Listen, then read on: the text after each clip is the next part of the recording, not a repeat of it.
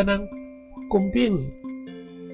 Kung kaya tayo, no, hindi natin pwedeng sabihin na wala sa atin ang banal na Espiritu.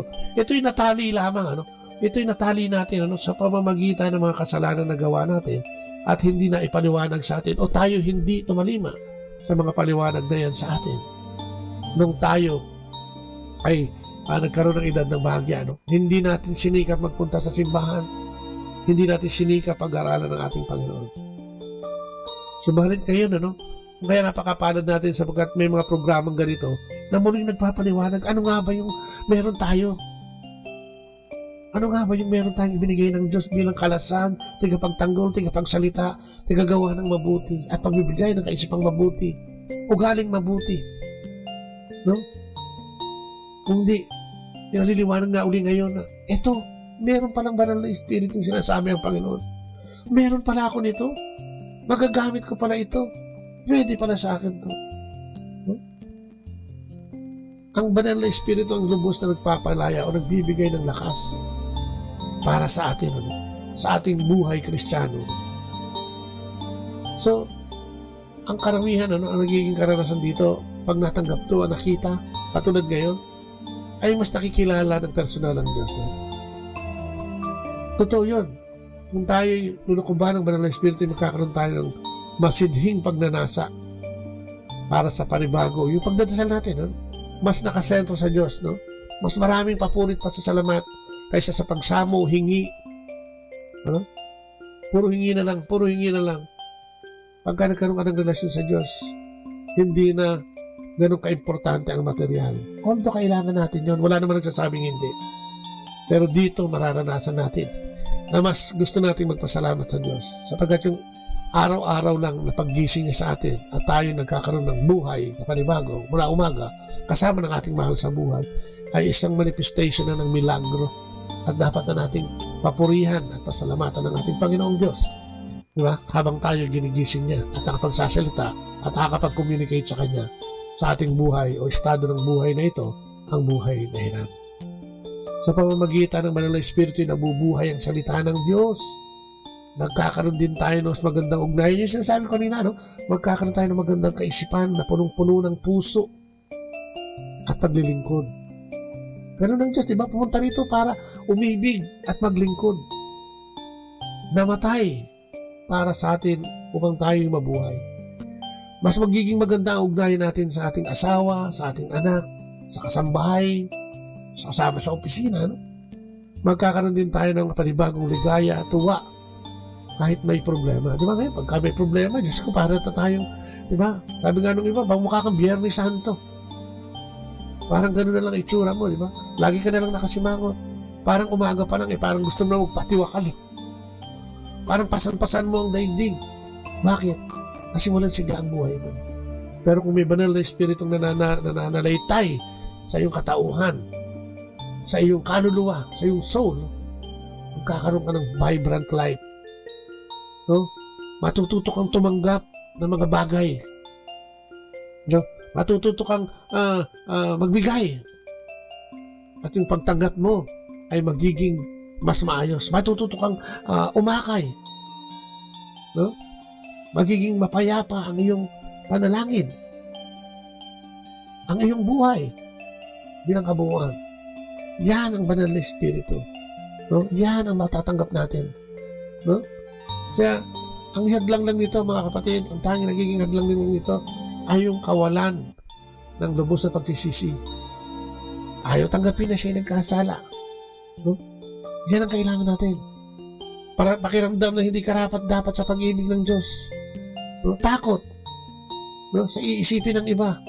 Na magmumukha tayong katawa-tawa. At magmumukhang tanga. Para kang nasisira ng bait. Pag ito'y gagawin mo, pag ikaw ay lalapit sa Panginoong Diyos. Nagkakaroon tayo ng pang-aalinlangan. Ito yung mga bagay. Yung mga hadlang. Kaya hindi natin matanggap ang kaloob ng Diyos. Walang lubos na pagsisisi.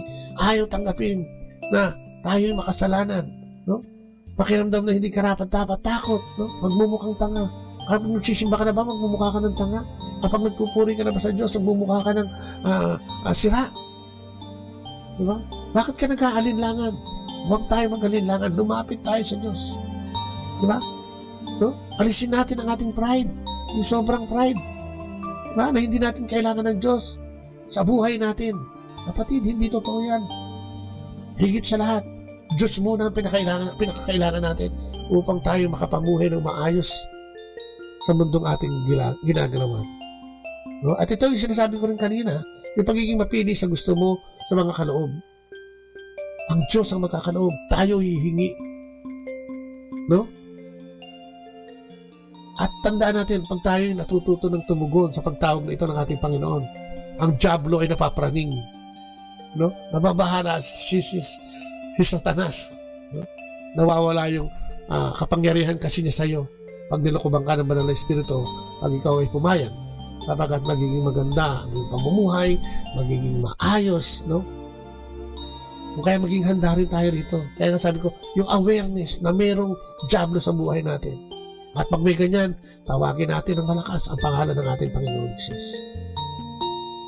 Pag-aralan natin at pag-dinayan ng ating narinig ngayong ang gabing ito, mga kapatid.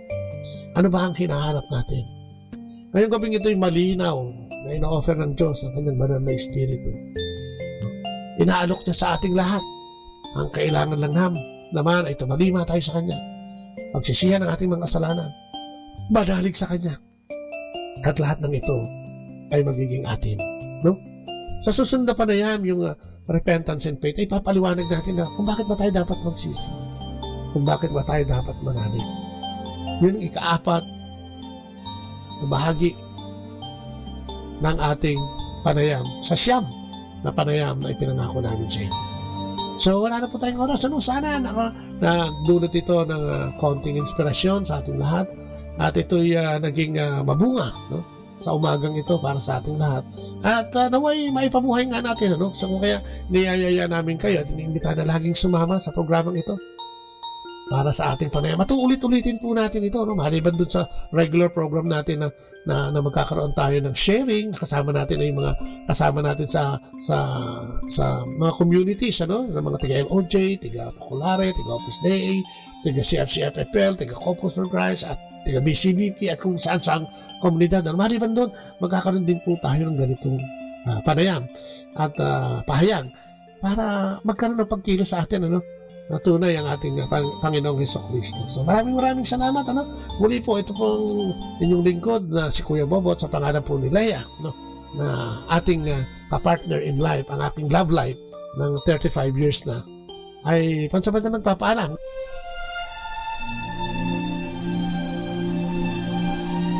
Ngunit tatapusin natin ito. Ikaw yung panalangin muna sa ngalan ng Ama ng Anak ng Espiritu Santo. Amen. Opo, Panginoon. Salamat. Papurit na salamat. Salamat sa pag-ahayag. Salamat sa pag-aalok. Salamat sa Banal na Espiritu. Banal na Espiritu hindi namin kilala, hindi namin alam kung sino at ano ang magagawa. Ngunit ngayong umagang ito, binigay mo sa amin ang kapangyarihan niya, ang kanyang magagawa, ang pagtanggap. At sa pamamagitan ng aming pagsisisi at pananalig ay matatanggap ito. Na humingi kami, humanap at kumatok, at kami iyong tutugunin. At ang Banal na Espiritu ito'y nariyan lamang para sa amin at pwedeng tanggapin anytime. Maraming salamat, Panginoon, sa pagpaliwanag nito. At higit sa lahat, maraming salamat sa Banal na Espiritu nagpapagaling. Banal na Espiritu nagbibigay ng liwanag. Banal na Espiritu nagtutuwid ng aming landas. Banal na Espiritu nagbibigay ng tunay na buhay. Hindi buhay ng mundo na ginagalaw namin, kung hindi buhay ng Espiritu Santo kasama mo. Tunay nga pala yun, Panginoon, na pwede na pala kami mamuhay na parang nasa langit kung nasa amin ang Banal na Espiritu. Sapagkat dito'y maitutubid namin ang aming kamalian. Dito'y makapamumuhay kami ng maayos na may tunay na pagmamahal at pananalig sa iyo. Dito'y may kalasag na pala kami at kasama. Meron kaming advocate, meron kaming tigapagtanggol, meron kaming kaisipan, no? At magkakaroon kami ng kaisipang mabuti at malinaw kung kami tatalinaw sa iyo. Kung kaya maraming salamat, Panginoon, sa umaga. Sa mga kapatid namin, nariyan, ng sakit at karamdaman, dalangin namin ang kanilang kagalingan sa araw na ito. Nadalangin namin na kung anumang uri ng sakit at karamdaman meron sa iyo, ay mapuspos sila ng Banal na Espiritu sa mga sandali ito. Na kung ang kakulangan nila ay pinansyal, material, dinadalangin din namin na mapunan ito ang kakulangan ito. Lalo to get ito'y emotions at spiritual, Panginoon. Italangin namin na maging vibrant ito sa pamamagitan ng banal na Espiritu. Puspusin mo kaming lahat at lukuban ng iyong banal na Espiritu sa sandaling ito, Panginoon, upang mabago namin ang aming pagkatao, upang mabago namin ang aming buhay, upang magsilbi kaming makinabang ng aming kapwa at higit sa lahat sa iyo, Panginoon. Tulungan mo kami upang banal na Espiritu ito ay magbigay din sa amin ang kakayahan upang maghayag, gumawa ng mabuti, gumawa ng milagro, maintindihan, maunawaan ang lahat ng bagay katulad sa maraming salamat. Ang aming gobyerno bilang kabuuan ay tinataas din namin sa iyo. Ang aming pamunuan ng gobyerno mula sa pinakamaliit hanggang sa presidente ay tinataas namin sa iyo. Lukuban mo sila ng kabanal-banal ng Espiritu upang ang bayan ito, ang bansa namin, ay magkaroon ng tunay na kaayusan at tunay na pagsulong. Para sa kapakinabangan ng lahat ng mamamayan. Ang lahat ng ito ay nahihilig namin sa matamis na pangalan ng aming Panginoong sa Kristo, kasama ng banal na Espiritu sa kanyang kabunyian at sa pananalangin ng aming inang Maria, Our Lady of Manaoag.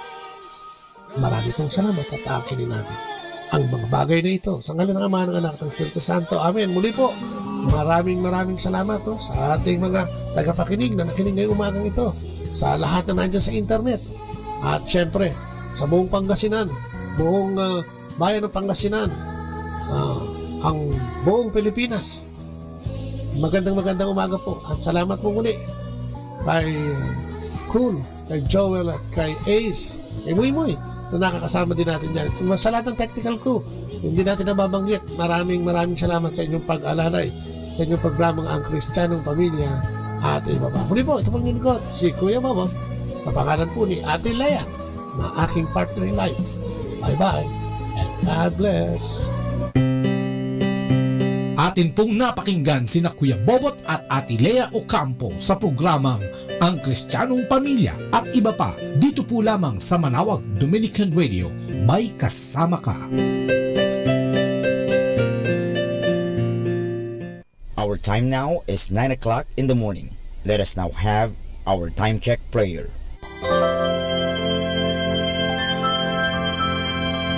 Panalangin para sa aming bansang Pilipinas. Panginoong Diyos, sinabi mo sa iyong bayan na kung ito'y tumawag sa iyo nang may pagpapakumbaba at tinatalikuran ang masasamang gawin nito, mabubuksan na ang aking mga mata at nakikinig na ang aking mga pandinig sa panalangin ginagawa nito. Kaya tumatawag kami na buong pananalig na kami ay diringgin alang-alang sa pag-ibig mo sa amin. Patawarin mo kami sa aming mga pagkukulang at sa kawalan naming pakialam sa pangyayari ng aming paligid, laganap na kahirapan, krimen, katiwalian, kawalan ng pagpapahalaga sa buhay at dangal ng tao at sa kalikasan. Tulungan mo kaming talikuran ang mga pagiging makasarili at turuan mo kami na ang hangarin ay ang kapakanan ng bawat mamamayan. Paghilumin mo nawa ang mga sugat ng masasakit na pangyayari ng mga nagdaang panahon. Pag-isahin mo ang aming mga diwa at puso upang sama-sama naming tahakin ang landas patungo sa maunlad at masaganang bukas.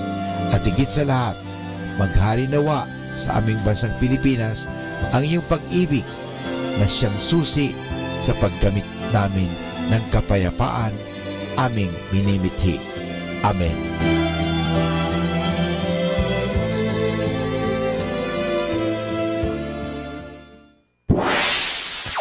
Mula sa Manaoag Dominican Broadcasting Incorporated, napapakinggan sa buong mundo sa pamamagitan ng www.eradioportal.com at www.radyomanawag.com. May kasama ka si Jesus, si Maria at kami. Our positive thought for this hour. Never be afraid to trust an unknown future to a known God.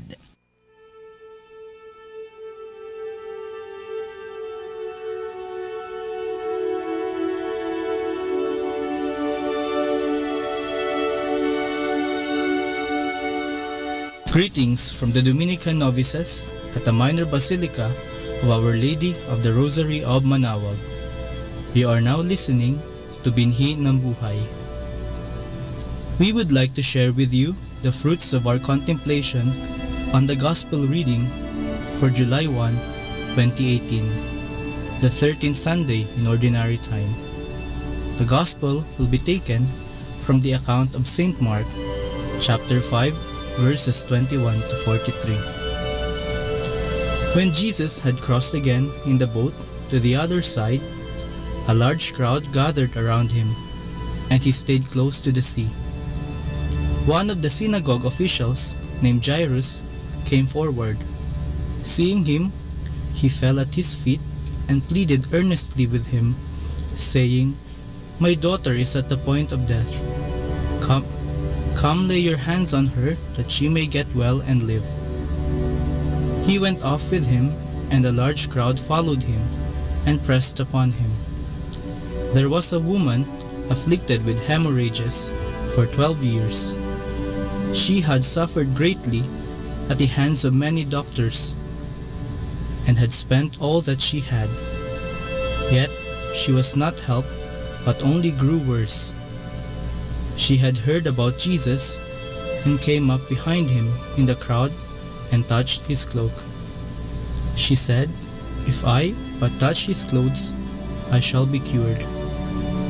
Immediately her flow of blood dried up.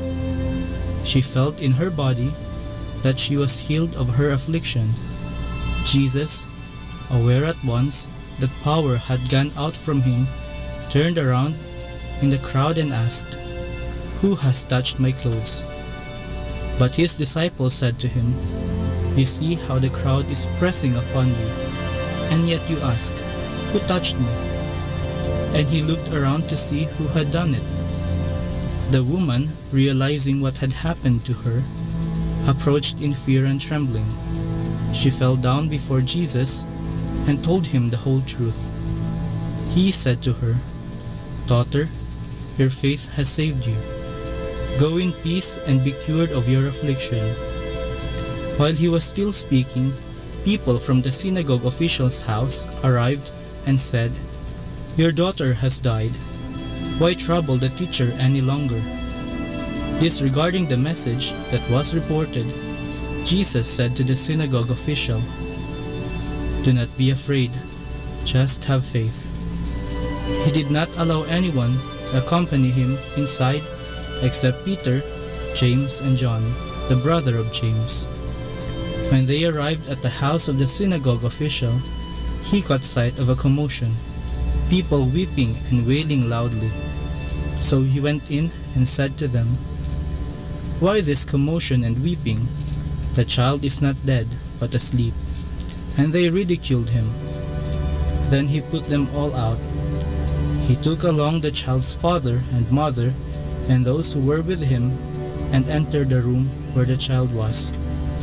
He took the child by the hand and said to her, "Talitha kum," which means, "Little girl, I say to you, arise." The girl, a child of 12, arose immediately and walked around. At that they were utterly astounded. He gave strict orders that no one should know this, and said that she should be given something to eat. Miracles. Many of us wish for a miracle when faced with difficult situations. We want to find an oasis amidst the desert. We want the rain to stop if it is already flooding. Why?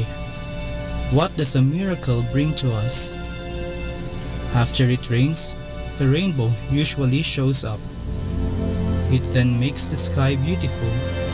It also marks that the sun is about to shine again, a sign of a new beginning. Like the rainbow, a miracle is a sign of hope. After a great storm in our lives, a miracle will certainly bring new light for us to start anew.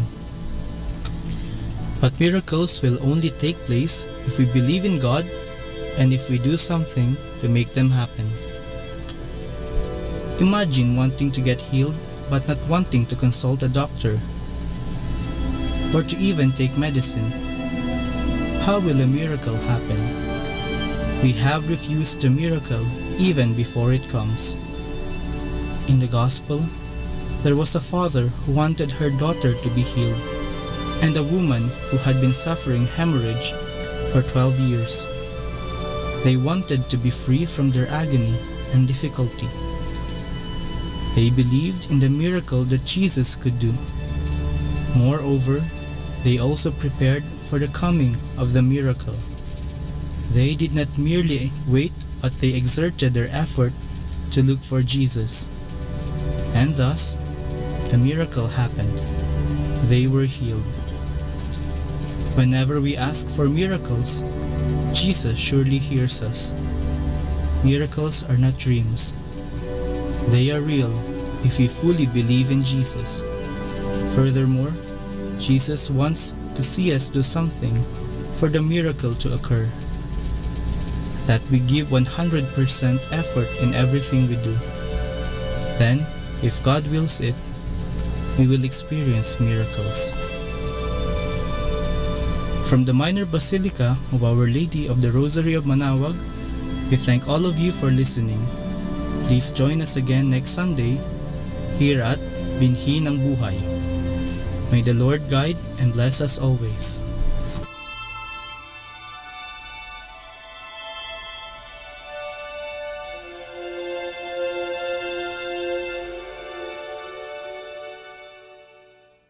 Atin pong pakinggan ang mga pasabi mula sa Basilica Minore ng Manaoag. Here is the schedule of Barangay BEC Saturday Masses at 4:30 in the afternoon for the month of July 2018. July 7, BEC Madriaga and BEC Uraan East. Bisita ni Maria Mes at 4 o'clock in the afternoon. July 14, BEC Pugaro, BEC Kabawangan, BEC Namakpakan, and BEC Baginay. Bisita ni Maria Mes at 4 o'clock in the afternoon, BEC Babasit West. July 21, BEC Tubul East, BEC Sapang, and BEC Lipit. Bisita ni Maria Mes at 4 o'clock in the afternoon. July 28, BEC Baritaw, BEC Babasit East, and BEC Pao. Bisita ni Maria Mes at 4 o'clock in the afternoon. And that's the schedule of Barangay BEC Saturday Masses at 4:30 in the afternoon for the month of July 2018.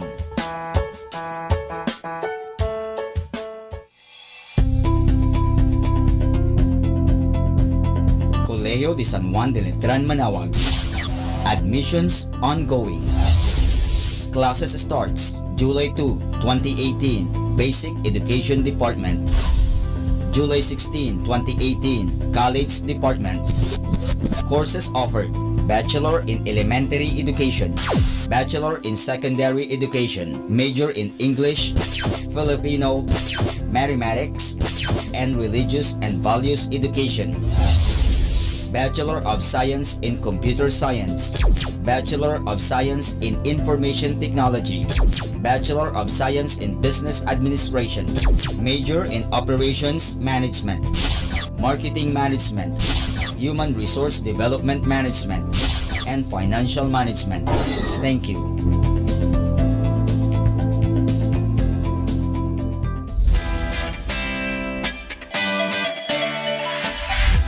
Calling the attention of the alumni of Holy Rosary Academy, Our Lady of Manaoag College, now Colegio de San Juan de Letran, Manaoag.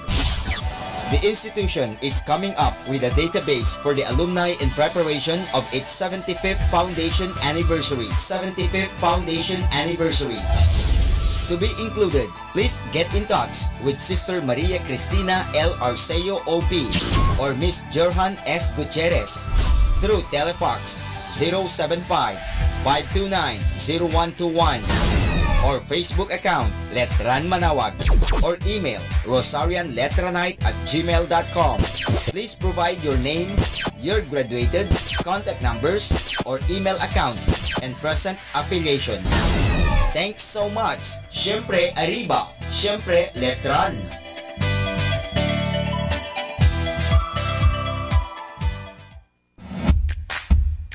Colegio de San Juan de Letran Manawag is urgently in need of high school religion teacher for the incoming school year 2018-2019.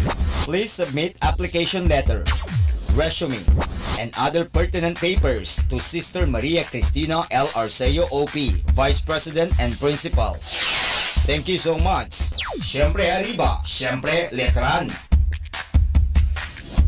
Atin pong napakinggan ang mga pasabi mula sa Basilica Minore ng Manawag. Listen to Manawag Dominican Radio and watch live through our website at www.radyomanawag.com for the live Mass on air from 6 o'clock in the morning and 11 o'clock in the morning every day, and 5 o'clock in the afternoon from Monday to Friday, and 4:30 in the afternoon every Saturday, and 4 o'clock in the afternoon every Sunday.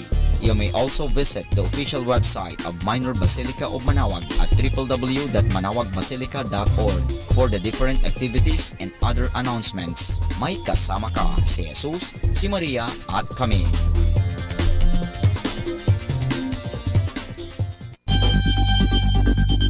More than ever, we need Catholic radio station like Manawag Dominican Radio FM.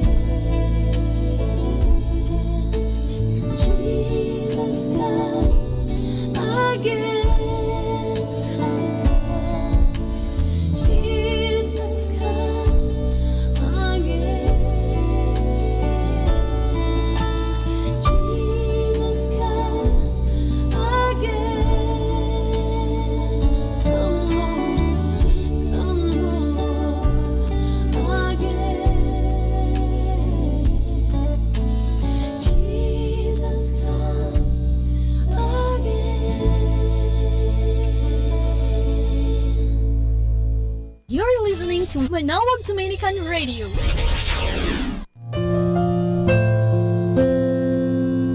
We come now to the positive action plan for June 30, which is when you close the door of your mind to negative thoughts, the door of opportunity opens to you. It is the nature of opportunity that it simply refuses to attach itself to negative thinkers. Negative minds cannot conceive exciting new business opportunities, invent innovative new products, solve difficult problems, or create beautiful music or work of art. All of these activities require a positive belief in yourself and your abilities. When you approach every challenge with a positive mental attitude, you will always discover opportunities that others have overlooked. Release your achievements and recall them when the going gets tough. Take comfort in the knowledge that you have succeeded in the past and you can do it again. You can do it if you think you can. And this is Father Butch Bombase OP giving you the positive action plan for June 30, which is when you close the door of your mind to negative thoughts, the door of opportunity opens to you.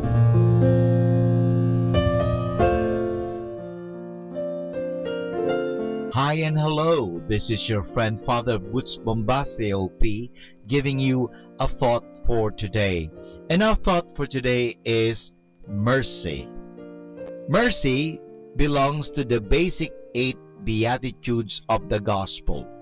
Mercy does not mean that we are just soft on people, nor does it mean that we are just sorry for them. Being merciful means that we feel with a person who is crying, worrying, or doubting. It means we are sympathetic. We love into a person's possible motives for failing, and then we give him or her the benefit of the doubt. One of the reasons why Jesus came down to earth was to learn from personal experience the incapacities of being human. We like to think that this made him more merciful toward us. Mercy is not automatic for us humans. We have to learn it. In many cultures, mercy is considered a weakness.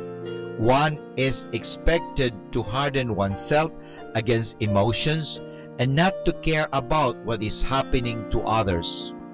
In both ancient Greece and modern Japan, it is a sign of strength of character to show no emotion. One of the basic rules of our modern martial arts like Kung Fu, Taekwondo, and Karate is to wipe all emotions off one's face at the start of its lesson. On the contrary, we are taught to be merciful in sports. In both rugby and soccer, we are forbidden to kick a man who is down. A losing team does not start a fight to avenge its loss. It even shakes hands with the winners. By the same token, the winning team does not brag. Sportsmanship is another word for mercy. People who play sports tend to be more merciful than those who are perpetual spectators and onlookers. And so it is that sports means more than just having fun. It is a school of mercy. If you are merciful to others, says the Lord, congratulations. For the older translations, see Matthew chapter 5 verse 7. What he meant was being merciful to a person who is mentally absent, being merciful to first offenders, being merciful to a pupil who cannot make a good grade. He meant that we do not hastily point a finger at rascal for the simple reason that we were probably never so hungry that we had to steal to keep alive. As the friend says, because God knows all, He forgives all. If we are merciful to our fellow humans, God will be merciful to us too. Forgive us as we forgive them is our daily prayer to Him. And this is Father Butz Bombase OP giving you a thought for today. And our thought for today is mercy.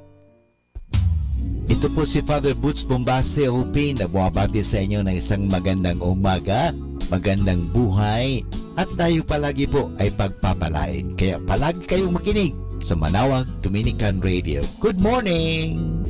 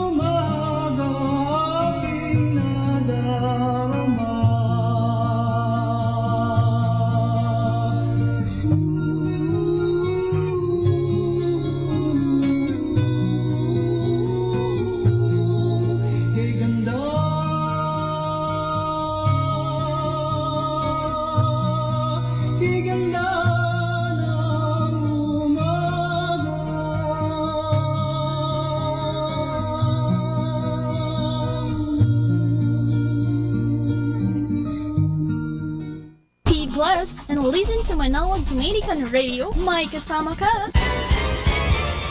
Pakinggan po natin si kasamang JT sa Tagumpay sa Tag-Unos kasama ang Diyos.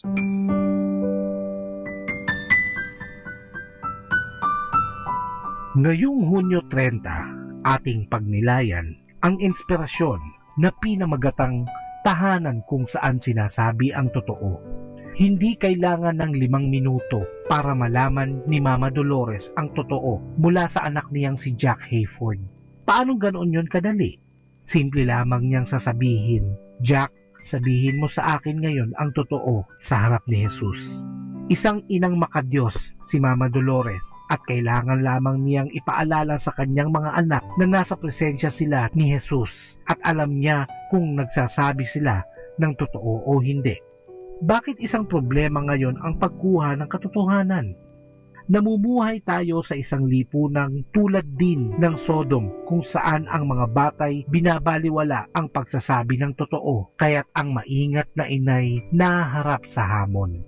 Paano magpalaki ng mga anak na nagsasabi ng totoo?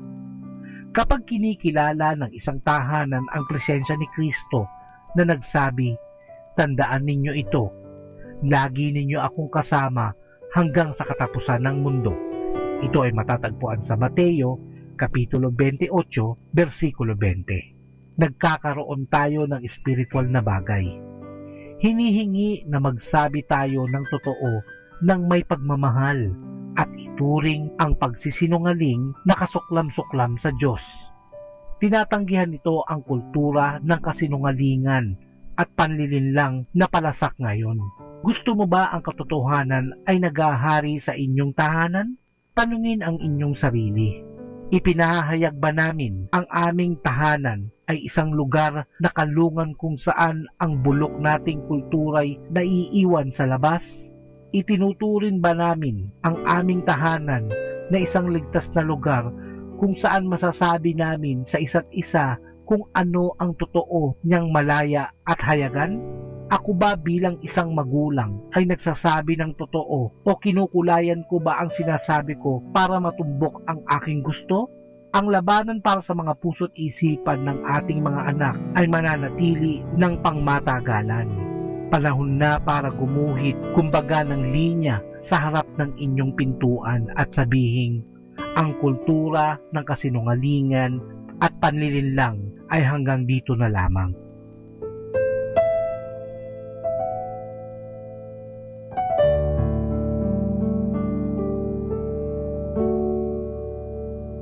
There are many yesterdays that have passed and more tomorrows still to come. But there's only one today to enjoy God's blessings. So enjoy life with our God indwelling within us. Ito po ang inyong lingkod na si Kasamang JT para sa pang-araw-araw nating gabay sa buhay. Atin pong napakinggan si Kasamang JT sa Tagumpay sa Tag-Unos, Kasama ang Diyos, sa inspirasyon ni Harold J. Sala. Dito po lamang sa Manawag Dominican Radio. May kasama ka, si Jesus, si Maria, at kami. Happy Saturday! Welcome the new morning with sweet smile because you have to be ready like previous schedule of the week. Good morning and wishing you a happy Saturday!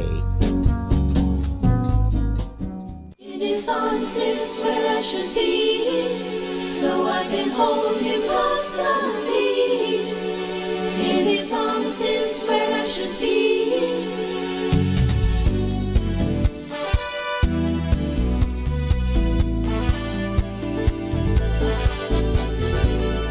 In his arms.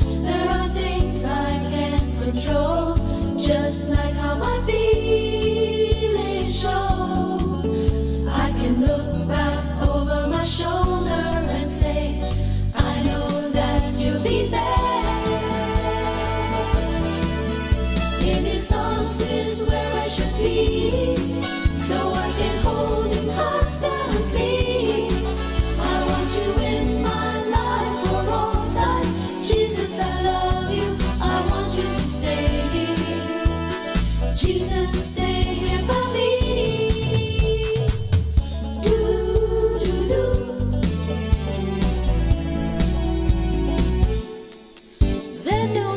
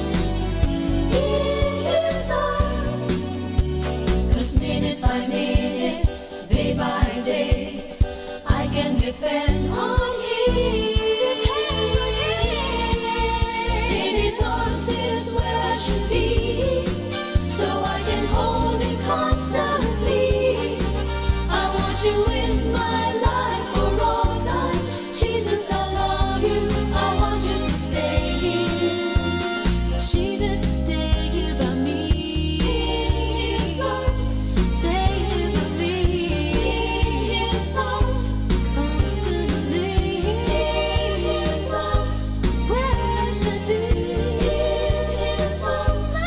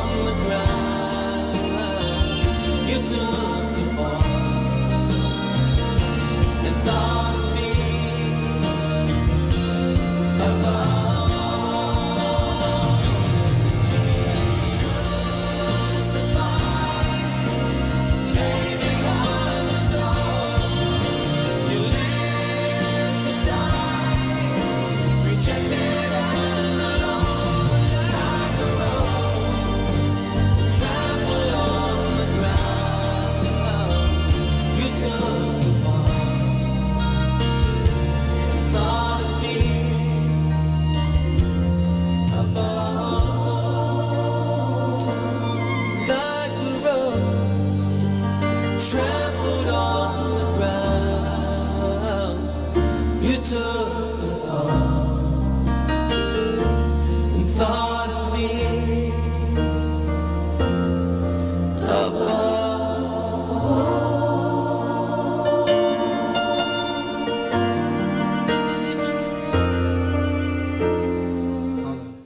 We are the only radio that makes you closer to God. Manawag Dominican Radio, may kasama ka. Mga kaibigan, saglit lang. Ito nga po pala si Father Butch Bombasi, OP. May kwento po ako sa inyo. Ang pamagat ng kwento natin ay si Isaias at si Daniel.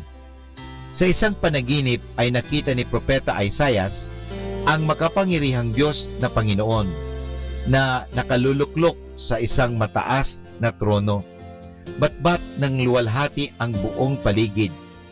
Malapit sa Diyos ay ang mga anghel na kung tawagin ay mga serafin. Tinatakpan ng mga serafin ang kanilang mga pakpak, ang kanilang mga mata dahilan sa nakakasilaw na kaluwalhatian ng Diyos. Tulad din ng pagtakip natin ng ating mga mata kapag tumitingin tayo sa nagbabagang araw. At habang pinagmamasdan ng mga serapin ang Diyos, ay buong paghanga silang umaawit ng Alleluia, Alleluia, kabanal-banalang Diyos na Panginoon ng mga pulutong. Ang daigdig ay napupuno ng iyong kaluwalhatian. Nakita din ni Propeta Daniel ang isang trono na nakalagay sa langit. Doon ay naluluklok ang Diyos. Mula sa trono ay may animoy isang mabilis na ilog na apoy.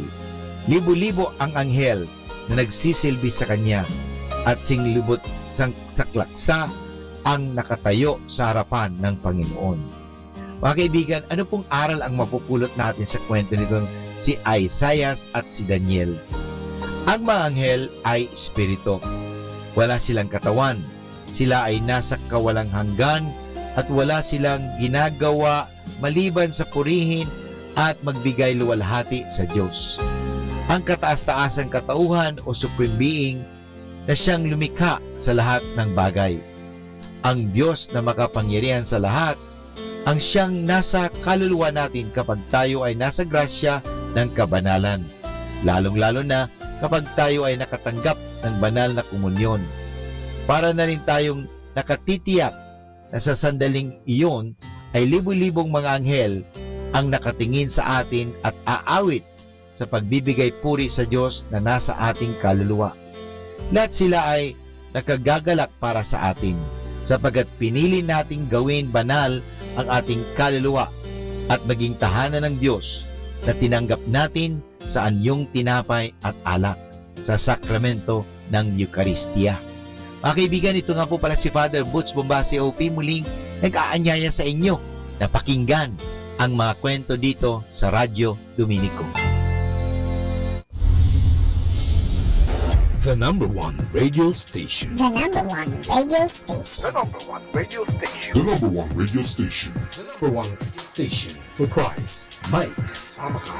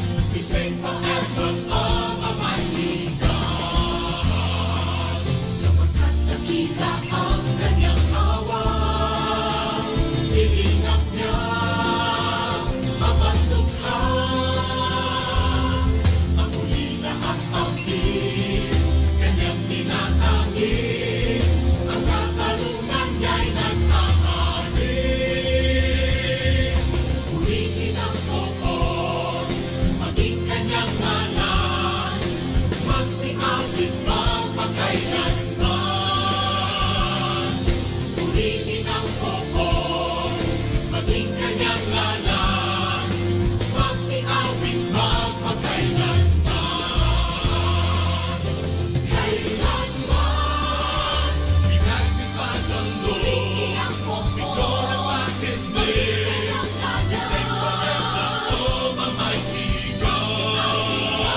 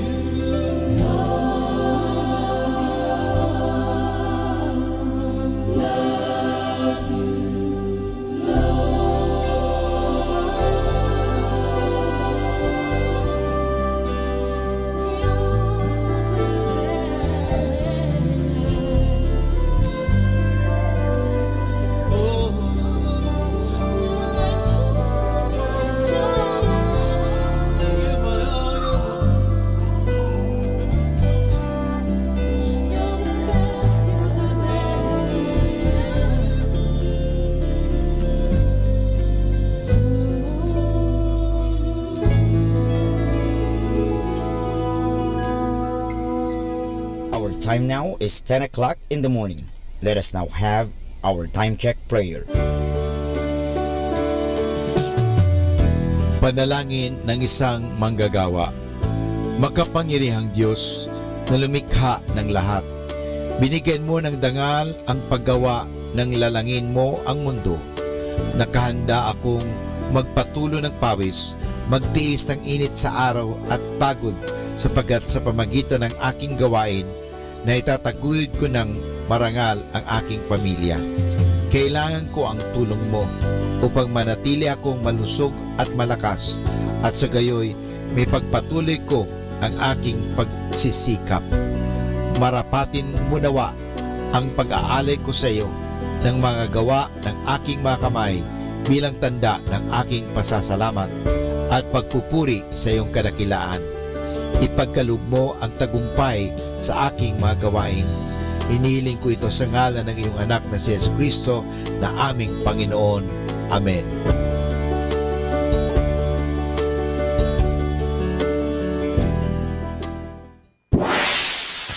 Mula sa Manawag Dominican Broadcasting Incorporated, napapakinggan sa buong mundo sa pamamagitan ng www.eradioportal.com at www.radyomanawag.com. May kasama ka si Jesus, si Maria at kami. Our positive thought for this hour. A person who feels appreciated will always do more than what is expected. Atin pong pakinggan ang mga pasabi mula sa Basilica Minore ng Manawag. Here is the schedule of Barangay BEC Saturday Masses at 4:30 in the afternoon for the month of July 2018. July 7, BEC Madriaga and BEC Uraan East. Bisita ni Maria Mes at 4 o'clock in the afternoon. July 14, BEC Pugaro, BEC Kabawangan, BEC Namakpakan, and BEC Baginay. Bisita ni Maria Mes at 4 o'clock in the afternoon, BEC Babasit West. July 21, BEC Tubul East, BEC Sapang, and BEC Lipit. Bisita ni Maria Mes at 4 o'clock in the afternoon.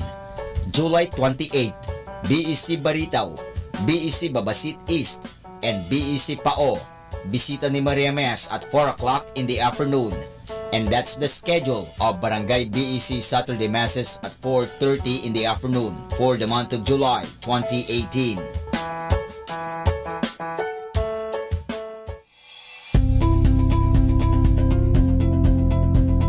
Colegio de San Juan de Letran, Manawag. Admissions ongoing. Classes starts July 2, 2018, Basic Education Department. July 16, 2018, College Department.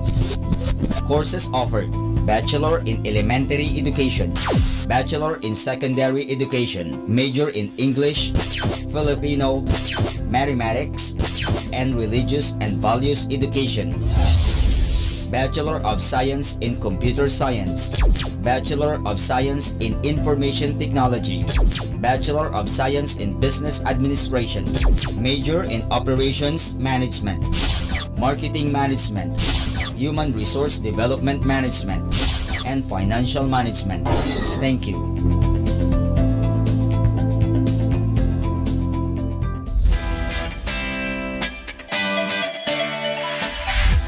Calling the attention of the alumni of Holy Rosary Academy, Our Lady of Manawag College, now Colegio de San Juan de Letran, Manawag. The institution is coming up with a database for the alumni in preparation of its 75th foundation anniversary. To be included, please get in touch with Sister Maria Cristina L. Arceo OP or Miss Johan S. Gutierrez through Telefax 075-529-0121 or Facebook account Letran Manawag or email rosarianletranite@gmail.com. Please provide your name, your graduated, contact numbers, or email account, and present affiliation. Thanks so much. Siyempre Arriba, siyempre Letran.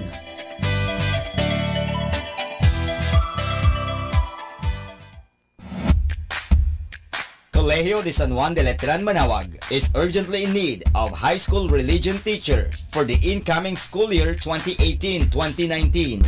Please submit application letter, resume, and other pertinent papers to Sister Maria Cristina L. Arceo OP, Vice President and Principal.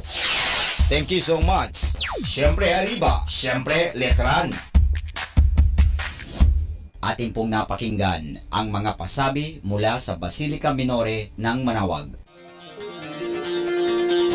Listen to Manaoag Dominican Radio and watch live through our website at www.radyomanawag.com for the live Mass on air from 6 o'clock in the morning and 11 o'clock in the morning every day and 5 o'clock in the afternoon from Monday to Friday and 4:30 in the afternoon every Saturday and 4 o'clock in the afternoon every Sunday.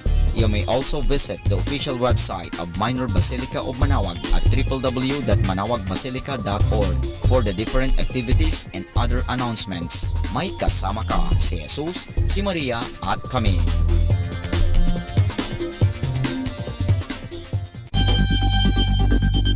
More than ever, we need Catholic radio station like Manaoag Dominican Radio FM.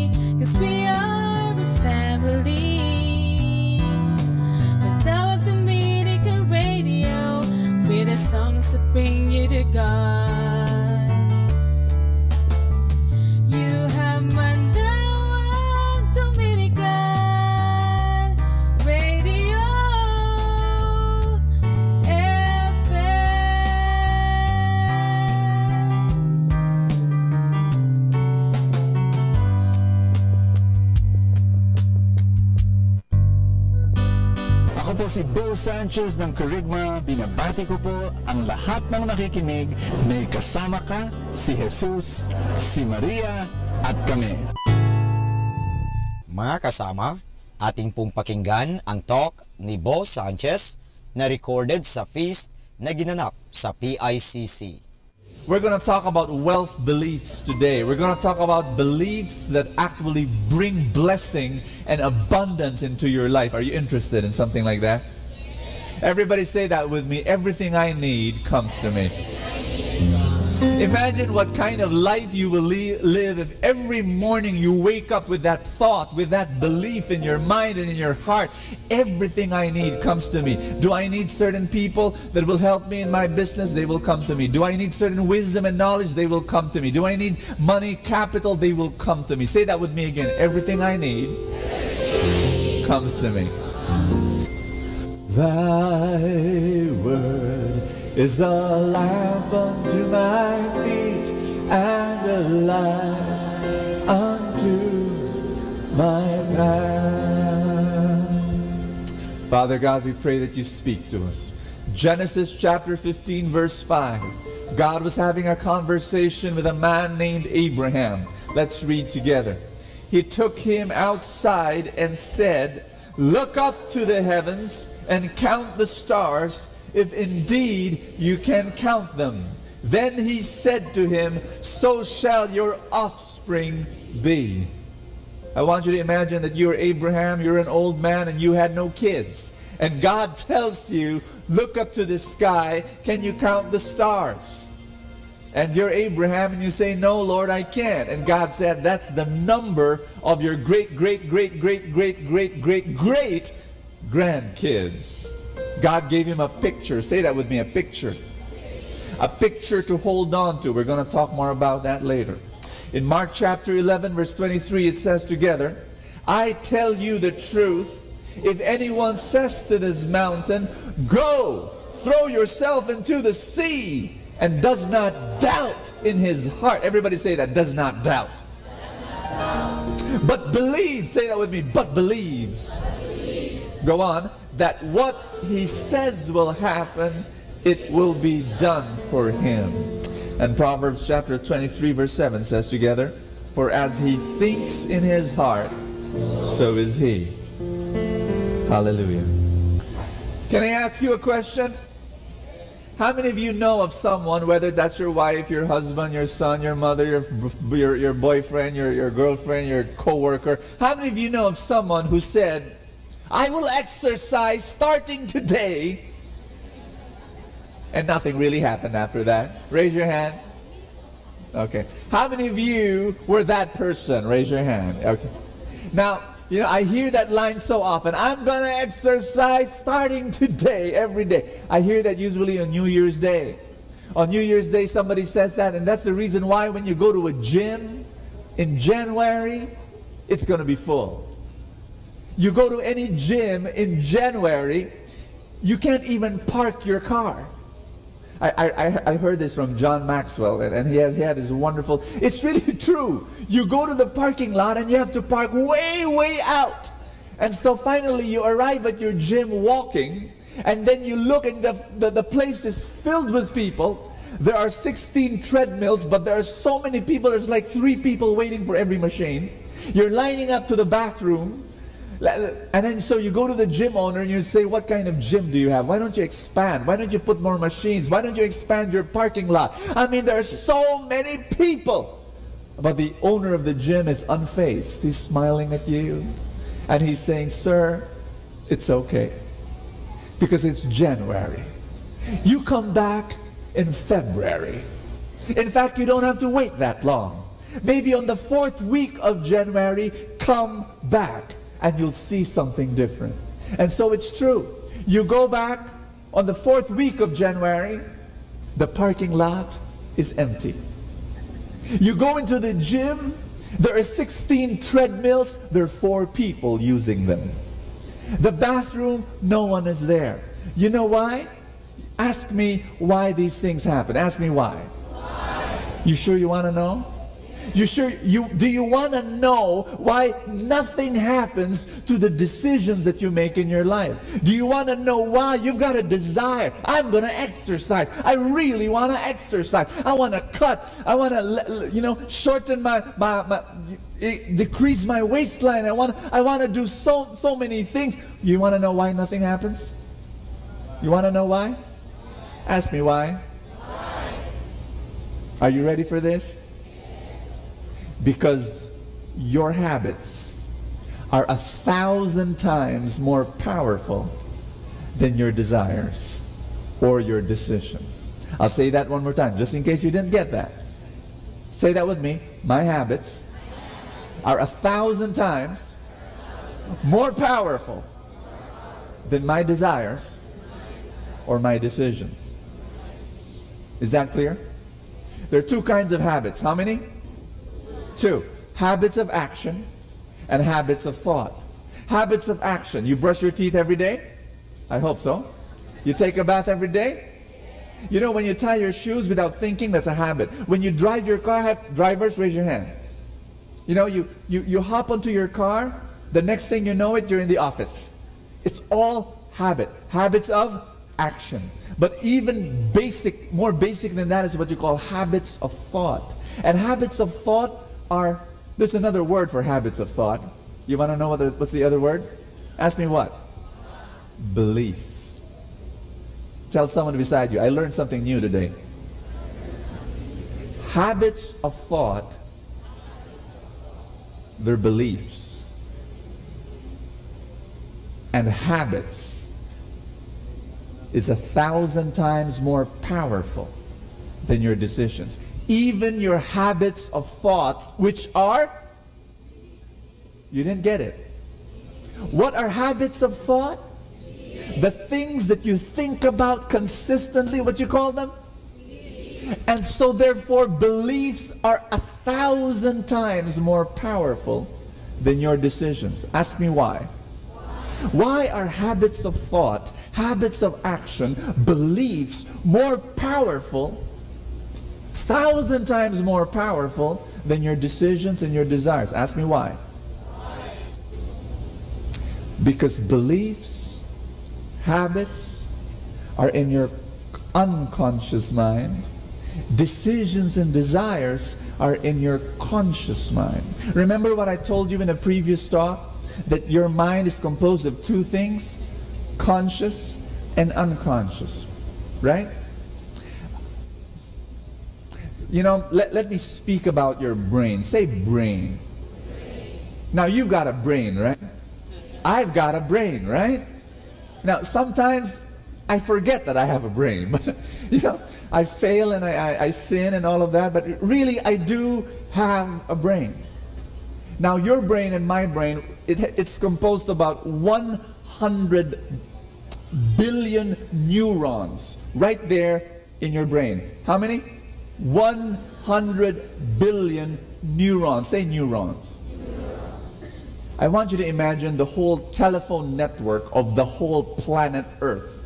All the network, Globe, Smart, Sun, PLDT, and all the others around the world in every single country, put it together, it cannot compare to one neuron in your brain. Do you understand that? No, you didn't. One more time. Imagine the whole telephone network of the entire planet Earth, put it all together, it cannot compare to one neuron in your brain. Now you've got 100 billion neurons in your brain. You understand? Your brain has the capacity of 10 quadrillion operations in 1 second. In 1 second, it can manage 10 quadrillion operations. I'm going to give you an exercise just to let you know the difference between your conscious mind and your unconscious mind. I want you to remember these numbers. I'm going to say it 3 times. Okay? 411-787-4110-971-166. One more time. 411-787-4110-971-166. 411-787-4110-971-166. Just 411? Come on. You can do better than that. Come on.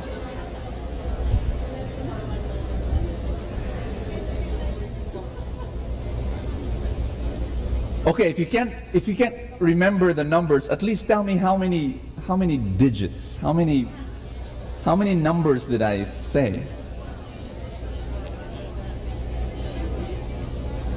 I gave you 16 numbers. Now I would remember them. You know why? Because they're the phone number of my office, the zip code, and my birthday. But it doesn't have any meaning to you.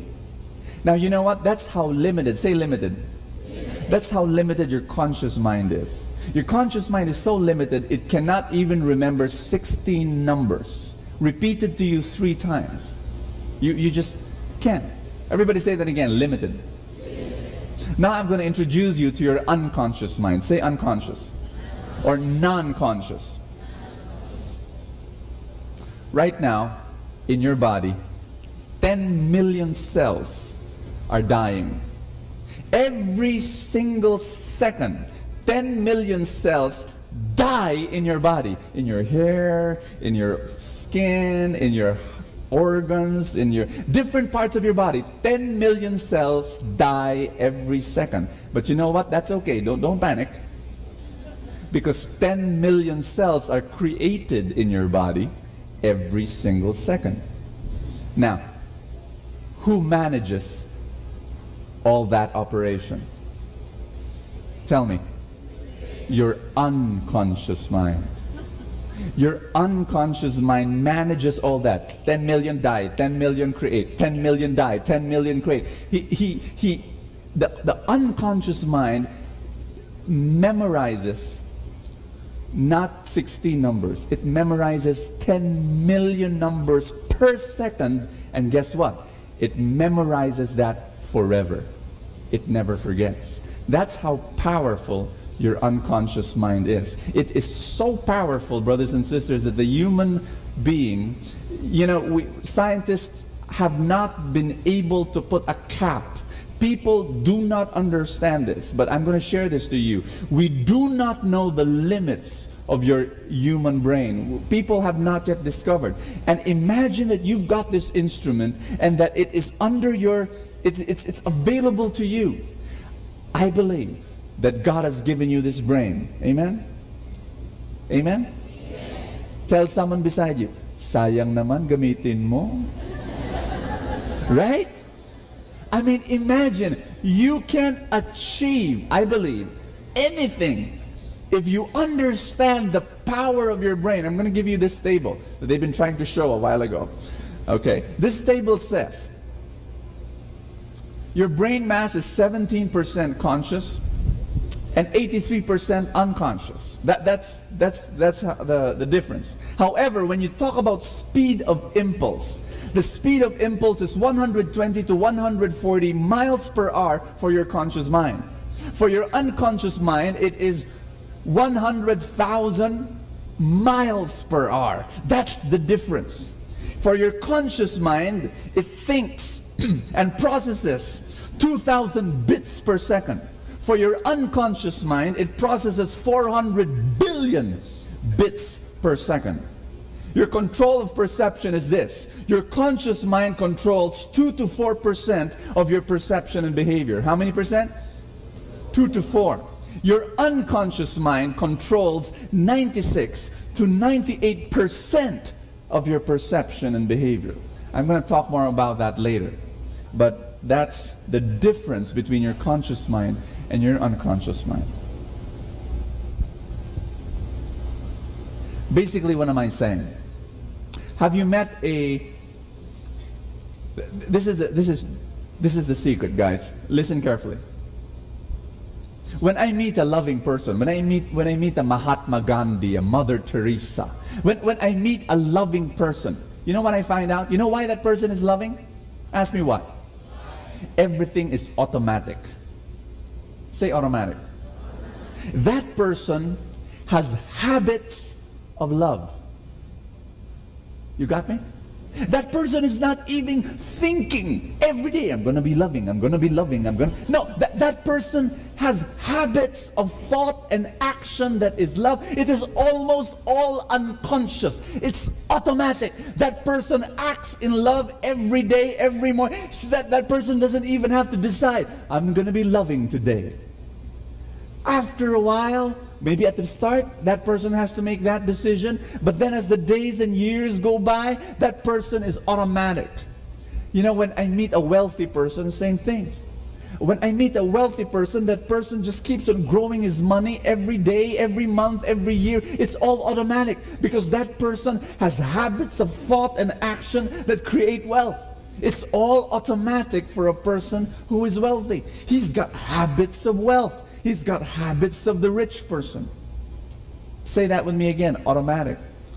Say that with me again, habits. It's all there. It has to be unconscious. The unconscious mind has to make that decision.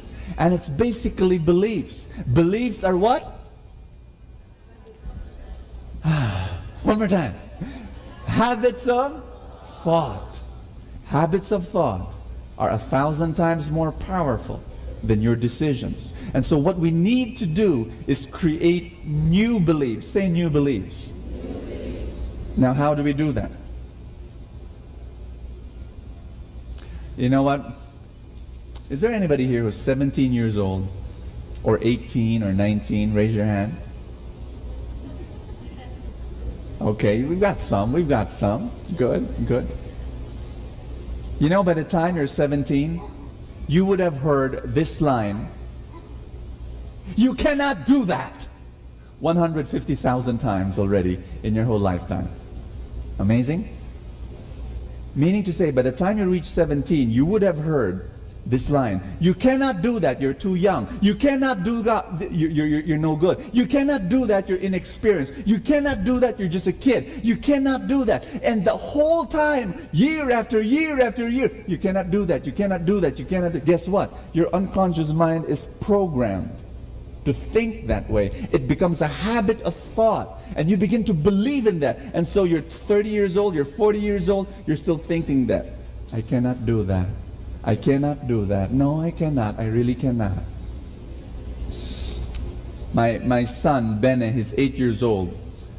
And I've made a decision. You know, when he was born, I told myself, I'm going to give him a message. I'm going to give him a message, and I'm going to say it again and again to him. You can do it. You can do it.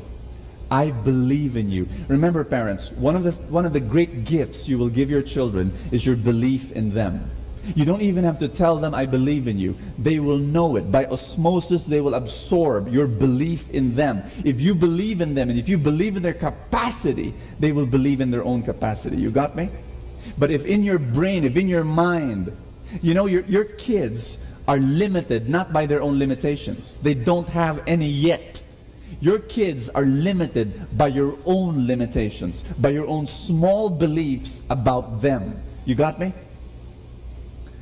So Bene, for example, I noticed that he was reading a lot. You know, he was still a tiny kid. He started liking books. And so I just told him, son, do you want to write a book one day? And he said, yeah, why not? And so today he's tinkering. He's writing characters and storylines and typing it in the computer. I noticed that he likes computer games. I allow him to play about 30 minutes a day. And so one day I tell him, son, why don't you make your own computer game? And he says, yeah, why not? And so today he's doing that. He's writing characters and rules of the game and the rewards of the game and so on. He's writing it down. You know what? I don't care if it will not happen. What I do believe and what I'm concerned about is that he believes that he can do it. And he's actually having fun doing it. Are you listening to me? He believes in it. And I believe it bore fruit. 2 months ago, Director Randy Borromeo, the guy who makes our TV shows, he came up to me and he says, Bo, what if Bene becomes the host of our kids show, Mustard TV? And I told Randy, well, I'll ask him. So I go to Bene and I say, son, Director Randy is thinking whether you would want to be the host of the TV show Mustard TV. And my son, without batting an eyelash, sure. You know what?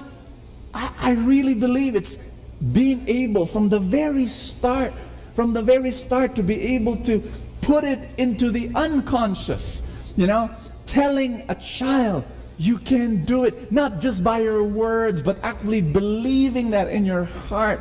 And you know what, I was telling, a few days ago I was talking to my son and I was telling him, son, you beat me in life. And he says, why? I started preaching when I was 13. You start hosting on TV at the age of 8, and you're telling Bible stories there. And you know what he told me? It floored me. He said, Dad, I'm just having so much fun. You know what? Here's number 2. You want your kids to achieve? You want your kids to achieve? It's not like you're interested. You want your kids to achieve? I'll talk more about this later in a later talk. But your most important role as a parent is not to correct all their mistakes. You got that? That's not your most important role. Your most important role is to believe in them and let them believe in themselves. And you just have to pressure. When you pressure someone, I don't do that. Bene, write your book. Come on, you can do it. Write your book. I don't do that. You know why?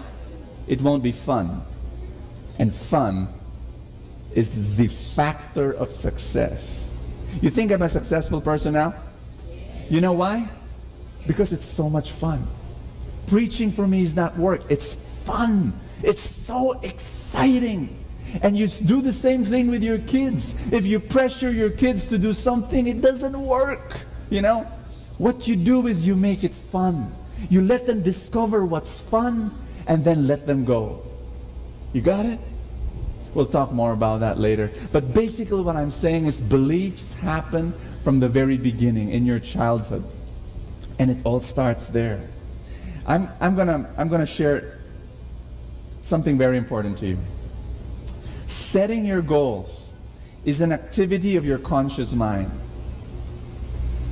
Achieving your goals is an activity of your unconscious mind. It's got to be automatic. You've got to be able to change your beliefs, rewire your beliefs. We're going to talk how to do that. But that's what we're going to work on. The reason why we're not successful is not because of some external factor. The reason why we're not successful is because of our beliefs. How do you change your habits of thought?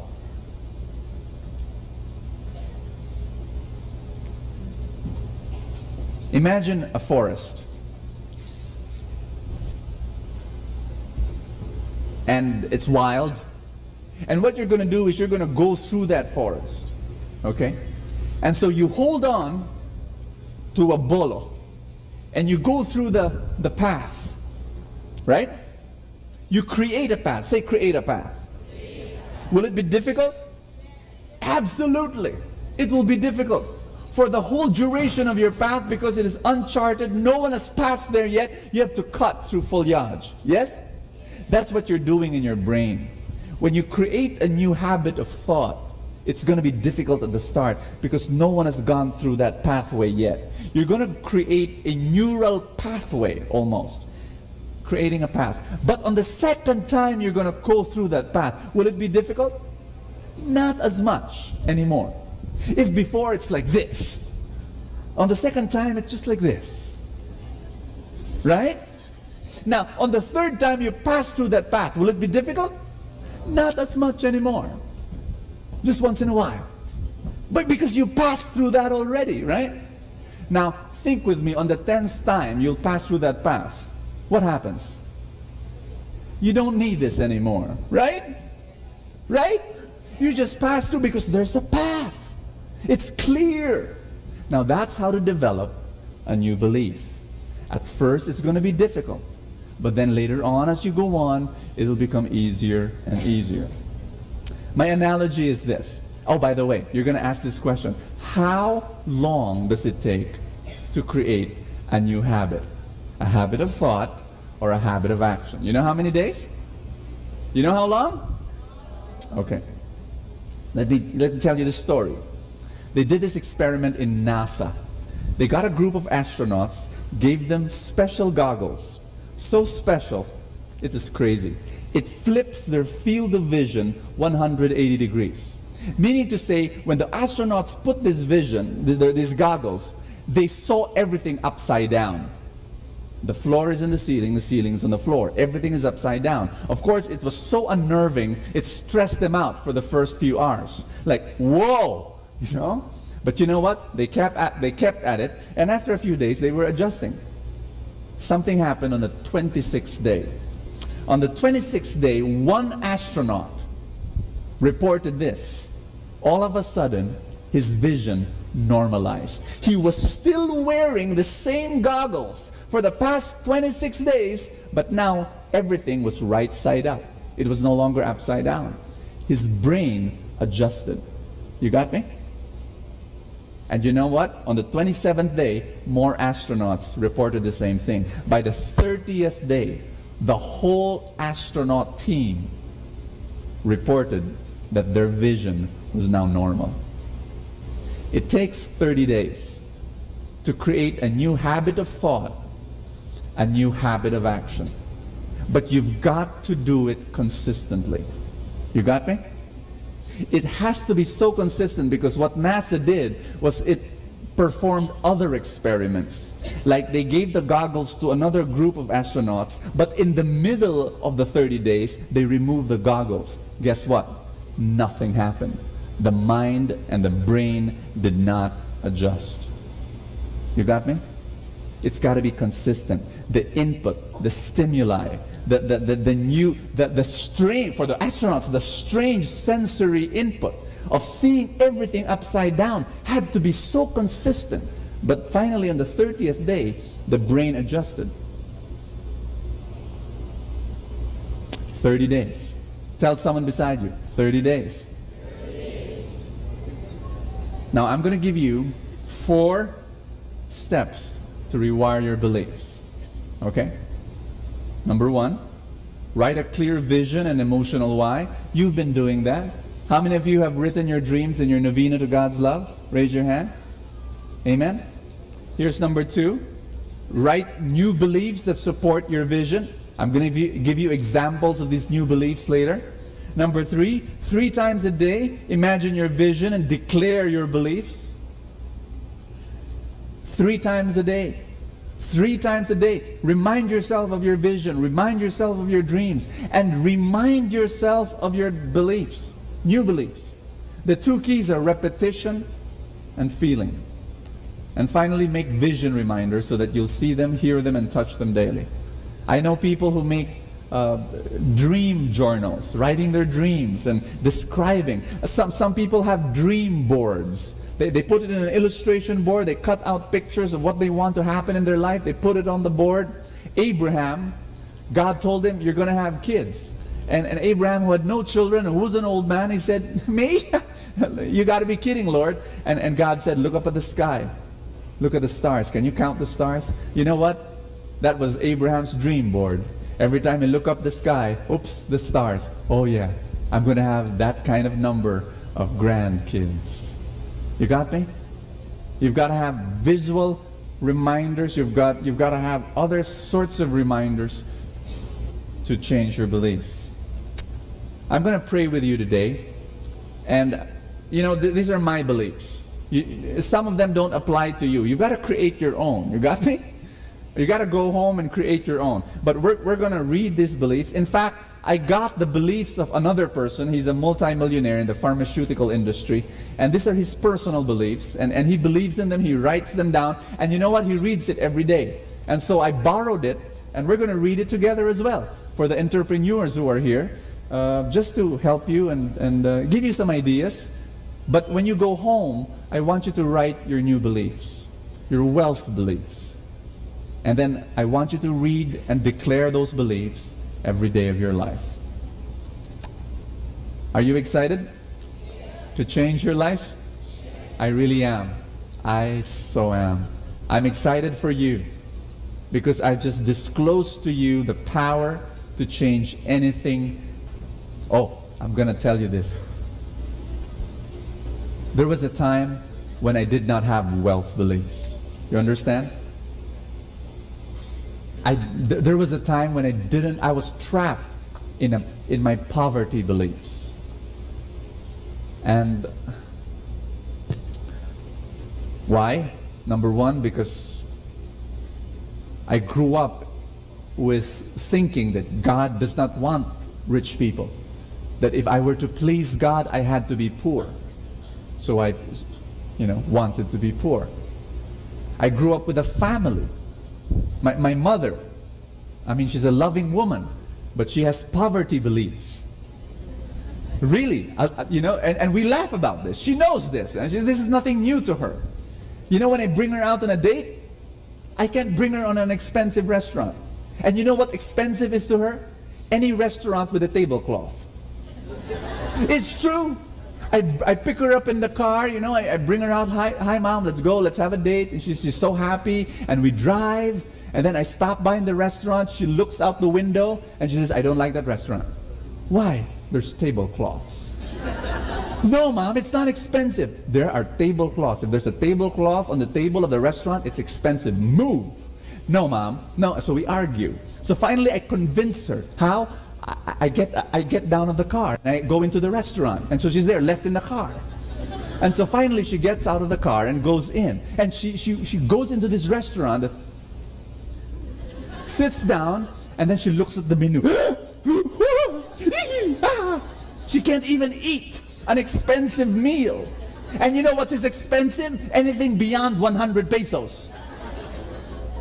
She has a poverty mindset. She has poverty beliefs. She grew up in the Japanese war. Was it in the Spanish war? Where everything was so difficult.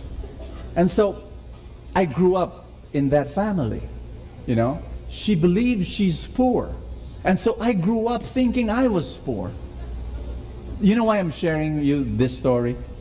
Before we pray, ask me why. I changed my beliefs.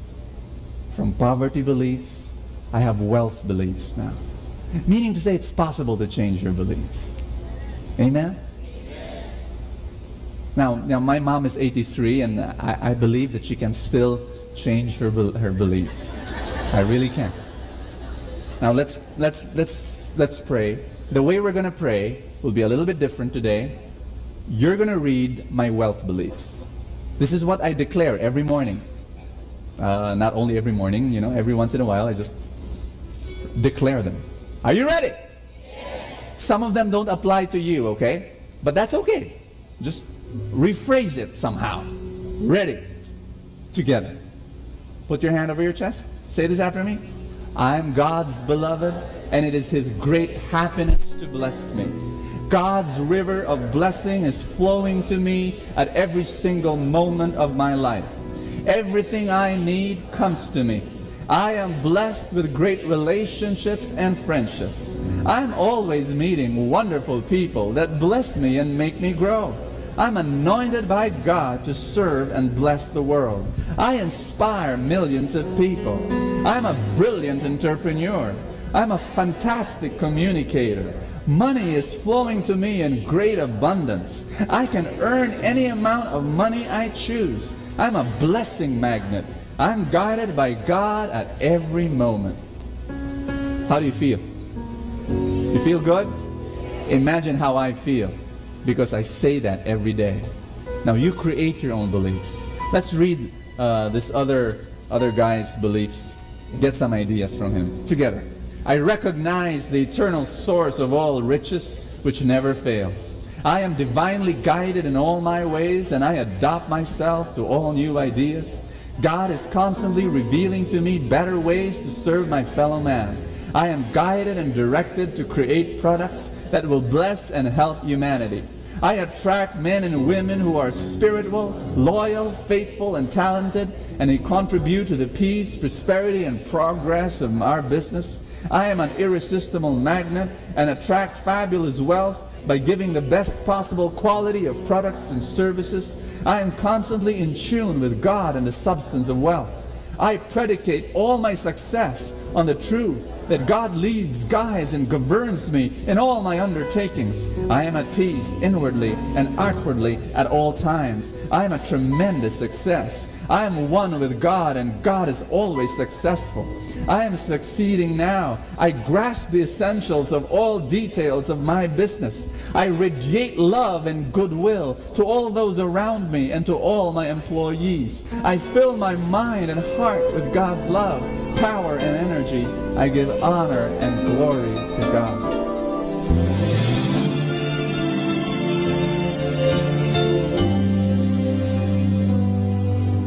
I try to reach out for you, but I fall. Sometimes you seem so close and yet so far. Oh, I need another chance. I need to know your mercy.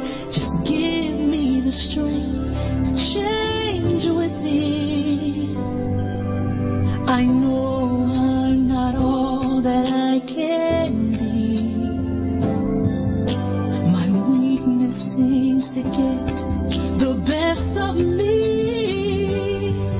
But as long as you are here, I know that I will make it. Every step along the way, please hear my prayer. A heart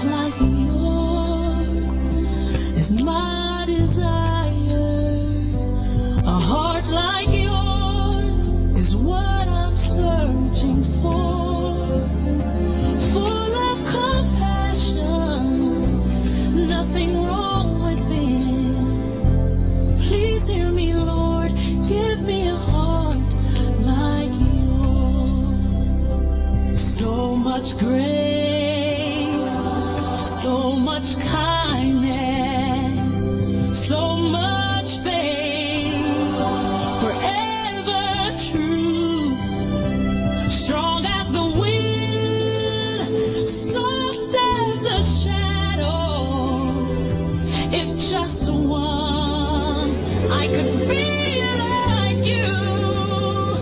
A heart like yours is my desire. A heart like yours, it's my desire. It's what I'm searching for. So much love, nothing wrong with it. Please hear me, Lord. Give me a heart. Give me a heart like yours. I want it. Yeah. A heart like yours is my desire. A heart like yours is what I'm searching for. Full of compassion. No, nothing's wrong with it. Please hear me, Lord. Give me a heart like yours. Give me a heart like yours.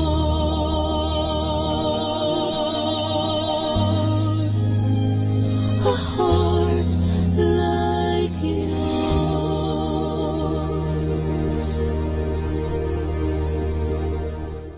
Atin pong napakinggan ang talk ni Bo Sanchez na recorded sa feast na ginanap sa PICC. Manatili pong makinig sa Radyo Dominico ng Manawag sa mga pangaral ni Bo Sanchez. Maraming salamat po. Ako po si Bo Sanchez ng Kerygma. Binabati ko po ang lahat ng nakikinig.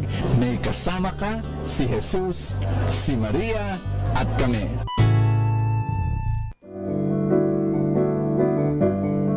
Hello mga kaibigan! Pwede po bang magtanong? Yung bang lalagyan ng yung gasolina o yung tangke ay puno o baka kulang ng gasolina? Alam nyo, mahirap po magbiyahe o maglakbay na hindi ho puno ang ating tangke. Kaya kailangan palaging puno ang ating tangke. So sana po pakinggan natin ang ating kaibigan na si Bo Sanchez sa kanyang programang Full Tank. Hi, this is Bo Sanchez. Welcome to Full Tank, and this is your place of inspiration and encouragement. I want to open the Word of God for you, and it's a powerful message. Luke chapter 9, verse 18 to 22. Powerful story. Once when Jesus was praying in solitude, and the disciples were with him, he asked them, "Who do the crowds say that I am?" So it's like a public, poll. It's like, well, what do people say about me? And so the answers, they said in reply, "Oh, John the Baptist," others, "Elijah," still others, "one of the ancient prophets has arisen." Now listen to this. Then Jesus said to them, "But who do you say that I am?" So it's like, okay, that's what other people say, but wait a minute. I want to know, what do you say? Who am I in your life? And then Peter said, "The Christ of God." The anointed one in Greek, the real deal, the messenger of God, the Messiah, the Savior. I believe Christianity ultimately is a personal relationship. And it's not just a mental assent, like, yeah, you're the Son of God. Yeah, I believe that you're, the second person in the Trinity. It's not just an intellectual assent, an affirmation. No, it is personal, meaning to say, sure, you're the real deal, but do you follow, Jesus? Are you a disciple? Will you follow him for the rest of your life? That's the question. And that's the question of Jesus, because, many times it's so easy to make Jesus Santa Claus. Like, if you need something, you ask him, and if you've been good, he's going to give it to you. A lot of people look at Jesus as Santa Claus, or as a fireman. Like, if there's an emergency and there's a fire in Lord, help, rescue me. And so he rescues. And then after, when there's no fire, we don't think of the fireman. And a lot of people don't think of Jesus if they don't have any emergency happening in their life. I'm telling you now, Jesus wants to be more than that. In fact, the gospel ends this way.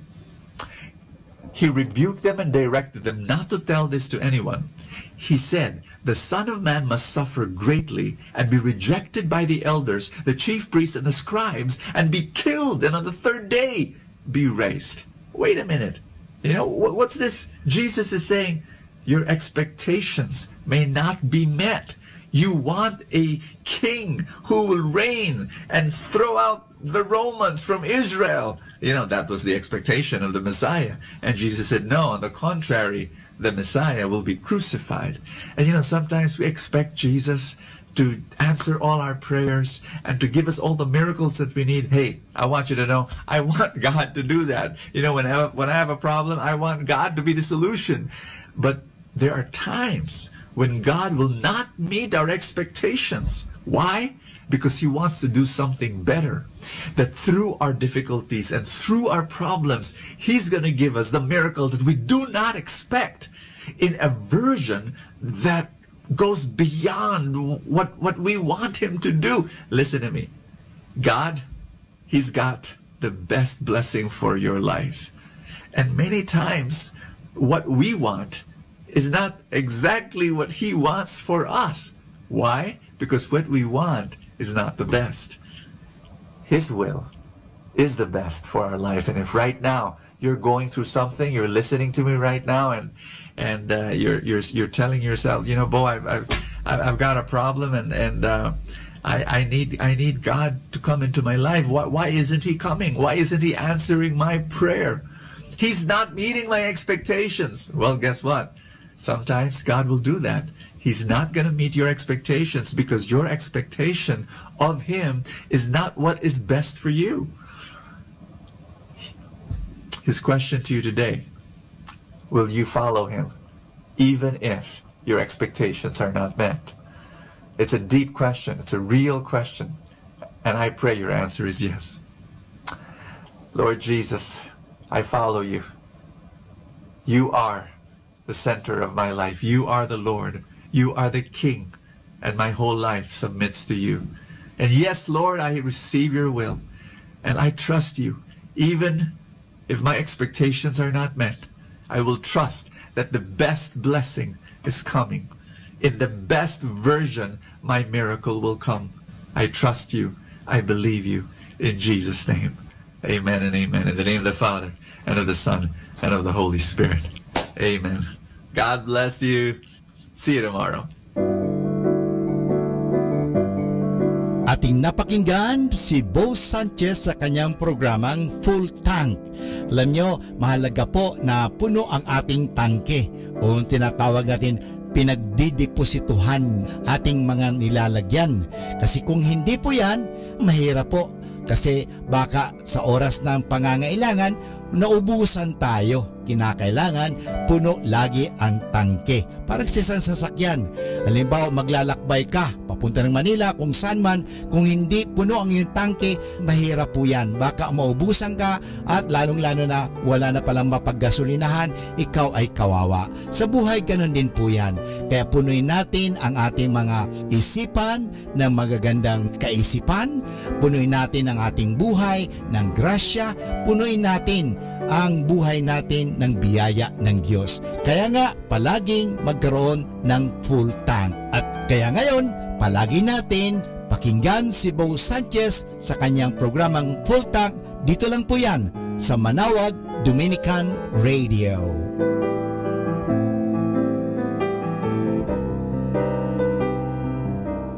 Manawag Dominican Radio. And now back to the music.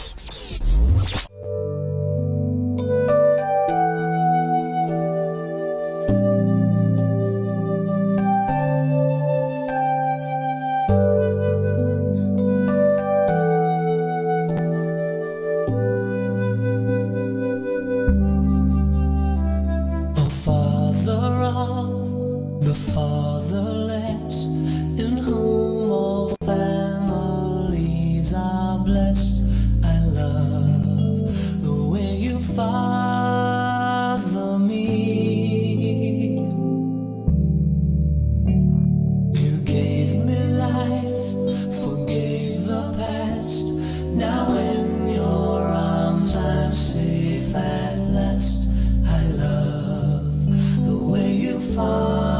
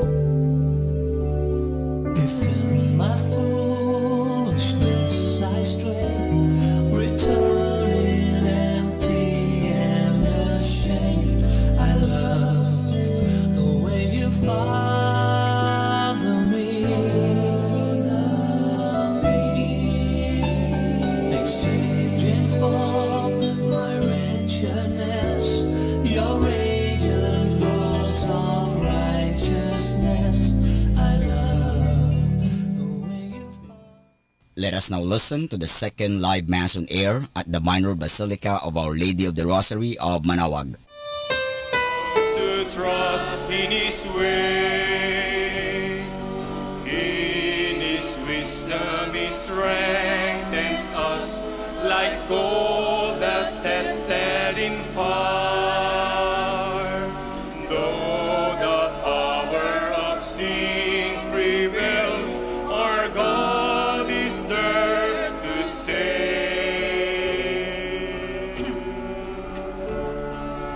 Glory and praise to our God, who alone gives light to our days.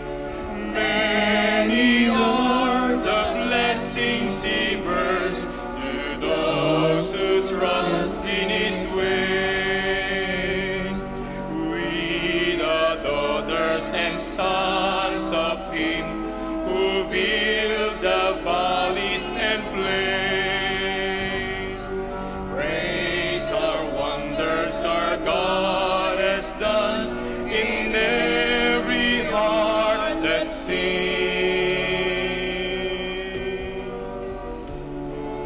Glory and praise to our God, who alone gives light to our days.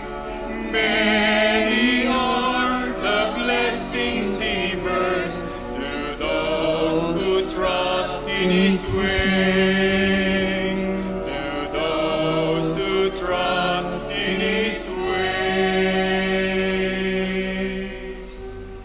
Today, the Church celebrates this feast of memory of all the martyrs in the persecution under Nero in the year 64 AD. Many Christians of all walks of life were martyred at the hand of the Emperor Nero. This celebration reminds us that Christians should seek sanctity regardless of their social status, age, or skills. We ask the martyrs of the Holy Roman Church today, in the name of the Father, and of the Son, and of the Holy Spirit. Amen. The Lord be with you. And with your spirit.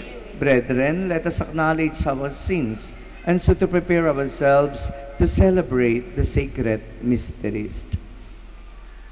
All together. I confess to Almighty God and to you, my brothers and sisters, that I have greatly sinned in my thoughts and in my words, in what I have done, in what I have failed to do, through my fault, through my most grievous fault. Therefore I ask Blessed Mary, ever Virgin, all the angels and saints, and you, my brothers and sisters, to pray for me to the Lord our God. May Almighty God have mercy on us, forgive us our sins, and bring us to everlasting life. Amen.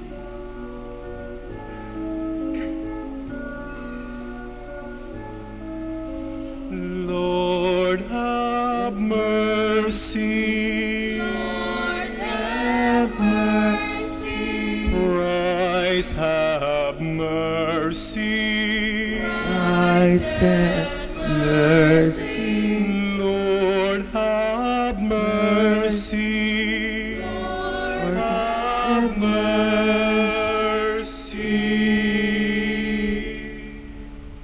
Gloria in excelsis Deo.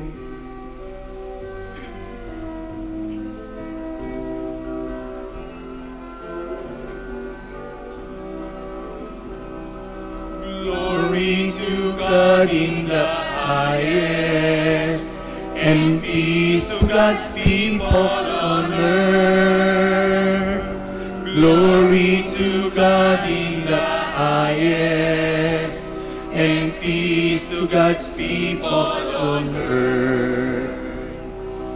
Lord God, heavenly King, Almighty God and Father, we worship you, we give you thanks, we praise you for your glory.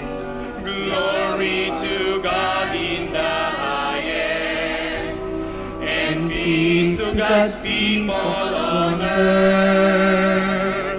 Glory to God in the highest, and peace to God's people on earth.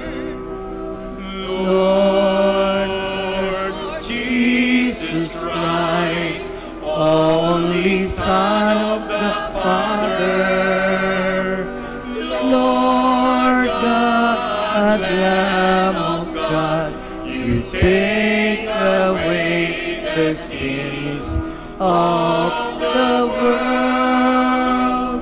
Have mercy on us. Have mercy on us. You are seated at the right hand of the Father. Receive our prayer. Receive our prayer. Glory to God in the highest, and peace to God's people on earth. Glory to God in the highest, and peace to God's people on earth. For you alone are the only one. You alone are the Lord. You alone are the Most High. Jesus Christ, with the Holy Spirit, in the glory of God the Father. Amen. Glory to God in the highest, peace to God's people on earth. Glory to God in the highest, and peace to God's people on earth. Glory to God in the highest, and peace to God's people on earth. Glory to God in the highest, and peace to God's people on earth.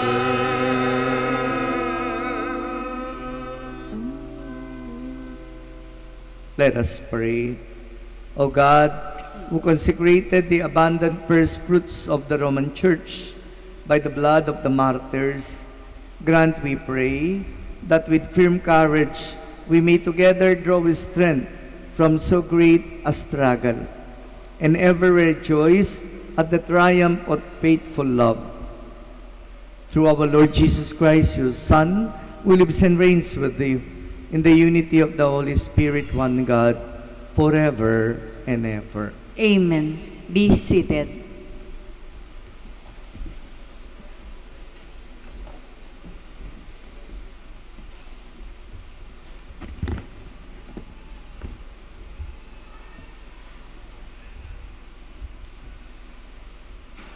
A reading from the Book of Lamentations. The Lord has consumed without pity all the dwellings of Jacob. He has turned down in his anger the fortresses of daughter Judah. He has brought to the ground in dishonor her king and her princess. On the ground in silence sit the old men of daughter Zion. They strew dust on their heads and gird themselves with sackcloth. The maidens of Jerusalem bow their heads to the ground. Worn out from weeping are my eyes within me. All in his ferment, my gall is poured out on the ground, because of the downfall of the daughter of my people.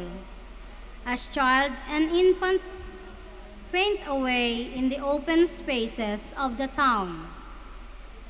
In vain they ask their mothers, where is the grain?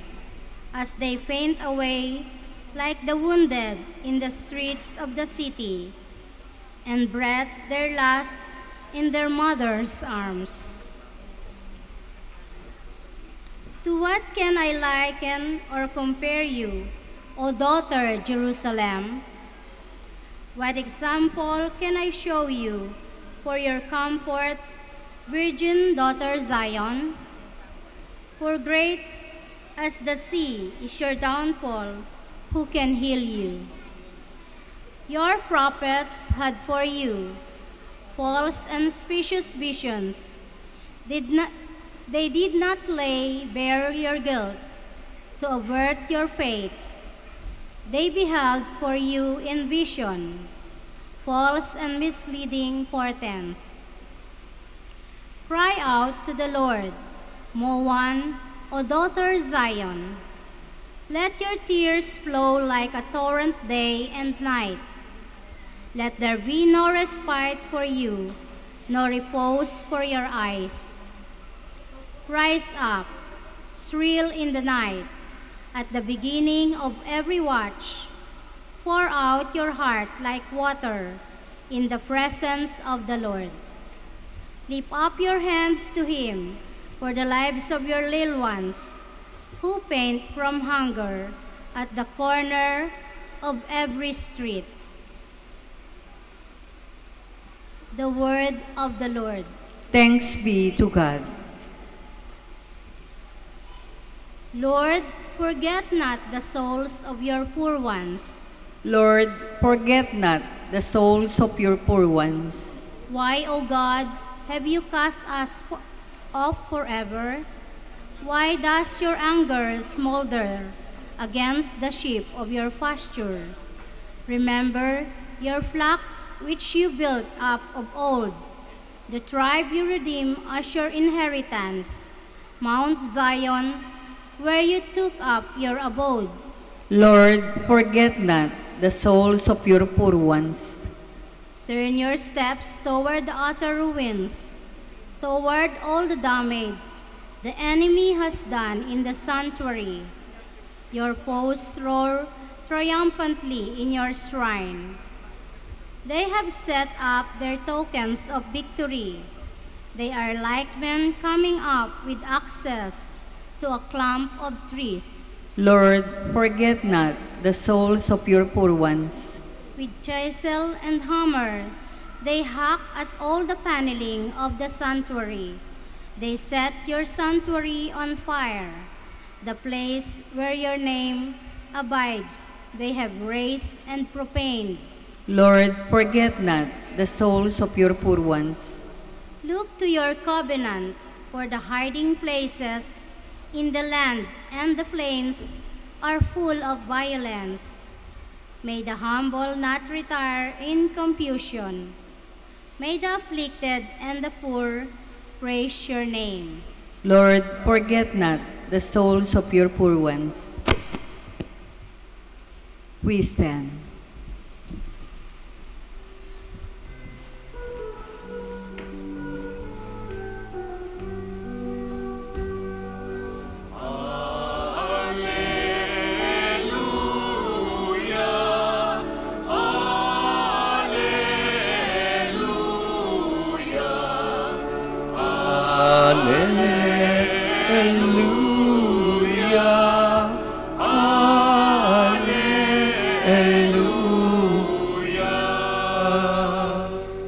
Alleluia, alleluia.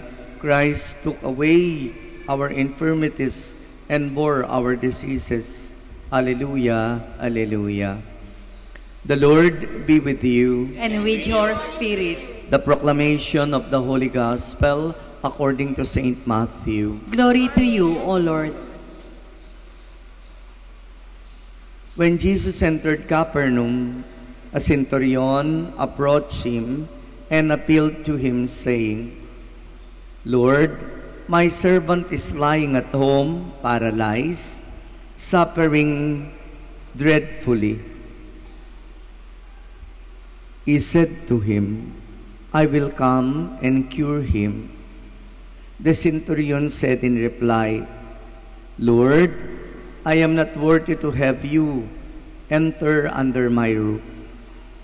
Only say the word, and my servant will be healed. For I too am a man subject to authority, with soldiers subject to me. And I say to one, go, and he goes. And to another, come here, and he comes.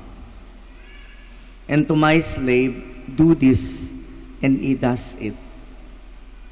When Jesus heard this, he was amazed and said to those following him, Amen, I say to you, in no one in Israel I have found such faith. I say to you, many will come from the east and the west, and will decline with Abraham, Isaac, and Jacob at the banquet in the kingdom of heaven. But the children of the kingdom will be driven out into the outer darkness, where there will be wailing and grinding of teeth. And Jesus said to the centurion, you may go as you have believed. Let it be done for you. And that very hour, the servant was healed. Jesus entered the house of Peter and saw his mother-in-law lying in bed with a fever. He touched her. The fever left her. And she rose and waited on him. When it was evening, they brought him many who were possessed by demons, and he drove out the spirits by a word and cured all the sick, to fulfill what had been said by Isaiah the prophet. He took away our infirmities and bore our diseases. The Gospel of the Lord. Praise to you, Lord Jesus Christ. Be seated.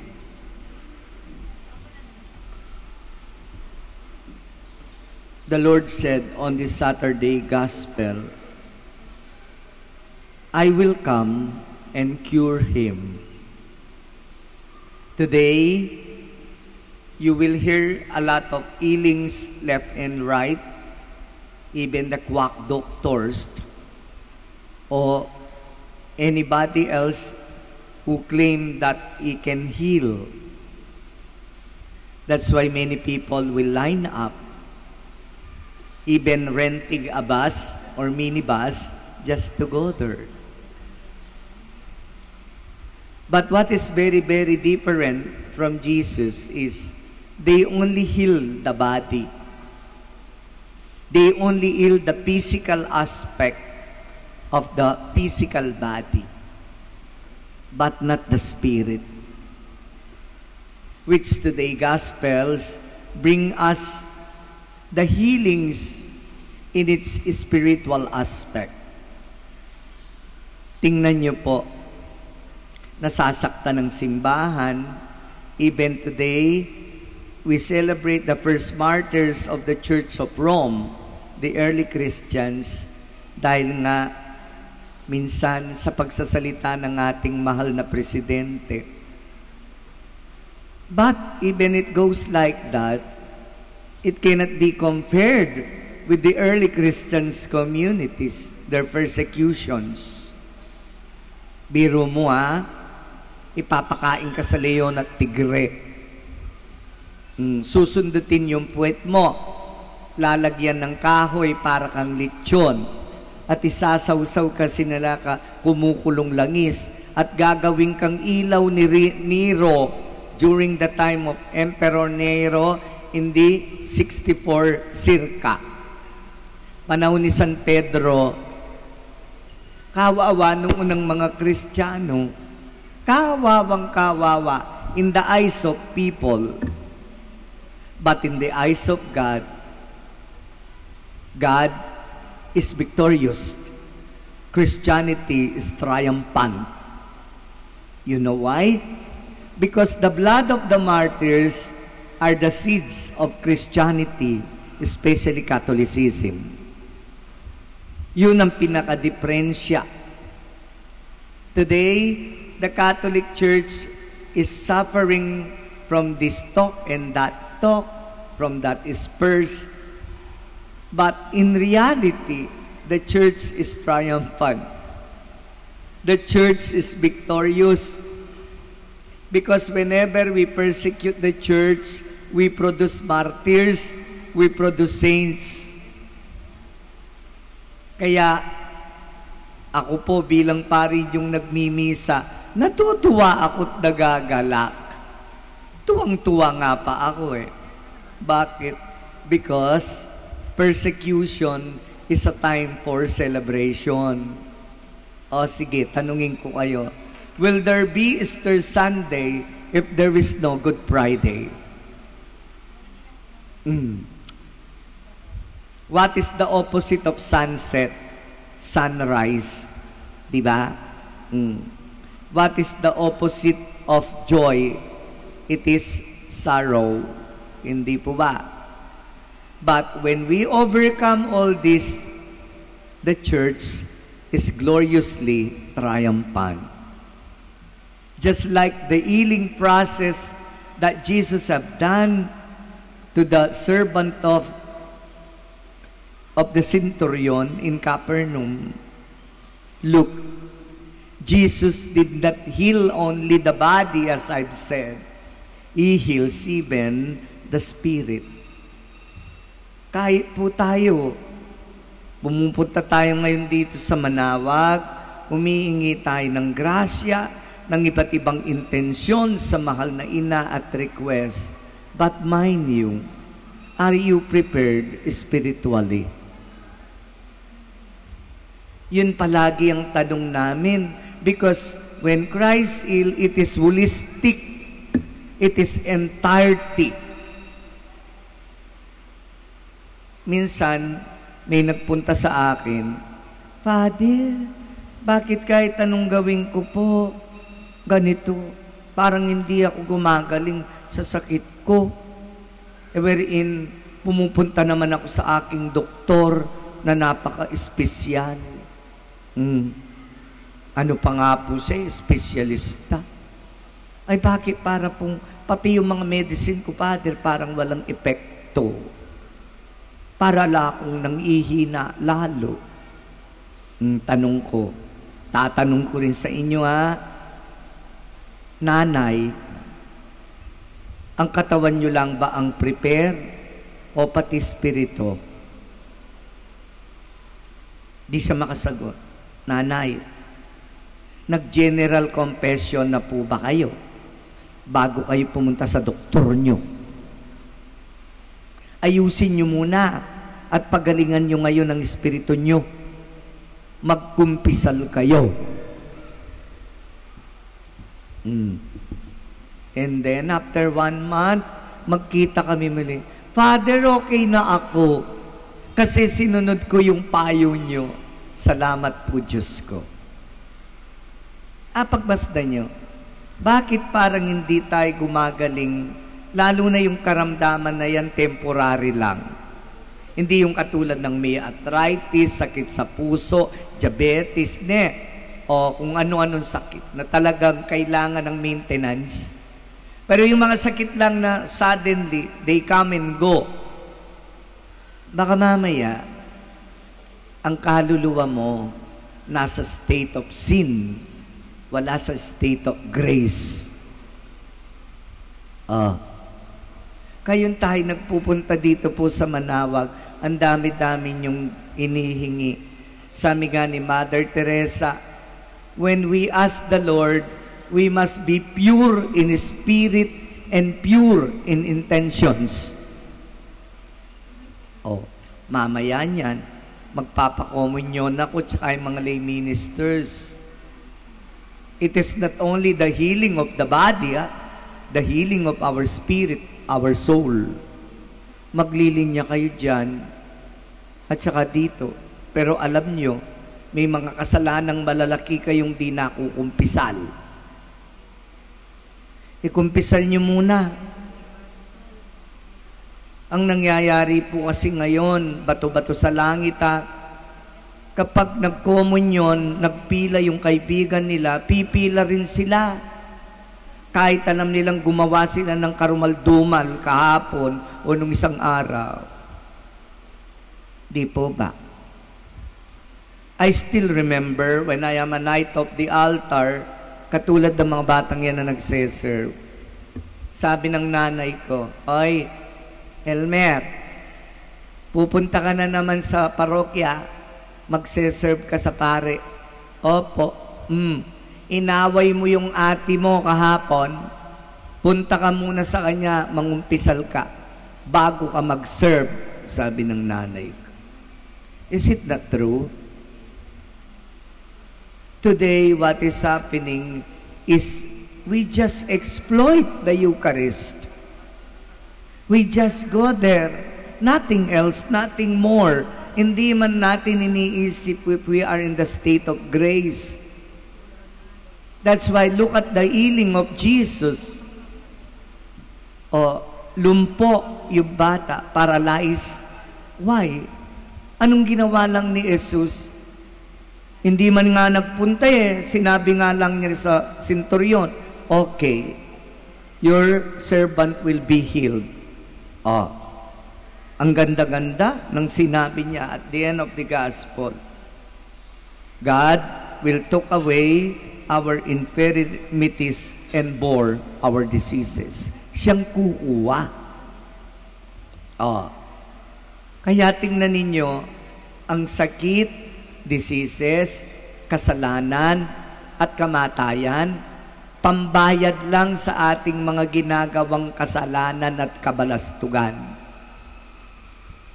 Pero binayad ni Jesus. Si Jesus ang unang nagbayad. That's why, when He took away the sickness of that centurion servant, and then the mother-in-law of Simon Peter, and also those who are possessed by demons, Jesus is taking away their sins. Because sickness and sins go together. Ano pa? Sometimes they are inseparable. Kaya tandaan natin sa buhay natin, kaya nagkakasakit tayo, kaya tayo minsan ay nagkakaganito at nagkakaganyan because of our sins. And today gospel, the healing in Capernaum will show to us, and it will lead us to Jesus. And Jesus makes us realize that it is the sin that makes us impure and unclean. Kaya tingnan ninyo, as I close this homily, pag naglalaba kayo ng tide, breeze, surf, at diba? Ang dumi-dumi ng damit. Pag kinulaan nyo at kinusot yung maigi, wow! Ang puti-puti, parang ikinula sa tide kayong, at sininagan ng araw. It's like the soul. Kapag nangumpisal, kapag nagmisa, kapag nagdasal, kapag nagnobena, at gumawa ng maraming kabutihan, ang kaluluwa mo nagiging very, very clean and transparent. So, at this Eucharistic celebration, we remember our offenses to God. We remember our frailties, our stupidities, our foolishness, our idiosyncrasies, and offer them to the Lord. And in offering them to the Lord, our conscience become peaceful. We will be at peace. Not only peace in mind, but peace in the soul and peace in the heart. Tatlo yan. Peace of mind, peace of the soul, and peace of the heart. So, I hope this would merit your considerations na kapag po tayo a-approach sa Panginoon, we have to be clean, and pure. Amen. We stand.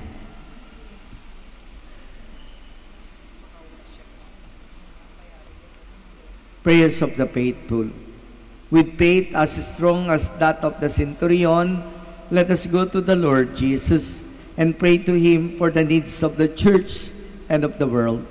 Our response is, Lord, let your blessing be on us. Kindly repeat. Lord, let your blessing be on us.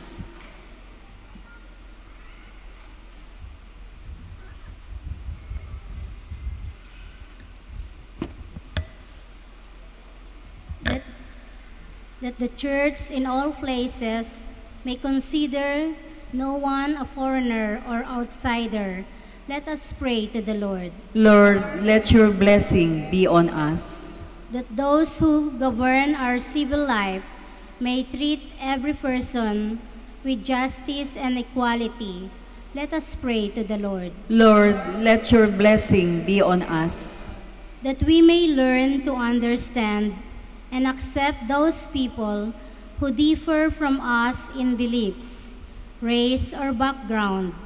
Let us pray to the Lord. Lord, let your blessing be on us. That the elderly, the lonely, and the sick may receive the comfort of God's love in their distress. Let us pray to the Lord. Lord, let your blessing be on us. That our departed brothers and sisters may be welcomed into the kingdom of eternal life. Let us pray to the Lord. Lord, let your blessing be on us. We pray for our personal intentions in silence. Father of all people, your Son welcomed the faith of the centurion who came to him in humility and trust.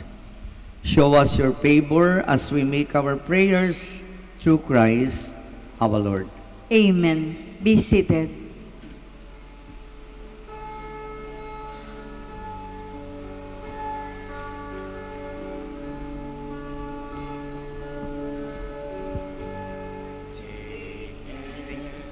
Receive, O Lord, my liberty. Take all my will, my mind, my memory. All things are and all I own are thine. Thine was the gift to thee. I all resign to thou thy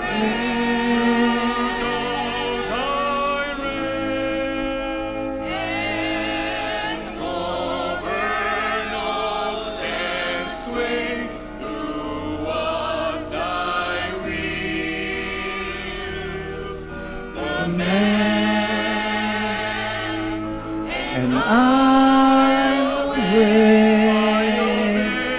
all that grace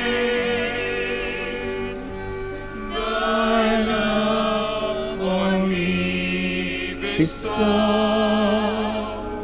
This make me rich, or else will I forgo.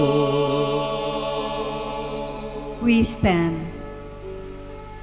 Pray, brethren, that my sacrifice and yours may be acceptable to God, the Almighty Father. May the Lord accept this sacrifice at your hands for the praise and glory of His name, for our good and the good of His holy church. Receive, O Lord, the sacrifice of conciliation and praise, and grant that cleansed by its action, we make offering of heart pleasing to you, through Christ our Lord. Amen. The Lord be with you. And with your spirit. Lift up your hearts. We lift them up to the Lord. Let us give thanks to the Lord our God. It is right and just. It is truly right and just, our duty and our salvation always and everywhere, to give you thanks, to praise your mighty deeds in exaltation of the saints, and especially as we celebrate the memory of the Blessed Virgin Mary, to proclaim your kindness as we echo our thankful praise of peace. For truly, even to earth's ends, you have done great things and extended your abundant mercy from age to age. When you look on the lowliness of your handmaid, you gave us through our author of our salvation, your Son, Jesus Christ, our Lord. Through him, the host of angels adores your majesty and rejoices in your presence forever. May our voices, we pray, join with yours in one chorus of exultant praise as we acclaim and sing.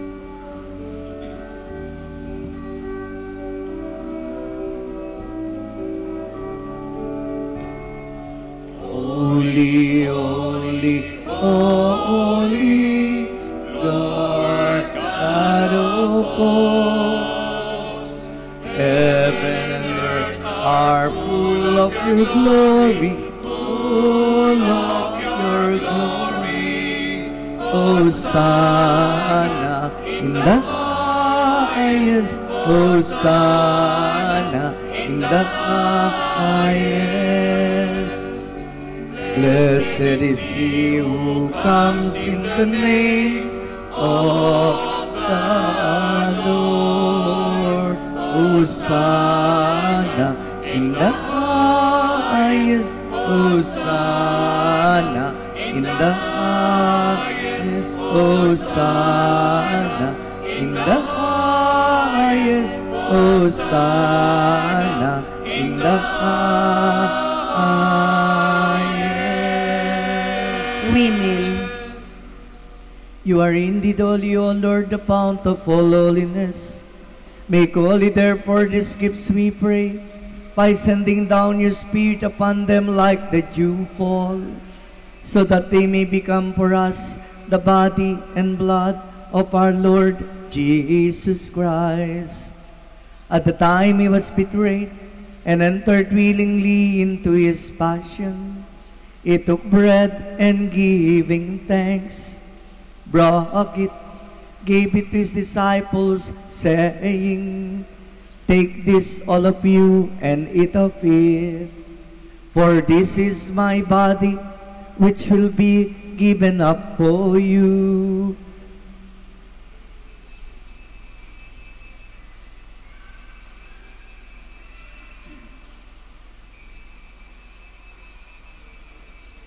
In a similar way, when supper was ended, he took the chalice and once more giving thanks, he gave it to his disciples, saying, "Take this, all of you, and drink from it. For this is the chalice of my blood, the blood of the new and eternal covenant, which will be poured out for you and for many, for the forgiveness of sins. Do this in memory of me."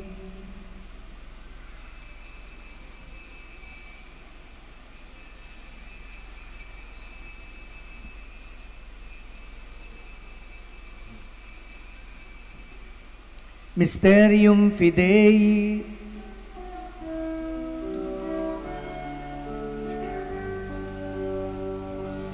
When we eat this bread and drink this cup, we proclaim your death, O Lord, until you come again. Until you come again, we proclaim your death, O Lord. Therefore, as we celebrate the memorial of his death and resurrection, we offer you, Lord, the bread of life and the chalice of salvation, giving thanks that you have held us worthy to be in your presence and minister to you. Humbly we pray that partaking of the body and blood of Christ, we may be gathered into one by the Holy Spirit.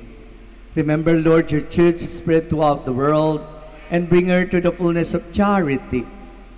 Together with Francisco, our Pope, Socrates, our Archbishop, Elmer, the Auxiliary Bishop, Enrique, my Bishop, and all the clergy. Remember also our brothers and sisters who have fallen asleep in the hope of the resurrection, and all who have died in your mercy. Welcome them into the light of your face. Have mercy on us all, we pray, that with the Blessed Virgin Mary, Mother of God, with Saint Joseph, her beloved spouse, with the blessed apostles and all the saints who have pleased you throughout the ages, we may merit to be co-heirs to eternal life, and may praise and glorify you through your Son, Jesus Christ. Through him and with him and in him, O God, Almighty Father, in the unity of the Holy Spirit, all glory and honor is yours forever and ever.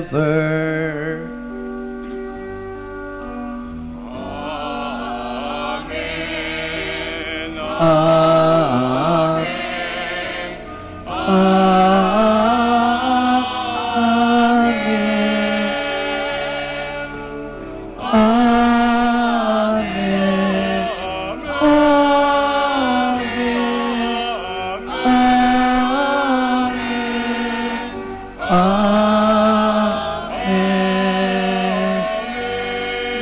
We stand. At the Savior's command, informed by divine teaching, we dare to say and sing.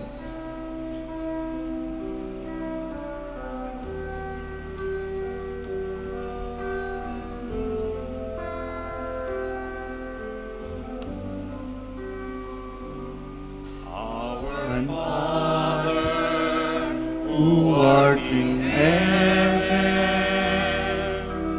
hallowed be thy name. We sing together.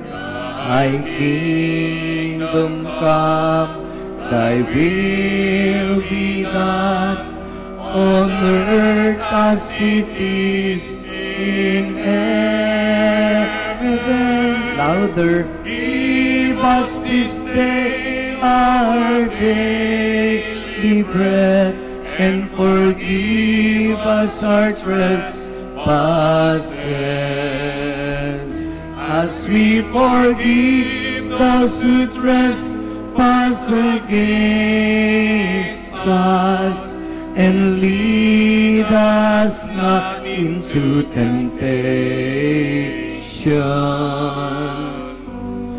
but deliver us from evil.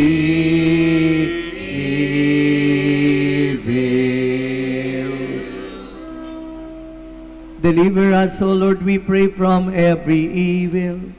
Graciously grant peace in our days, that by the help of your mercy we may be always free from sin and safe from all distress, as we await the blessed hope and the coming of our Savior, Jesus Christ. For the kingdom, the power, and the glory are yours now and forever. Lord Jesus Christ, who said to your apostles, "Peace I leave you, my peace I give you," look not on our sins, but on the faith of your church, and graciously grant her peace and unity, in accordance with your will, who live and reign forever and ever. Amen. The peace of the Lord be with you always. And with your spirit. Let us offer each other the sign of peace. Peace be with you po. Kapayapan po. Kapayapan. Kapayapan sa lahat.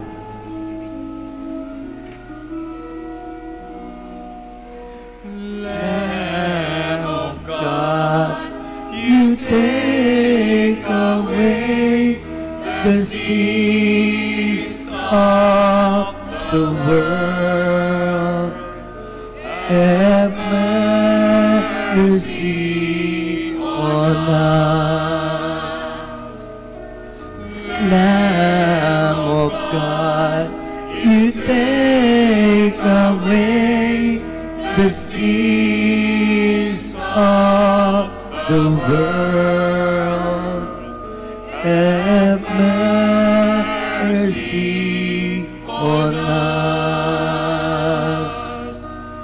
Lamb of God, you take away the sins of the world. Grant us your peace. Grant us your peace. We kneel.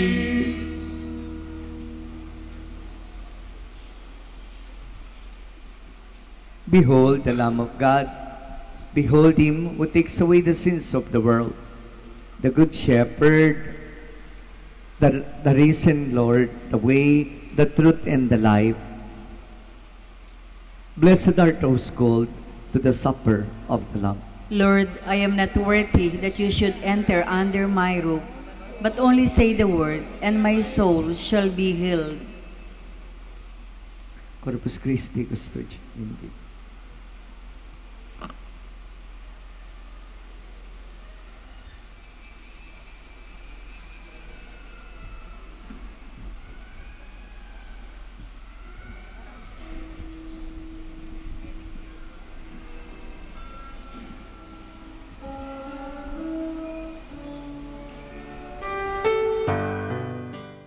You are listening to the live Mass on air at the Minor Basilica of Our Lady of the Rosary of Manaoag. And the celebrant for this live Mass on air is Reverend Father Elmer Gonzalez. Let us pray for the intention of our sick brothers and sisters and to all Filipinos working abroad.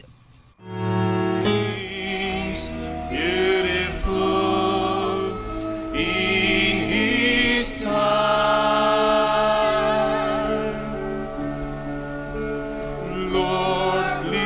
Show me every day as you're teaching me your ways, that you do just what you say in your time. In your time.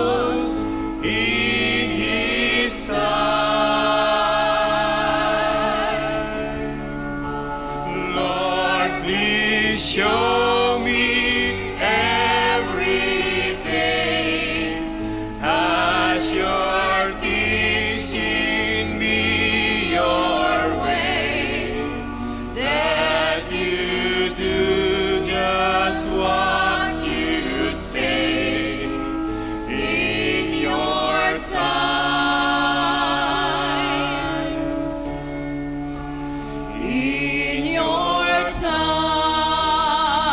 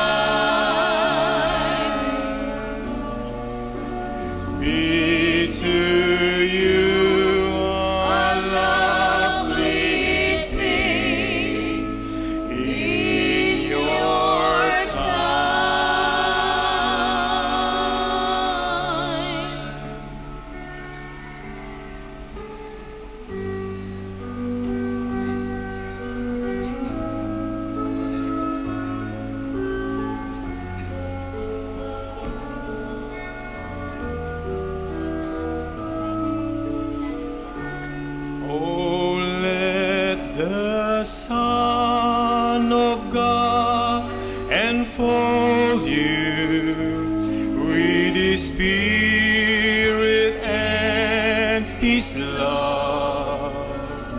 Let Him fill your hearts and satisfy your soul.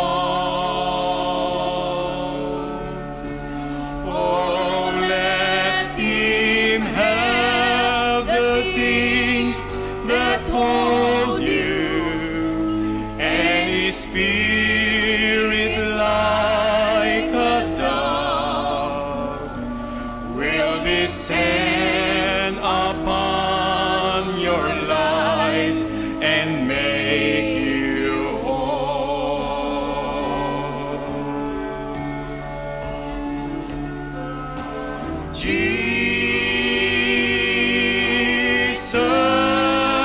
Jesus, oh Jesus,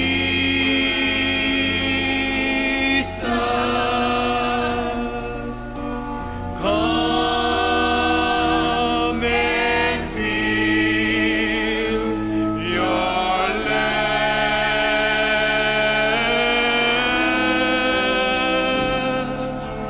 Jesus, oh Jesus,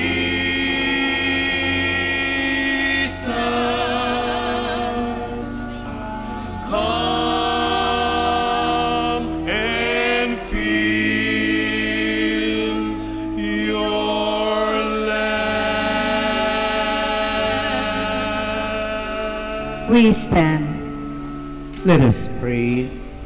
Renewed and nourished by the sacred body and precious blood of your Son, we ask of your mercy, O Lord, that we celebrate with constant devotion may be our sure pledge of redemption through Christ our Lord. Amen. This Mass is being offered by the Our Lady of Mount Carmel Parish of Tarihi, Tarlac City. My parishioners, salamat po, my dear pilgrims. The Lord be with you. And with your spirit. With thankful heart to the Lord and with all the remembrance that we will receive, let us give a big round of applause to Jesus as we close this Mass.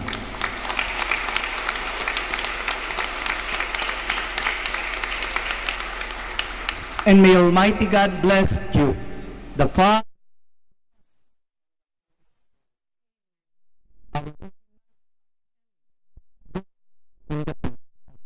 Thanks be to God.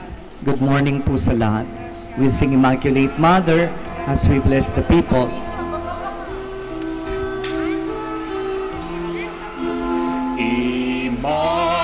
Immaculate Mother, to you do we plead. To us, God our Father, for help in our need. Ave, Ave,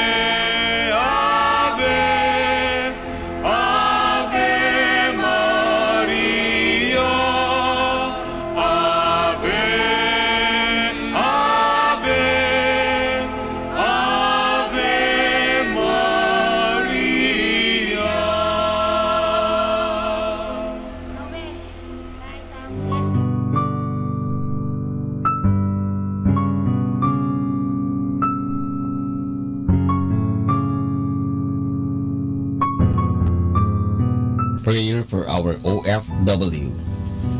Lord Jesus, we put ourselves at the foot of your holy cross with Mama Mary of Manawag, as we acknowledge that we are nothing without you, and by your death, you have redeemed the world.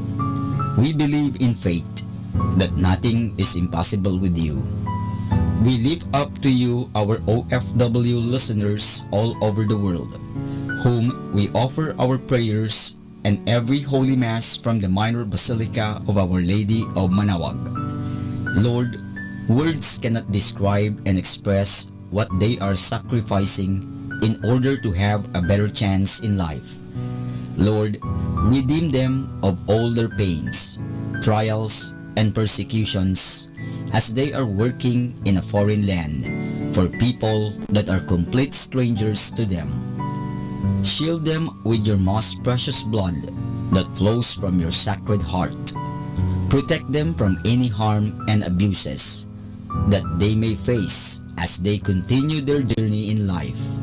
We beg for your mercy and divine love, for they are far away from their families, loved ones, and friends. They miss our home that is causing heartaches and loneliness, that they are at a loss on what to do. Grant them the power and strength from the Holy Spirit to succeed and to be blessed in this chapter and mission in their lives. Guide, inspire, and lead them to believe in faith that you will never forsake nor abandon them in their hours of need. Be with them always, especially for those OFW who are staying in places where they are not allowed to worship and pray for you. Make their bodies, minds, and spirit be your temple. Mama Mary of Manawag, you are always sensitive to their needs. You know what is in their minds, heart, and their condition in life. We love you. As we ask you to cover them, their families, loved ones, and friends with your mantle of love and protection. We ask all of this in the name of Jesus through the intercession of Our Lady of Manawag. Amen.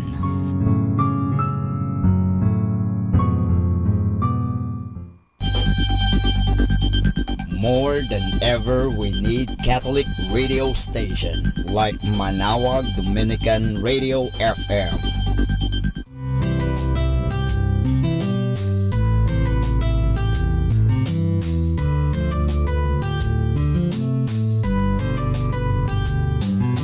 Whenever you're alone, just turn your radio on. It will comfort you with the songs of love, with words from our God. 'Cause you have a company, you have a friend in here. Manawag Dominican Radio, with the songs that call you to God. You have a company, 'cause we are a family. Manawag Dominican Radio, with the songs that bring you to God. You have Manawag Dominican Radio FM. Mula sa Manawag Dominican Broadcasting Incorporated, napapakinggan sa buong mundo sa pamamagitan ng www.eradioportal.com at www.radyomanawag.com.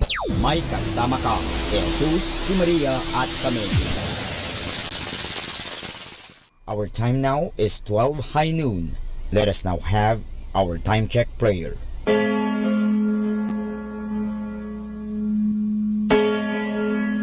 Ang anghel ng Panginoon ay nagbalita kay Santa Maria, at siya'y naglihi nilalang ng Espiritu Santo. Aba, Ginoong Maria, napupuno ka ng grasya. Ang Panginoong Diyos ay sumasa iyo. Bukod kang pinagpala sa babaeng lahat, at pinagpala naman ang iyong anak na si Jesus. Santa Maria, Ina ng Diyos, ipanalangin mo kami makasalanan, ngayon at kung kami mamamatay. Amen.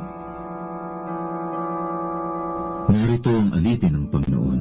Maganap nawa sa akin ayon sa wika mo. Aba, Ginoong Maria, napupuno ka ng grasya. Ang Panginoong Diyos ay sumasa iyo.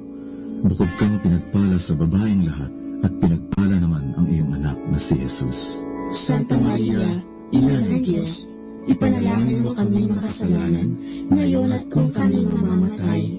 Amen. At ang Berbo ay nagkatawang tao, at nakipamayan sa akin. Aba, Ginoong Maria, napupuno ka ng grasya. Ang Panginoong Diyos ay sumasa iyo.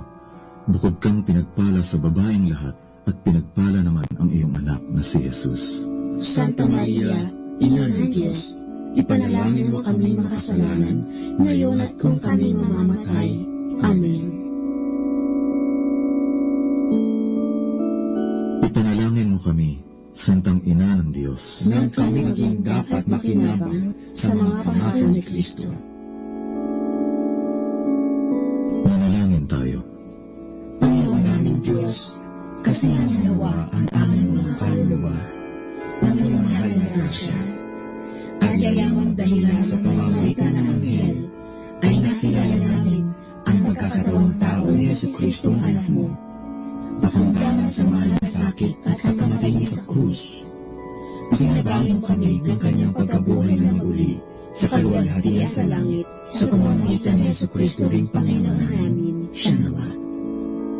Luwalhati sa Ama, sa Anak, at sa Espiritu Santo, kapara yung unang-una, ngayon, at magpasawalang hanggan. Amen.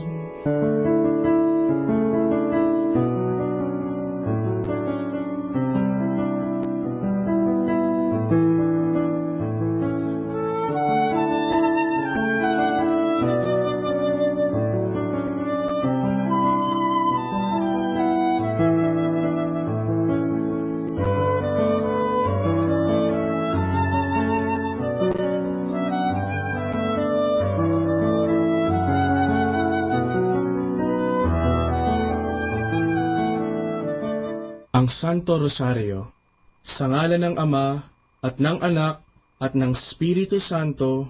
Amen. Sumasampalataya ako sa Diyos Amang makapangyarihan sa lahat, na may gawa ng langit at lupa. Sumasampalataya naman ako kay Jesucristong iisang anak ng Diyos, Panginoon nating lahat.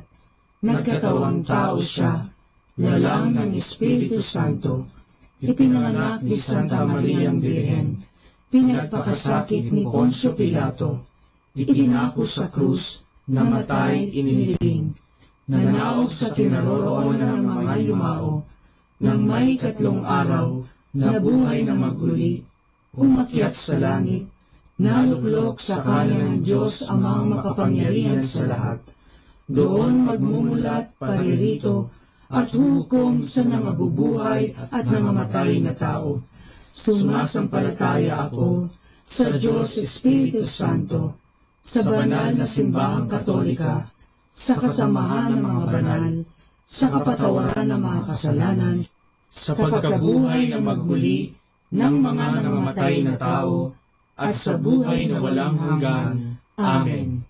Ama namin, sumasalangit ka, sambahin ang ngalan mo, mapasa amin ang kaharian mo, sundin ang loob mo, dito sa lupa, para ng sa langit. Bigyan mo kami ngayon ng aming kakanin sa araw-araw, at patawarin mo kami sa aming mga sala, para ng pagpapatawad namin sa nagkakasala sa amin, at huwag mo kami ipahintulot sa tukso, at iadya mo kami sa lahat ng masama. Amen. Aba, Ginoong Maria, napupuno ka ng grasya, ang Panginoong Diyos ay sumasa iyo. Bukod kang pinagpala sa babaeng lahat, at pinagpala naman ang iyong anak na si Jesus. Santa Maria, Ina ng Diyos, ipanalangin mo kami makasalanan, ngayon at kung kami mamamatay. Amen. Aba, Ginoong Maria, napupuno ka ng grasya, ang Panginoong Diyos ay sumasa iyo. Bukod kang pinagpala sa babaeng lahat, at pinagpala naman ang iyong anak na si Jesus. Santa Maria, Ina ng Diyos, ipanalangin mo kami makasalanan, ngayon at kung kami mamamatay. Amen. Aba, Ginoong Maria, napupuno ka ng grasya, ang Panginoong Diyos ay sumasa iyo, bukod kang pinagpala sa babaeng lahat, at pinagpala naman ang iyong anak na si Jesus. Santa Maria, Ina ng Diyos, ipanalangin mo kami makasalanan, ngayon at kung kami mamamatay. Amen. Luwalhati sa Ama, at sa Anak, at sa Espiritu Santo, kapara na sa unang-una, ngayon at magpakailanman, magpasawalang hanggan. Amen. Ang misteryo ng tuwa. Ang unang misteryo ng tuwa ay ang pagbati ng anghel sa mahal na birhen. Ama namin, sumasalangit ka, sambahin ang ngalan mo, mapasa amin ang kaharian mo, sundin ang loob mo, dito sa lupa, para ng sa langit. Bigyan mo kami ngayon ng aming kakanin sa araw-araw, at patawarin mo kami sa aming mga sala, para ng pagpapatawad namin sa nagkakasala sa amin, at huwag mo kaming ipahintulot sa tukso, at iadya mo kami sa lahat ng masama. Amen. Aba, Ginoong Maria, napupuno ka ng grasya, ang Panginoong Diyos ay sumasa iyo, bukod kang pinagpala sa babaeng lahat, at pinagpala naman ang iyong anak na si Jesus. Santa Maria, Ina ng Diyos, ipanalangin mo kami makasalanan, ngayon at kung kami mamamatay. Amen. Aba, Ginoong Maria, napupuno ka ng grasya, ang Panginoong Diyos ay sumasa iyo, bukod kang pinagpala sa babaeng lahat, at pinagpala naman ang iyong anak na si Jesus. Santa Maria, Ina ng Diyos, ipanalangin mo kami makasalanan, ngayon at kung kami mamamatay. Amen.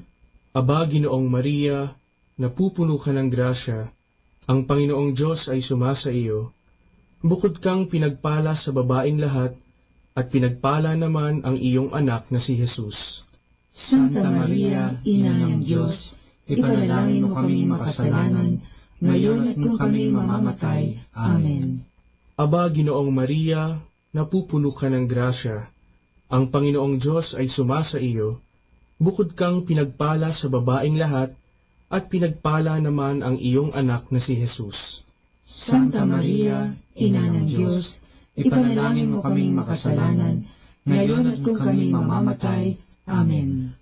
Aba, Ginoong Maria, napupuno ka ng grasya, ang Panginoong Diyos ay sumasa iyo, bukod kang pinagpala sa babaeng lahat, at pinagpala naman ang iyong anak na si Jesus. Santa Maria, Ina ng Diyos, ipanalangin mo kami makasalanan, ngayon at kung kami mamamatay. Amen. Aba, Ginoong Maria, napupuno ka ng grasya, ang Panginoong Diyos ay sumasa iyo, bukod kang pinagpala sa babaeng lahat, at pinagpala naman ang iyong anak na si Jesus. Santa Maria, Ina ng Diyos, ipanalangin mo kami makasalanan, ngayon at kung kami mamamatay. Amen. Aba, Ginoong Maria, napupuno ka ng grasya, ang Panginoong Diyos ay sumasa iyo, bukod kang pinagpala sa babaeng lahat, at pinagpala naman ang iyong anak na si Jesus. Santa Maria, Ina ng Diyos, ipanalangin mo kami makasalanan, ngayon at kung kami mamamatay. Amen. Aba, Ginoong Maria, napupuno ka ng grasya, ang Panginoong Diyos ay sumasa iyo, bukod kang pinagpala sa babaeng lahat, at pinagpala naman ang iyong anak na si Jesus. Santa Maria, Ina ng Diyos, ipanalangin mo kaming makasalanan, ngayon at kung kami mamamatay. Amen. Aba, Ginoong Maria, napupuno ka ng grasya, ang Panginoong Diyos ay sumasa iyo, bukod kang pinagpala sa babaeng lahat, at pinagpala naman ang iyong anak na si Jesus. Santa Maria, Ina ng Diyos, ipanalangin mo kaming makasalanan, ngayon at kung kami mamamatay. Amen. Aba, Ginoong Maria, napupuno ka ng grasya, ang Panginoong Diyos ay sumasa iyo, bukod kang pinagpala sa babaeng lahat, at pinagpala naman ang iyong anak na si Jesus. Santa Maria, Ina ng Diyos, ipanalangin mo kaming makasalanan, ngayon at kung kami mamamatay. Amen. Luwalhati sa Ama, at sa Anak, at sa Espiritu Santo, kapara na sa unang-una, ngayon at magpakailanman, magpasawalang hanggan. Amen. O Jesus ko, patawarin mo ang aming mga sala, iligtas mo kami sa apoy ng impyerno, hanguin mo ang mga kaluluwa sa purgatorio, lalong-lalo na yaong nangangailangan ng iyong awa. Ang pangalawang misteryo ng tuwa ay ang pagdalaw ng Birheng Maria kay Santa Isabel. Ama namin, sumasalangit ka, sambahin ang ngalan mo, mapasa amin ang kaharian mo, sundin ang loob mo, dito sa lupa, para lang sa langit. Bigyan mo kami ngayon ng aming kakanin sa araw-araw, at patawarin mo kami sa aming mga sala, para lang pagpapatawad namin sa nagkakasala sa amin, at huwag mo kaming ipahintulot sa tukso, at iadya mo kami sa lahat ng masama. Amen. Aba, Ginoong Maria, napupuno ka ng grasya. Ang Panginoong Diyos ay sumasa iyo. Bukod kang pinagpala sa babaeng lahat, at pinagpala naman ang iyong anak na si Jesus. Santa Maria, Ina ng Diyos, ipanalangin mo kami makasalanan, ngayon at kung kami mamamatay. Amen. Aba, Ginoong Maria, napupuno ka ng grasya. Ang Panginoong Diyos ay sumasa iyo. Bukod kang pinagpala sa babaeng lahat, at pinagpala naman ang iyong anak na si Jesus.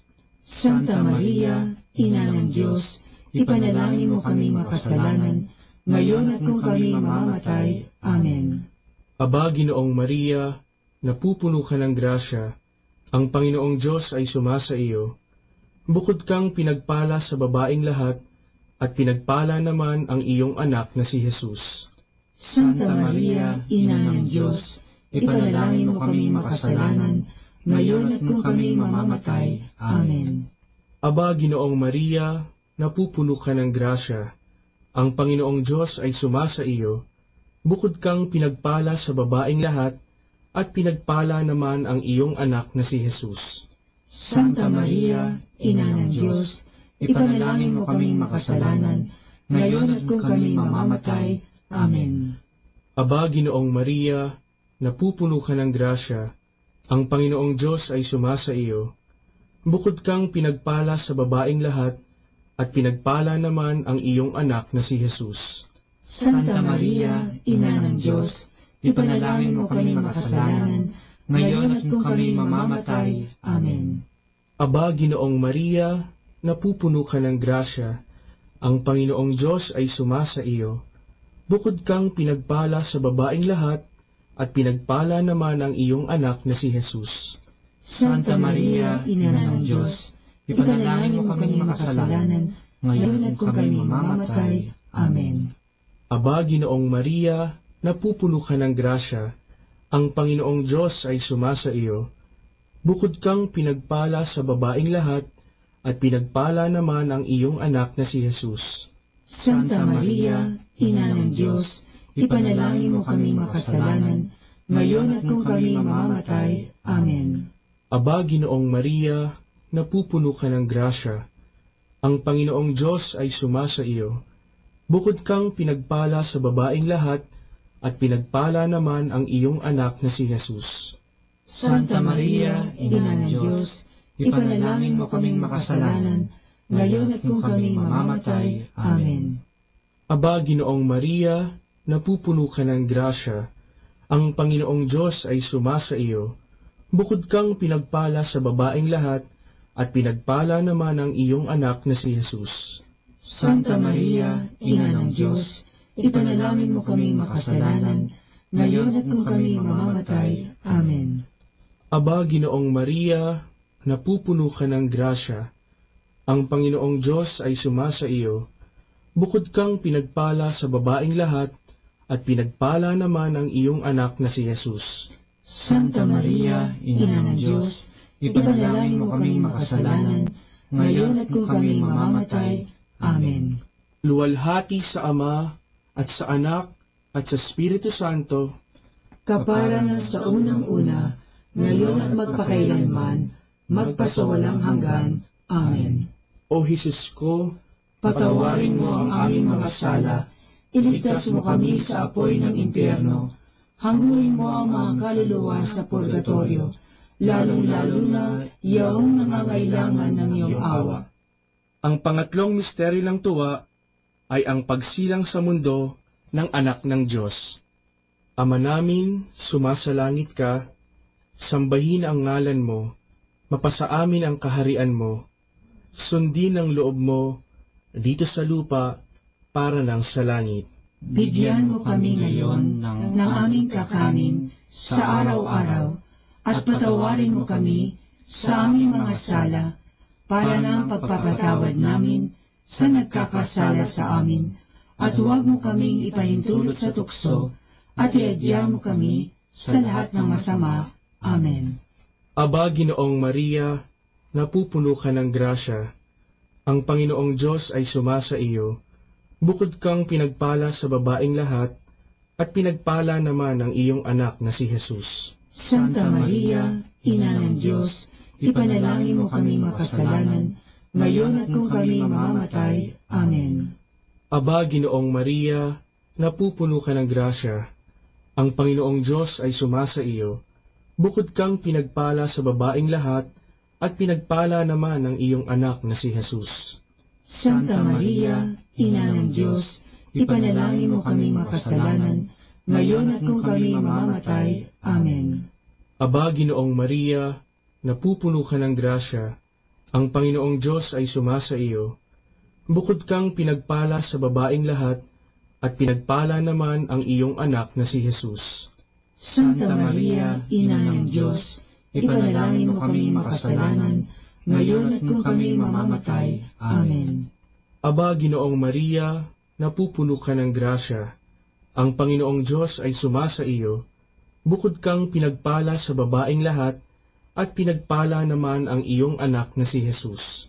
Santa Maria, Ina ng Diyos, ipanalangin mo kami makasalanan, ngayon at kung kami mamamatay. Amen. Aba, Ginoong Maria, napupuno ka ng grasya, ang Panginoong Diyos ay sumasa iyo, bukod kang pinagpala sa babaeng lahat, at pinagpala naman ang iyong anak na si Jesus. Santa Maria, Ina ng Diyos, ipanalangin mo kami makasalanan, ngayon at kung kami mamamatay. Amen.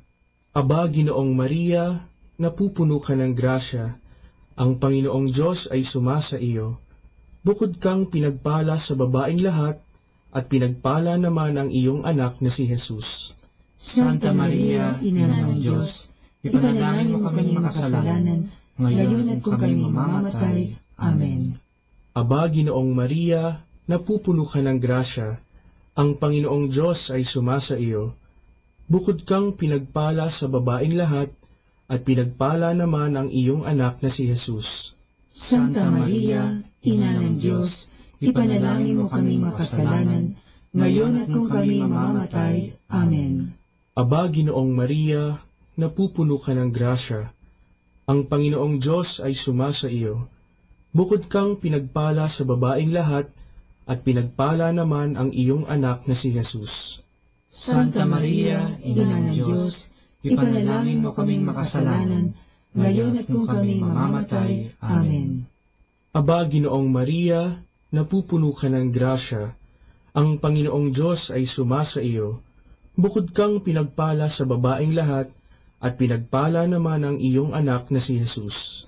Santa Maria, Ina ng Diyos, ipanalangin mo kami makasalanan, ngayon at kung kami mamamatay. Amen.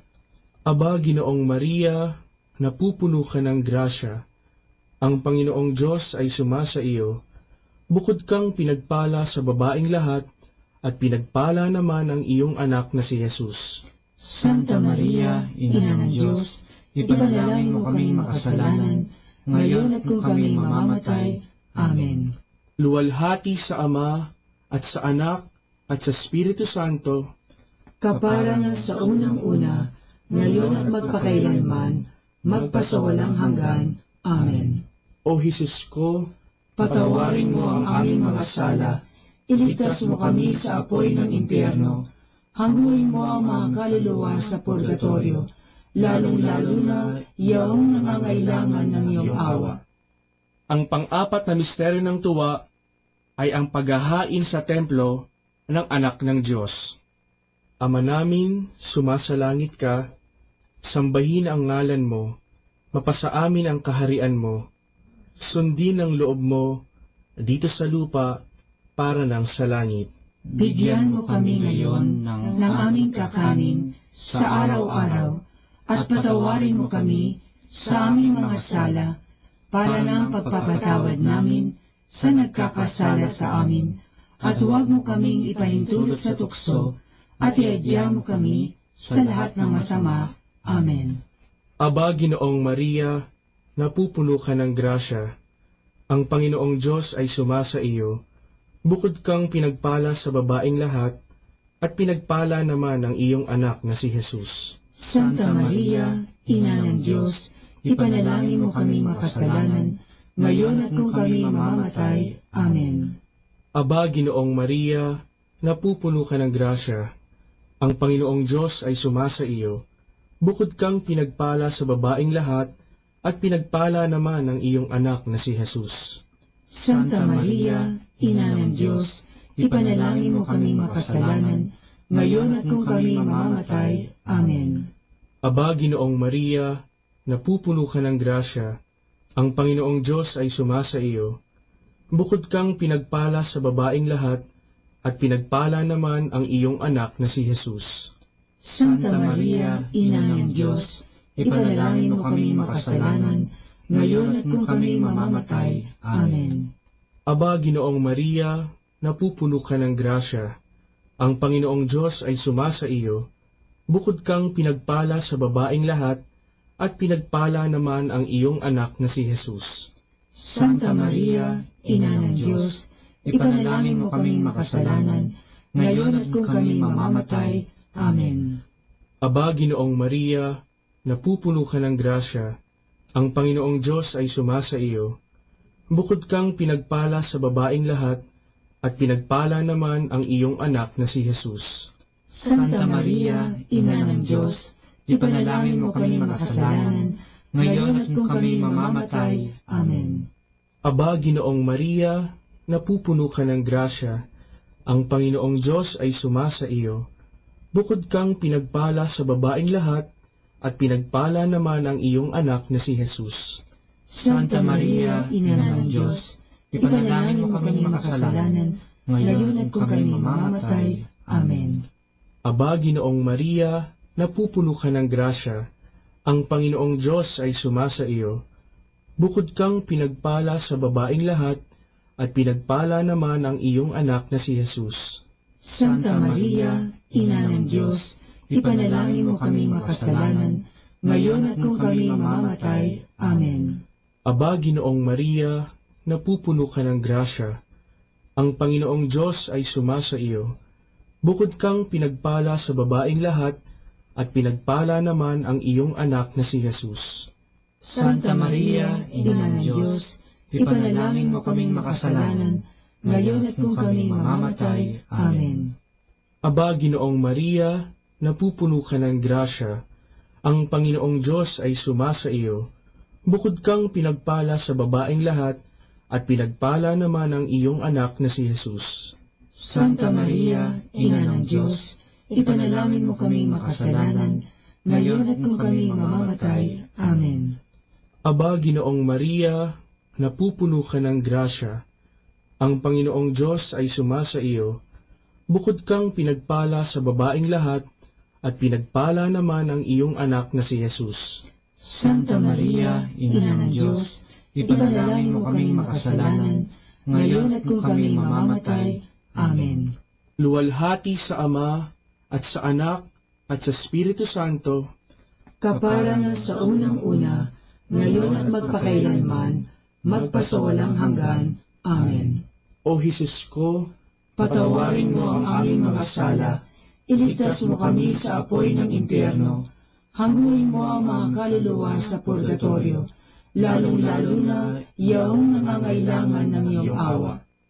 Ang panglimang misteryo ng tuwa ay ang pagkakakita kay Jesus sa templo ng Jerusalem. Ama namin, sumasalangit ka, sambahin ang ngalan mo, mapasa amin ang kaharian mo, sundin ang loob mo dito sa lupa para lang sa langit. Bigyan mo kami ngayon ng aming kakanin sa araw-araw at patawarin mo kami sa aming mga sala para lang pagpapatawad namin sa nagkakasala sa amin at huwag mo kaming ipahintulot sa tukso at iadya mo kami sa lahat ng masama. Amen. Aba, Ginoong Maria, napupuno ka ng grasya. Ang Panginoong Diyos ay sumasa iyo. Bukod kang pinagpala sa babaeng lahat, at pinagpala naman ang iyong anak na si Jesus. Santa Maria, Ina ng Diyos, ipanalangin mo kaming makasalanan, ngayon at kung kami mamamatay. Amen. Aba, Ginoong Maria, napupuno ka ng grasya. Ang Panginoong Diyos ay sumasa iyo. Bukod kang pinagpala sa babaeng lahat, at pinagpala naman ang iyong anak na si Jesus. Santa Maria, Ina ng Diyos, ipanalangin mo kaming makasalanan, ngayon at kung kami mamamatay. Amen. Aba, Ginoong Maria, napupuno ka ng grasya. Ang Panginoong Diyos ay sumasa iyo. Bukod kang pinagpala sa babaeng lahat, at pinagpala naman ang iyong anak na si Jesus. Santa Maria, Ina ng Diyos, ipanalangin mo kaming makasalanan, ngayon at kung kami mamamatay. Amen. Aba, Ginoong Maria, napupuno ka ng grasya. Ang Panginoong Diyos ay sumasa iyo. Bukod kang pinagpala sa babaeng lahat, at pinagpala naman ang iyong anak na si Jesus. Santa Maria, Ina ng Diyos, ipanalangin mo kaming makasalanan, ngayon at kung kami mamamatay. Amen. Aba, Ginoong Maria, napupuno ka ng grasya. Ang Panginoong Diyos ay sumasa iyo. Bukod kang pinagpala sa babaeng lahat, at pinagpala naman ang iyong anak na si Jesus. Santa Maria, Ina ng Diyos, ipanalangin mo kaming makasalanan, ngayon at kung kami mamamatay. Amen. Aba, Ginoong Maria, napupuno ka ng grasya. Ang Panginoong Diyos ay sumasa iyo. Bukod kang pinagpala sa babaeng lahat, at pinagpala naman ang iyong anak na si Jesus.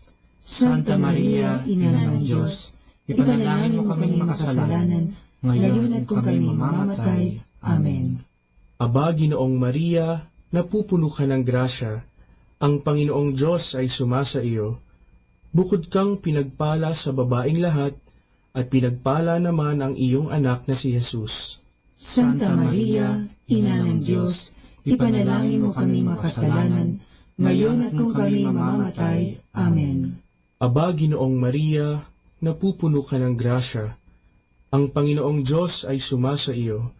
Bukod kang pinagpala sa babaeng lahat, at pinagpala naman ang iyong anak na si Jesus.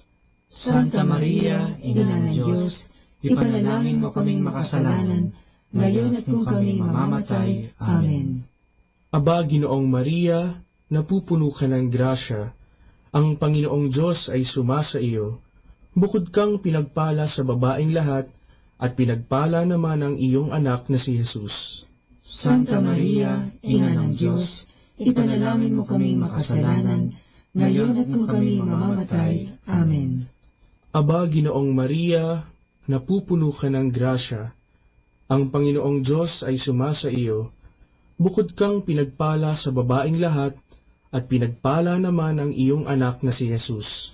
Santa Maria, Ina ng Diyos, ipanalangin mo kaming makasalanan, ngayon at kung kami mamamatay. Amen. Luwalhati sa Ama, at sa Anak, at sa Espiritu Santo, kapara na sa unang-una, ngayon at magpakailanman, magpasawalang hanggan. Amen. O Jesus ko, patawarin mo ang aming mga sala, iligtas mo kami sa apoy ng impyerno, hanguin mo ang mga kaluluwa sa purgatorio, lalong-lalo na yaong nangangailangan ng iyong awa. Aba po, Santa Mariang Hari, Ina ng awa, ikaw ang kabuhayan at katamisan. Aba, pinananaligan ka namin, ikaw nga ang tinatawagan namin. pinapanaw na taong anak ni Eva. Ikaw rin ang pinagbubuntungang hininga namin ng aming pagtangis dini sa lupang bayang kahapis-hapis. Ay Aba, pintakasi ka namin, ilingon mo sa amin, ipakita mo sa amin ang iyong anak na si Jesus. Santa Maria, Ina ng Diyos, maawain, maalam at matamis na Birhen. Ipanalangin mo kami, Santang Ina ng Diyos, nang kami ay maging dapat makinabang sa mga pangako ni Jesucristong Panginoon. Manalangin tayo. O Diyos, na ang bugtong na anak ay nagkatawang tao, namatay at muling nabuhay, upang kamuhin para sa amin ang gantimpalang walang hanggang kaligtasan. Ipagkaloob mo na sa pamamagitan ng pagdidili-dili namin ng mga misteryo ng kabanal-banalang rosaryo ng Birheng Maria, na mata mo ang kanilang mga ipinangangako, alang-alang din kay Kristong Panginoon namin. Amen. Sumapayapa nawa ang kaluluwa ng mga yumao sa grasya ng Panginoong Diyos. Amen. Sa ngalan ng Ama, at ng Anak, at ng Espiritu Santo. Amen.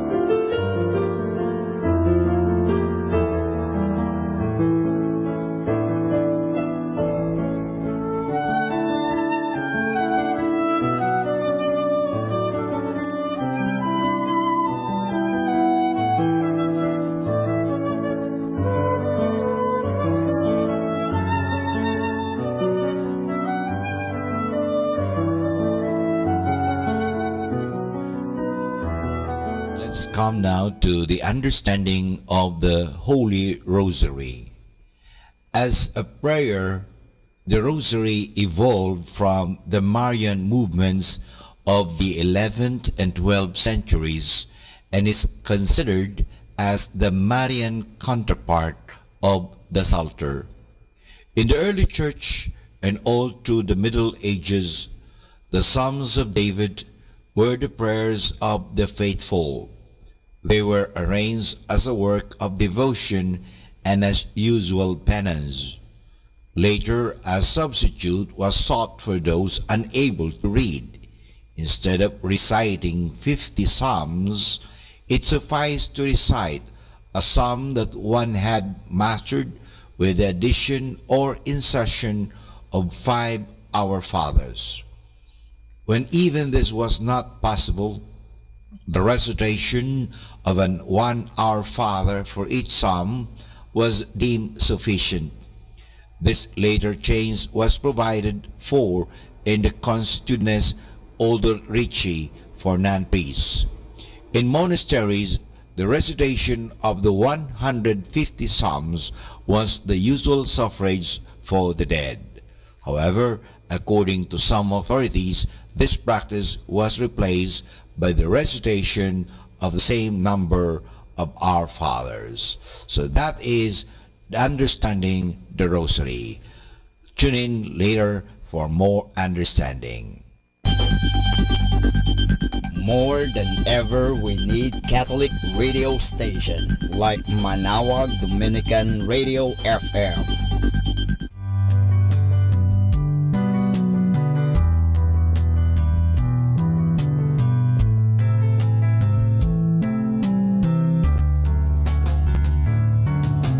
Whenever you're alone, just turn the radio on you with the songs of love, with words from our God. 'Cause you have a company, you have a friend in here.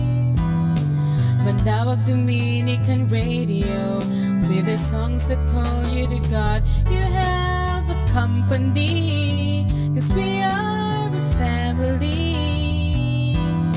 Manawag Dominican Radio, with the songs that bring you to God. You have Manawag Dominican Radio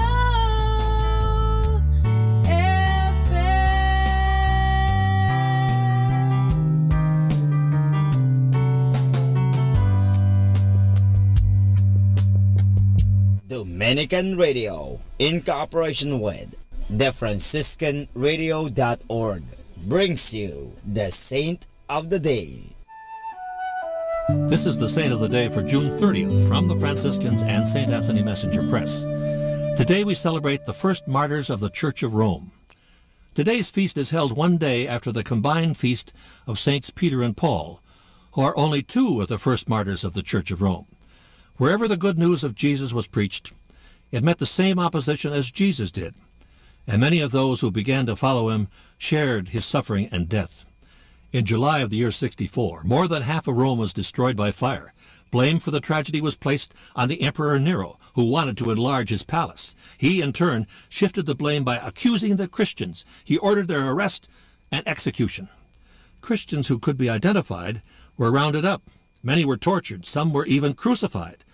Peter and Paul were probably among the victims. According to the historian Tacitus, a great multitude of Christians were put to death because of what he called their hatred of the human race. The testimony of Tacitus, who seems to have viewed all Christians as enemies, suggests they were made the scapegoats for the fire. 4 years later, Nero was threatened by an army revolt and condemned to death by the Roman Senate. He committed suicide at the age of 31. There's more about the saints, along with inspiration and Catholic resources, at our website, franciscanradio.org. From the Franciscans and St. Anthony Messenger Press, this is Saint of the Day. A radio that will help change your life. Manawag Dominican Radio.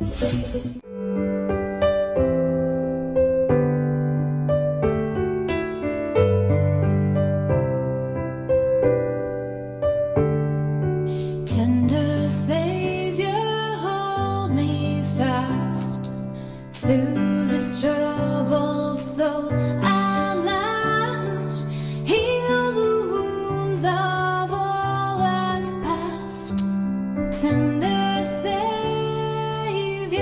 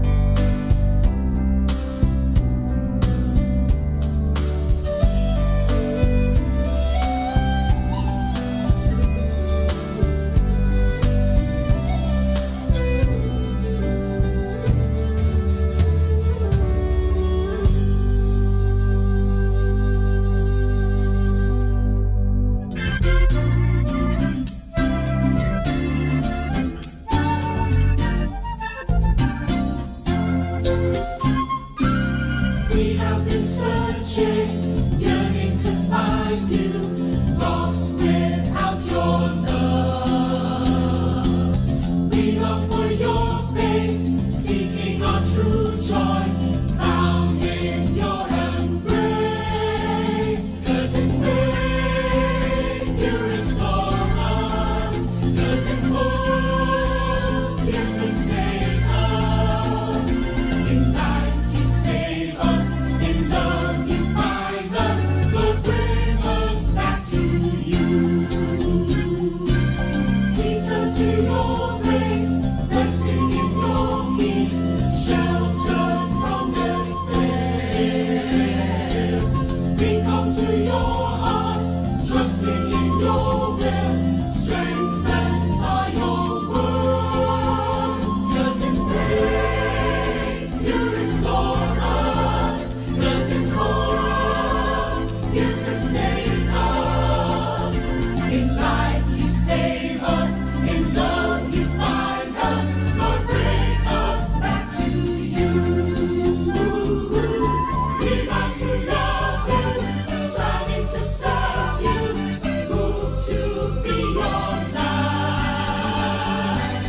We share your mercy, aiding the weary, blessed with our new lives. 'Cause in faith you restore us. 'Cause in hope you sustain us. In light you save us. In love you bind us. Lord, bring us back to you. In light you save us. In love you bind us. Lord, bring us back to you.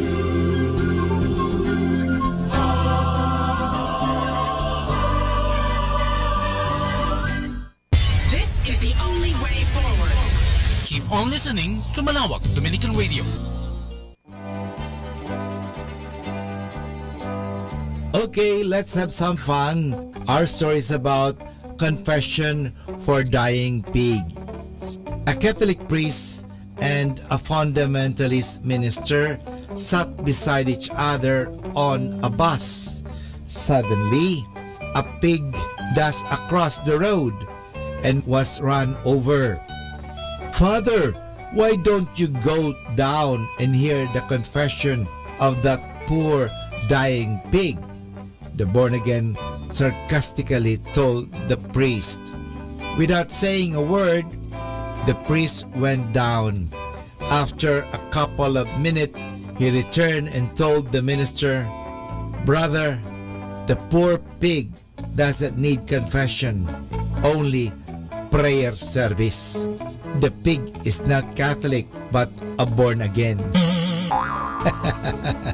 Sorry po, but anyway, ito is joke lang po na sinasabi natin na criticism at sinasabi, but anyway, importante po natin dyan kung bakit tayo ay nagkukumpisal tayo dahil tayo po ay may kasalanan. So ito po ay hindi naman sa pag-miminus ng ating mga kapatid, kundi isa pong joke lang naman masabi natin na anyway kasi ginagawa nilang biro. Huwag po natin gawing biro ang mga bagay na yan. Good afternoon mga kasama. Always be a blessing to everyone. Keep on listening to Manawag Dominican Radio. May kasama ka.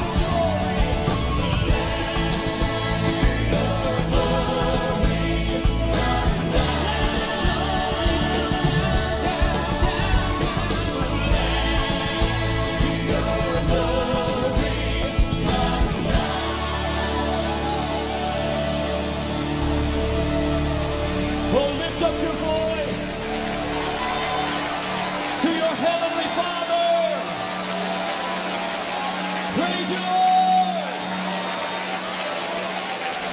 Bless you, Lord God.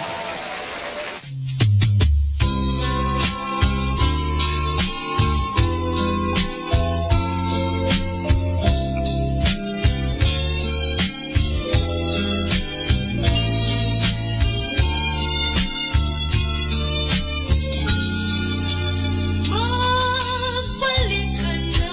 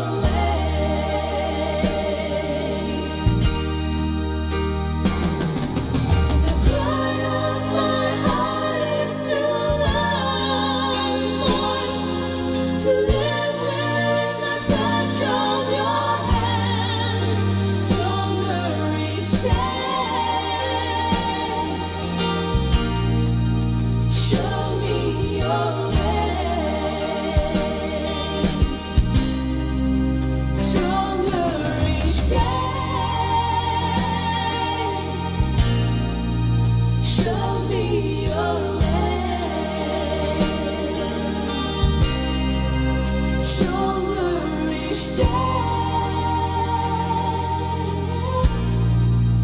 Show me your ways. Our time now is 1 o'clock in the afternoon. Let us now have our time check prayer.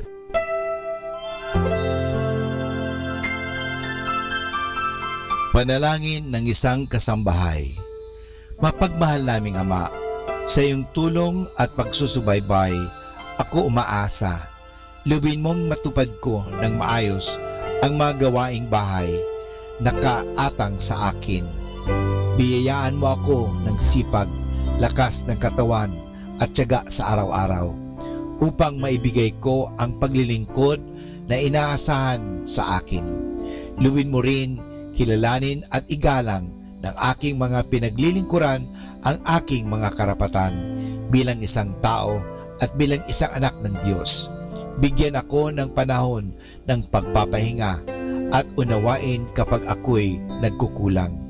Mahirap ang aking kalagayan, Panginoon, sapagkat nakikipamuhay ako sa mga taong hindi ko kapamilya. Kaya huwag mo akong pabayaan.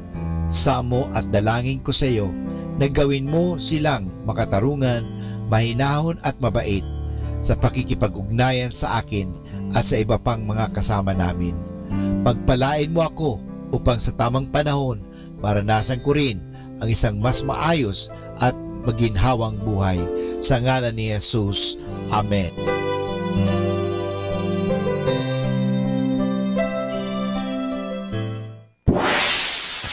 Mula sa Manawag Dominican Broadcasting Incorporated, napapakinggan sa buong mundo sa pamamagitan ng www.eradioportal.com at www.radyomanawag.com. May kasama ka si Jesus, si Maria at kami.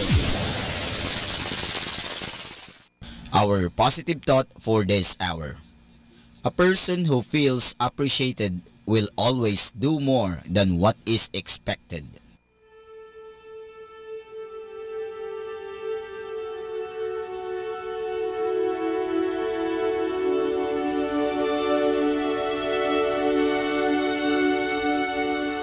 Greetings from the Dominican novices at the Minor Basilica of Our Lady of the Rosary of Manawag. You are now listening to Binhi ng Buhay. We would like to share with you the fruits of our contemplation on the Gospel reading for July 1, 2018, the 13th Sunday in Ordinary Time. The Gospel will be taken from the account of St. Mark, chapter 5, verses 21 to 43. When Jesus had crossed again in the boat to the other side, a large crowd gathered around him, and he stayed close to the sea. One of the synagogue officials, named Jairus, came forward. Seeing him, he fell at his feet and pleaded earnestly with him, saying, "My daughter is at the point of death. Come lay your hands on her, that she may get well and live." He went off with him, and a large crowd followed him and pressed upon him. There was a woman afflicted with hemorrhages for 12 years. She had suffered greatly at the hands of many doctors and had spent all that she had. Yet she was not helped, but only grew worse. She had heard about Jesus and came up behind him in the crowd and touched his cloak. She said, "If I but touch his clothes, I shall be cured." Immediately her flow of blood dried up. She felt in her body that she was healed of her affliction. Jesus, aware at once that power had gone out from him, turned around in the crowd and asked, "Who has touched my clothes?" But his disciples said to him, "You see how the crowd is pressing upon you, and yet you ask, 'Who touched me?'" And he looked around to see who had done it. The woman, realizing what had happened to her, approached in fear and trembling. She fell down before Jesus and told him the whole truth. He said to her, "Daughter, your faith has saved you. Go in peace and be cured of your affliction." While he was still speaking, people from the synagogue official's house arrived and said, "Your daughter has died. Why trouble the teacher any longer?" Disregarding the message that was reported, Jesus said to the synagogue official, "Do not be afraid, just have faith." He did not allow anyone to accompany him inside except Peter, James, and John, the brother of James. When they arrived at the house of the synagogue official, he caught sight of a commotion, people weeping and wailing loudly. So he went in and said to them, "Why this commotion and weeping? The child is not dead, but asleep." And they ridiculed him. Then he put them all out. He took along the child's father and mother and those who were with him and entered the room where the child was. He took the child by the hand and said to her, "Talitha kum," which means, "Little girl, I say to you, arise." The girl, a child of 12, arose immediately and walked around. At that, they were utterly astounded. He gave strict orders that no one should know this, and said that she should be given something to eat. Miracles. Many of us wish for a miracle when faced with difficult situations. We want to find an oasis amidst the desert. We want the rain to stop if it is already flooding. Why? What does a miracle bring to us? After it rains, the rainbow usually shows up. It then makes the sky beautiful. It also marks that the sun is about to shine again, a sign of a new beginning. Like the rainbow, a miracle is a sign of hope. After a great storm in our lives, a miracle will certainly bring new light for us to start anew. But miracles will only take place if we believe in God and if we do something to make them happen. Imagine wanting to get healed but not wanting to consult a doctor or to even take medicine. How will a miracle happen? We have refused the miracle even before it comes. In the Gospel, there was a father who wanted her daughter to be healed, and a woman who had been suffering hemorrhage for 12 years. They wanted to be free from their agony and difficulty. They believed in the miracle that Jesus could do. Moreover, they also prepared for the coming of the miracle. They did not merely wait, but they exerted their effort to look for Jesus. And thus, the miracle happened. They were healed. Whenever we ask for miracles, Jesus surely hears us. Miracles are not dreams. They are real if we fully believe in Jesus. Furthermore, Jesus wants to see us do something for the miracle to occur. That we give 100% effort in everything we do. Then, if God wills it, we will experience miracles. From the Minor Basilica of Our Lady of the Rosary of Manaoag, we thank all of you for listening. Please join us again next Sunday here at Binhi ng Buhay. May the Lord guide and bless us always.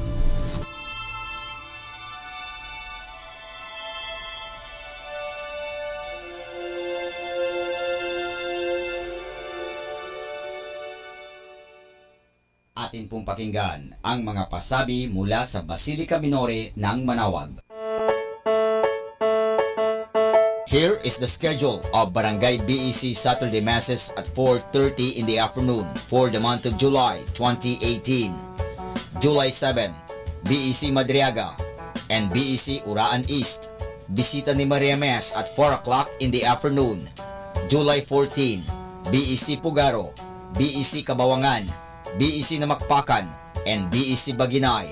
Bisita ni Maria Mes at 4 o'clock in the afternoon, BEC Babasit West.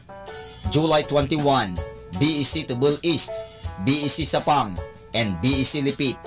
Bisita ni Maria Mes at 4 o'clock in the afternoon. July 28, BEC Baritaw, BEC Babasit East, and BEC Pao. Bisita ni Maria Mes at 4 o'clock in the afternoon.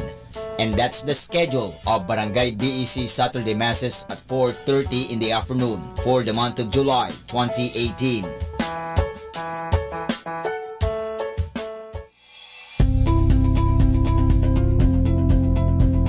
Colegio de San Juan de Letran, Manawag.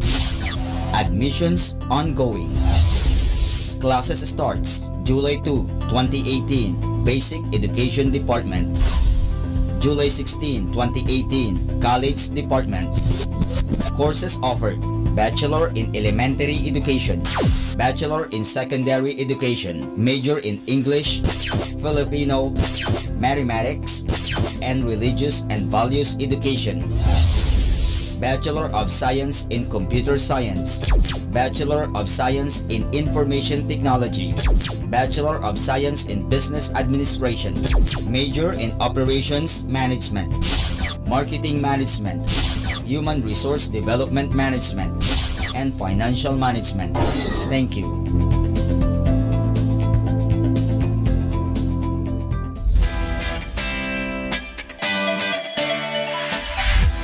Calling the attention of the alumni of Holy Rosary Academy, Our Lady of Manawag College, now Colegio de San Juan de Letran, Manawag. The institution is coming up with a database for the alumni in preparation of its 75th foundation anniversary.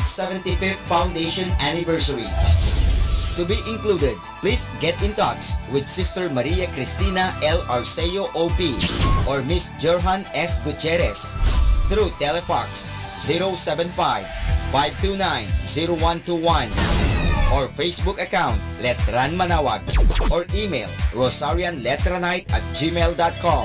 Please provide your name, your graduated, contact numbers, or email account, and present affiliation. Thanks so much. Siyempre Arriba, siyempre Letran.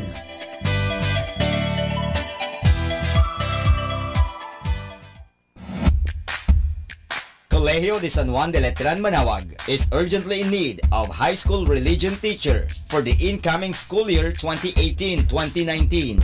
Please submit application letter, resume, and other pertinent papers to Sister Maria Cristina L. Arceo OP, Vice President and Principal. Thank you so much. Siyempre Arriba, siyempre Letran.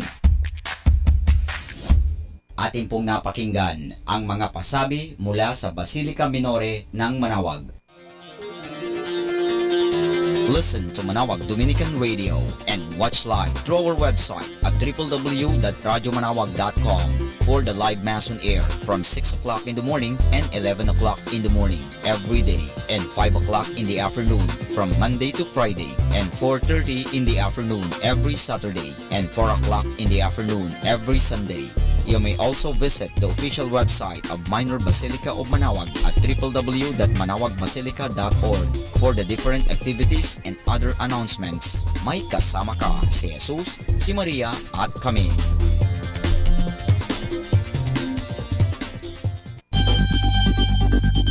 More than ever, we need Catholic radio station like Manawag Dominican Radio FM.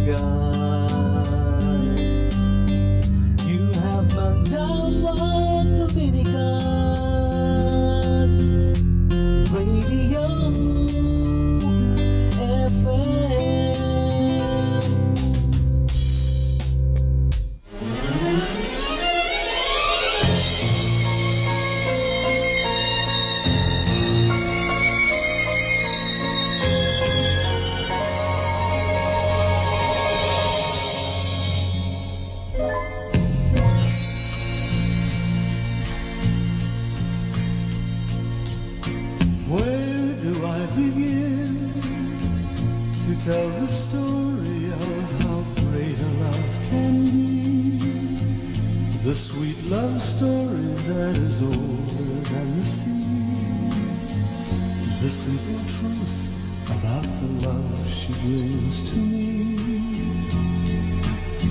Where do I start? With her first hello, she gave a meaning to this empty world of mine. There'd never be another love, another time. She came into my life and made the living fine. She fills my heart. She fills my heart with very special things, with angel songs, with wild imaginings. She fills my soul with so much love that anywhere I go, I'm never lonely with her along. Who could be lonely? I reach for her hand, it's always there. How long does it last? Can love be measured by the hours in a day? I have no answers now, but this much I can say.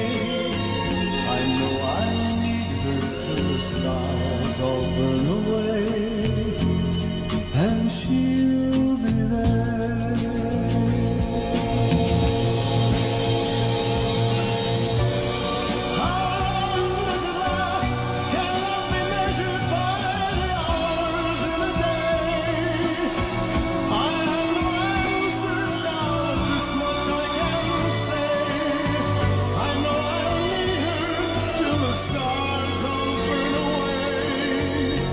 And she'll be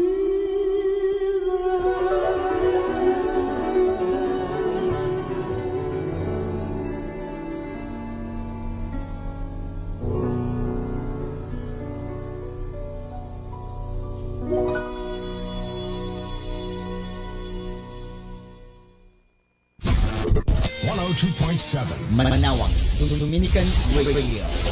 Atin pong pakinggan ang isang kwento sa Biblia ni Kasamang Cool. Ang dalawang lalaking nagtiwala sa Diyos. Hango sa libro ng mga Bilang, Kapitulo 13, versikulo 1, Kapitulo 14, versikulo 33. Matagal nang naglalakbay ang mga tao ng Israel. Araw-araw pinadadalhan sila ng Diyos ng pagkaing mula sa langit. Binibigyan sila ng sariwang tubig kahit sa mga lugar na mahirap makakita ng maiinom. Kung kailangan nila ang karne, nagpapadala ang Diyos ng maraming ibong kanilang makakain. Sila'y pinangangalagaan ng Diyos saan man sila naroroon. Nang malapit na sila sa lupaing ipinangako sa kanila ng Diyos, sinabi ni Moises kina Josue at Caleb at sa 10 pang mga lalaki, pumaroon kayo at tignan ang ayos ng bagong lupain. Alamin ninyo kung ang nakatira roon ay malalakas o mahihina. Tignan din ninyo kung ang mga lunsod ay napapaligiran ng pader at kung ang lupa ay mataba o hindi. Kaya't lumakad na ang 12 lalaki upang tignan ang bagong lupain. Nang sila'y magbalik, may daladala silang mga bungang kahoy na galing doon. Ang isang kumpol ng ubas ay napakalaki, kaya't kailangan pang 2 lalaki ang magpasan niyon. Talagang napakaganda ng lupang iyon, ang sabi ng 2 lalaki. Ngunit tinakot ng iba sa mga lalaki ang mga tao at sinabi, ang mga nakatira roon ay mga higante at ang mga lunsod ay napapaligiran ng matataas na pader. Hindi tayo makakapunta roon. Ang mga tao rooy higit na malalakas kaysa sa atin. Ngunit ang dalawa sa mga lalaki ay nagtitiwala sa Diyos. Sila'y sina Josue at Caleb. Hindi sila natatakot. Sabi nila, pumaroon tayo ngayon din. Ngunit pinaniwalaan ng mga taga-Israel ang ibang mga lalaki. Sila'y nag-iyakan at ayaw magsilabas sa kanilang mga tolda. Ayaw nilang pumaroon sa mga kahanga-hangang lupaing ipinangako ng Diyos. Sinabi nila, dinala tayo rito ng Diyos sapagkat siya'y galit sa atin. Sana'y hindi na lamang tayo umalis sa Ehipto. Napakaganda ng lupain, ang sabi ni Caleb at Josue, at iyo'y ibibigay sa atin ng Diyos. Huwag kayong matakot, siya ay kasama natin. Ngunit galit na nagsigawan ang mga tao. Pagbabatuhin silang dalawa. At nagsalita ang Diyos kay Moises sa loob ng toldang simbahan. Sinabi niya, hanggang kailan hindi magtitiwala sa akin ang mga taong ito? Hindi pat pinatunayan ko na sila'y aking iniibig at sila'y pinangangalagaan ko hanggang sa lugar na ito? Ngayon nga'y parurusahan ko sila? Ngunit nanalangin si Moises na patawarin na ng Diyos ang mga tao.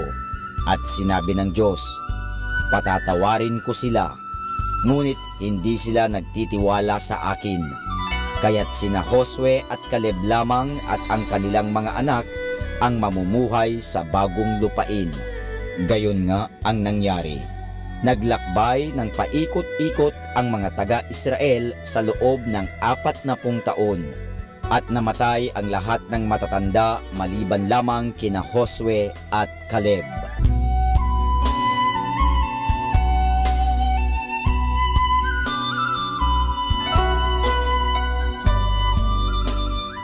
At yan po mga kasama ang isang namang kwento sa Biblia na pinamagatang ang dalawang lalaking nagtiwala sa Diyos. Hango sa libro ng mga Bilang, Kapitulo 13, versikulo 1, Kapitulo 14, versikulo 33. Abangan muli bukas ang isa na namang kwento sa Biblia. Ito po muli si Kasamang Cool.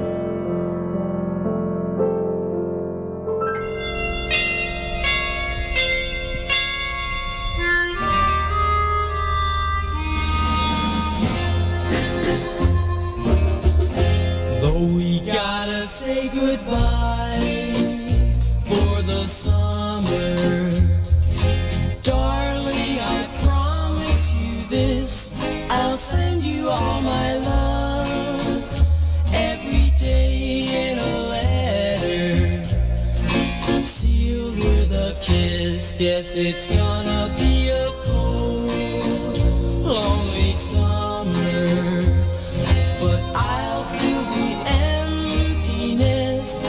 I'll send you all my dreams every day in a letter, sealed with a kiss. I'll see you in the sunlight. I'll hear your voice everywhere.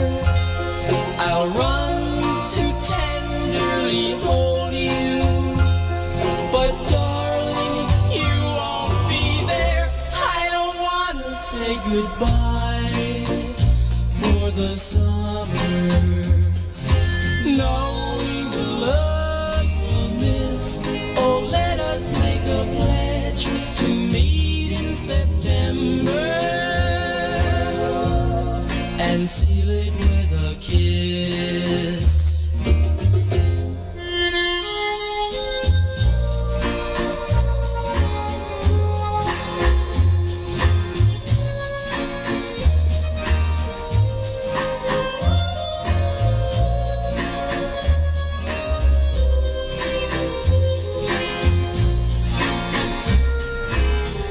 Yes, it's gonna be a cold, lonely summer, but I'll feel the emptiness. I'll send you all my love every day in a letter, sealed with a kiss, sealed with a kiss, sealed with a kiss.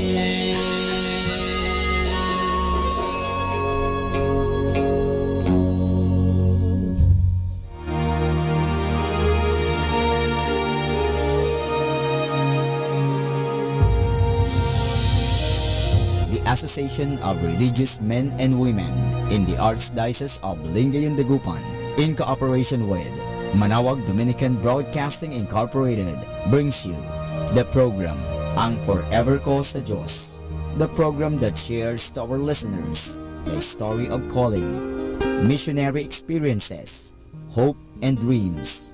Ang Forever Ko sa Diyos, Ang Forever Ko sa Diyos. O sinasadya mong di pansinin. Isang mapagpalang hapon po ang sumainyong lahat at naway nasa mabuting kalagayan po kayo, lalong-lalo na yung mga lagi nating nakikinig sa ating programang Ang Forever Ko sa Diyos. So muli, ito po ang iyong lingkod, si Sister Annabel Pring ng Handmaids of Charity of St. Vincent de Paul. Sisimulan po sa isang munting panalangin as usual. Sa ngalan ng Ama, ng Anak, ng Diyos, Espiritu Santo. Amen. Panginoon, Ikaw ang bukal ng kabutihan at pinasasalamatan ka namin sa hapong ito at patuloy mo kaming ginagabayan at binibigyan ng lakas. Manahan ka sa amin, Diyos Ama. Manahan ka sa amin, Diyos Anak. Manahan ka sa amin, Diyos Espiritu Santo, nang maging kawangis mo kami, Santissima Trinidad, sa aming pagmamahal, sa aming kapwa, gayon din sa aming pakikihalubilo, at saan man kami makarating, naway ikaw ay aming papurihan at madala at maramdaman ng aming kapwa. Amen. Sa ngalan ng Ama, ng Anak, Diyos Espiritu Santo. Amen. Ito po uli ang inyong lingkod, si Sister Annabel Pring ng Handmaids of Charity of St. Vincent de Paul. Medyo madidelay po ang ating mga kasama at matraffic. So, pansamantala, ako muna po ang inyong maririnig hanggang mamaya, hanggang sa makarating po sila. Okay, so binabati po natin ang lahat ng mga nakikinig nating mga dating regular listeners na nasa iba't ibang lugar. Ayan.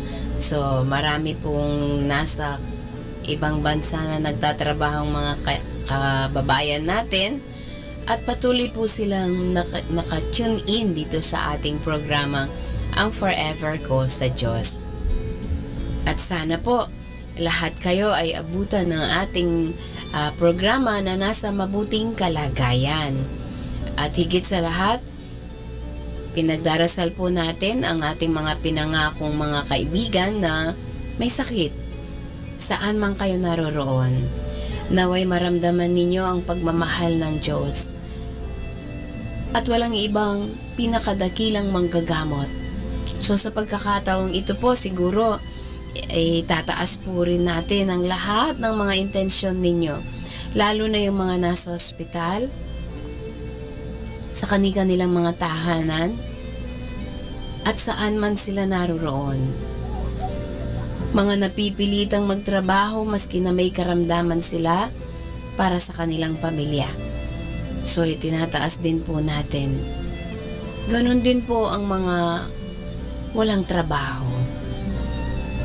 Batid ng Diyos ang inyong suliranin kung gaano kahirap. At lahat ng mga sumusuporta sa kanilang pamilya na nasa ibang bansa. Nakapag-mission din po ako sa iba't ibang mission like in Indonesia, in Europa, sa Italia.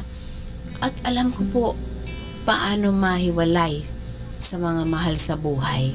Ako bilang madre, ibang klaseng pagseservisyo ang ginawa ko po. Ang aking salary ay sa langit matatanggap. So, kayo pong lahat na mga inaalala namin ang inyong mga intensyon, gayon din po itinataas po namin ang lahat ng mga magulang, mga mag-asawa. At tuwing nasa simbahan po ako, masaya po ako kapag may mga nakikita po akong mga mag-asawa na nagsisimba kasama ang kanilang mga anak. Lagi kong pinagdarasal na manatili po sana silang tapat sa isa't isa.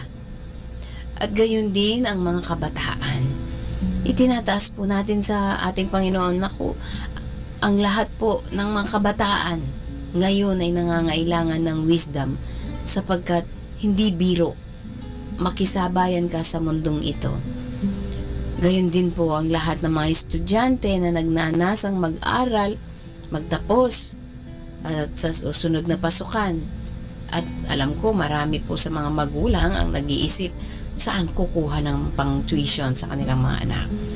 So muli, ito pong lahat ng mga ito, anumang intention ninyo, kasama po sa Santa Misa ang lahat ng ito. Sapagkat sa banal na Eucharistia, mamaya tatalakayin natin ng konti.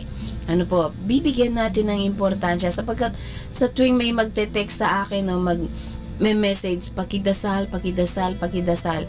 At yun po ang dinadala ko sa misa. Dinadala ko sa mass intention. Sapagkat ang natatanging nagmimisa ay walang iba kung hindi ang ating Panginoong Jesucristo. So yun po yung pinakamataas na panalangin. Yan. So balikan po natin lahat ng mga pinagdarasal natin. Higit sa lahat, binibigyan po natin ng puwang sa ating puso ang mga kapatid nating mga persecuted Christians sa iba't ibang parte ng mundo. Kasi marami pong mga naghihirap for the sake of their faith. So ito po ay isang challenge na para sa atin kung paano tayo manatiling tapat hanggang sa dulo. Ayan. So maski po mag-isa ka lang, sabi nga, mayroong kang kasama. So yung mga persecuted Christian, hindi po sila nag-iisa. Sa tulong ninyo, maski nasa trabaho kayo, maski na domestic helper lang po kayo sa ibang bansa, maski teacher lang po kayo, ay hindi pala lang, mga teacher po kayo o domestic helper, yan, walang lang, ano po. Maski ikaw ay isang doktor, maski ikaw ay isang janitor, vendor, kapag ang iyong ginagawa, iniisip mo ikaw ay nasa presensya ng ating Panginoon, ay naku, napakadakilang bagay po ang inyong ginagawa. At anong merito iyan para sa mga tao na buhay na nangangailangan ng grasya ng Diyos? Malaki po. Gayon din ang merito na makakamtan ng isang kaluluwang nangangailangan ng pagpapatawad ng Diyos. Ayan. So siguro sa pagkakataong ito, bibigyan po natin ng pansin. Bagamat wala pa po at na-traffic pa yung ating mga kasama, ang pagtawag. Ano nga ba yung tawag ng Diyos? Lahat ng tawag ng Diyos ay nagdadala sa atin sa kabanalan. Bibigyan ko po ng mas malalim na pagpapaliwanag ngayon kung ikaw ay isang matandang dalaga o matandang binata, tawag yan ng Diyos para sa kabanalan. Kung ikaw naman ay madre o pare, maging matuwid, banal, maayos, at mabait na madre at pari ka. Kung sakali man, tinawag ka ng Diyos sa isang buhay na pag-aasawa, mayroon kang kabiyak, babae, lalaki, ikaw ay tinatawag ng Diyos na magkaroon ng habang buhay na kasama. At iyan po ang tinatawag natin na kabanalan. So ito pong tatlong iyan na estado ng ating buhay ay tinatawag na kabanalan. Kaya malugod po nating iniimbitahan lahat ng mga may mga katanungan sa kanilang bukasyon. Ako'y tinawag ng Diyos para maging isang banal. May asawa, dalaga o binata, o dili kaya yung tinatawag nating tumugon sa tawag ng pagmamadre o pagpapare. Ayan. So, papalapit na daw po. Naku, narinig nyo sa narinig nyo tuloy ang tawag. Papalapit na daw po itong aking kasama si Sister Mila at medyo na traffic lang. Anyway, so tutugunan po natin. Magbibigay po ako ng halimbawa ng mga santo na nag-asawa pero tinawag sila sa kabanalan. Kilala niyo po siguro ang mga magulang ni Santa Teresa at lately lang po naging banal at naging santo. Yan, magulang iyan. Tapos isa rin pong tinawag na maging banal bagamat sa kanyang sakripisyo tinugon ni Santa Monica, nanay po yan siya ni San Agustin. So hindi lang sa pagpapari o pagpamadre ang tawag ng Diyos para sa kabanalan. Yan, yung tatlong iyan. Ano ang ginagawa ng mga ito? Paano silang naging banal? Sa kabila ng pagiging mahirap ang buhay may asawa, naging banal po siya. Isa rin po dito, bagamat si Santa Rita de Cassia ay nakapag-asawa at nagkaroon ng anak, tinawag pa rin siya ng Diyos na maging madre. O kakaiba naman, ano? Kung natatandaan niyo po, the other day, may nai-interview po akong madre, si Sister Annalyn. At sa kanilang kongregasyon, lately lang po, na-discover nila na mayroong kakaibang karisma na nililid ang Diyos sa kanilang congregation. At ito po yung pwedeng mag-asawa at kapag may asawa at ayos established na ang kanilang pamilya at gusto pa rin magmadre, kasi kadalasan sinasabi nga po, alam mo, nakapag-asawa lang ako, sister, kaya lang noon gustong gusto kong magmadre, ngayon biyuda na ako. Yan, mayroon pong chance na pwedeng maging madre ang isang biyuda. At yun po ay sa congregation ng Pius nakalimutan ko po yung congregation ni Sister Marita at Sister Annalyn. Anyway, so doon po, just in case kung mayroon po kayong gusto na magmadre pa rin, na naging biyuda, pero syempre, titignan po natin kung talagang sincero. Mayroon din pong formation na tinatawag. So, yun po yung mga buhay pag-aasawa. Ano po ang tinahak nilang landas? Alam po natin na ang buhay pag-aasawa ay marami ring challenge, marami ring trial. Bagamat may asawa, kailangan gampanin mo ang tungkulin mo bilang may asawa sa iyong asawa. Una, ang katapatan sapagkat nangako ka sa araw ng iyong kasal sa kanya sa pamamagitan ng pangakong binibitawan mo sa harapan ng pare.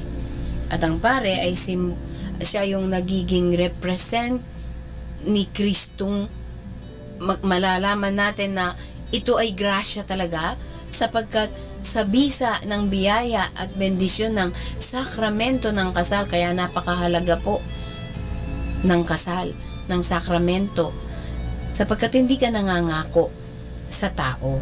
Si Father, maski matanda o bata, mabait o hindi mabait, basta gwapo o hindi gwapo, sabihin natin, si Father ay ang larawan na ni Kristo sa oras na magmisa siya. Kaya, maski na nangangako ka sa pare, sa harapan ng pare, nangangako ka sa Diyos. Ganun po ang sakramento at kasagrado ng banal na Eucharistia. Kaya sa harapan ng kasal, sa harapan ng misa, mayroon kang ninong at ninang. At sa iyong pangako, hindi sa tao, kung hindi sa Diyos. Kaya sa ating pong Katoliko, naniniwala tayo, hindi po tinatanggap ang divorce. Ang diborsyo o ang divorce, walang pwedeng hiwalayin ang tao, sapagkat ang iyong pangako ay sa Diyos. Kaya sa atin po, sana ipagdasal po natin na hindi matuloy anumang panukala nila tungkol sa diborsyo, sapagkat napakasagrado ng kasal. Ito isang tawag para sa kabanalan, at ang tawag na ito ay iniimbitahan ng lahat na manatiling tapat.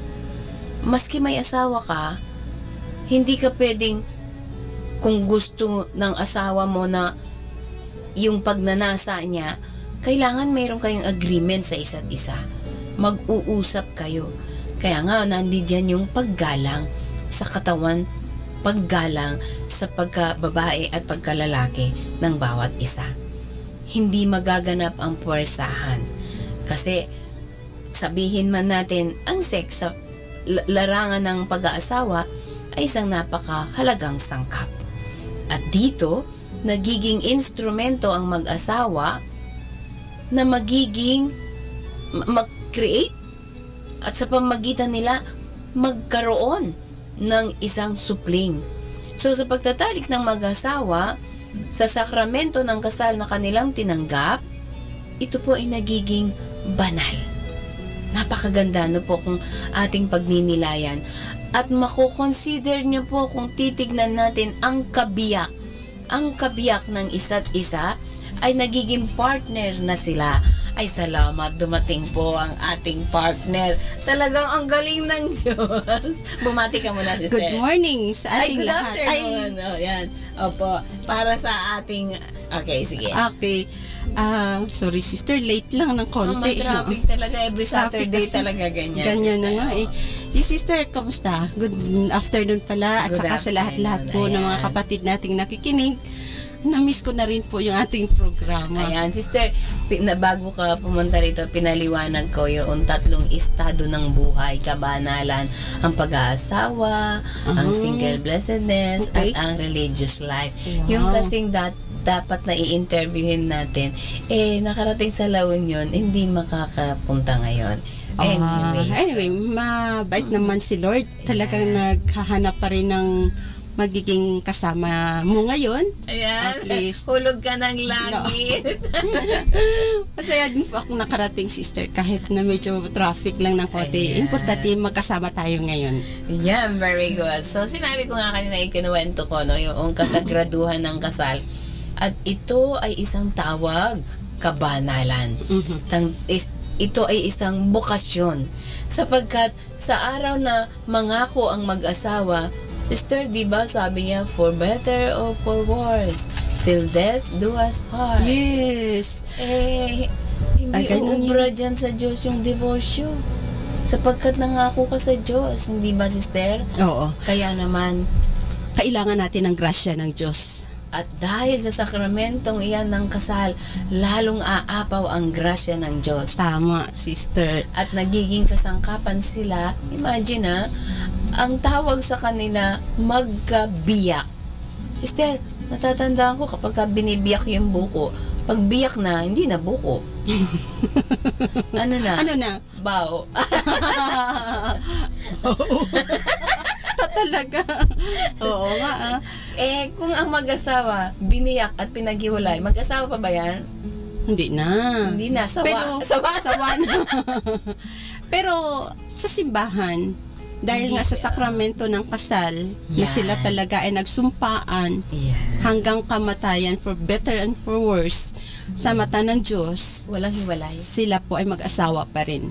Alam mo, Esther, kung titignan natin, sabi nila, dito sa mundo, walang forever. Sa mundo, palagay ko, pagdating sa Diyos at sa sakramento ng Diyos, may forever. Tignan nyo, ha? Tignan nyo. Ano ang unang sakramento, sister? Ano? Binyag. Diba, forever ka ng anak ng Correct. Diyos. May forever. Ayan. Basta, lahat ng sakramento may forever. Ano ang pangalawang sakramento? Kumpil. Iniisip ko kung ano Hindi. Iniisip ko kasi naalala ko kasi. English ba ang gusto mo, ano? Oo, confirmation. Pero hindi, iniisip ko kasi nagsisimba kasi ako Nung bata pa ako pagkatapos ng binyag, di ba? Oo. Kaya yung sakramento ng the Eucharist. Yeah. Pero, tignan mo yan, sister. Ako ay Katoliko, sabi niya, nabinyagan. Pagkatapos nag-ibang bansa kami, nakarating ako sa Riyadh, nakarating ako sa Saudi, nakarating ako sa Pakistan, at nagpabinyag ako ng protestante. O kaya Muslim, nagpabinyag siya ng kung ano-anong reliyon at nagpapalit siya. Sister, yung sakramento ng binyag na pagiging Katoliko mo, unang natanggap mo, mabubura ba yun? Hindi. Yan! Viva me forever! Of course, dahil kapag tayo ay bininyagan, nakatatak na tayo. Correct. Natataka na tayo na tayo ay anak ng Diyos. At hindi na yan talaga mabura. Very good. Ngayon, sister, pangatlo, ano ang ikatlong sakramento ng Diyos? Sakramento ng Eucharist or penance. Okay. Kasi kailangan talagang pagkatapos ng kumpil, kasi nga 'di ba sa una kanina 'di ba sabi usapan natin yung binyag. Pangalawa, sakramento ng kumpil kasi nga pinapalago po yung ating pananampalataya. Kaya nga yun yung logic. Oo. Pero yung pangatlo, penance or sakramento ng reconciliation. Tignan mo yan, sister. Ang mga kasalanan natin sa oras na makumpisal, sabihin mo na nagkasala ka nung high school ka, pagkatapos nakalala mong nagkumpisal ka na, sister, pag pinatawad ka ng Diyos, forever na ba yan? Opo. Kaya nga, sister, forever. May forever sa kasi yung mahal ng Diyos ay pinatatawad, buradong completely. Oo, at saka forever kasi ang pagmamahal ng Diyos. Ayan! So, may forever na naman. Sige, sister. Ika-apat na sakramento. Ayan. Dito, lalo ka na niyang mapaparamdam niya sa'yo na mahal ka niya. Anong sakramento iyan, sister? Sakramento ng Eucharistia. Okay. Kaya naman, palagi tayong nagugutom sa Kanya sapagkat walang ibang inahanap ang ating kaluluwa kung hindi ang laman ng Diyos. Ang katawan ng Diyos. Sa Pangasinan kasi laman. Kaya nga nagmimix-mix na yung utak ko. Tagalog pa Pangasinan. Oo, sister. Oo. Ayan. Kaya every time na nakakatanggap po tayo ng laman ng Diyos o ano ngayon? Katawan ng Diyos, yung ating spiritual, ating kaluluwa ay tumataba, ay nagiging healthy, nagiging strong. So, imagine mo yan, sister. Ang ating pagtanggap sa Eucharistia sa buhay na ito, para bagang pinoporma kapag tayo ay haharap sa langit. Ayan. Ang sarap na ano. Tignan mo yan, sister. Ang ganda ng grasyang binibigay ng Diyos sa atin ang Eucharistia, kung pagmamasdan mo siya, ordinaryong tinapay. Pero kapag nagdasal si Padre, ano nga tawag doon? Epiklesis, sister, di ba? Epiklesis, Diyan yung pagbaba ng Espiritu sa pamamagitan ng panalangin ng pare.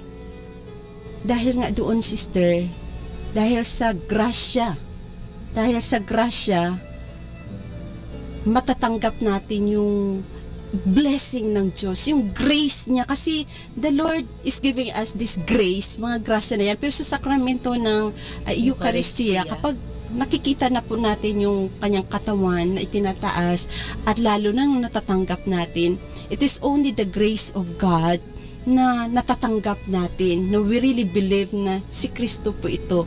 Yan yung love ng Diyos na tinatanggap natin sa puso natin. Baga sa sister, nagsisave na tayo ng something for eternal life. Kaya mga kapatid, kung tignan po natin, anong importansya ng misa? Ang misa pala, dito sa mundong ito, valid ang ating mga pagnanasa, pagpapakain sa ating kaluluwa dito sa mundong ito para sa kabilang buhay. Di ba, sister, napakagandang tignan na kung tayo haharap sa Diyos, abay, ang kaluluwa ko mataba. Dito malinis? Sa mundo, yes, malinis. Dito sa mundong ito, ang pinaghahanda natin, eto, sister, pagpapabanat ng mukha para maging bata, pagpapakis-kis-kis-kis ng kung ano-ano sa ating katawan para pumuti, pagpapakulay ng ating buhok para maging orange, violet, green, white, ewan ko. Para magiging bata ang tingin. Para maging bata ang tingin kung ano-ano na. Pero hindi yan mananatili, sister. Ang kaluluwa lang mananatili at magbabalik sa Diyos. Actually, sister, tama yan kasi yung tinitingnan naman ng Diyos sa buhay natin, hindi yung kagandahan ng panlabas. Ang tinitingnan ng Diyos sa atin, yung kung anong nilalaman ng puso natin. Kaya kung nandito man tayo sa mundong ito, tama yung sinabi ni sister kanina, yung hindi lang pampaganda sa labas, sa mukha, sa pisngi, sa buhok, sa mata. Mas kailangan nating pagandahin yung puso natin sa pamamagitan ng paggawa ng mabuti sa kapwa, yung pagdadasal lagi, yung pagsimba araw-araw o lalong-lalo na tuwing linggo kasi yan yung mahalaga sa mata ng Diyos. Yan. Sister, siguro, buti na lang wala yung guest natin. Kasi i-stress natin yung Eucharistia. Ilan kaya, Santa Misa, ilan kaya sa ating mga nakikinig ngayon ang binibigyang puwang ang pagsisimba? No, sister? Nakakalungkot Kung sino man nakikinig ngayon, hindi man natin sila makita, hindi man natin malaman more or less kung ilang porsyento yung mga nagsisimba araw-araw or linggo-linggo, pero nakikita sila ng Diyos. Yan. Babalik ako sa sinabi mo kanina, para sa mata ng Diyos, ang gandang tignan, sister. Siguro gusto kong ilarawan ang isang ina o ang isang ama, gaano man kapangit ang kanyang anak para sa kanya maganda siya. Correct. Ako sa mata ng nanay. Correct. Ako narinig ko sa mga labi ng nanay at tatay ko, ang pinakamaganda kong anak, si Annabel. Wow. Tapos nung nakita niya ang kapatid ko, si Alma, ang pinakamagandang anak si Alma. Ang pinakamagandang anak ko si Roma. Teka lang, bakit puro pinaka kami? Ganda, no? Oo. Ibig sabihin, lahat kayong pinakamaganda. Kung ganon, magaganda sister, kayo lahat. Sa mata ng Diyos, dahil anak tayo, tayong lahat ay pinakamaganda. Ang sarap pakinggan, no? Tignan mo yan, sister, di ba? Naku, nasa pa lang po tayo. Anong sakramento na yon, sister? Sakramento so, review natin. Ang unang sakramentong nagiging anak tayo ng Diyos forever, mayroong binyag. Sakramento ng binyag. Ang sakramento kung saan pinapalakas tayo ng Espiritu Santo forever. Kumpil. Ang sakramento forever. Basta't matanggap lang natin ito, ang sakramento ng pagpapatawad sa atin ng Diyos forever ay sakramento ng kumpisal. At ang sakramentong forever tayong hinihintay ng Diyos araw-araw at pinapakain ay ang sakramento ng misa. Eucharistia o banal na misa. Okay, ngayon, sister, ito ang sakramento na kinakailangan ng kagalingan minsan, no? Ng ating katawan at ng ating kaluluwa. Pero wag lang ibibigay ito sa taong malapit ng ma-deadball, no? Okay. O magpunta na sa terminal na Anong sakramento yan, sister? Sakramento ng anointing of the sick. Ayan. Paano yung sister sa Tagalog? Ang pagpapahid ng langis sa may sakit. Kung may mga may sakit po, minsan natatakot silang magtawag ng pare. Ang naaalala ko noong kami ay bata-bata pa, mga junior pa. Ako? Sister, na-assign ako magbigay ng communion sa mga may sakit sa aming barangay sa Pansol, Diliman, Quezon City. At inaalok namin sa mga may sakit, gusto niyo po bang gumaling? Yan. Ang sagot, opo. Yan. Minsan po kasi yung sakit natin ay kagalingan ng katawan at kaluluwa. Kaya kung hindi ka mapapagaling ng gamot at ng doktor, ang pare mapapagaling ka. Oo. Naniwala sila. Alay, naniwala. Dahil sa paniniwalang iyon, sister, nakalabas na sa ospital ang sabi may cancer siya. Tapos, ang ginawa, iniuwi na sa bahay dahil wala na daw pera. Ang ginawa nila kay Lola, sabi ko, baka po kailangan niya ay pare. Correct. Di tumawag kami ng pare. Tamang-tama yung pare na yun, magaling siya sa mga matatanda. Lola, dinadala po kayo ni Jesus at ako yung pinadala. Galing. Ala, sabi nung... May charisma si Father. May charisma si Father. Ala, sabi nung pare, ako po yung pinadala ni Jesus at pinapasabi niya, gumaling ka at gagaling ka. Sabi ng matanda, ay magaling na ako kasi nakita kita. Ayun pala, hindi doktor yung kailangan, yung presensya ng Diyos yung kailangan niya in the person of Father. Pinakinggan ng pare yung kumpisal. Alam mo, sister, nakaabot pa yun ng 5 taon yung matanda. Grabe, no? Blessing. Grasya talaga, no? Kasi sabi ng mga anak, matanda na kasi si nanay, hindi na namin ipapa-opera, may cancer daw. Sabi naman ni nanay, wag na. Hintayin ko na lang ang aking kamatayan sa bahay. Nung dumating yung pare, baka nga naman, kasi yung pagpapatawad, maraming kagaling ang nagaganap. Galing sa puso kasi yung mga... Actually, sister, no? Yung kuminsan parang... yung sakit po natin, feeling natin, daming sakit natin na hindi magagaling ng doktor. Pero actually, nakakapagpagaling sa atin ang kumpisal. Hindi naman po tayo magkukumpisal dahil sasabihin nyo, wala tayong kasalanan. Lahat po tayo ay may kasalanan. Yan. At kung sakali man sabihin sa atin ng isang tao, wala akong kasalanan, ay ulyanin na po yun. Natin. Ayan. Ang ganda na usapan natin, sister, no? Oo nga. Bihira lang yan na pero nakaka-renew kasi kapag maalala natin, at least tayo din mismo, parang na-reflect din natin na kailangan talaga natin yung magkumpisa lagi. Kasi kailangan natin yung grasya ng Diyos kasi pag tayo ay natatanggap natin yung blessing ng grasya ng Diyos sa pagpapatawad, nare-renew po tayo. Parang nabubuhay tayo, nagiging masigla po tayo. Parang ang sarap makibahagi sa tao na yung pagmamahal ng Diyos. Kaya patuloy po natin yung ating pagbabahagi ng sister. Ayan, so ikalima na. Okay. So ito pong natitirang 2 sakramento ay ang sakramento ng pagtatalaga. Siguro dito tayo medyo magtatagal, sister, ang sakramento na kung saan mayroong kang pangako na bibitawan bilang ano na yung ika-6? Ang sakramento ng pagpapari. Okay, pagpapari. Actually, sister, bigay ko na rin yung pang-7, pagpapari at pag-aasawa. Okay, oo. May commitment pareho yan. Okay, Kaya nga, sister, pag-asawa, anong unahin natin? Pag-asawa na lang muna. Mag-aasawa muna.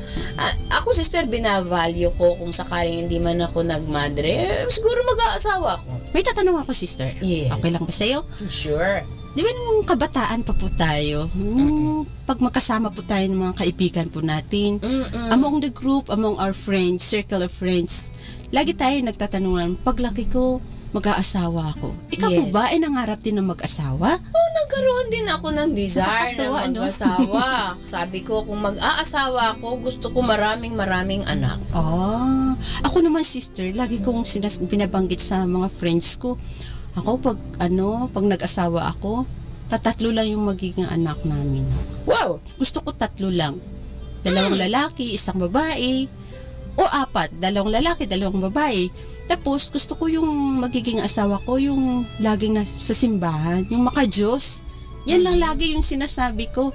Na-excite ako. Sabi ko ganun. Basta yun lang yung gusto ko. 2, 3, 4 lang yung magiging Tipid mo naman.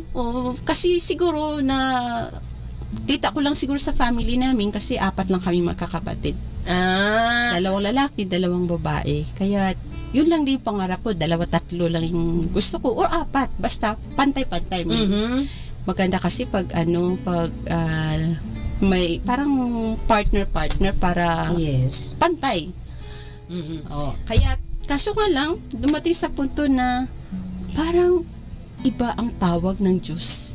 Parang iba yung, kasi pag may nanliligaw sa akin, may mga nanliligaw sa'yo, akala ko yun na yun, pero bakit? Mayroong kakaiba sa puso ko. Kahit gusto ko man siya, may kakaiba pa rin, may emptiness. Na parang ayaw ko yung hindi para siya sa akin. May hinahanap ako, hindi ko makikita sa isang lalaki. Yan ay senyales, sister, na mayroong kang tawag sa kakaibang tawag. Yan. Ako naman, nung nakita ko rin na masaya ang pamilya namin, 6 kaming magkakapatid. Magulo kami kapag magkakasama, nag-aaway, nagsusuntukan. Kaya, konti pa lang yan. Kasi yung mga magulang ko, si nanay, si tatay, mga 10, may 12. Kaya sabi ko, kung ako'y mag-aasawa, marami yung anak ko. Marami talaga. Pero sabi ng Diyos, marami kang magiging estudyante. Balang araw. Marami kang mga mabibigyan ng recollection. Marami kang mabibigyan ng talk. Isa sa pinakamalaking venue na nabigyan ko ng talk sa college, 1,500 ata yung grupo. May mga doktor, may mga secretary, may mga teachers. So, sabi ko, bakit nasa ang laki-laki nitong venue, sabi ko sa isang university. Sana kung magtotok, sandali lang po, wala pa po yung estudyante. Ay, Diyos ko, nung dumating! Ilang estudyante ba itong hinihintay natin? Sabi ko, nakapila sila. Una, mga teachers. Sister, 500 pa lang po yan. Anong ibig mo sabihin? Kasama po yung mga engineer, mga nursing student, mga architect. Ilan sila? Sabi ko gano'n, sister, 1,500 lang po. Alay, sabi ko, bakit yung leeg ko? Whole day akong nagsasalita. Sabi ko, ito siguro ang mga anak na inahangad ko na mabigyan ko ng isang pagmamahal. At habang ako'y nagtutok doon, nung mayroong question and answer portion, parang sharing, hindi ko akalain may isang estudyante doon, sister. Sister, salamat po. Sabi niya ganon. Mayroon akong 3 keywords doon. Sabi ko, were you able to say thank you, I'm sorry, and I love you? 3 magic words. Tapos isang bata doon, parang natouch siya. Sabi niya ganon, I have everything. Money, etc. And all the luxury that I have. Tapos sabi niya, but I don't know if I have this love. Sabi ko na, tumahimik lahat. Ang estudyante, imagine mo yan, sister, ang katahimikan ng more than 1,500 ang mga estudyante. College yan, mag-graduate sila. Tapos, sister, nagtangka pala siyang makamatay. Yes. Wow, kalungkot may naman. kulang. Pues, sabi kong ganon, kung sakali man At least may isang nakinig mula sa 1,500. Tama. Sister, masaya na ako. Wow. Meron Nakaanak na ako. Nakabangon na yun. Oo, di ba? Ay, sarap ng feeling pag gano'n to. May isa lang na madala ka sa langit. Sabi ko, mahal ka ng Diyos. Yun lang ang ginagaranti ako. Tapos sabi niya ganun, I don't know if my family loves me. They are sending me money all the way from Middle East. And I have everything. But I don't know if they love me.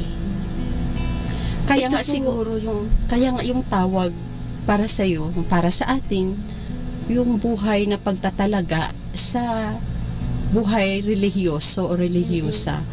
Hindi tayo tinawag sa sa buhay na pag-aasawa kasi meron nandiyan rin sa puso natin kasi meron tayong tinatawag na mother instinct, pero yung ating calling, yung ating tawag sa pagtatalaga na isang relihiyosa o isang pagpare, pagmadre.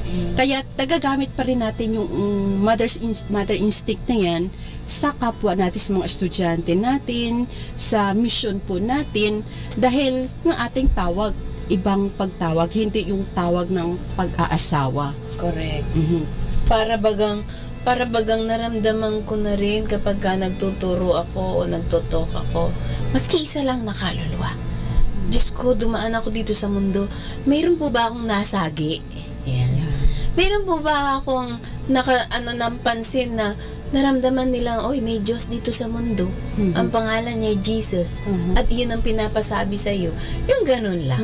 No? Para bagang sa pagkakataong yon, sabi ko, wow, nanganak na ako sa langit. Yeah. Sister, natuwa naman ako doon sa nabanggit mo kanina na sinabi mo, meron ba akong nagawa sa mundong ito? Meron akong nagawa sa kapwa ako. Natiso ko lang. Actually, kapag tayo ay babawiin na ng Diyos, no? Yun lang naman yung itatanong niya kung ano yung nagawa po natin habang tayo ang nandito sa mundo. Kaya nakatawag pansin sa akin yung sister kasi masaya po ako ngayon. Wow. Gusto kong ibahagi sa iyo. Yes. At saka sa mga nakikinig.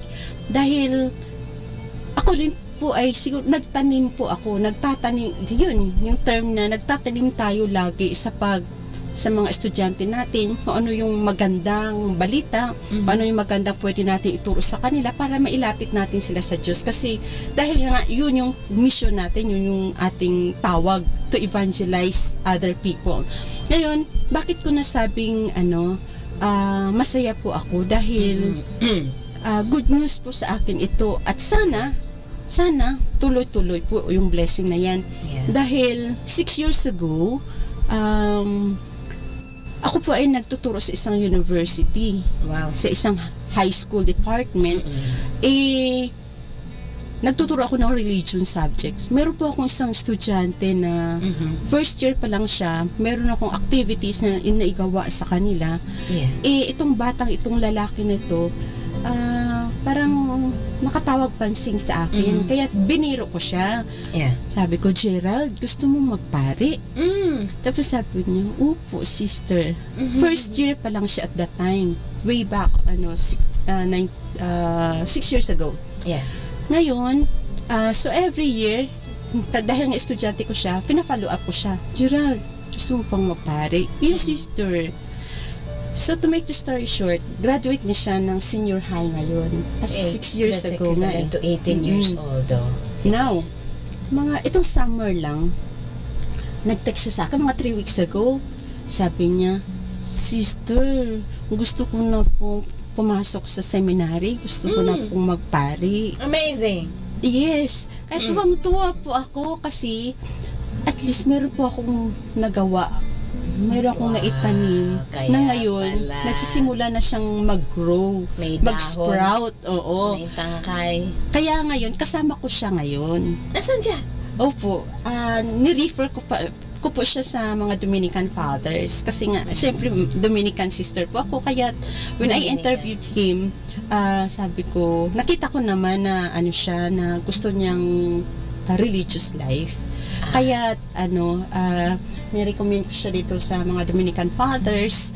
Iniwan ko na siya doon kay Reverend. I-interview may ongoing na siguro yung interview sa kanya. At natuwa po ako, masaya po ako kasi at least meron po akong nagawang at least isa na may sumagot. Tapos yung kanyang tawag na ito, hopefully, ay isang pagtatalaga din ng kanyang buhay. Dahil nga naramdaman niyang gusto niyang magpari, kaya mag-aalay din siya. Ngayon, magsisimula na siyang mag-alay ng kanyang buhay kasi napag-isipan niyang mabuti na baka ito yung tawag sa kanya. Kaya itong joy na meron po ako, inaalay ko to sa ating pong may kapal, sa ating Inang Maria, na sana whatever, kung anong man yung desisyon, kung anong plano ng Diyos para sa kanya, nawa magampanan niya. At naway mabigyan siya ng blessing at kung tawag talaga siya ng Diyos, sana magiging mabuti siyang anak ng Diyos na magiging pare siya balang araw. Kaya itong joy na ito is just a joy being a sister na yung ginagawa pala natin, meron din palang later on, meron din, magbubunga din pala siya. Kaya hindi natin alam kung kailan, but it is amazing experience, it's amazing joy that we have na meron palang nagbubunga din pala. At kapag nagpapakilala po sila, ibig sabihin, nagtatrabaho ang Diyos sa atin.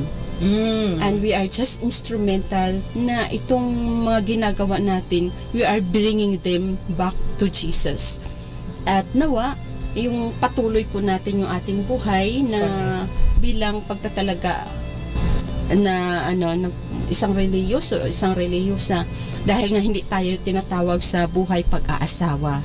Pero nakikita mo, sister, yung paggabay ng ating Panginoon, nagagawin ka pa rin instrumento ng kanyang pagmamahal. Siguro, yun ang dahilan ng pagiging anak ka ng Diyos, nagiging kawangis ka ngayon ng Diyos, at dahil nagiging kawangis ka ng Diyos, natatransmit mo yung pagmamahal niya sa iba, no? Para kapag ikaw ay tumingin sa salamin, ang nakikita mo ay ang mukha mo, ang sarili mo. Pero dahil tayo binyagan, sana, makita nila ang larawan ni Kristo sa buhay natin. Ang ganda, sister, na pagnilaya. Ang ganda, no?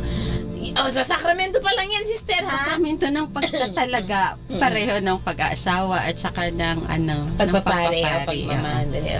No? Dahil nga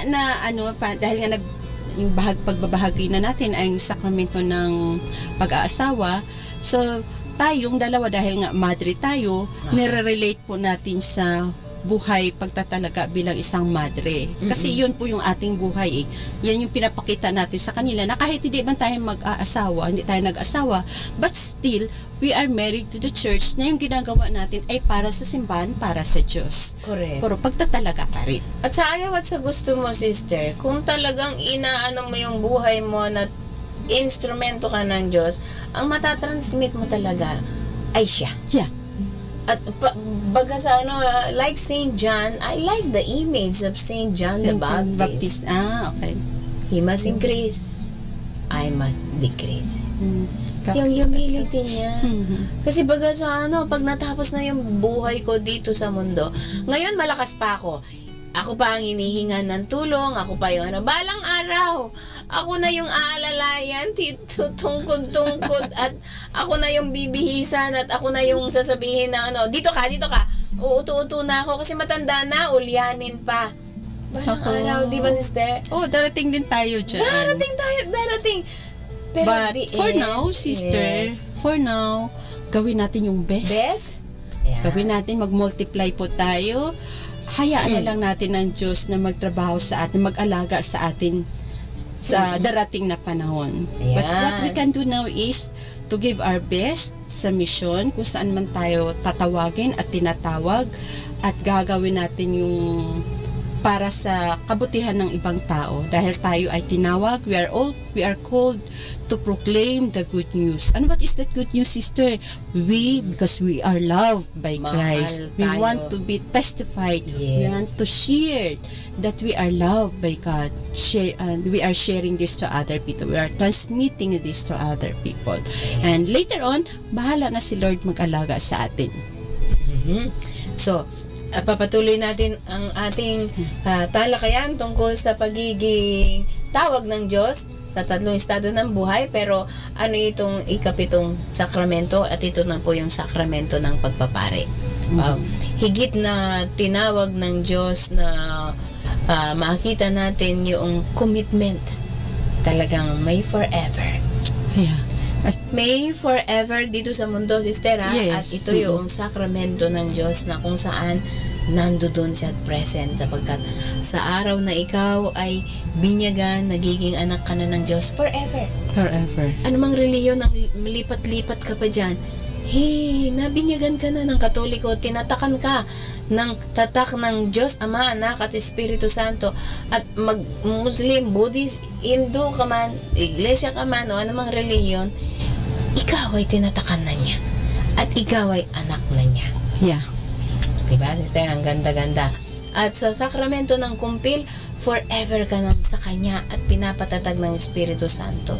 Ngayon, itong sakramentong ito, binyag, kumpil, kumpisa, kasal. Okay. Paano lang yan mawawala? Kapag ikaw ay kumpleto with your clear mind at desisyon, ayaw mo na sa Diyos. Yeah. Nakalibutan mo na ang Diyos. Tinataboy mo siya. Pag ayaw mo na. At kapag tinatamad ka na, dahil nagsasawa ka na, or dahil siguro kapag hindi mo na na-recognize yung mga blessings na natatanggap mo. O kaya, sisters, nung isa siguro dyan yung mga taong halimbawa, nagdadasal sila, Yes. ang dami nilang hinihingi, at halimbawang hindi pa naibigay ng Diyos, may mga tao talagang na-disappoint. Kasi feeling nila hindi sila pinapakinggan ng Diyos sa mga hiniling nila. May mga taong i-deny na nila yung Diyos. Disappoint na sila eh. Ayaw na nila magdasal. Yes. Ayaw magsimula na sila. Ayaw na nila magsimba. Kaya nga siguro nadi-disappoint na mga yan. Lalo na sister sa parokya, di ba? Kapag nasa parokya tayo, kung minsan, may mga taong ayaw sa pari. Kasi siguro may mga personal silang problem. Experience. Kung minsan kasi sister, dyan nagsisimula yung ayaw na nila magsimba. Dahil nga nakikita na yung pari, hindi nila nakikita yung pari. Hindi na nila nakikita yung presensya ng Diyos, ni Kristo, sa paring iyon. Kahit di-discourage na sila, na-disappoint na sila. At hindi na lilipat na ng ibang reliyon. Yun yung masaklap doon, sister. Sa pagkakataong iyon, ikaw nang nagtataboy sa grasya ng Diyos. Kaya, no? Ikaw na ang nagsasabi, Panginoon, ayoko na sa'yo. Kaya, pero ang Diyos forever siya, maski iwanan natin. Para bagang katulad ng kanta, sister. Sige pa, sister. Yahweh's love will last forever. Ganda po nito, pakinggan niya. Ulitin natin. Practice pa lang po yun. Sige. Yahweh's love will last forever. His faithfulness till the end of time. Yahweh is the loving God. Yahweh, the faithful one. Ay, sister, commercial muna tayo. Gusto ko pong batiin ang aming mga kaibigan, lalo na si Tita Nini Jorge. Ayan, batiin ko rin po ang aking pinsan, si Michael Susi. Si Michael kasi, sister, nag-iimbita siya para sa mga gustong pumunta sa Holy Land. Kung kayo po ay interesado, ano po? Kung kayo po ay interesado, makipag-ugnayan po kayo sa kanya, at ang ano niya ay bigay ko cellphone niya po para nang sa ganoon mas maigi kayong makapag-usap sa kanya at makapag-ugnayan. Yan, nawawala ko tuloy ang kanyang pinsan ko po siya, wag po kayong mag-alala. At wala po akong komisyon. Kaya lang naka-anuhan niya sa pagkakataong ito yung mag-tour At isa kasi yung pinsa ko din na stewardess siya. So sabi niya, uy, maganda, mag-organize ka ng ganyan. Ayan. So, ibigay ko po yung number ng pinsan ko. 0918-3123-559. Ulitin ko po. 0918-3123-559. At isa pa pong number ng pinsan ko para nang sa ganon ma-communicate ninyo. 0917-5454-605. Ulitin ko po. 0917-5454-605. Ayan. Kung kayo man po ay interesado na mamasyal, yan. Mamasyal po kayo sa Holy Land. Yan po yung i-communicate ninyo. Oh, ganda. Communicate po ninyo kay Michael, Susie. Pinsan ko po yan. So, lahat po ng mga nakikinig, yan po, binigay ko na po yung number ng pinsan kong si Michael, Susie. Kontakan po ninyo kung gusto ninyong mag-trip to Holy Land. 13 days lang naman yun, sister. Baka gusto mo. Ayan. Okay, sige. Ayan, sige, okay. So, ayan po, Opo, okay. Sige, sister. Ako din, may commercial ka rin. May commercial din po ako. Sige. Alam mo po, sister, ngayong araw na to, June 9. June 9. Meron po kami, nagkaroon po kami ng profession kaninang umaga. Ay, very meron good. po kami final profession. Wow. Kaninang umaga lang, sa Immaculate Conception Parish, sa Quezon City. Ay, very good. Ang saya po. Siyempre siguro nakaka-renew ng ng bukasyon dahil po 3 madre po namin ay nagtalaga ng kanilang buhay bilang isang madre. 2 pong Vietnamese at saka isang Pilipina. Yung Pilipina na yung sister, dito lang sa Pangasinan, Aguilar. Taga Aguilar lang po siya. Tapos yung 2 foreigner po namin, mga Vietnamese po sila. Kaya't kaninang umaga, we have a very solemn celebration na kung saan nag-consecrate po yung aming mga sisters. Ay, very good. Tapos gusto ko na rin batiin po yung aking community sa Calamba. Dahil nga sa Calamba, we also have community. So, good afternoon po sa lahat-lahat ng mga sisters na nakikinig po doon. Lahat ng mga sisters namin sa community. The same in Cubao, mga Dominican sisters in Cubao. Congratulations, and we are happy. We had a good blessings received from the Lord. We have our sisters consecrated to God. And gusto ko na rin batiin yung community namin sa San Carlos, na kung saan na-sign po ako ng matagal na panahon. So, congratulations po sa ating family, mga Dominican Sisters of the Annunciata, because we receive a lot of blessings. Yan, okay. So, yun ang ating mga pagbate. Oo. Tapos, bapatiin ko na rin yung mga vicariate BEC, mga BEC dito sa ating diocese, basic ecclesial community, sa lahat na vicariate coordinators, mga committed BECs natin dyan. So, hello to everyone, and we are praying for you dito sa Our Lady of Manaoag. And the same with the aid to the church in need. Yes. So, we are preparing now sa June 29, magkakaroon na po tayo ng 1-year anniversary ng Aid to the Church in Need, Region 1 dito sa Dagupan. You know, sister, that yung ating region sa Dagupan, ito po yung pinaka-center, regional office ng Aid to the Church in Need in the Philippines. Okay, kasi dahil nga si Bishop Sok, yung ating presidente, and automatic dito na rin sa Region 1 sa Dagupan yung ating office.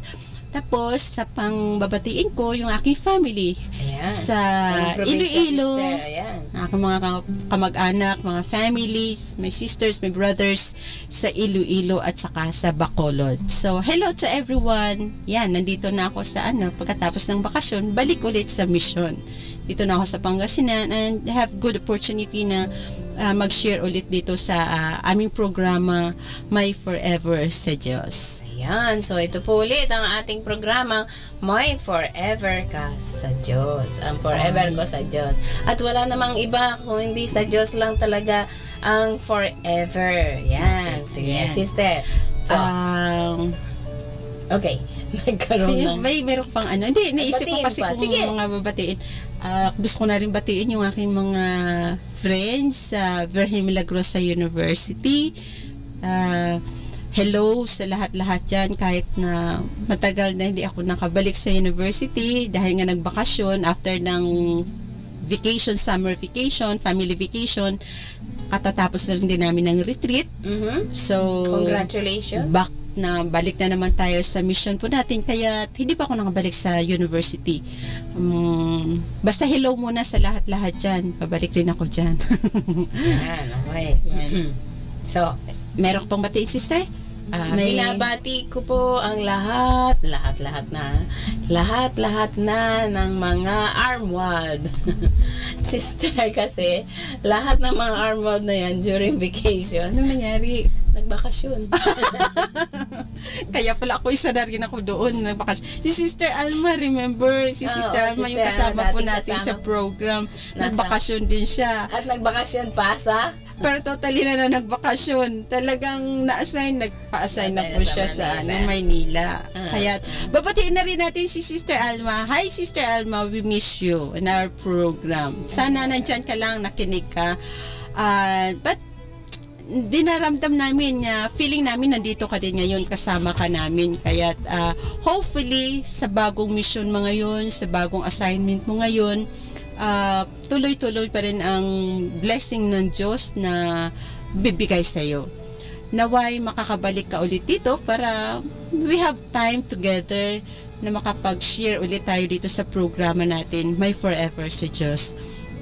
At dahil nga yung aming guest ngayon hindi pa nakarating, for now kami lang ni Sister Annabel muna take the moment na mag-share sa inyo ng ating experiences, ng ating buhay bilang isang relihiyoso kaya relihiyosa. And dahil nga nandito kami sa sa ating Kainang Maria, we pray and we pray and we pray and we pray sa lahat ng mga nakikinig sa atin kung saan man sila yung sulok ng mundo. So nakikita po natin dito sa screen, may mga nababasa po kami dito na maraming mga intentions, napapasalamat, may mga greetings para po sa atin lahat. Kaya kung sino man yung mga nandito, kilala man namin sila o hindi dito sa Pangasinan o sa ibang sulok ng Pilipinas o sa sulok ng mundo, ipagdasal po namin kayo. We remember all of you to pray to our Mama Mary pagkatapos ng ating programa, o even hindi man dito sa Manawag, kung saan man kami, naway hindi lang kami magdadasal sa inyo, patuloy din po ninyo kami ipagdasal para magampanan din po namin yung aming misyon bilang isang witnesses ni Kristo ng kanyang pagmamahal sa kung saan kami na-assign. So at least tuloy-tuloy na rin po namin yung aming pag-share sa inyo kung ano may yung pagmamahal at mga blessings na tatanggap namin.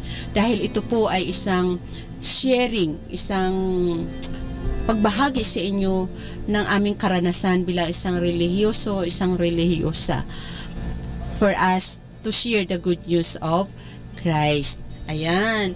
Ayan ang Sister Isabel, Sister Annabel. O sige po, Sister. Ngayon, mamaya-maya ng konti, meron lang po kaming break para pagpatuloy po natin yung pahinga lang po kami ng konti para mag-proceed po kami ng aming second part. Hopefully, makakarating po yung guest ngayon kasi hindi pa sila nakarating. Hopefully, maya-maya ng konti.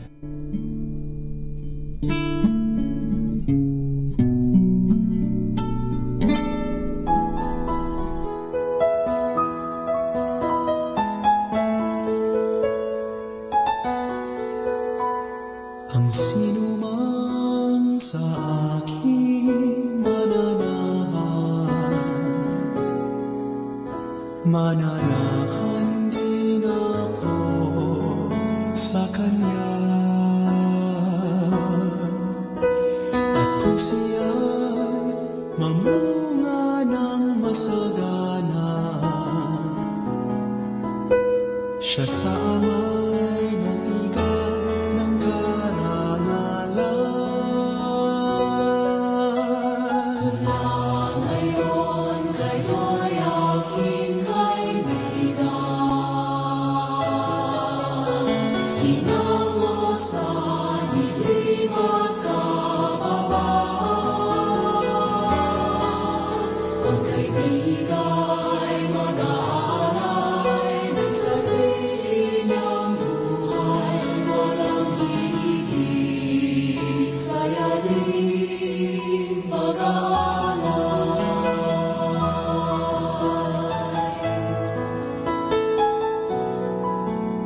Kung paano mahal ako ng aking ama,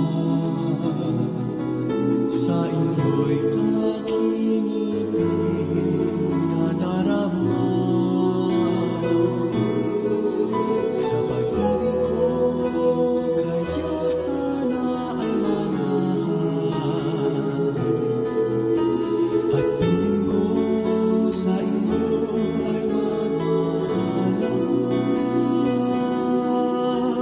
Mula ngayon kayo'y aking kaibigan, hinango sa dilim at kababaan. Ang kaibiga'y mag-aalay ng sarili niyang buhay, walang hihigit sa yaring pag-aalay. Inilikha at hinirang upang mahalin, nang mamunga't bunga mo'y manatili. Umayaw kang magbunga ng masagana,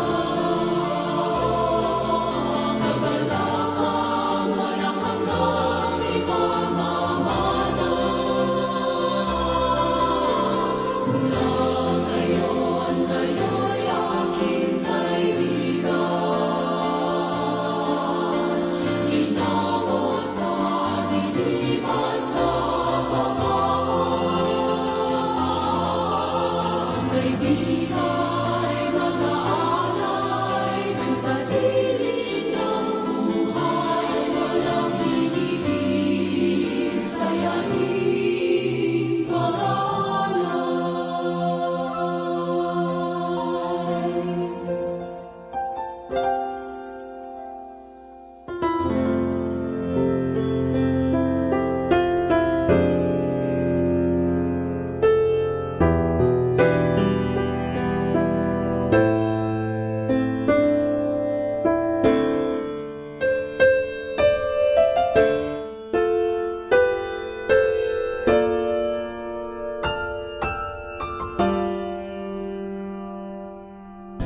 Kamusta po kayo lahat dyan? And hopefully, magiging maayos po yung inyong katayuan dyan. Patuloy po kayo sa pakikinig sa aming programa. Na itong programang ito ay may forever sa Diyos, na kung saan nananawagan po kami sa mga kabataan na kung sino man ang kinakatok ng Diyos sa inyong mga puso, naway makinig po tayo at sumagot sa kanyang tawag. Dahil hindi sila sasagot, sister, hindi sila masaya. Masaya din siguro, sister, pero hahanapan nila yung kanilang kasayahan. May kulang Na? kapag ka hindi ka tumugon sa tawag na iyon ng Diyos, sister, ay may kulang. Palaging may kulang. Ganun yun, sister. Okay, so tuloy tayo, sister. So yun yung sakramento. Okay. So yun yung sakramentong binigay natin, yung 7. At sinabi natin, may forever ka sa Diyos. At ito naman ngayon, nakita natin 3 estado ng pagtawag ng Diyos: buhay pag-aasawa, pagpapare, At punta tayo ngayon sa buhay na tinatawag na single. Okay, single blessedness. Ayan, sister. Marami akong naaalalang santo na single sila. Sino-sino sila, halimbawa, sister? Sister, si Pedro Calonsod. Yes. Ilang taon siya nung naging martyr siya? Sabi nila, youth siya eh. Youth siya? Oo, nakatikista. Youth siya. Maybe, masasabi kaya natin mga between 15 to 18 years old? Yeah. Sa tingin mo? Sabihin natin, bago ka magkaroon ng opportunity na maging sakristan at magturo sa mga bulilit, sister. Sabihin mo ng high school graduate ka. Pwede, o di, mga 16. 16, no? Oo. 16. Pero naging katikista din siya, no? Oo, katikista siya eh. Katikista at sakristan. Nagsakristan siya nang matagal na Pero tignan mo yan, sister. Basta kapag tinatawag ka ng Diyos, may preparasyon. Opo. May paghahanda. Oo, paghandaan. Sige. Isang santa naman na single. Sige. Kayo pong mga nakikinig, mag-isip nga po kayo. Sige, mag-quiz tayo. Sino-sinong mga santo o santa na hindi nagmadre, hindi nagpare, at hindi rin naman nag-asawa? Si Rit, sister? Si Saint Rose of Lima. Wow, I love her. Kasi Dominican ka na. Siyempre, Dominican. Si Saint Rose of Lima. Tell something about Saint Rose of Lima, sister. Ang natatandaan ko dyan, sister, napaka-prayerful niya. Yes. Si Saint Rose of Lima, sister, isang Dominican na lay. Hindi po siya nag-asawa, hindi din po siya nagmadre. Siya ay lay. Tapos, taga-Peru siya. Siya ay sa kapanahunan ni Saint Martin de Porres.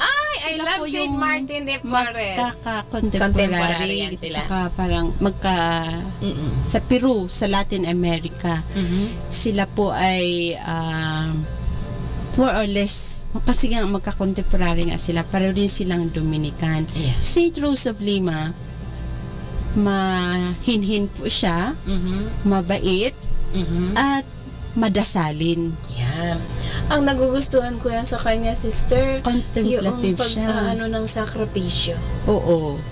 Tapos actually, gustong-gusto niya sanang gusto niya talagang makipag-usap, makidialog sa Diyos. Kaya lagi siya nagsisimba.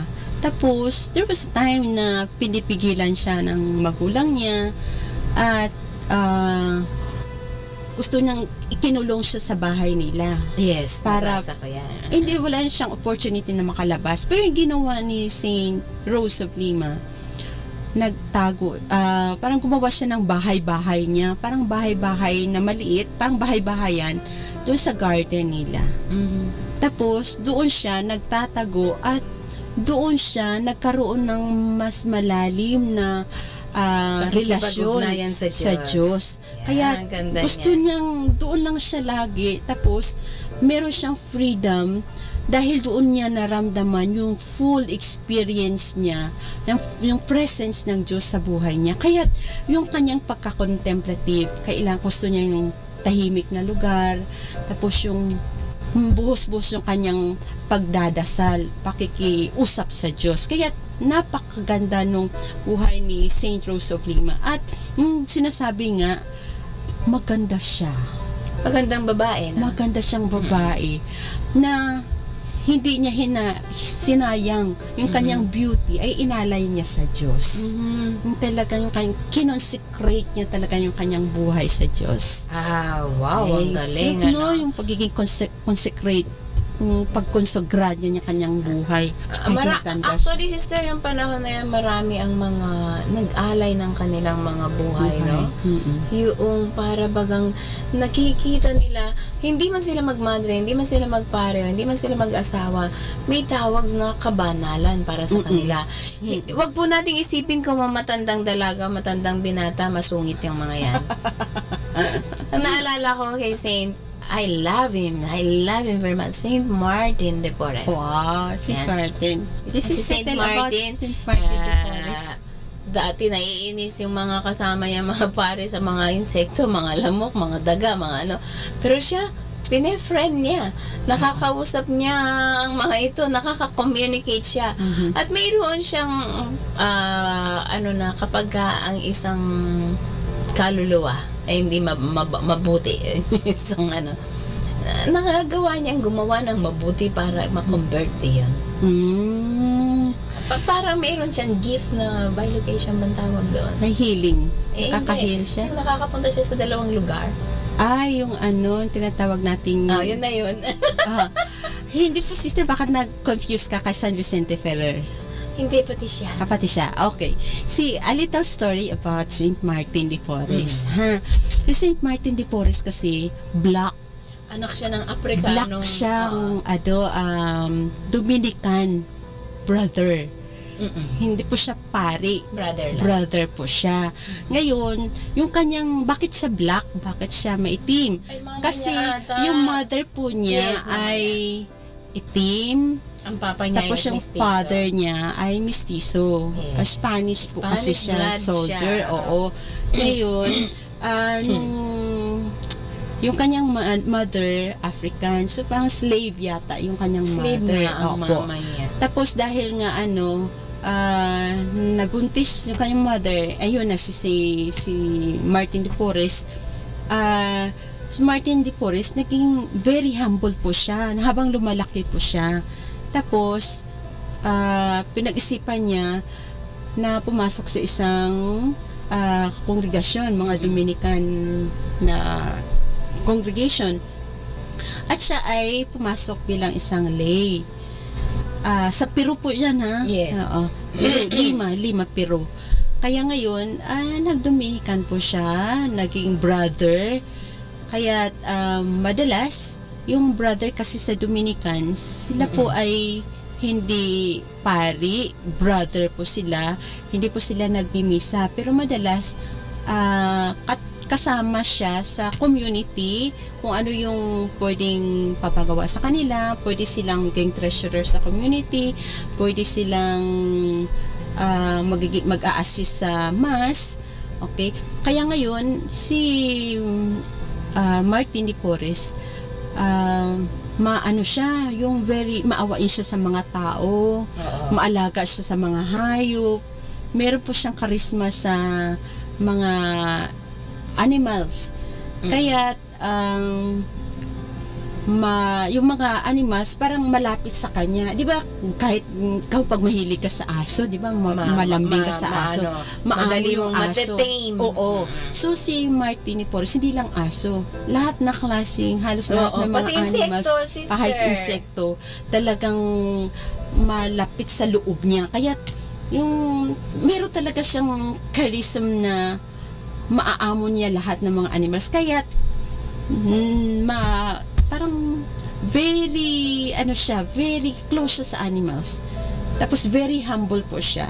Yes. Lagi siyang he work kung ano yung pwedeng magawa sa convent. Tapos kung very generous siya, kung sino ba yung pupunta doon mag-doorbell sa sa convent nila, humihingi, nagbebeg ng mga pagkain, kaya ng supas or ng tinapay, very generous po siyang laging nagsishare sa mga tao. Kaya madalas daw, maraming taong kumakatok doon para para humingi ng pagkain. Tapos, maano din po siya, yung parang nakakapagpagaling po siya. Ay, ang gift niya sa healing. Sister, grabe. Oo. Kahit talagang may healing siya na healer siya na parang hindi lahat binigay sa atin ng Diyos. Kaya gano'n si Saint Martin de Porres, very humble siya. Yes. Very generous. Very charitable siya. Correct. And then lover siya ng iba't ibang klaseng animals. At saka yung niya sa mga mahihirap, mayroon sang simpatya como siya ay isang mahirap din, sister. At saka kapag may mga may sakit, talagang nakikita mo, lalo na kapag naghihirap yung kanilang isang napakagandang santo na nakita ko nga, sister, yung damit daw niya, maralita, talagang pobreng pero noong namatay siya, binihisan siya ng maganda.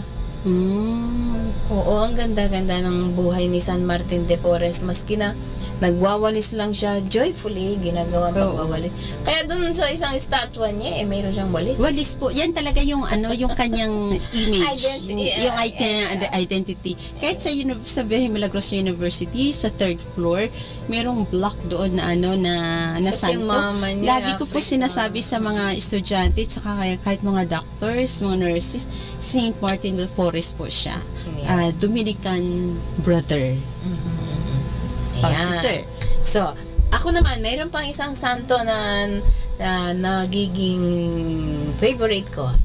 Noon pa, paborito. Santa Maria Goretti. Ay, Santa Maria Goretti. Ayan, sige. Parang hindi ako masyado.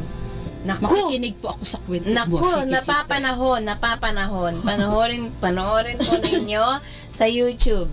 Sige. Panoorin po ninyo sa YouTube ang buhay ni Maria Goretti, Saint Maria Goretti, patrona ng Virgin. Wow.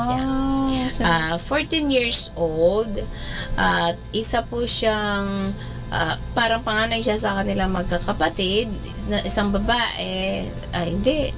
Ilan sila magkakapatid? Meron pa mga maliliit na bata. Ayan, mga babae yung dalawa. Tapos mayroon siyang kapatid na lalaki. At pagkatapos, pobre po ang kanyang mga magulang. Si nanay at si tatay ay nasa farm pareho. At nakitira po sila sa isang bahay na kung saan ang bahay na iyon ay hati ng kanilang kasama doon sa farm. At yung kasama nilang iyon, may anak na si Alessandro po. Si Alessandro ay tinuring ng mga magulang ni Maria Goretti na parang kapatid. Sa umpisa, okay ang kanilang samahan, pero itong father ni Alessandro mismo ay lasinggero. What kind of family do you expect? So, ito yung background. Isang bahay na may pagitan lang ang kanilang masasabi mong isang wall. Pero nakatira sila doon. Bakit? Sabi ganun ng father ni Santa Maria Goretti, sige, okay lang kasi hindi natin afford pareho magbayad. Ati na lang tayo. At the end, palaging ang nagbabayad ay ang father ni Maria Goretti. Kasi lasinggero nga itong father ni Alessandro at walang naiipon. Hanggang sa, sige, pasensya, etc. Nagkaroon ng plague, sister. Malaria. Paano? Ang naunang na-struck sa malaria ang father ni Maria Goretti. Kawawa. Marami actually namatay dahil doon. At ang doon, nung pinakamayaman na doon, ang business pa niya paano ng kabaong. So, kasi laging marami ang namamatay. So, ang naiwan sa pangangalaga ng nanay ni Maria Goretti, mga kapatid niya, tsaka siya. So, they live together in that house pa rin. One time, what do you expect? Ang tatay ni Alessandro, lasinggero, tsaka tapos ang natitira yung one time, pinagtakaan pang yung gawan ng masama yung mother niya. Hindi, nanatiling malinis ang kanyang isipan. Okay, so nag-iingat na ngayon sila. Hanggang sa medyo lumala nang masyado yung plague at kahirapan, etc. Nung namatay ang kanyang ama, pinukumbunsi na umalis sila doon. Pero hindi sila umalis. Saan sila pupunta? Lalong wala silang ibabayad. Hanggang sa isang araw, si Alessandro, siyempre, what do you expect sa kabataan? Mahilig din siya sa porno. Tapos, lasinggerong ama. Tapos, ano ba tawag doon? Mahilig magpaalo ng anak itong father ni Alessandro. So, pinaparusahan siyang ganun. Buttered son. Kabay mo na. Kung may buttered wild, buttered. Mayroong isang anak na pinalaking hindi maganda ng isang ama na ang background ay ganun din. So, sabihin na natin yung influensya, talagang patong-patong na hindi maganda. Hanggang sa isang araw, si Alessandro ay nagnasa kay Maria Goretti. Kalungkot naman. At in-stab siya ng 17th stab. Gusto siyang pagtakan na gasahin, pero hindi nagtagumpay si Alessandro. At sinasabi ni Maria Goretti, it's a sin. It's a sin. God doesn't like it.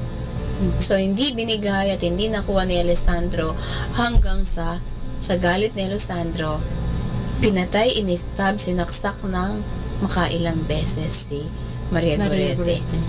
I'm not so sure kung 17 o 24 na saksak. Wow, dami. Panoorin po ninyo, matagal ko na kasi hindi napapanood anyway, pero ano po ninyo, ang importante doon, ang kalinisan ni Maria Gorete na natili, at isa dyan, Sister, devoto siya ng Our Lady of Miraculous Medal. Wow. Abang siya ay namamatay, Ave Maria, piena di grazia, il Signore con te. Yes. Dinadasal niya, Ave Maria, gratia plena, Dominus tecum. Yes. Ibig sabihin, ang kalinisan niyang inialay kay Jesus kasi gusto niyang lang ialay yun para kay Jesus.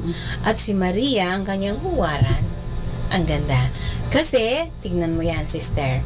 Nung magpa-first communion siya, sabi ng kanyang tatay, once you receive Jesus in your heart, Jesus will remain. Yes, galing. And once you receive Jesus, Jesus will forever your best friend. Wow, sarap naman. Ganda na. So, minabuti na ng Diyos na gano'n ang mangyari sapagkat nanatiling tapat si Maria Gorete sa pangako ng kanyang ama. Hinding-hindi ka iiwan ni Jesus at tatandaan mo yan. At ang grasya doon, noong tinanggap niya ang banal na communion, ang Eucharistia, nung nag-first communion siya, hinangad niya talaga sa kanyang puso, Jesus will remain in my heart. Sabi ng tatay niya, once you receive Jesus in the Holy Communion, Jesus will forever your best friend. And Jesus will remain in your heart. He will not leave you alone. So, masina nung oras na siya ay mamatay, wala siyang takot sapagkat alam niya na kung paano nung nakita niya ang kanyang tatay, sabing ganon, na namamatay na yung tatay niya kasi malaria, naghihirap siya, wala silang gamot, walang pera, walang pagpapahospital. Sabi ko nun, imagine mo yung taong namamatay, ang mahal mo sa buhay. Grabe ang kanyang pag-uubo.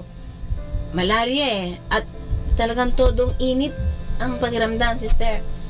Alam mo, masabing ganon ng papa niya, when I reach heaven, I will tell, this is Maria, my daughter. Cute naman ng father niya.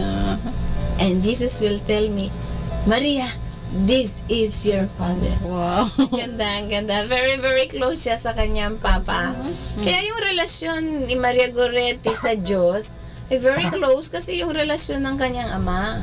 Kasi meron po silang intimate relationship ng kanyang ama. Ganda. Isa yan, sister, sa atin. Kung meron po tayong magandang relasyon sa ating mga magulang, yung mga magulang natin, madali natin ma-identify yung presensya ng Diyos sa kanila. Presensya at saka pagmamahal.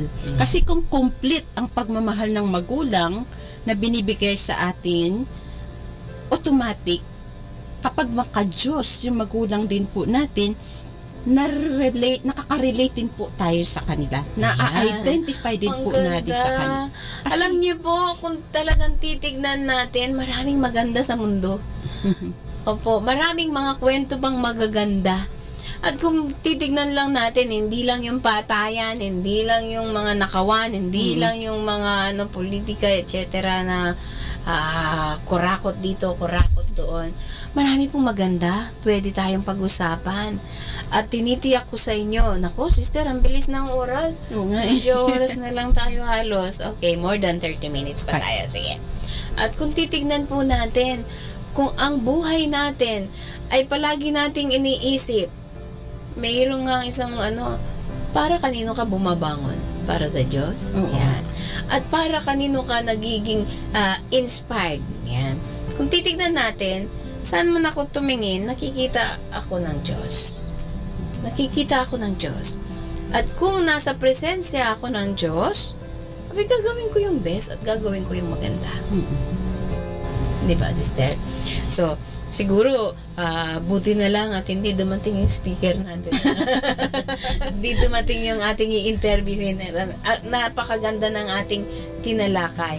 So, tawag sa banalan. Una, maging may asawa ka man, tinatawag ka ng Diyos para maging banal. Maging kang masaya sa pagluluto, maging kang matapat sa iyong asawa, maging kang mapagmahal sa iyong mga anak. Tawag yan ang kabanalan. Huwag kang magreklamo kung ang ulam nyo ay ganun lang. Diba, sister? Maging kang matapat, maski na ang sweldo mo ay ganoon lang. Pakainin mo ang iyong anak, ang iyong pamilya, ang iyong asawa, galing sa marangal na trabaho. Di ba, sister? Napakaganda nun. Tawag yun ng kabanalan. Alam mo, sister, parang gusto ko lang magbahagi. Sure. Sa'yo, sa mga nakikinig. Sinasabi mo kasing kabanalan. Alam mo, nung summer, umuwi po ako. Ako po'y nag-alaga sa nanay ko. May mga panahon na hindi ako nakakapagdasal dahil nga mas priority ko po yung pag-alaga sa nanay ko, yung presensya niya, yung mas alagaan ko siya, pakainin ko siya. Gusto ko nandyan lang ako sa tabi niya. At may mga moments sa panahon noon na hindi ako nakakapagdasal ng breviary natin, yung Liturgy of the Hours natin. Pero naisip-isip ko din, sabi ko, mas itong every minute, every moment ko, nakasama ko siya, nakakapagdasal ako ng spontaneous, galing sa puso ko, para sa Diyos. Sabi ko, kailangan pala in everything that I do, basta buong puso mong ginagawa, alam na alam ng Diyos, at alam na alam mong nandyan ang Diyos para sa iyo. Yan. Kasi kasama mo din siya kahit di ako nakakapagdasal ng maybe rosary o kaya ng Liturgy of the Hours natin. Pero kahit hindi ka nagdadasal, pero nandiyan yung presensya niya kasi ginagawa mo kung ano ang best para sa kapwa mo, kung anong best para sa nanay mo, kung ano ang best para mag-alaga ka sa kanya. So Parang may dahilan, sister, ano? Opo. At para bagang iyon yung nagsisilbing lakas mo. Doon ka kumukuha ng para bagang pinaka dahilan para ka mabuhay. At magbigay ng inspirasyon at pagmamahal. Kasi kung titignan lang natin, nakalimutan ko yung kanta. Ang ganda ng kanta, sabi niya, tumingin ako sa kaliwa, God is there. Tumingin ako sa kanan, God is there. Tumingin ako sa baba, God is there. Tumingalaman ako, God is there. Because God is everywhere, I should live in the presence of God. Hindi ko na maalala yung kanta. Pa naman pa yun ni Magella niya. Nung teacher ako sa elementary at preschool, nag-iimbento ako ng mga kanta. Ngayon, nakalimutan composer ka pala, sister. Meron nga ako yung Angel of God. Angel of God, my guardian dear, to whom God's love commits me here. Ever this day be at my side, to light and guide, to rule and guide. Sagot ng mga bata, Amen! Ulitin natin, sister. Tayong dalawa. Angel of God, my guardian dear, to whom God's love commits me here.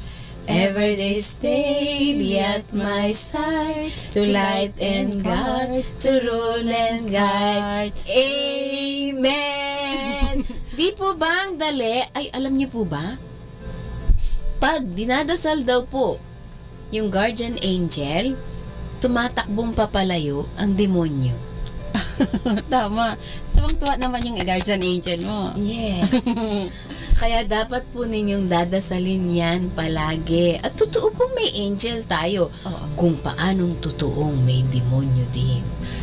Dahil, sister, totoo talaga yan kasi dahil ang guardian angel natin, sila ang magtuturo sa atin sa kabanalan. Sila yung magdadala sa atin na magiging mabuti tayong anak ng Diyos. Sila po yung nagdidictate na i-avoid natin yung mali, yung masama, at gawin natin yung nakakabuti. Yan yung sinasabi mo, yung mga demons tumatakbo, umaalis. Kasi takot sila dahil yung guardian angel natin, sila yung gabay, sila yung tulay para lumapit tayo sa Diyos at mas lalo tayong magiging banal. Kasi sila yung nagsasabi na huwag mong gawin yan. Kasi pag binubulong nila yan Tapos, sila yung nagbibigay sa atin ng tamang pag-iisip na mali yan. Gumawa kang gawin natin ito. So, ibig sabihin, sila yung nagsasabi na i-avoid natin yung mali, ayusin yung tama, at gawin ang nakakabuti. Yes. Kaya, sila din po pala, ang guardian angels natin ay nagdadala sa atin para magiging banal po tayo. Kasi yung kabanalan na yan, kasi yung mga angels na yan, natutuwa sila at masayang-masaya sila dahil ginagampanan din nila yung kanilang misyon. Paano tayo dalhin o ilapit sa Diyos. Kaya yung mga angels, napakahalaga din pala ng role nila sa buhay yes, natin. sister. Do you know that there are 9 choirs of angels? Yes. Ay, alam mo pala. And one of them is my favorite, Saint Michael. Galing ni Saint Michael, sister. Kapag may takot ako, may pangamba ako, mayroon akong nagawang hindi, Saint Michael, ayusin mo yun. O kaya sasabihin ko, Holy Spirit, mayroon pong i-direct nyo. Yan. Kaya i-invite natin yung mga nakikinig sa atin na huwag silang makalimot na magdasal sa kanilang guardian angels at saka sa mga angels. Kasi sila din po yung gagabay sa atin. Palapit kay Kristo. Lalo nila tayong ilapit kay Kristo. Ayan. Para magiging mabuti po tayong Kristiyano. Ang galing, sister, So, bago man tayo tuluyang mawala, hindi, mayroon pa tayong oras, siguro ibabahagi natin yung mga dasal para sa consecrated, the year of the clergy and consecrated person sa last portion natin, bagamat na-delay tayo dahil napadaldal tayo ng konti. Okay lang, sister. So, dasalin po natin sapagkat kung kayo pong laiko, kailangan ninyo ng dasal, abay ang mga pare, madre, at relihiyoso, mas kailangan mas po. Lalo natin kailangan. Ayan. Hindi pa po kami magpapaalam, pero hihingi po kami ng dasal. Kung paanong kailangan nyo ng dasal, kami po ay hihingi din. Sister, join me. Sige. In the name of the Father, Son, the Holy Spirit. Amen. Amen. O God, most loving Father, with your priests and those whom consecrated their lives to you, may we be fully and ever united to Christ. May they be our constant guides in this oneness with you through prayer, the Eucharist, and personal conversion. We have sinned and we have failed in so many ways. There are many brothers and sisters in our midst who continue to suffer. They hunger for truth and justice, for charity and solidarity. We pray that we may become bearers of the gospel that transforms lives as we reach out to our suffering brethren. We pray that the gospel may urge us to action, to witness to charity and compassionate service. Together, may we all be renewed and learn how to be servant leaders for the gospel of Christ. Like him who rose from the table to wash the disciples' feet, may we too rise up to the challenge to take care of the poor and the weak, to be always approachable rather than untouchable, and to imbibe the odor of the sheep. May our young people who are discerning the gentle call of the Lord to serve be filled with courage and determination to follow you in service with humility and love. With Mary, star of the new evangelization, may we continue to be instruments of the gospel in our country and in the world. Amen. In the name of The Father, Son, the Holy Spirit. Amen. Ayan. So, sister, napakaganda ng ating pinag-usapan, no? Ang tawag ng kabanalan. 3. Ang pagiging single, ang may asawa, at ang buhay na manata sa Diyos, pagtatalaga sa Diyos, kabanalan sa pagpapare o sa pagmamadre. Ayan. So, sister, naalala ko, ang ganda-ganda ng naging buhay ni Santa Teresa. Santa Teresa of Lisieux. Lisieux. Ang ganda-ganda Ang din yung kanyang Madre Mia, nanay at tatay naging santo at santa. Diba? Kakaiba. So, ito po ay nagsisilbing inspirasyon. Actually, yung father niya, sister, diba, pumasok sa seminaryo. At ang mother niya ay pumasok sa kumbento. Hindi ko alam yung mother niya. Yes. Yung father niya, alam ko na nasa seminaryo. Pero, hindi sila naging para doon. At nung nagkaroon sila ng mga anak, abay, hindi lang naman si Teresa ang pumasok. Yung kanyang ate. Si ate, oo. Nauna si ate. Hindi ko alam kung, parang si ate ang nauna. Kasi, noong bulilit pa siya, maliit pa siya, parang tinitingala niya ang ate niya. At nung 14 yata siya, o ilang taon, sabi niya, gusto na niyang pumasok. Kaso, sabing ganun, magpaalam ka sa Santo Papa. Ay, nagpaalam na. Cute, no? Imagine niyo yan. Saan na nga si Saint Therese? French. Okay. French. Okay. So, ang tawag po ng kabanalan para sa atin ay maluwag, pero kung bibigyan po natin ng puwang, ang nakikita lang kasi minsan ay mahirap. Hindi po totoo yan.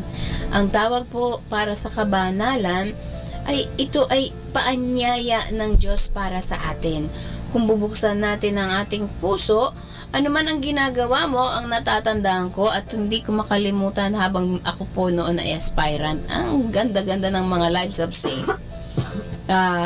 Kapag ka naghuhugas ng plato sila, yung ibang mga madre, nagmamadali.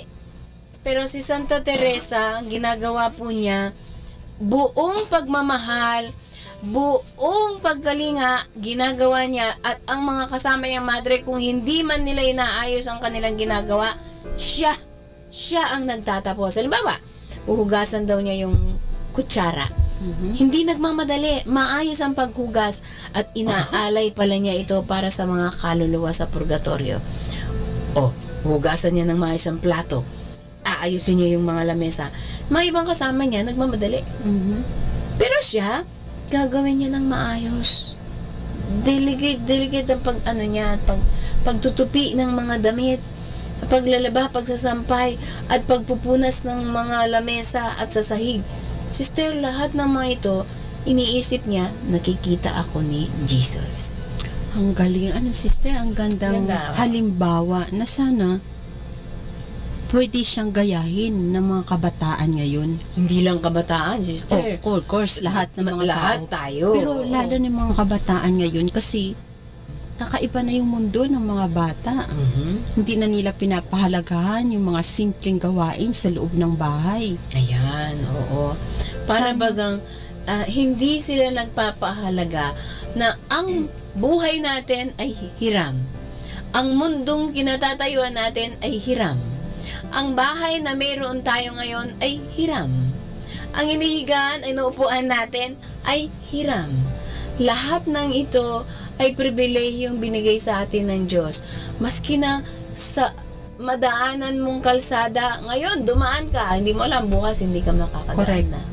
Di ba, sister? Kaya sana, no?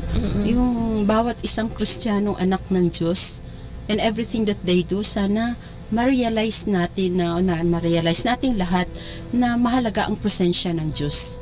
Na lahat, kung ano man yung galaw po natin, ano man ginagawa natin, nandyan ang presensya ng Diyos. Kagaya kanina nung nabanggit mo kay Saint Teresa, na lahat, kung ano man yung kanyang ginagawa, simpleng gawain, inaalay niya sa Diyos dahil alam niya, tinitingnan siya ng Diyos. Alam niyang in everything na ginagawa niya, may nasa presensya sa ng Diyos.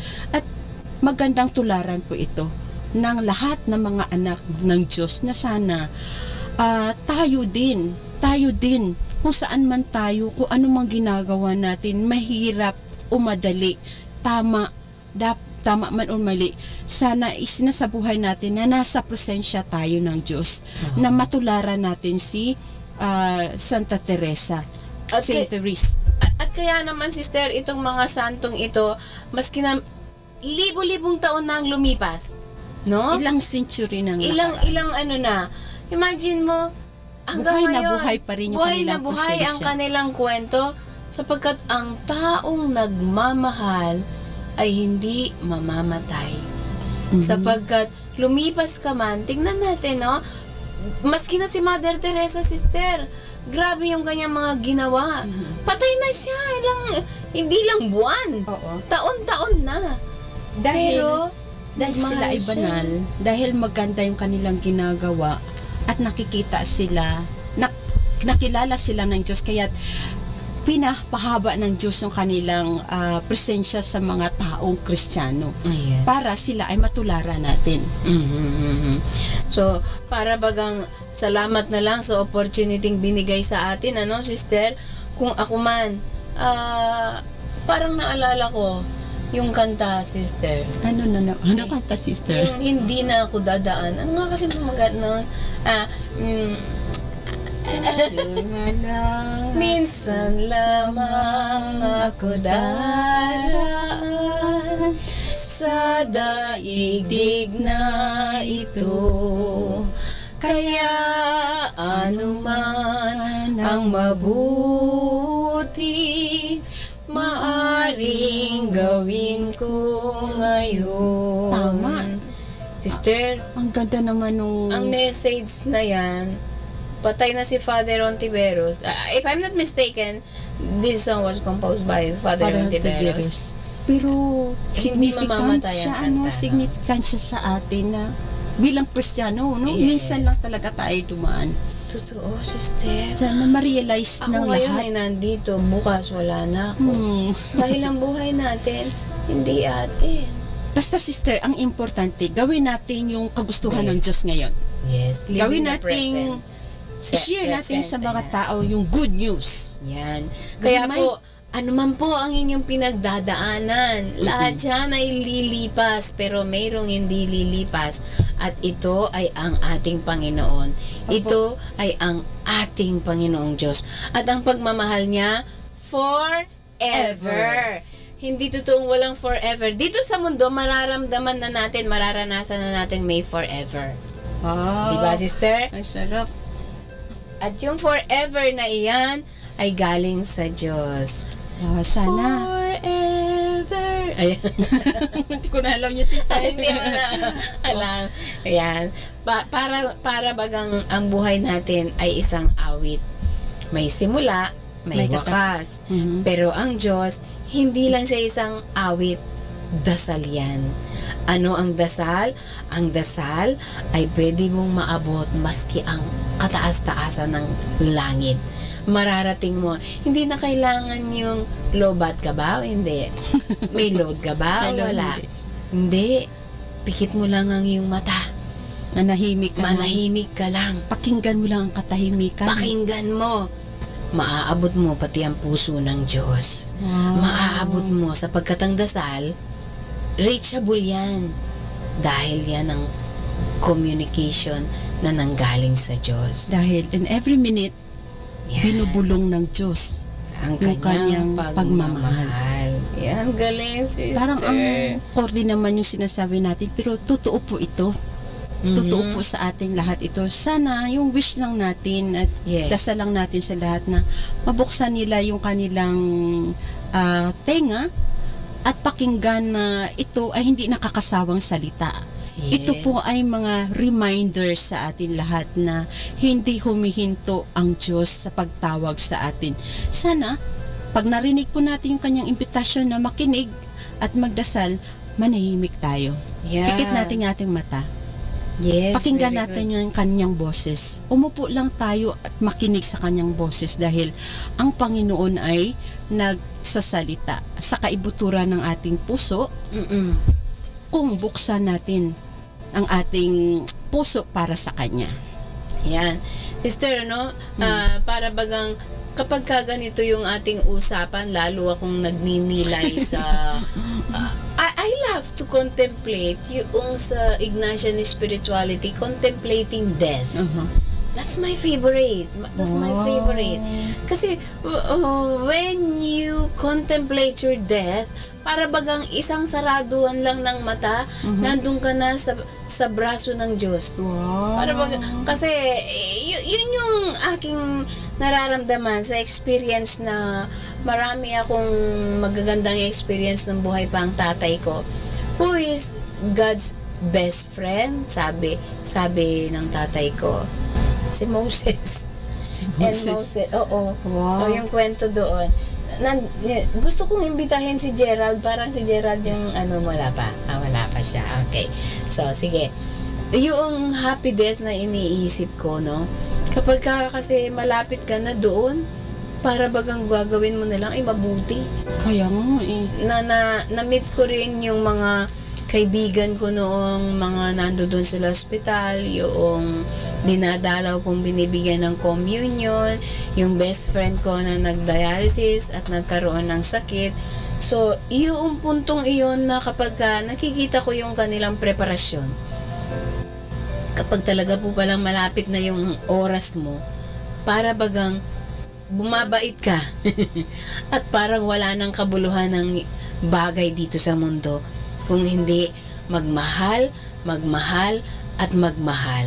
At para bagang ang lahat ng puso mo ay may puwang para magpatawad. Kasi wala ka nang dapat na dalhin pag-aharap ka sa Diyos kung hindi ang pagmamahal niya at pagpapatawad. So, yun ang pinakamagandang pagnilayan natin, ano?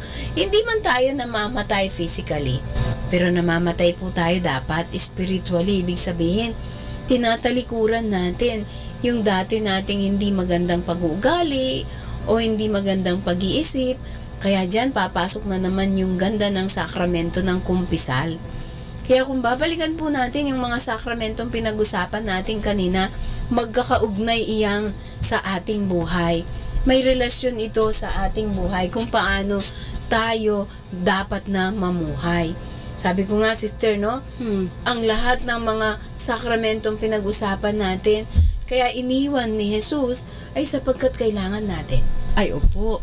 Kasi yung mga sakramento na iyan ay paalala sa atin na patuloy tayong ng Diyos. Oo, tsaka yung kanyang presensya sa lahat ng sakramento. Yes, totoo yan. Hindi ibig sabihin na wala na si Jesus. Hindi. Nandyan siya sa bawat sakramento. Kasi kaya dahil lahat ng mga sakramento na yan ay nagdadala sa atin sa kabanalan. Yan. So, para magkaroon tayo ng lalong lalalim yung ating relasyon sa Kanya. Matigas na lang siguro talaga ang ulo natin pagka hindi tayo bumait, sister. Wala nga Kasi ang sakramento ay paulit-ulit na binibigay sa atin ng Diyos. Eto yan. At ang simbahan, paulit-ulit na ini-encourage tayo, tanggapin. Ano man ang bigat ng ating problema, ano man ang bigat ng ating kasalanan, ang Diyos ay nakahandang magpatawad. Correct. Ang ganda, sister. At saka yung patuloy na pinaparamdam sa atin na sa bawat sakramento, nandiyan siya. Kaya sana ma-realize natin na kung anumang sakramento ang natatanggap natin ngayon, nandiyan talaga siya. Sa mga symbols ng mga sakramento na yan o kaya sa liturhiya ng sakramento na yan, kahit anuman na sakramento basta may sa liturhiya, nandiyan siya. Kasi nga only grace, only yung grasya lang talaga ng Diyos siyang pwedeng magbigay sa atin ng ng security na nandiyan siya. Ang presensya kasi ng ating Panginoon, tayo na mismo ang nagiging body, hands, feet, mouth, eyes, at lahat na. Kasi wala na si Jesus dito, pero dahil dyan sa kanyang sakramento, nagiging kasangkapan tayo. At tayo mismo na nagiging anak niya sa sakramento ng binyag, dapat matransmit natin yung presensya at pagmamahal ng Diyos sa ating kapwa. So, tawag ng kabanalan ang naging tema natin ngayon, sister. Ano? Ganda nga. At nakita natin visible ito sa sakramento. Oo. Baka, sister, sabihin ng mga tao, kabanalan nga, tayo ba ay may pag-asang na magiging banal? Lahat po tayong binyagan ay may pagkakataon, pag-asa, 100%, 100% na mayroon. Baka isipin kasi nila, hindi naman ako magmamadre, hindi naman ako magpapari, hindi naman ako magiging santo at santa, hindi na natin hangarin yun. Yung ibig mo sabihin, sister, yung santong itataas doon sa altar? Oo. Okay. Hindi, pwede naman tayong magiging banal, sister, diba? Sa simpleng pamumuhay. Marami pong mga naging banal. Ako, para sa akin, ang tatay ko, hindi lahat kilala ng buong mundo. Pero para sa amin, sa Barangay del Carmen, Florida Blanca, Pampanga, kilala ang tatay ko na mabuting tao. Kasi simpleng tao siya at gumagawa ng mabuti. Ano? Tapat siya sa kanyang asawa, si Nanay Belia.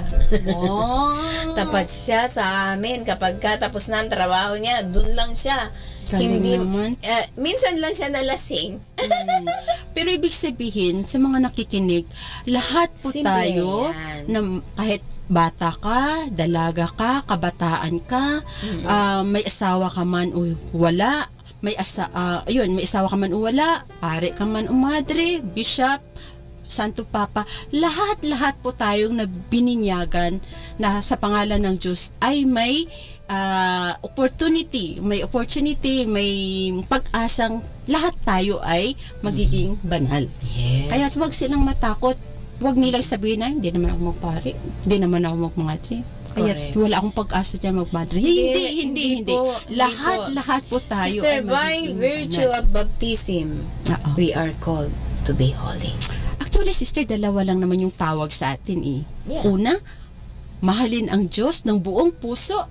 At pangalawa, ay mahalin ang iyong kapwa. Yan.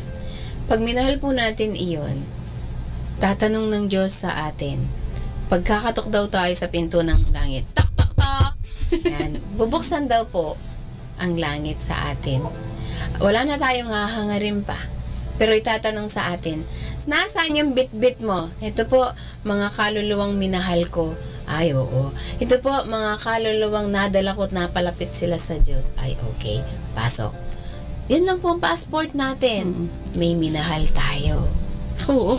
Actually, siguro, hindi na, yung importante sa atin ay gumawa tayo ng mabuti. Unlimited act of charity. Correct, Hindi na natin kailangan siguro na isipin po ano-ano at sino-sino yung mga taong ginawa natin ng mabuti. Ang mahalaga sa atin ay unlimited act of charity. Correct. Doing good to other people at saka yung ating pagsamba sa Diyos, yung ating pagiging faithful. Kung ano man estado ng buhay yung ating nadarama, yung ating pinagdadaanan. Ang importante sa atin ay yung ating perpetual or yung ating pagsamba sa Kanya na walang kapatay. Okay. So, yun Naku, sister, ang bilis ng oras, Oo, ilang minuto na lang. Sige. Maraming salamat, sister. Ako gusto ko lang magpasalamat kay Sister Annabel, partner ko ngayon, na nagbahagi kami ng buhay, ng kabanalan. Kasi kahit po kami ay nagbabahagi sa inyo, kami din po ay nare-renew. Nagre-renew din po kami ng aming buhay, tawag sa kabanalan. So we are sharing this to you because we are also reflecting our own self, how to be holy. Ayan. Okay, how to be more closer to God. Sapagkat tayo pong lahat ay may mission. Huwag niyo pong sabihin, kayo po ay nanay, kayo po ay tatay, ikaw ay estudyante, ikaw ay driver, ikaw ay basurero, ikaw ay tubero, barbero. Sa tindahan ka man na nakaupo dyan, o dili kaya nandun ka sa ibang bansa nagtatrabaho, may mission po kayo. May mission po kayo at sana ang hangad po namin, maramdaman po ninyo palagi ang presensya ng ating Panginoon. At sana kung mayroon po kayong pagkakataon, matanggap din ninyo siya sa grasya ng Eucharistia. Kung sakali man, ako naramdaman ko po minsan nung nandun ako sa ibang bansa, sa Muslim country, na-assign ako doon sa Indonesia at hindi ako makamisa. Indonesia. Yeah, na-assign ako doon.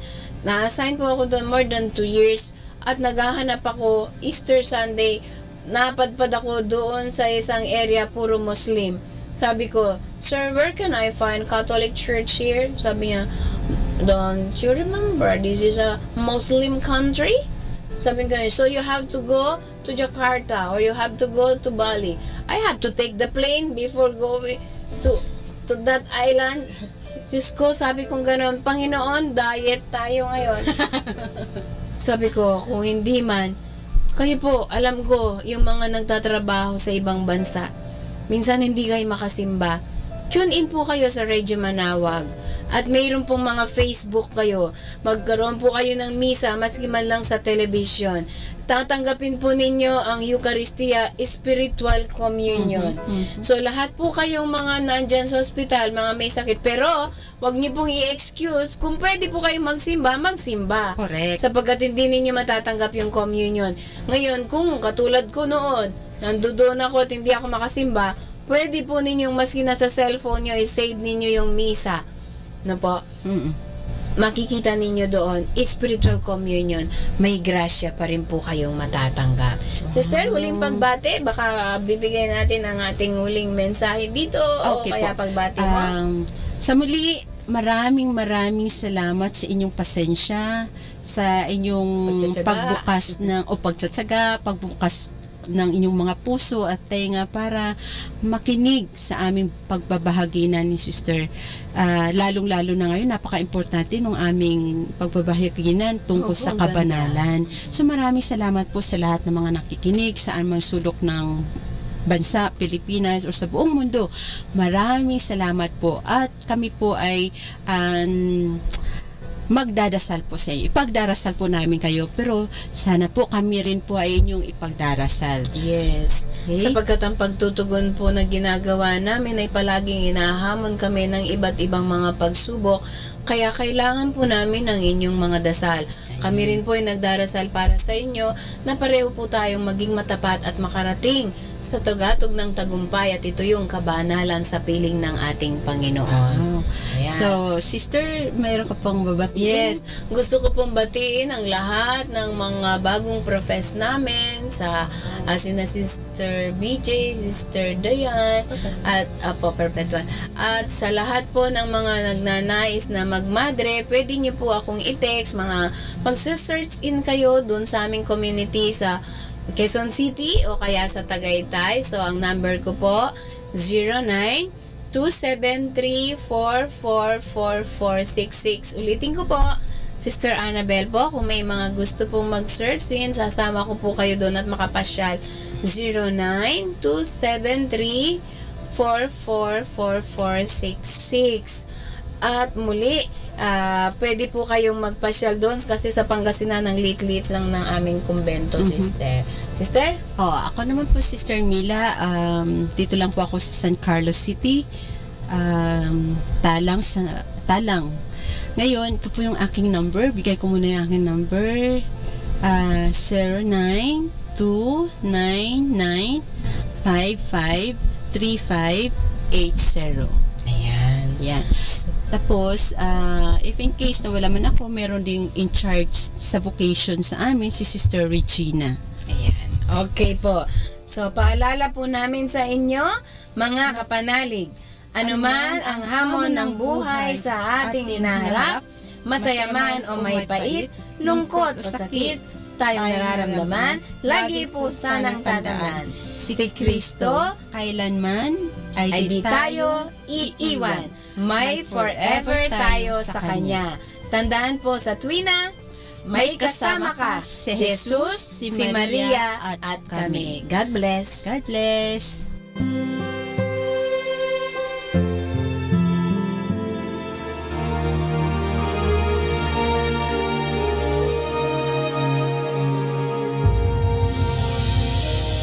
We've just heard the Association of Religious Men and Women in the Archdiocese of Lingayen Dagupan, the program Ang Forever Ko sa Diyos, only here at Manawag Dominican Radio.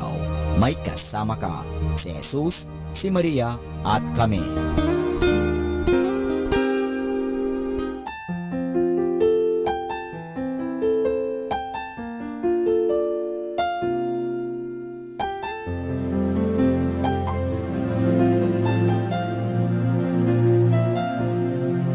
It's been a long and winding journey, but I'm finally here tonight, picking up the pieces and walking back into the light, into the sunset of your glory, where my heart and future lies.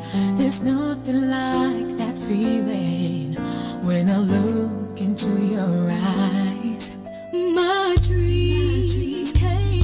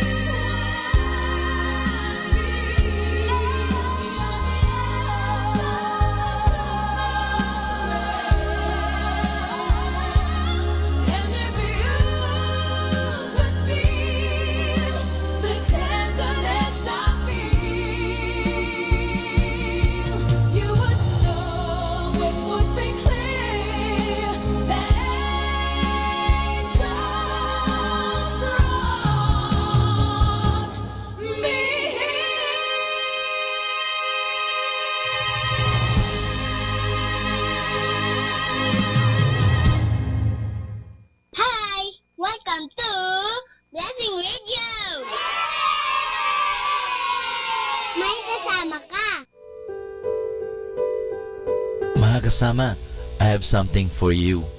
Honor your parents. The family must be united in love. Parents love, care for, correct, and protect their children. In turn, children have their duties to perform. How can children honor their parents? By loving, respecting, and obeying them. Children can show their love for their parents by doing things which they know will please them. Does your mother like condiment and balito music? Then turn off that rock music for a while and give your mother's ear a break by letting her listen to her kind of music. Does your father enjoy reading?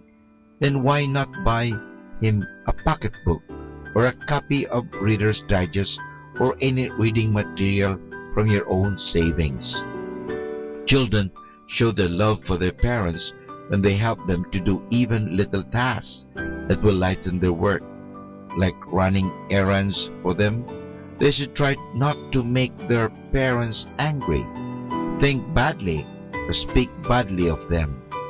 Children can show their respect for their parents by receiving their advice and corrections willingly, by excusing their faults, by not being ashamed of them, even if they lack schooling or not so good looking.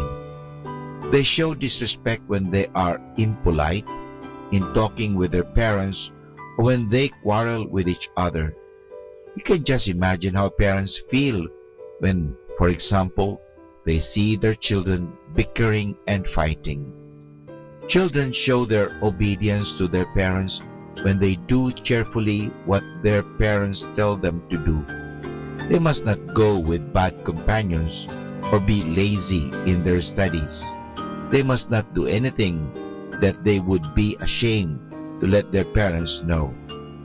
Children, tell your parents about their friends and social life. They should let their parents know where they are going when they leave the house. They should discuss their problems with their parents. Parents love and care for their children so much that they will say and do only the things they will know will be good for their children. Finally, children must pray for their parents, for their strength, long life, and happiness. 102.7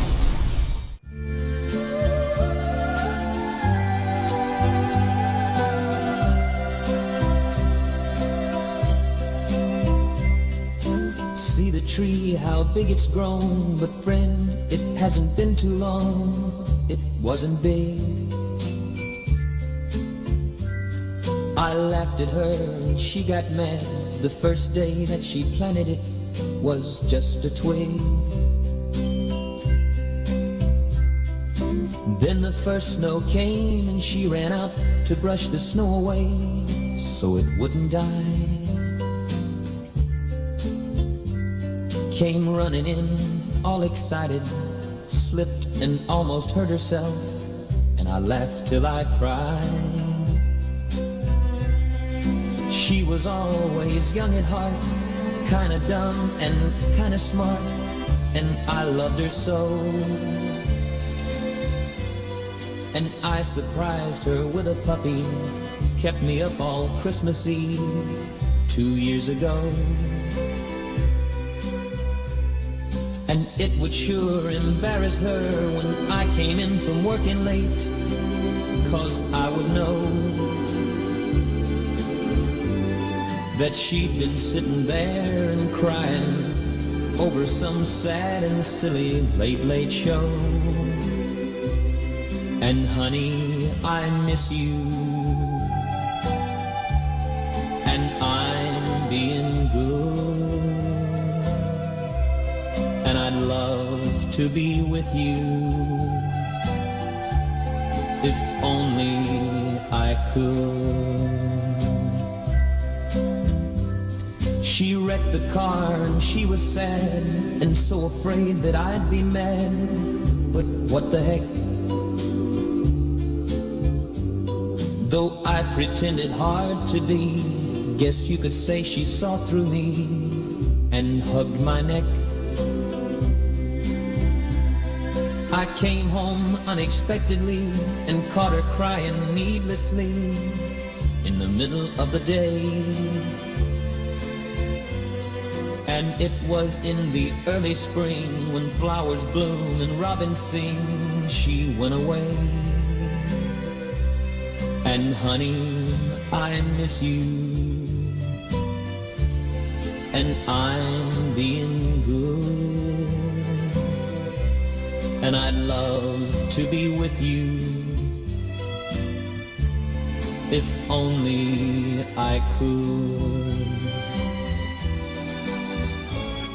One day while I was not at home, while she was there and all alone, the angels came. Now all I have is memories of honey, and I wake up nights and call her name. Now my life's an empty stage where honey lived and honey played and love grew up. And a small cloud passes overhead and cries down on the flower bed that honey loved. And see the tree, how big it's grown, but friend, it hasn't been too long, it wasn't big. And I laughed at her and she got mad. The first day that she planted it was just a twig.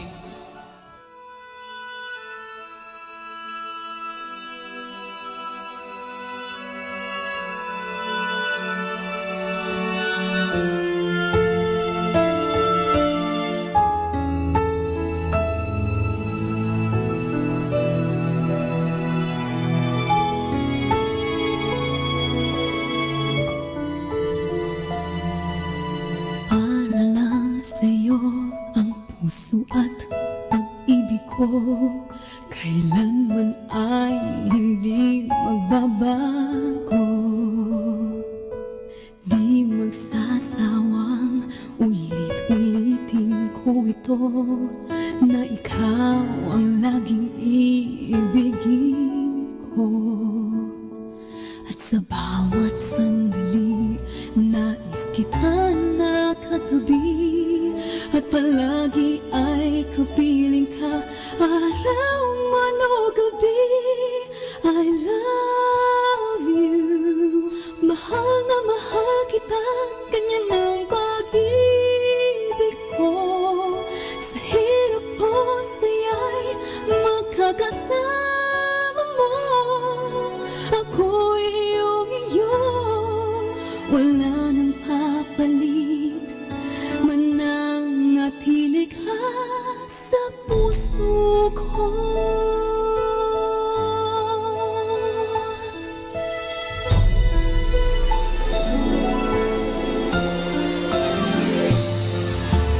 Di ko gagawin na saktan ka, o di kaya ay lilimutin pa. Sa habang panahoy, laging sa'yo, hanggat mayroong pintig ang puso ko. At sa bawat sandali, nais kita nakatabi, at palagi ay kapiling ka, araw man o gabi. I love you, mahal na mahal kita, ganyan ang pag-ibig ko. Sa hirap o saya'y makakasama mo, ako'y iyong-iyo, wala nang papalit, mananatili ka sa puso ko. Kaya kong ibigay sa'yo ang lahat, pati ang buhay ko.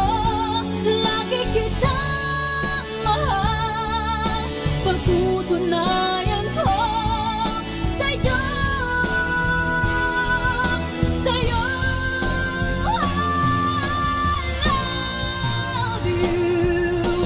Mahal na mahal kita, ganyan ang pag-ibig ko. Sa hirap mo sa'yo'y makakasama mo. Ako'y iyong niyo, wala nang papalit, mananatili ka sa puso ko.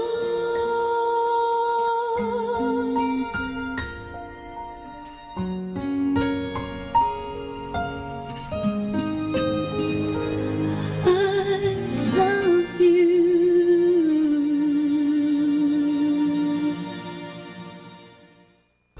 102.7 FM.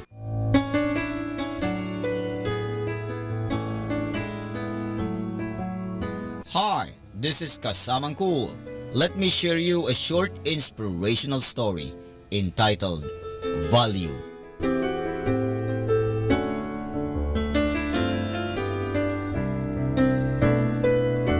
A well-known speaker started off his seminar by holding up a $20 bill. In the room of 200, he asked, "Who would like this $20 bill?" Hands started going up. He said, "I am going to give this $20 to one of you, but first, let me do this." He proceeded to crumple the dollar bill up. He then asked, "Who still wants it?" Still the hands were up in the air. Well, he replied, "What if I do this?" And he dropped it on the ground and started to grin it into the floor with his shoe. He picked it up, now all crumpled and dirty. Now, who still wants it? Still the hands went into the air. My friends, you have all learned a very valuable lesson. No matter what I did to the money, you still wanted it because it did not decrease in value. It was still worth $20.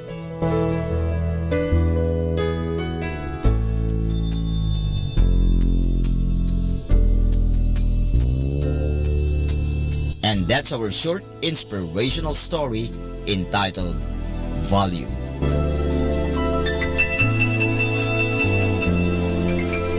You know, my brothers and sisters, many times in our lives we are dropped, crumpled, and ground into the dirt by the decisions we make and the circumstances that come our way. We feel as though we are worthless. But no matter what has happened or what will happen, you will never lose your value. You are special. Don't ever forget it.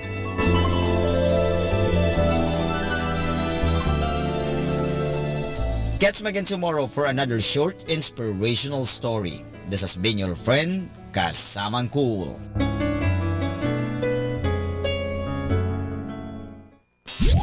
And you're listening to 102.7 FM. Manawag Dominican Radio.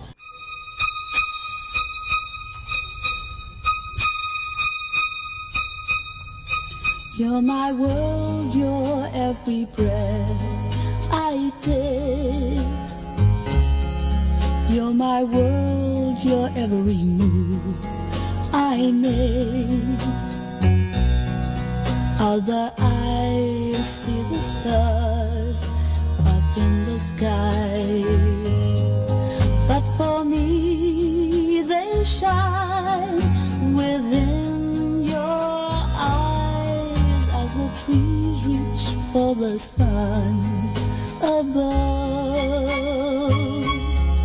So my arms reach out to you for love. With your hand resting in mine, I feel a power so divine.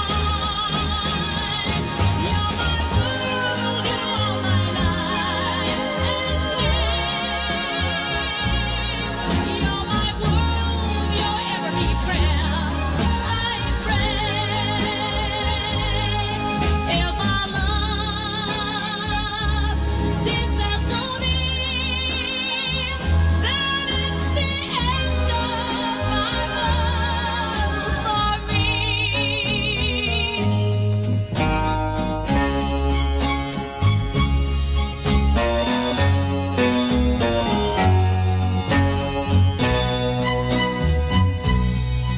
with your hand resting in mine. I feel a power so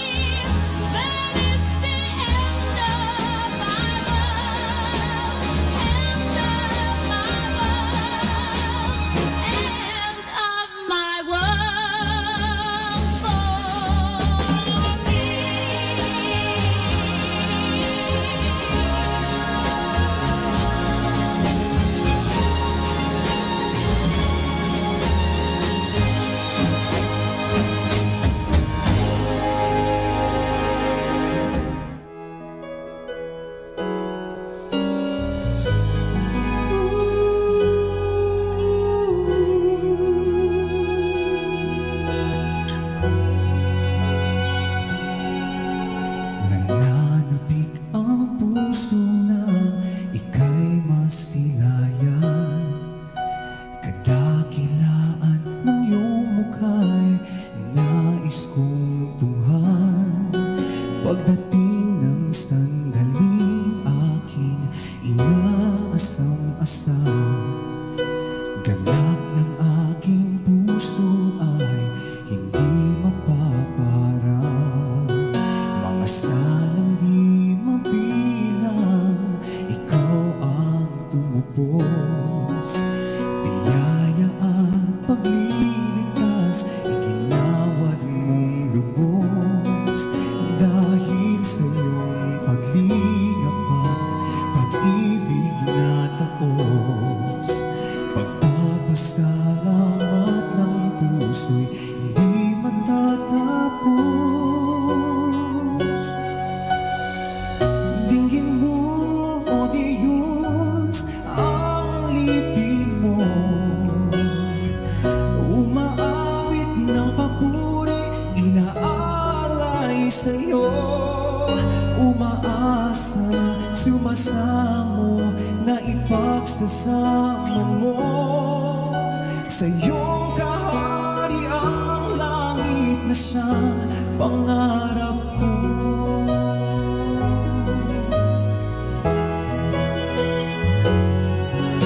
Ang iyong kataasang sa akin ay umaabot. Sa tuwina ay inaalala na ako'y mula sa alabok, sa pamamagitan ng mga salita mong subok. Daing ng aking kaluluwa'y nabigyan ng sagot. Dinggin mo, O Diyos, ang alipin mo. Umaawit ng papuri, inaalay sa'yo. Umaasa, sumasamo, na ipagsasama mo. Sa iyong kahariang langit na siyang pangarap ko.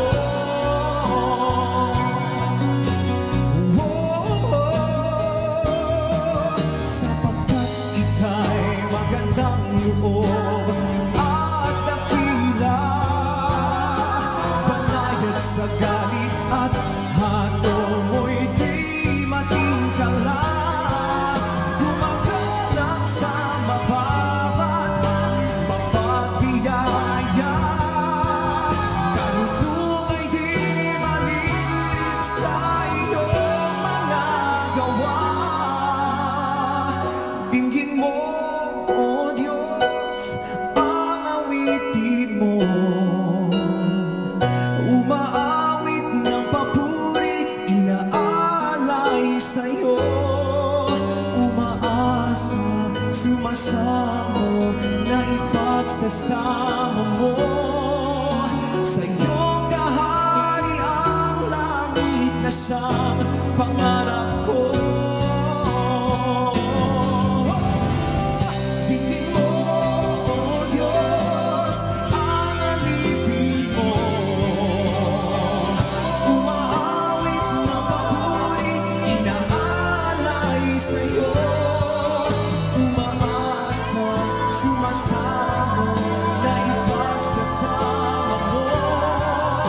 Sa'yo kaharian, langit na siyang pangarap ko. Sa langit mo, pangarap ko.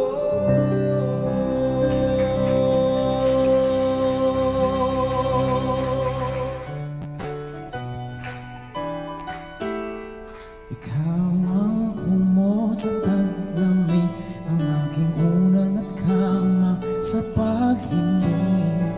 Ikaw ang baghari pagkatapos ng ulan. Ikaw ang araw sa umaga, aking hangin sa tuwing humihinga. Wala ang tulad mo kung di ka kilala. Ang awit na to ay para lang sa'yo. Himig ng papuri, umawit kami para sa'yo. Hilig sa aking labi, ito'y nagmumula sa puso ko. Wala na akong mahilig, basta ikaw ay nasa aking piling. Jesus, I love you. Well, Jesus, I love you. Sa sandaling ito, wala kong hinihingi, pasasalamat lang ang aking panalangin. Sa simpleng awit, ihahandog ito. Ay para sa'yo ang awit kong ito. Himig ng papuri,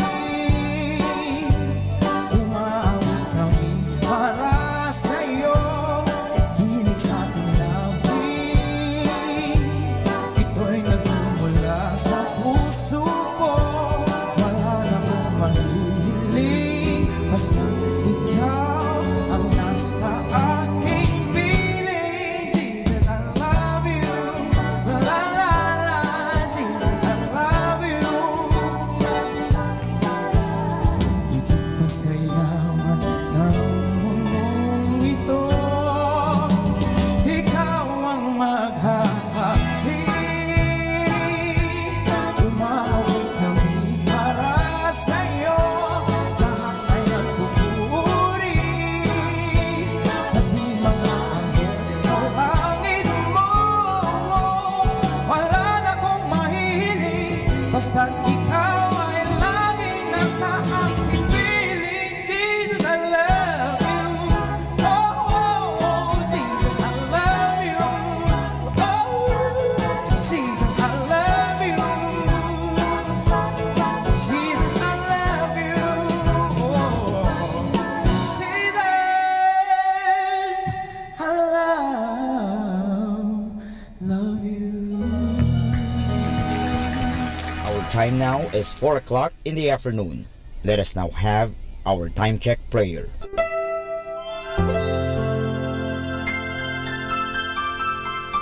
Panalangin ng mag-anak.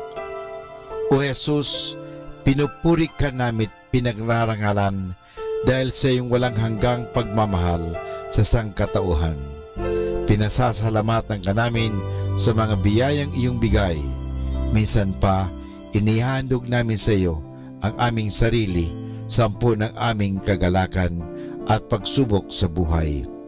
Loobin mo, Panginoon, na ang aming tahanay pagharian ng pag-ibig, kapayapaan, pagkakaisa at kalinisan ng kalooban.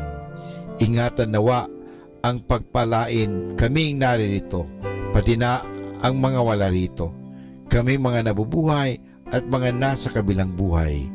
Mahal na Birhen Maria, mapagmahal na ina na aming Panginoong Hesus at ina naming lahat, ipinapanalangin mo rin ang aming pamilya sa lahat ng aming pamilya, lalo na ang mga sanggol at mga kabataan. Mahal na Pintakasing Jose, gabay ni Jesus at ni Maria, ipanhik mo sa Panginoong Diyos na ingatan ang aming mag-anak at ilayo sa anumang kapamakan, upang sa gayon, sa piling mo at ni Jesus at Maria, ay mapanatiling buo ang aming pamilya. Amen.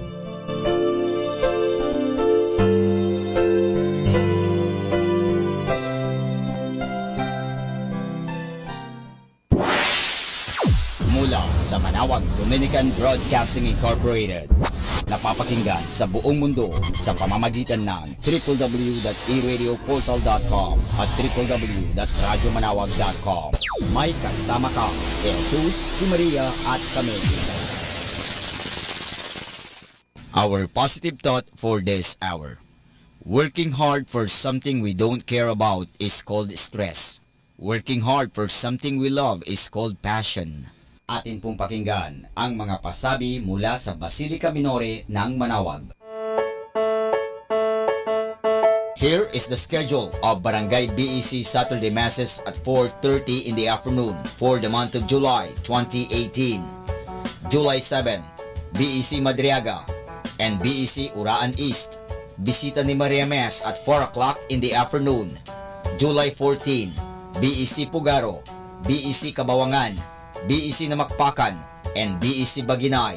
Bisita ni Maria Mes at 4 o'clock in the afternoon, BEC Babasit West.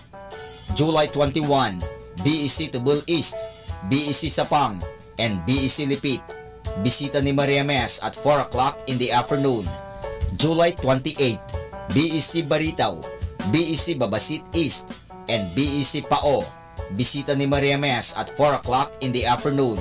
And that's the schedule of Barangay BEC Saturday Masses at 4:30 in the afternoon for the month of July 2018.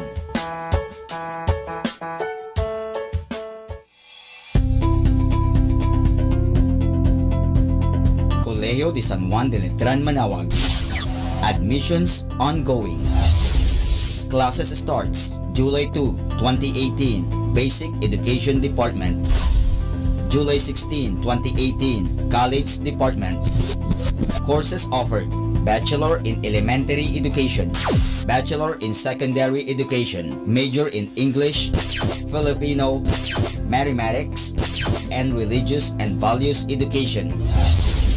Bachelor of Science in Computer Science, Bachelor of Science in Information Technology, Bachelor of Science in Business Administration, Major in Operations Management, Marketing Management, Human Resource Development Management, and Financial Management. Thank you.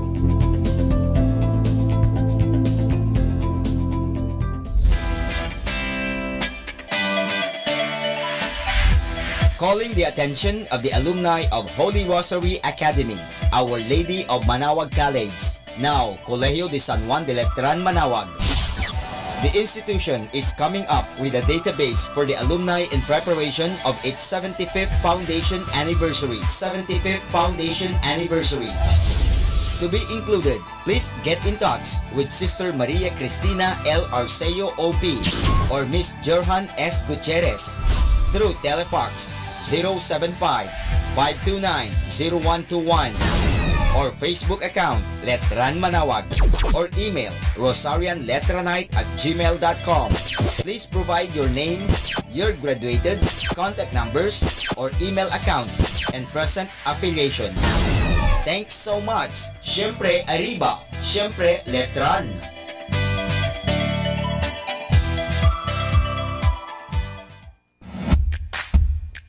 Colegio de San Juan de Letran, Manawag is urgently in need of high school religion teacher for the incoming school year 2018-2019. Please submit application letter, resume, and other pertinent papers to Sister Maria Cristina L. Arceo OP, Vice President and Principal. Thank you so much. Siyempre arriba, siyempre letran. Atin pong napakinggan ang mga pasabi mula sa Basilica Minore ng Manawag. Listen to Manawag Dominican Radio and watch live through our website at www.radyomanawag.com for the live Mass on air from 6 o'clock in the morning and 11 o'clock in the morning every day and 5 o'clock in the afternoon from Monday to Friday and 4:30 in the afternoon every Saturday and 4 o'clock in the afternoon every Sunday. You may also visit the official website of Minor Basilica of Manawag at www.manawagmasilica.org for the different activities and other announcements. May kasama ka si Jesus, si Maria at kami.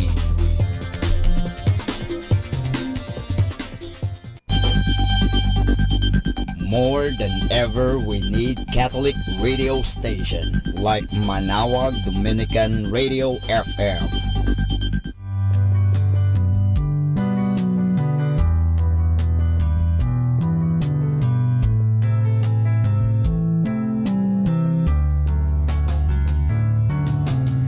Whenever you're alone, just turn the radio on. It will comfort you with the songs of love, with words from our God. 'Cause you have a company, you have a friend in here. Manawag Dominican Radio, with the songs that call you to God. You have a company, 'cause we are a family. Manawag Dominican Radio, with the songs that bring you to God. You have Manawag Dominican Radio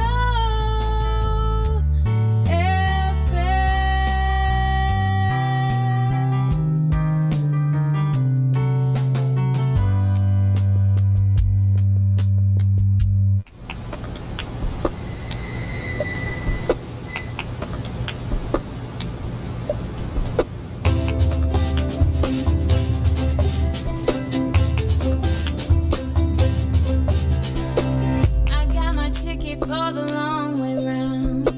2 bottle whiskey for the way.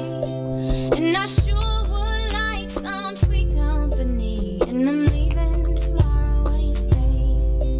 When I'm gone, you're gonna miss me when I'm gone. You're gonna miss me by my hair. You're gonna miss me everywhere. Oh, you're gonna miss me when I'm gone. When I'm gone, you're gonna miss me when I'm gone. You're gonna miss me by my walk. You're gonna miss me by my talk. Oh, you're gonna miss me when I'm gone.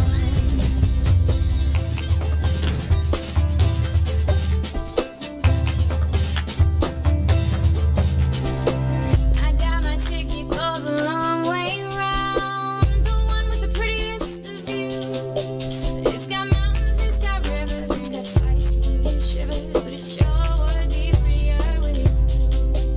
When I'm gone, you're gonna miss me when I'm gone. You're gonna miss me by my walk, you're gonna miss me by my talk. Oh, you're gonna miss me when I'm gone.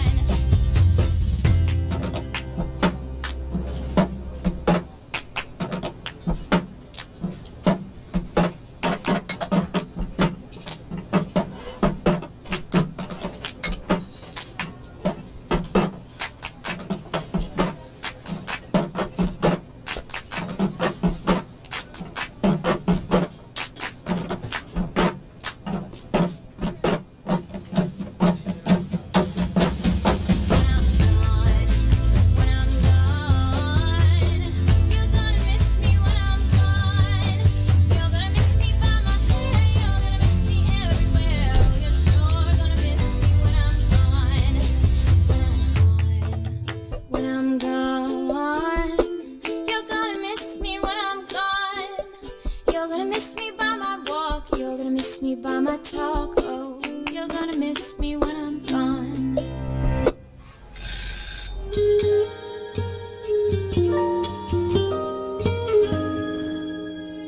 Eto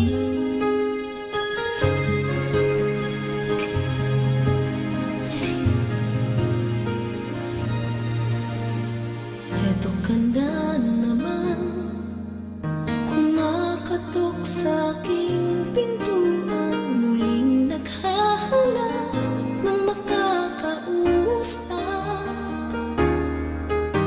At eto naman ako, nakikinig sa mga kwentong mong paulit-ulit lang. Nagtitiis kahit nasasaktan. Ewan kung bakit ba hindi ka pa nadadala.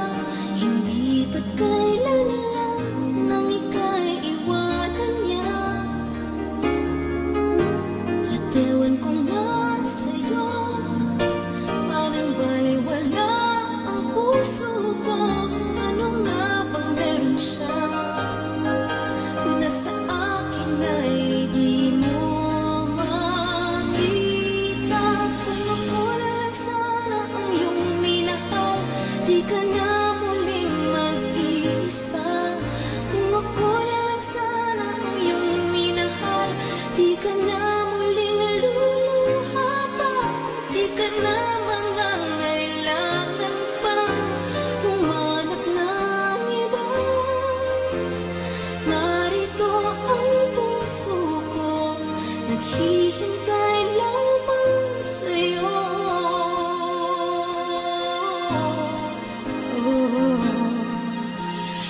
Ito pa rin ako, umaasang ang puso mo. Baka sakali bang ito'y magbago.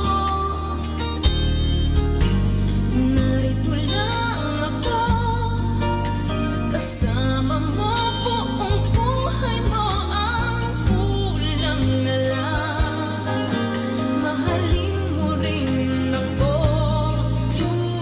Tuusan, kung ako na lang sana ang iyong minahal, di ka na muling mag-iisa.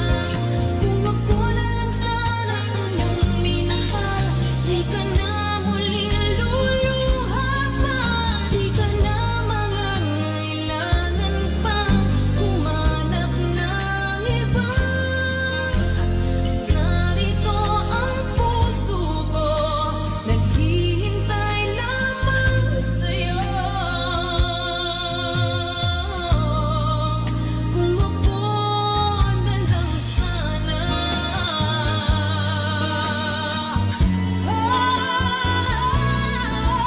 kung ako na lang sana ang iyong minahal, di ka na muling mag-iisa. Kung ako na lang sana ang iyong minahal, di ka na muling luluha pa. Di ka na mangangailangan pang humanap ng iba.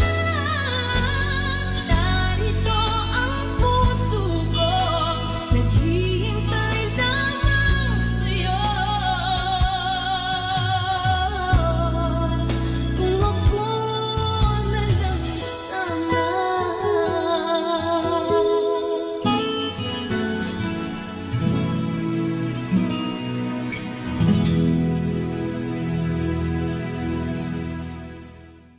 You're listening to Manawag Dominican Radio.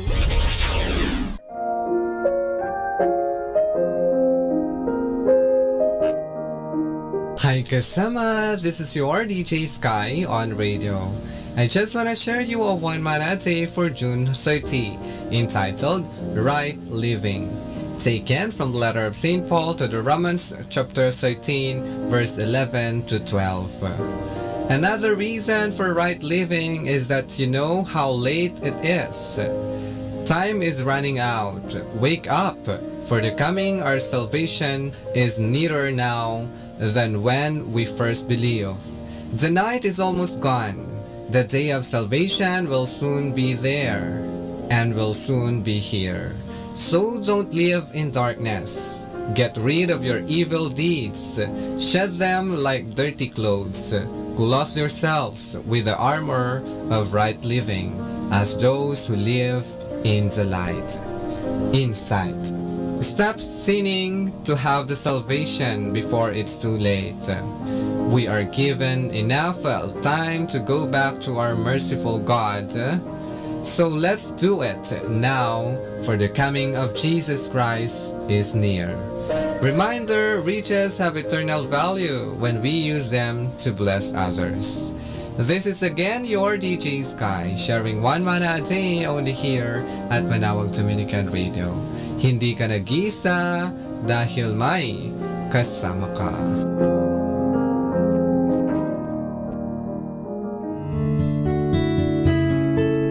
A reminder from this station: control desire for possessions. Build up treasures in heaven rather than on earth. Cut down on material possessions. Eliminate thrills. Listen once. Share yourself, your time, your talents with others. Control your desire for entertainment. Too much entertainment and other distraction can lead us to less or no time for the works of the Lord. Carry out duties in life. Serve God by living out your vocation in love each day. God is calling each of us to be a living sacrifice. Offer your daily life through Christ.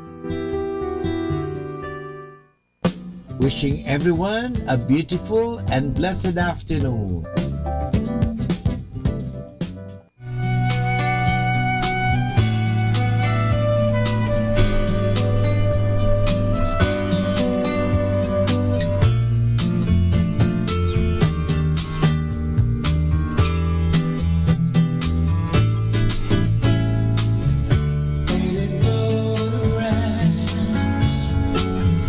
Covered now with lines and creases.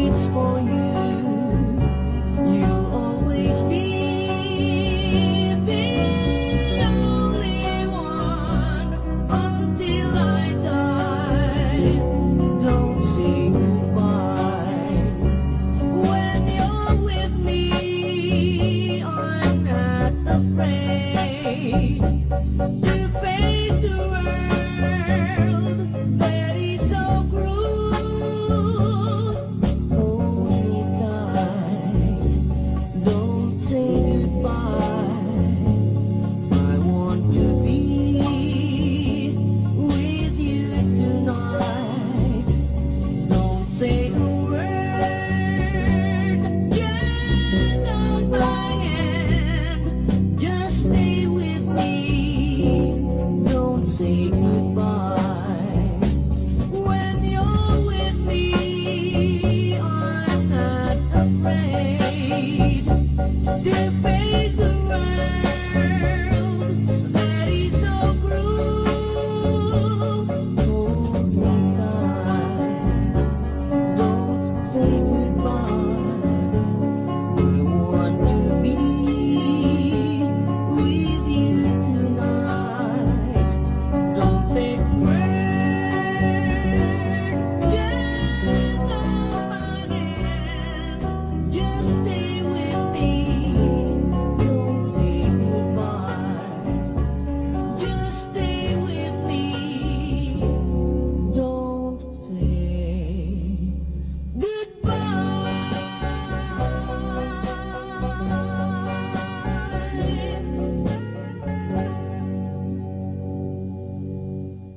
Let us immerse ourselves in God's loving presence as we start and end our day with a prayer and a song.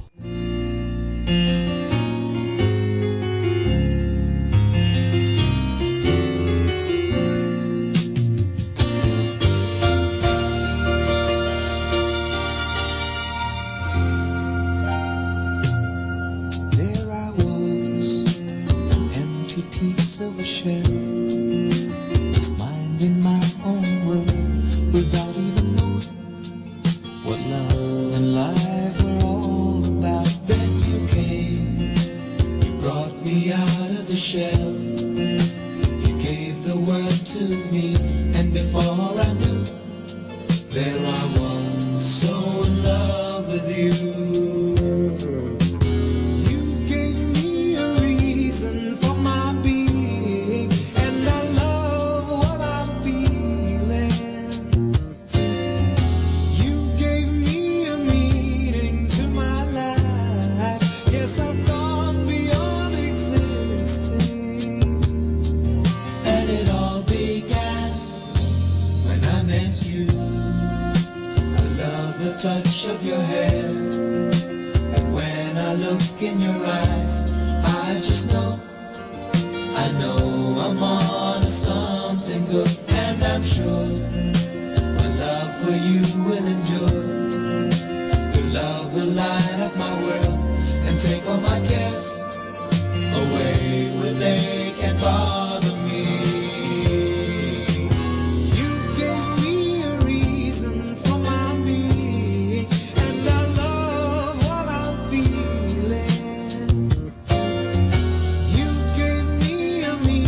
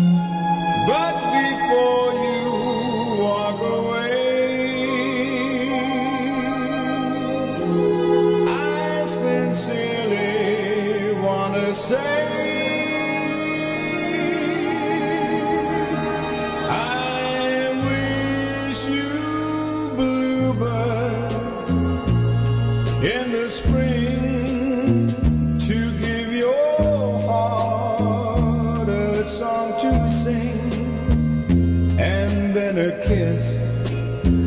But more than this, I wish you love. And in July,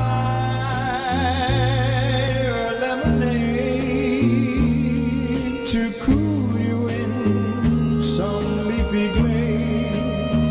I wish you health and more than wealth. I wish you love. My breaking heart, and I grieve that you and I could never be. So with my best, my very best, I set you free. I wish you shelter from a storm, a cozy fire to keep you warm, but most of all, when snowflakes fall, I wish you love. My breaking heart, that you and I could never be.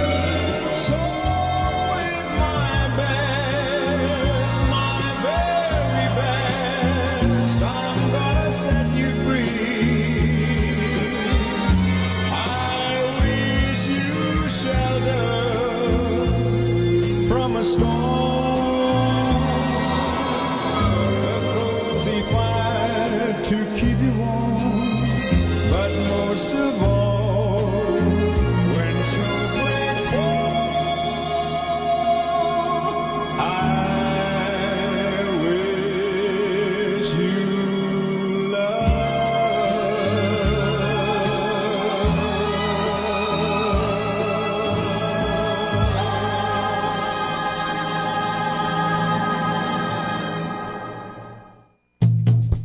Happy, happy Saturday! The art of being happy lies in the power of extracting happiness from common things. Happy Saturday!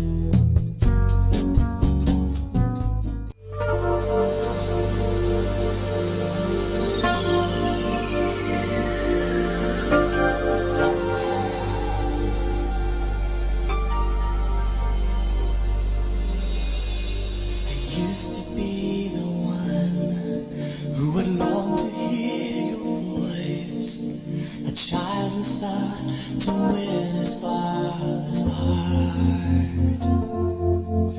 But as I carried on, life got a hold on me.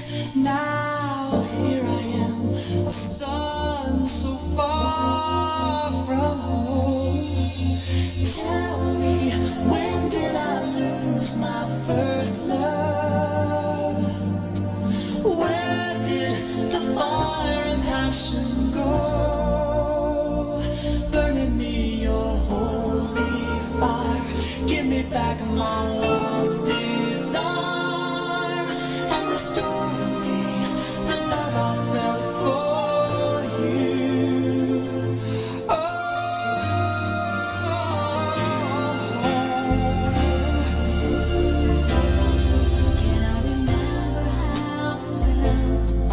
When they looked into my face and they saw the love of Jesus in my eyes.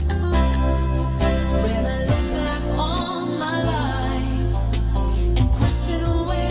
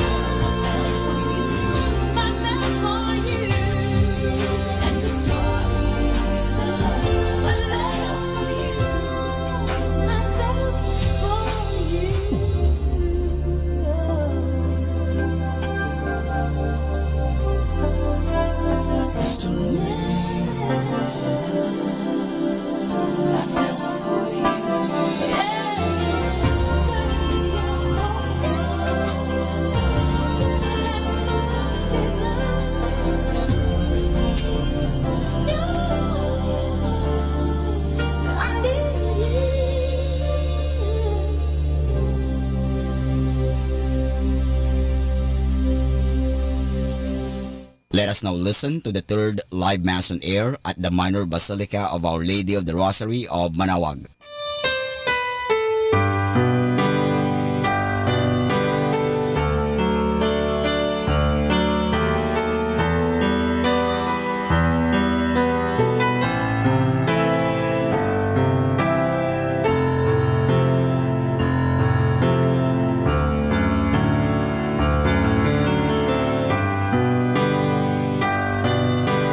Affliction. Jesus, aware at once that power had gone out from him, turned around in the crowd and asked, "Who has touched my clothes?" But his disciples said to Jesus, "You see how the crowd is pressing upon you, and yet you ask, 'Who touched me?'" And he looked around to see who had done it. The woman, realizing that what had happened to her, approached in fear and trembling. She fell down before Jesus and told him the whole truth. And he said to her, "Daughter, your faith has saved you. Go in peace and be cured of your affliction." While he was still speaking, people from the synagogue official's house arrived and said, "Your daughter has died. Why trouble the teacher any longer?" Disregarding the message that was reported, Jesus said to the synagogue official, "Do not be afraid, just have faith." He did not allow anyone to accompany him inside except Peter, James, and John, the brother of James. When they arrived at the house of the synagogue official, he caught sight of a commotion, people weeping and wailing loudly. So he went in and said to them, "Why this commotion and weeping? The child is not dead, but asleep." And they ridiculed him. Then he put them all out. He took along the child's father and mother, and those who were with him, and entered the room where the child was. He took the child by the hand and said to her, "Talitha kum," which means, "Little girl, I say to you, arise." The girl, a child of 12, arose immediately and walked around. At that, they were utterly astounded. He gave strict orders that no one should know this, and said that she should be given something to eat. The Gospel of the Lord. Praise to you, Lord Jesus Christ. Please be seated. Mga kaibigan, sa Ebanghelyo natin, dalawang himala ang ginawa ng ating Panginoon. Una, pinagaling niya ang may sakit. At pangalawa, binuhay niya ang patay. Madaling maintindihan ang pagpagaling ng may sakit, pero ang buhayin ng patay, medyo mahirap. Kaya nga himala binuhay ni Jesus ang patay. Pero may iba pang kahulugan nito. Hindi lang binuhay ni Jesus ang patay. Binuhay niya ang namatayan. Kasi kuminsan, ang patay na ilibing na, ngunit may nailibing ng buhay. Yung mga tao na nawalan ng pag-asa, yung mga tao na namatayan ng sigla upang mabuhay, yung mga tao na namatayan ng lakas, yung mga tao na namatayan na ng pag-asa. Mistulang mga patay. Minsan, may kakilala ko, mag-asawa. Lagi sila nagsisimba at nagdadasal, nabigyan sila ng anak. At pagkaraan ng halos 10 taon, nagkaroon sila ng anak. Isang cute, malusog na sanggol. Ngunit nung bibinyagan na lang yung bata, mag-1 taon yung bata, namatay. Kaya yung nanay, hindi niya matanggap-tanggap. Ayaw lumabas ng kwarto, ayaw kumain, ayaw humarap sa tao. Lagi niyang sinasabi, gusto ko na ring mamatay. Gusto ko na ring namatay. Matagal nang nakalibing ang kanyang sanggol. Siya buhay, pero parang nailibing ng buhay. Kasi ayaw na niyang mabuhay. Namatayan ng pag-asa. Siguro naranasan nyo yan. Pag lingunin niyo yung buhay ninyo, amin man nyo o hindi, may mga sandali sa buhay nyo, minsan nasabi nyo, gusto ko na ring mamatay. Halimbawa, nagkasakit kayo ng matindi, tapos parang walang umiintindi sa inyo, ang sakit-sakit ng naramdaman ninyo, walang nag-asikaso. Parang pinabayaan kayo. Gusto ko nang mamatay. Pang negosyo ninyo bumagsak, nagkandautang-utang kayo. Hindi mo alam kung anong gagawin mo. Gusto ko nang mamatay. Akala mo noon, mahal na mahal ka ng asawa mo. Yun pala, matuklasan mo, nagtataksil pala sa'yo. Gusto ko nang mamatay.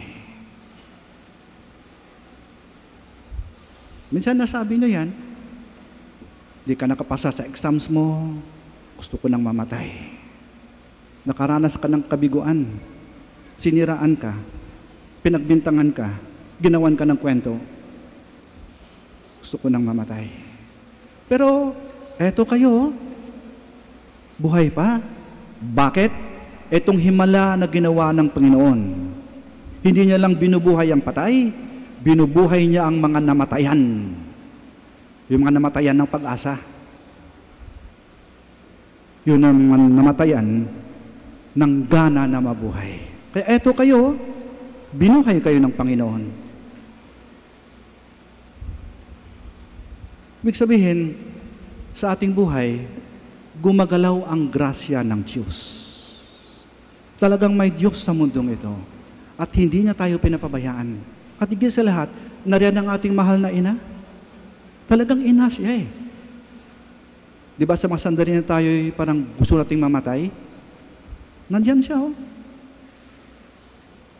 Sa katunayan nga, baka ang mahal na ina may kinalaman sa himala na nangyari sa inyong buhay. Yung nakabangon kayo, yung nakaahon kayo, eto kayo buhay, nalampasan niyo yung pagsubok na yan. Yan ang ginagawa ng ating Diyos. Yan ang ginagawa ng ating mahal na ina. Kaya ba't dahil nagawa yan sa atin, sana naman maging matalas ang ating pakiramdam. Kasi baka hindi natin naramdaman na namamalayan, baka may mga taong gusto nang mamatay. Maging bahagi kayo ng himala. Mari kayo maging bahagi ng himala. Buhayin ang mga namatayan. Yung pagmamahal ninyo, yung pag-alaga ninyo, yung pagpakita ninyo ng malasakit, yung pagpatawad ninyo, yung muli ninyong pagtanggap, yung muli ninyong pagbigay ng tiwala, yung muli ninyong pagbibigay ng pagkakataon.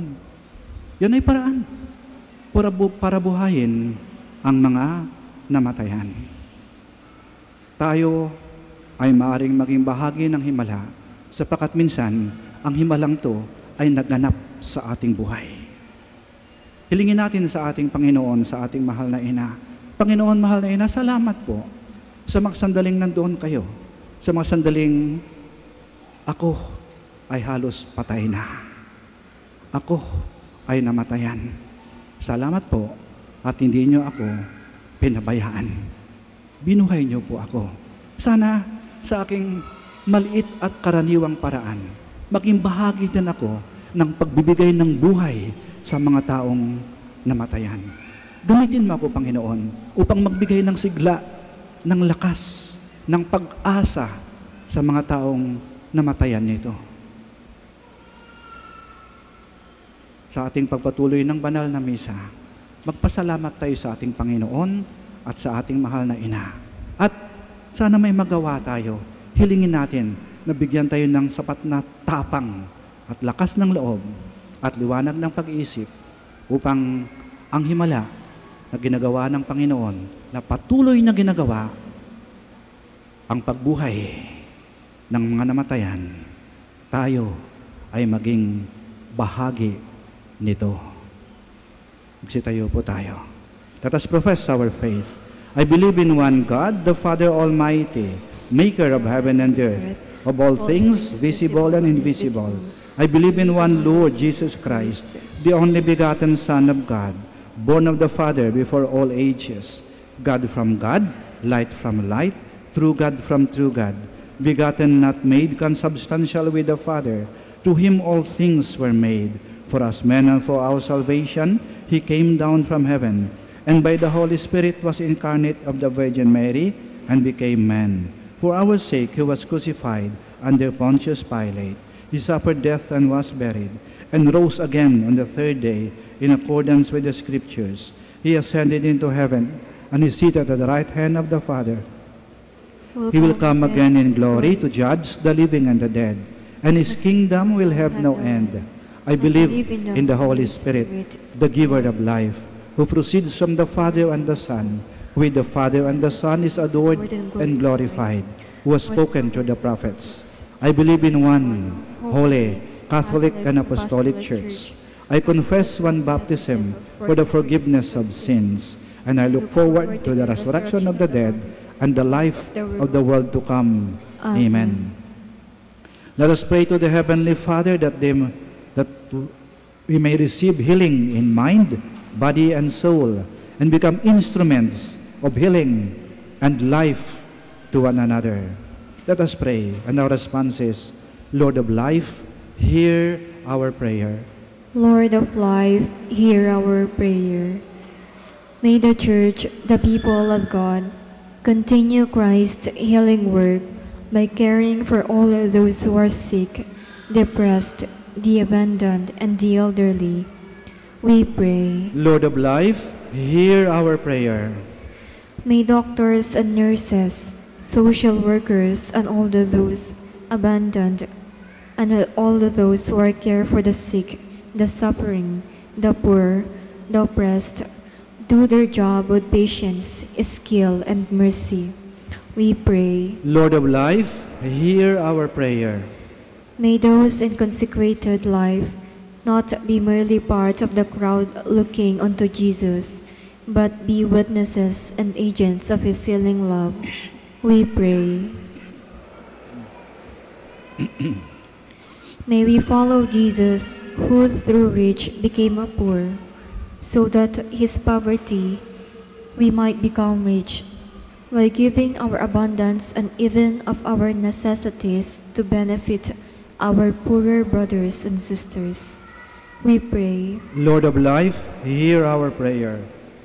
May all who mourn their loved ones be comforted by their faith in the risen Lord, who has brought us life that can never be taken away. We pray. Lord of life, hear our prayer. We pray for the intentions of this Mass, and in the silence of our hearts, we present to the Lord our own personal intentions.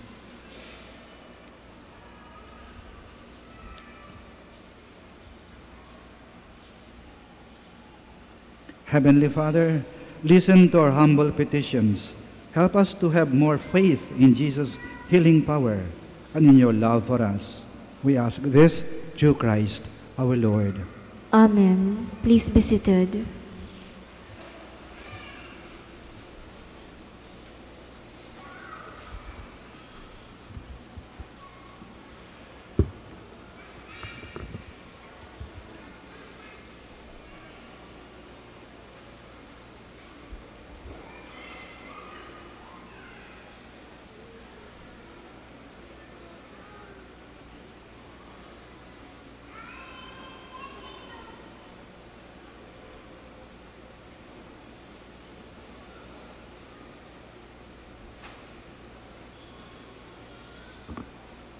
Blessed are you, Lord, God of all creation. For your goodness we have received the bread we offer you, fruit of the earth and work of human hands. It will become for us the bread of life. Blessed be God forever.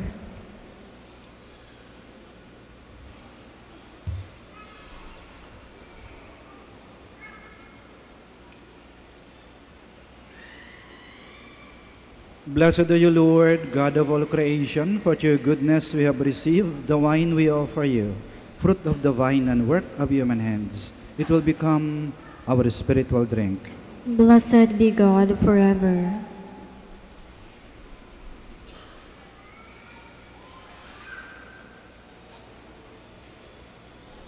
Please stand. Pray, my dear friends, that our sacrifice may be acceptable to God, the Almighty Father.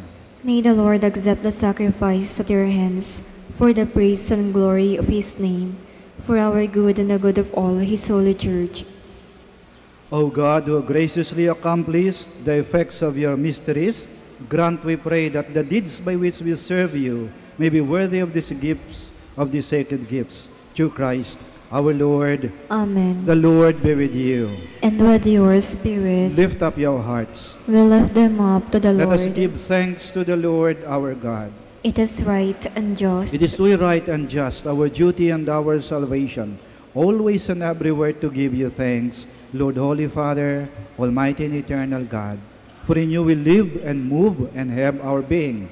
And while in this body, we not only experience the daily effects of your care, but even now possess the pledge of eternal life. For having received the first fruits of the Spirit, through whom you raised up Jesus from the dead, we hope for an everlasting share in the Paschal mystery. And so with all the angels we praise you, as in joyful celebration we acclaim, Holy, holy, holy Lord God of hosts. Heaven and earth are full of your glory. Hosanna in the highest. Blessed is he who comes in the name of the Lord. Hosanna in the highest. Please kneel.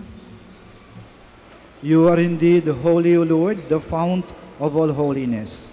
Make holy, therefore, these gifts, we pray, by sending down your Spirit upon them like the dewfall, so that they may become for us the body and blood of our Lord Jesus Christ. At the time he was betrayed and entered willingly into his passion, he took bread and giving thanks, broke it, and gave it to his disciples, saying, Take this, all of you, and eat of it, for this is my body, which will be given up for you.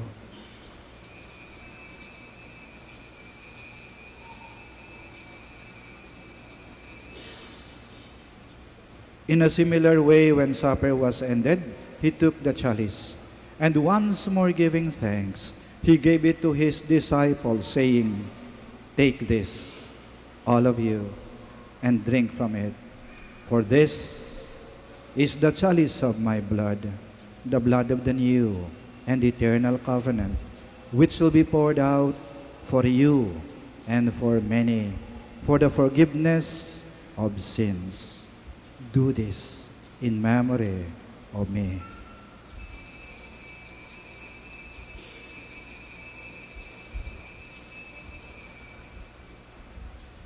The mystery of faith. We proclaim your death, O Lord, and profess your resurrection until you come again.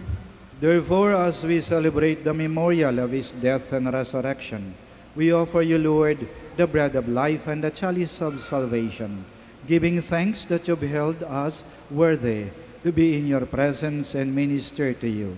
Humbly we pray that partaking of the body and blood of Christ, we may be gathered into one by the Holy Spirit. Remember, Lord, your church spread throughout the world, and bring her to the fullness of charity, together with Francis, our Pope, Socrates, our Bishop, and all the clergy. Remember also our brothers and sisters who have fallen asleep in the hope of the resurrection, and all who have died in your mercy. Welcome them into the light of your face. Have mercy on us all, we pray, that with the Blessed Virgin Mary, Mother of God, with Blessed Joseph, her spouse, with the blessed apostles, and all the saints who have pleased you throughout the ages, we may merit to be co-heirs to eternal life, and may praise and glorify you to your Son, Jesus Christ. Through him, and with him, and in him, O God, Almighty Father, in the unity of the Holy Spirit, all glory and honor is yours, forever and ever. Amen. Please stand. Now, in loving confidence, we pray to our Father in the words Christ taught us. Our Father, who art in heaven, hallowed be thy name. Thy kingdom come, thy will be done on the earth as it is in heaven. Give us this day our daily bread, and forgive us our trespasses, as we forgive those who trespass against us. And lead us not into temptation, but deliver us from evil. Deliver us, Lord, we pray, from every evil. Graciously grant peace in our days, that by the help of your mercy, we may be always free from sin and safe from all distress, as we await the blessed hope and the coming of our Savior, Jesus Christ. For the kingdom, the power, and the glory are yours, now and forever. Lord Jesus Christ, who said to your apostles, "Peace I leave you, my peace I give you." Do not look on our sins, but on the faith of your church, and graciously grant her peace and unity, in accordance with your will, who live and reign forever and ever. Amen. The peace of the Lord be with you always. And with your spirit. We offer each other the sign of peace. Peace be with you. Peace be with you. Peace be with you. Lamb of God, You take away the sins of the world, have mercy on us. Lamb of God, you take away the sins of the world, have mercy on us. Lamb of God, you take away the sins of the world, grant us peace. Please kneel. here is Jesus Christ, the Lamb of God, who takes away the sins of the world. Blessed are those called to the supper of the Lamb. Lord, I am not worthy that you should enter under my roof, but only say the word, and my soul shall be healed.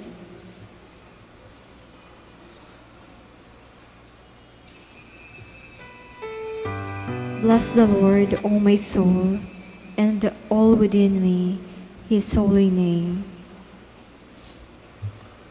You are listening to the live Mass on air at the Minor Basilica of Our Lady of the Rosary of Manawag. And the celebrant for this live Mass on air is Reverend Father Eugenio Cabillon OP.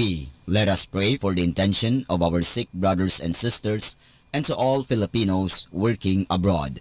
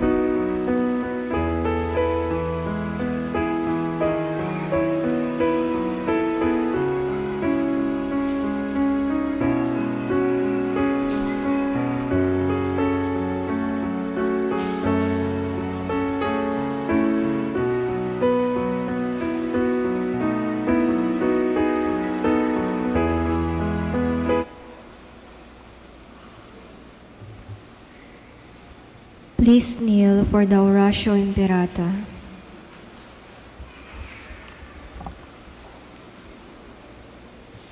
We'll now pray the Oratio Imperata. Almighty God, Lord of the universe, creator of everything, we come to you seeking your divine protection as we face our fears and confront the threats that cause us anxiety. After every invocation, let us say, deliver your people, Lord.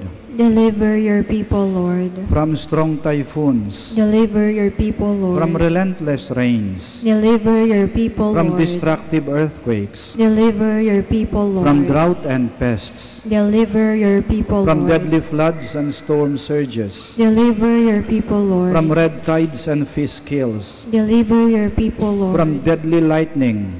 Deliver your people, From Lord. violence and war. Deliver your people, From Lord. corruption and sin. Deliver your people, Lord. From criminality and terrorism. Deliver your people, Lord. From selfishness and indifference. Deliver your people, Lord. O divine Jesus, you calm down the storms and walk over the waters. Give us fine weather. Shield us from distress. Drive away from our land all calamities and disasters of nature. We entrust ourselves to you, now and forever. Amen. Our Lady of the Rosary of Manaoag, Pray for us. Please stand. let us pray. O Lord, may this divine sacrifice we have offered and received fill us with life. We pray so that, bound to you in lasting charity, we may bear fruit that lasts forever. Through Christ, our Lord. Amen. Maraming salamat po sa inyong pagdalo sa banal na misa at sa pagdalaw sa ating mahal na ina, ang Birhen ng Rosaryo ng Manaoag. Mag-ingat po kayo sa pag-uwi at naway lagi po kayong pagpalain ng ating Panginoon at ng ating mahal na ina. Hanggang sa muli po. The Lord be with you. And with yours. May Almighty God bless you, the Father, the Son, and the Holy Spirit. Our celebration of the Mass is ended. Go to love and to serve the Lord. Thanks be to God.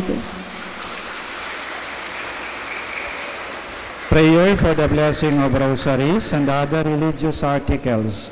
In memory of the mysteries of the life, death, and resurrection of our Lord Jesus Christ, and to the honor and glory of the Blessed Virgin Mary, Mother of Christ and Mother of the Church, Our Lady of the Rosary of Manaoag, may these rosaries, candles, images, oils, scapulars, crucifix, and other articles of devotion be blessed and made holy in the name of the Father, and of the Son, and of the Holy Spirit. Amen. Prayer for the blessing of the sick. God, our Almighty Father, by your blessing, you give us strength and support in our sickness. Turn with kindness toward our sick brothers and sisters.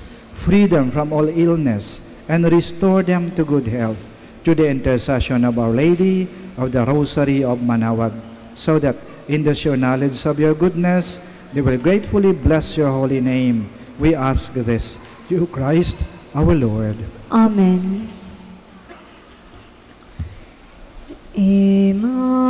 Immaculate Mother, we come at thy call, and on thy altar before thee we fall. Ave, Ave, Ave Maria. Ave, Ave, Ave Maria.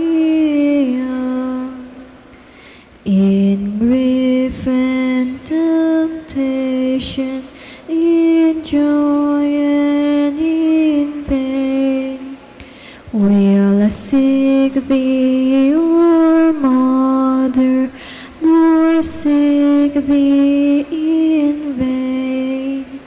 Ave, Ave, Ave Maria. Ave, Ave, Ave Maria.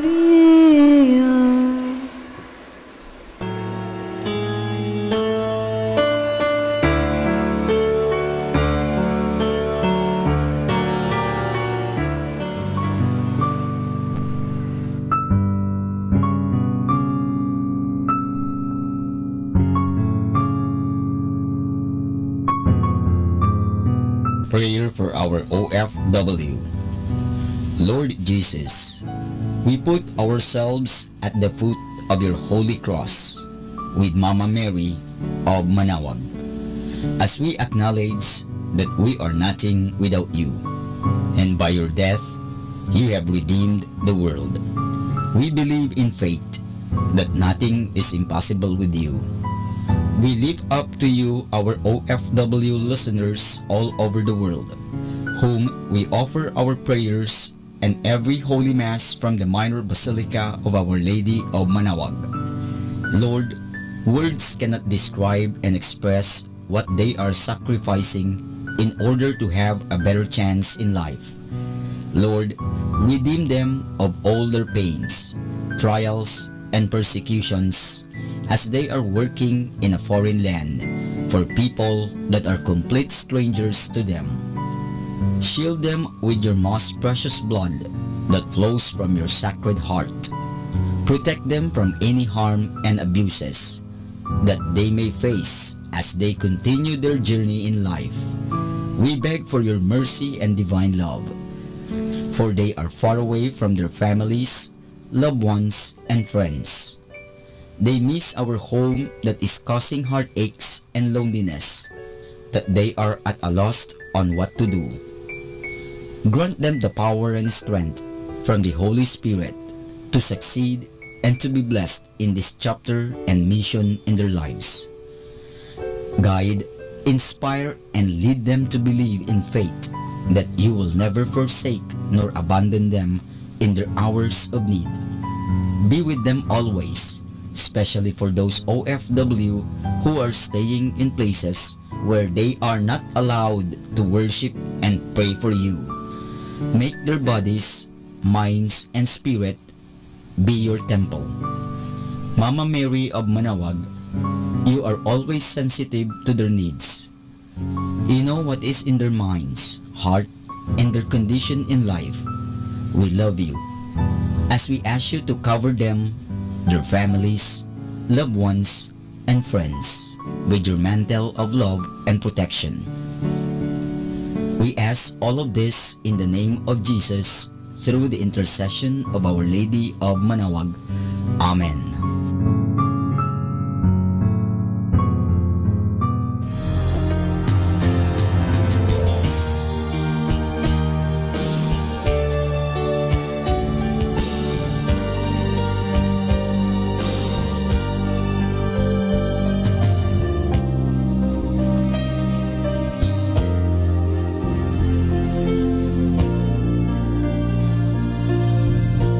Prayer for priests. O Almighty Eternal God, look upon the face of your Son, and for love of him who is the eternal High Priest, have pity on your priests. Remember, O most compassionate God, that they are but weak and frail human beings. Stir up in them the grace of their vocation, which is in them by the imposition of the bishop's hands. Keep them close to you, lest the enemy prevail against them, so that they may never do anything in the slightest degree unworthy of their sublime vocation. O Jesus, I pray for your faithful and fervent priests, for your unfaithful and tepid priests, for your priests laboring at home or abroad in distant mission fields, for your tempted priests, for the lonely and desolate priests, for your young priests, for your dying priests, for the souls of your priests in purgatory. But above all, I commend to you the priests dearest to me, the priest who baptized me, the priests who absolved me from my sins, the priests at whose masses I assisted, and and who gave me your body and blood in Holy Communion. The priests who taught and instructed me, or helped me and encouraged me, all the priests to whom I am indebted in any way. Oh Jesus, keep them all close to your heart and bless them abundantly in time and in eternity. Amen. In the name of the Father, and of the Son, and of the Holy Spirit. Amen.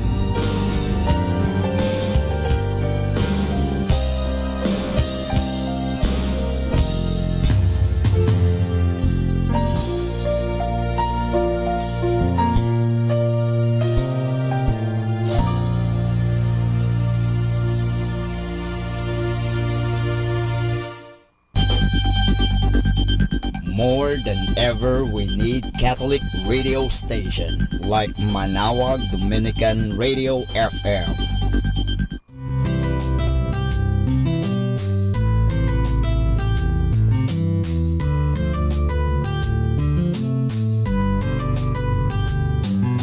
Whenever you're alone, just turn your radio on. It will comfort you with the songs of love, with words from our God.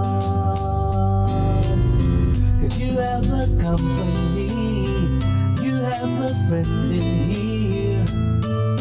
But now on Dominican radio, with the songs that call you to God, you have a company, 'cause we are a family. But now on Dominican radio, with the songs that bring you to God.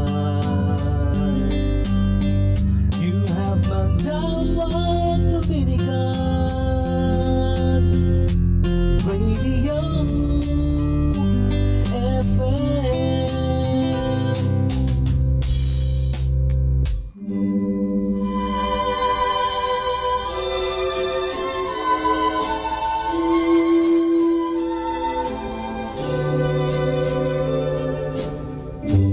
I bless the day I found you. I want to stay around you, and so I beg you, let it be me. Don't take this heaven from one if you must cling to someone now and forever. Let it be me. Each time we meet, love, I find complete love.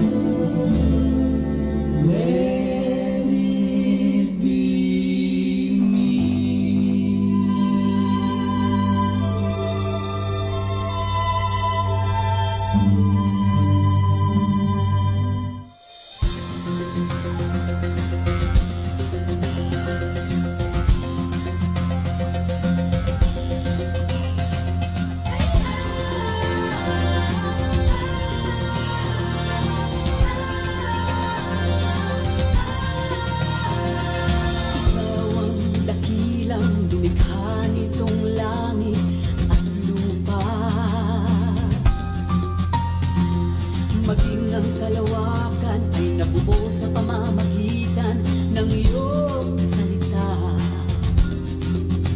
Hinati mo ang liwanag at ang dilim, pag-ibig mo'y damam-damam sa bawat ihip ng hangin. Ang lahat ng iyong mga biyaya, ang lahat ng iyong pagpapala, salamat sa pag-ibig mo at sa buhay ko ito, pangakong iingatan ko ang biyaya.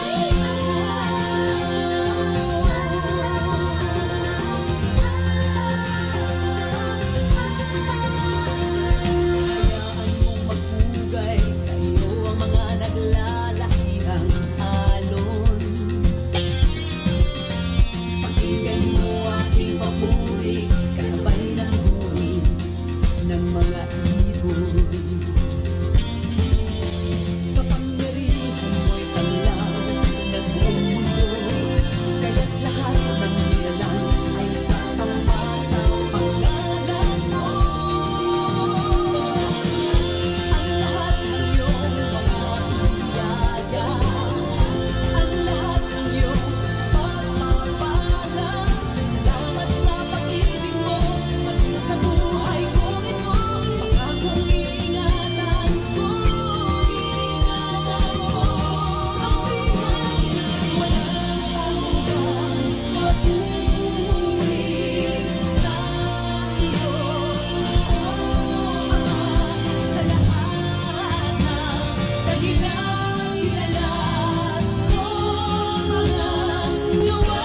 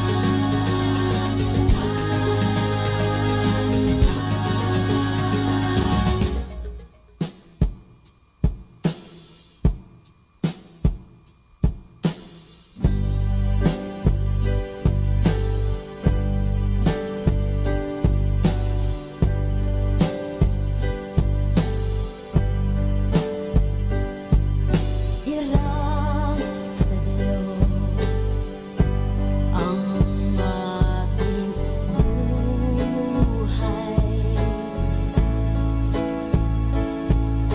Ikaw tanging handog lamang, di ko ninais na ako'y sisilang. Ngunit salamat dahil may buhay. Ligaya ko na ako'y silang. Pagkatao ay mayroong dangal, sinong may pag-ibig, sino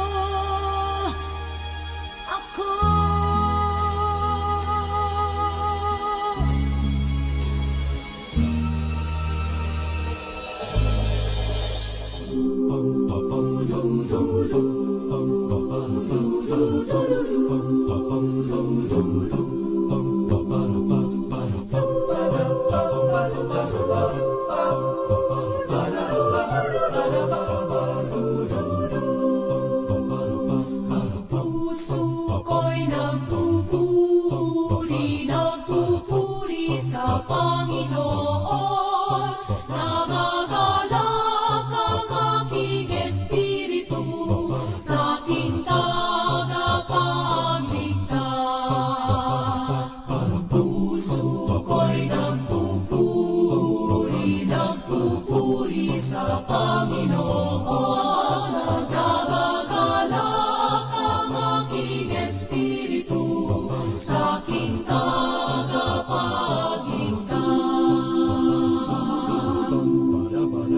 Sapagkat nilingap niya ang kanyang alipin. Pangalan ang pangalan mo sa lahat ng mga bansa. Ang puso ko'y nagpupuri sa Panginoon. Nagagalak ang aking espiritu sa aking tagapagligtas.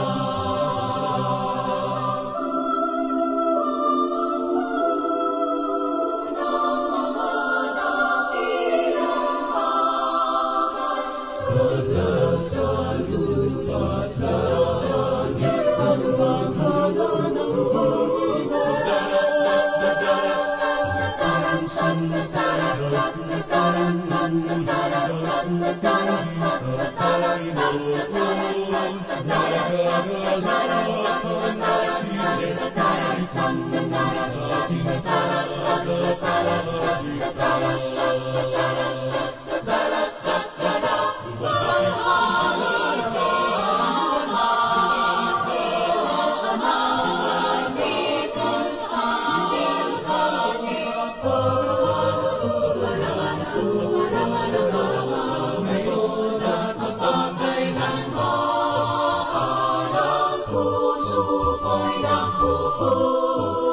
nagpupuri sa Panginoon.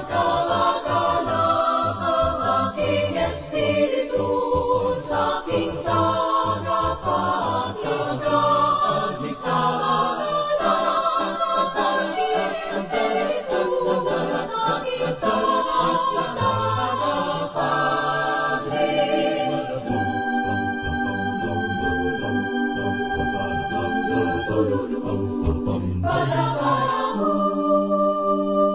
Be blessed and listen to Manawag Dominican Radio. May kasama ka.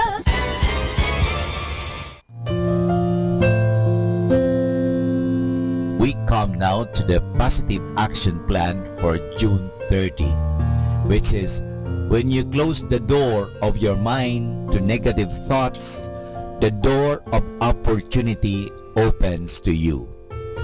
It is the nature of opportunity that it simply refuses to attach itself to negative thinkers. Negative minds cannot conceive exciting new business opportunities, invent innovative new products, solve difficult problems, or create beautiful music or work of art.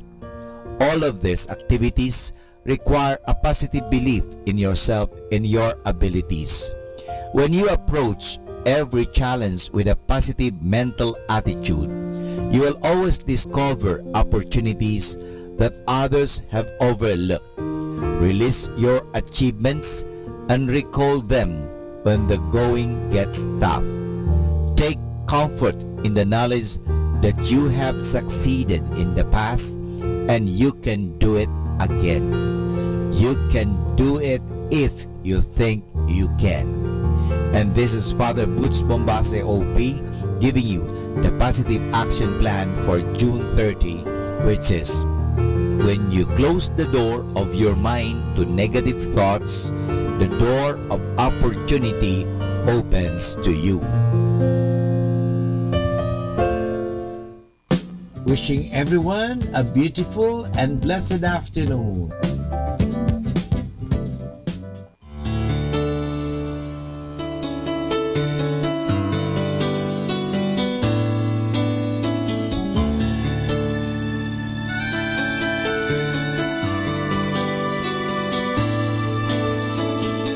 What is life to offer me when I grow old? What's there to look forward to beyond the biting cold? They say it's difficult, yes, stereotypical. What's there beyond sleep, eat, work in this cruel life? Ain't there nothing else round here but human strife? 'Cause they say it's difficult, yes, stereotypical. Gotta be conventional, you can't be so radical. So I sing this song to all of my age, for these are the questions we've got to face. For in this cycle that we call life, we are the ones who are next in line. We are next in line. What is life to offer me when I grow old? What's there to look forward to beyond the biting cold? 'Cause they say it's difficult, yes, stereotypical. Gotta be conventional, you can't be so radical. So I sing this song to all of my age, for these are the questions we've got to face. For in this cycle that we call life, we are the ones who are next in line. We are next in line. Oh, oh, we are next in line. And we gotta work, we gotta feel, so that alright and do whatever it takes. We gotta work, we gotta feel, let's open our eyes. Oh, and sing this song to all of our age, for these are the questions we've got to face. For in this cycle that we call life, we are the ones who are next.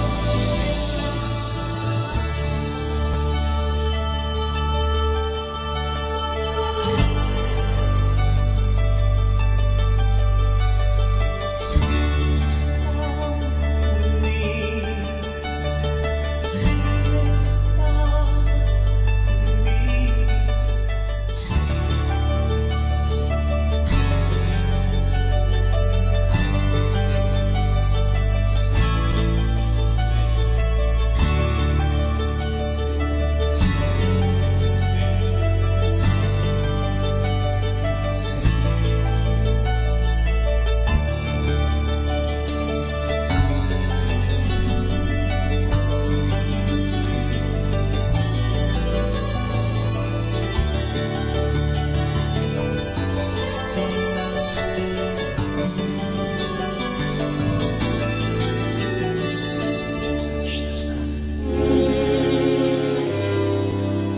The very thought of you makes my heart sing like an April breeze on the wings of spring, and you appear in all your splendor,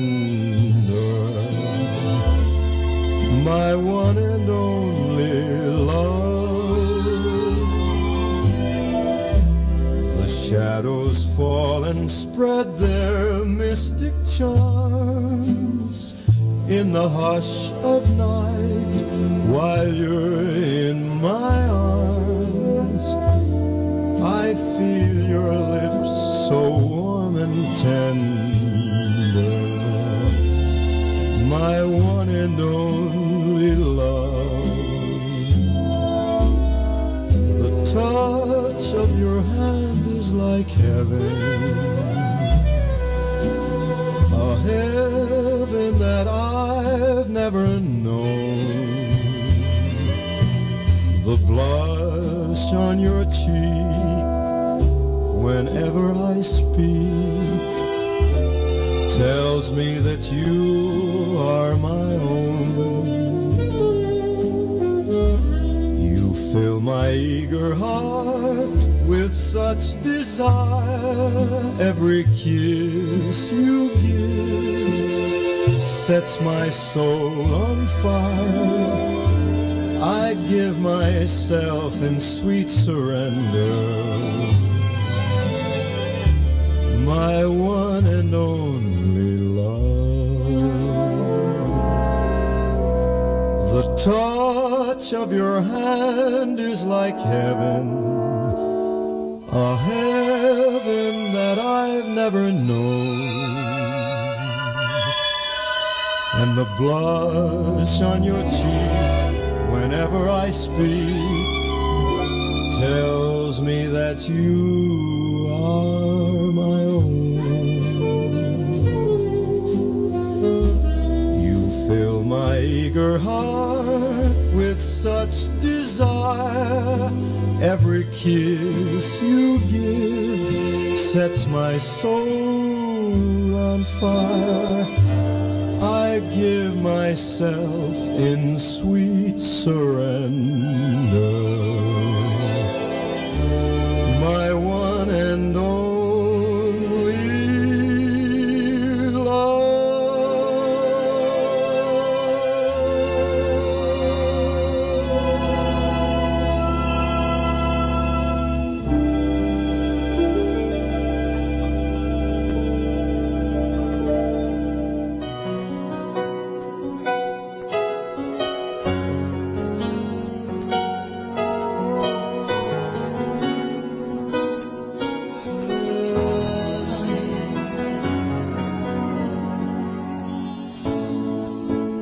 Don't pretend you're sorry. I know you're not. You know you got the power to make me weak inside. And girl, you're leaving me breathless. But it's okay, 'cause you are my survival. Now hear me say, I can't imagine life without your love. Even forever don't seem like long enough. 'Cause every time I breathe I take you in, and my heart beats again. Baby, I can't help it, keep me drowning in your love. Every time I try to rise above, I'm swept away by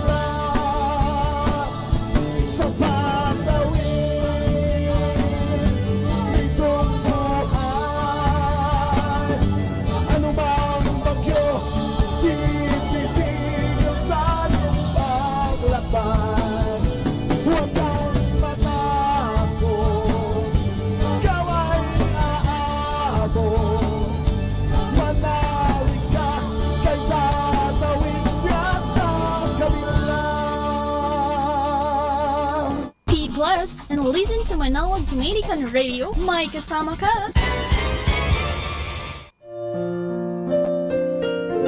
Hi and hello. This is your friend Father Boots Bombase OP giving you a thought for today. And our thought for today is winners and losers. All of us like to win. We admire winners. Our heroes and heroines are those who win games and races, those who excel in school or at work, those who are success at self-control, those who never give up, and finally, those who have won heaven. But to be a winner takes more than just dreaming about it. It takes work, as St. Paul says in his first letter to the Corinthians chapter 9 verse 24, you must run in order to win a race. As spectators and people on the sidelines do not win races or games. Winning is not just a matter of muscle or brain. Winning takes practice, a will to win, and concentration. One of the first rules for winning is also basic in rugby. That is, you must learn how to fall without getting hurt. Every rugby player gets tackled and knocked down many times, but he does not stay on the ground. He gets up again. That is also a basic rule of life and spirituality. Here is a list of differences between winners and losers. The winner is always part of the answer. The loser is always part of the problem. The winner always has a plan. The loser always has an excuse. The winner says, "Let me do it for you." The loser says, "That is not my job." The winner makes a mistake and says, "I was wrong." The loser makes mistake and says, "It was not my fault." The winner says, "I am not as good as I ought to be." The loser says, "I am not as bad as a lot of other people." The winner learns from those better than she is. The loser tears down those better than he or she is. The winner says, "It may be difficult, but it is possible." The loser says, "It may be possible, but it is difficult." The winner says, "Let us go." The loser says, "Let us wait." Each of us is in a race to get to heaven. The saints are winners in that race. Jesus himself was an unbeatable winner. Though he lost his life on Good Friday, he won it back on Easter Sunday. No one else has ever been able to do that. Today, he is in the winner's circle in heaven. To get there is the object of our race on earth. Heaven is the goal of every real Christian. Earth is the goal of the unbeliever. And this is Father Boots Bombase OP giving you a thought for today. And our thought for today is winners and losers. Happy Saturday. Tomorrow is Sunday. Time to go to church. Time to remember. Time to spend time with the family. Just reminding you in anticipation. Happy Saturday.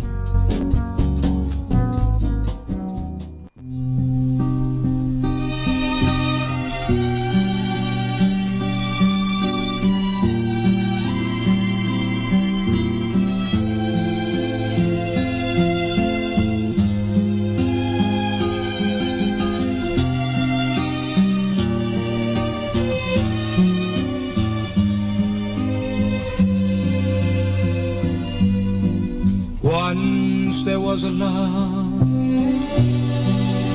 deeper than any ocean. Once there was a love that filled with such devotion. It was yours and mine to hold and cherish and to keep for a lifetime. Then you went away on that lonely day. Once there was a love. Now I don't know how I can go on. Somehow I feel so all alone, wondering where I've gone wrong.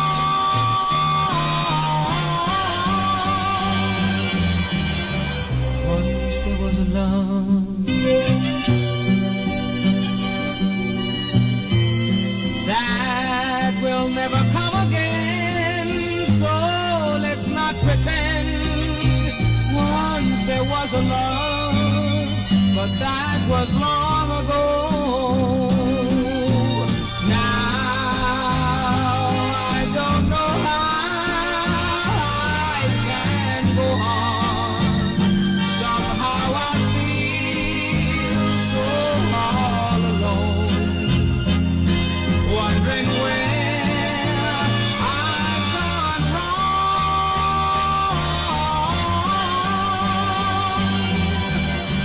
Once there was a love that will never come again, so let's not pretend. Once there was a love, but that was long ago.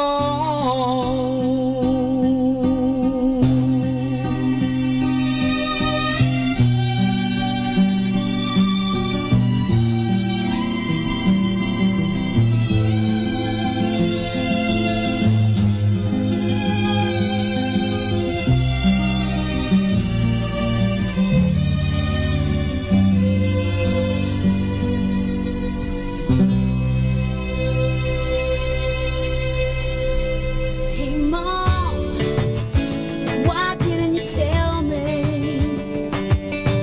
Why didn't you teach me a thing or two?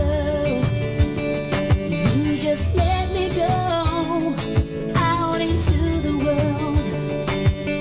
You never thought to share what you knew. So I walked under a bus. I got hit by a train. Keep falling in love, which is kind of the same. I've sunk out at sea, crashed my car, gone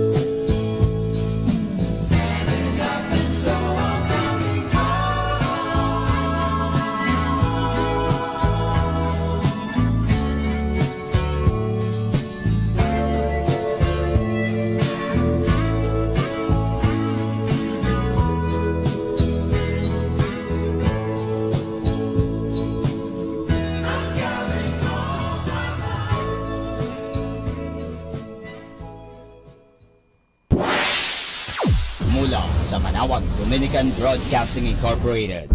Napapakinggan sa buong mundo sa pamamagitan ng www.eradioportal.com at www.radyomanawag.com. May kasama ka si Jesus, si Maria at kami. Our time now is 6 o'clock in the evening. Let us now have our time check prayer.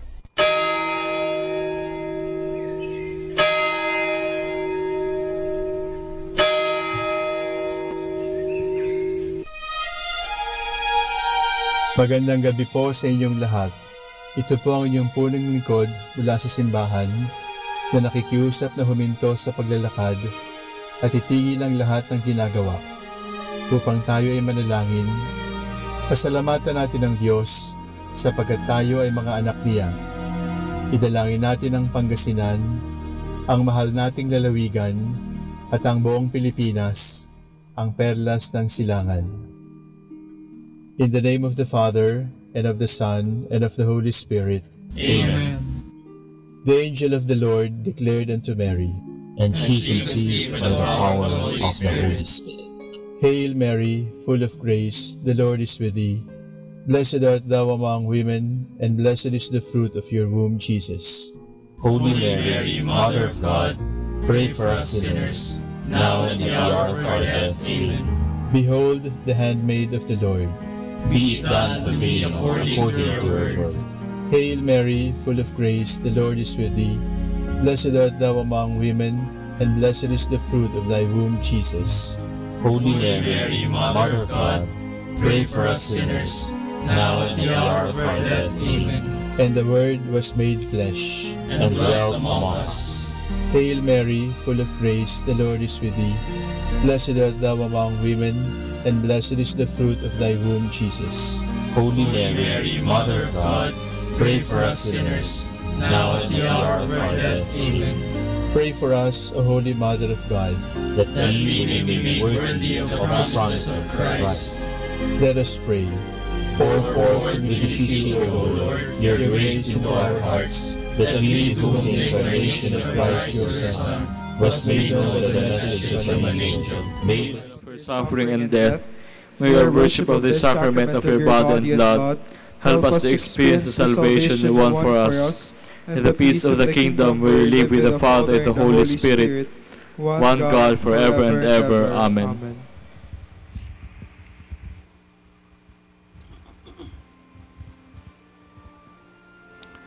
God, come to my assistance. Lord, make haste to help me. Glory to the Father, and to the Son, and to the Holy Spirit, as it was in the beginning, is now, and will be forever. Amen. Hallelujah. Our hymn is "The God whom earth and sea and sky." 3 stanzas.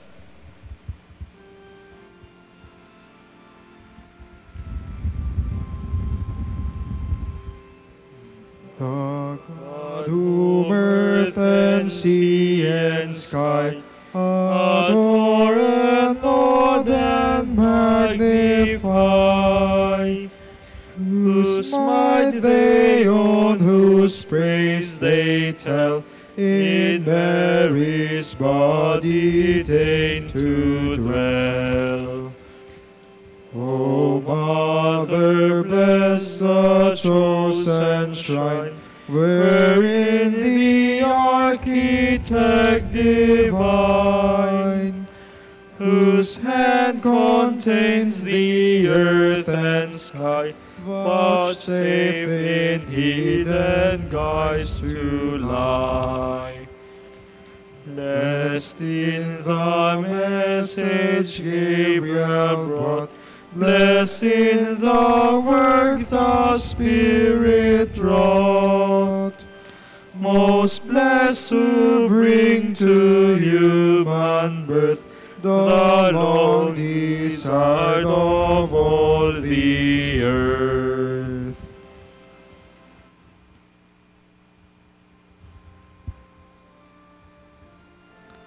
The Lord summons heaven and earth to witness His judgment on His people. The God of gods, the Lord, has spoken and summoned the earth. From the rising of the sun to its setting, out of Zion's perfect beauty he shines. Our God comes, he keeps silence no longer.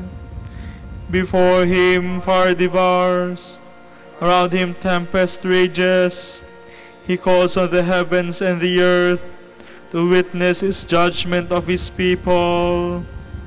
Summon before my people, who made covenant with me by sacrifice. The heavens proclaim his justice, for God himself is the judge. Glory to the Father, and to the Son, and to the Holy Spirit.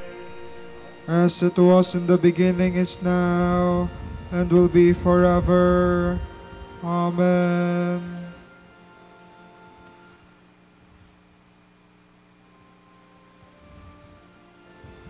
Come to me in your distress, and I will save you.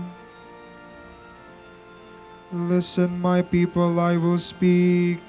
Israel, I will testify against you. For I am God your God. I accuse you, lay the charge before you. I find no fault with your sacrifices. Your offerings are always before me. I do not ask more bullocks from your farms, nor goats from among your herds. For I own all the beasts of the forest, beasts in their thousands on my hills. I know all the birds in the sky, all that moves in the field belongs to me. Were I hungry, I would not tell you, for I own the world and all it holds. Do you think I eat the flesh of bulls, or drink the blood of goats? Pay your sacrifice of thanksgiving to God, and render him your votive offerings. Call on me in the day of distress. I will free you, and you shall honor me. Glory to the Father, and to the Son, and to the Holy Spirit. As it was in the beginning, is now, and will be forever. Amen.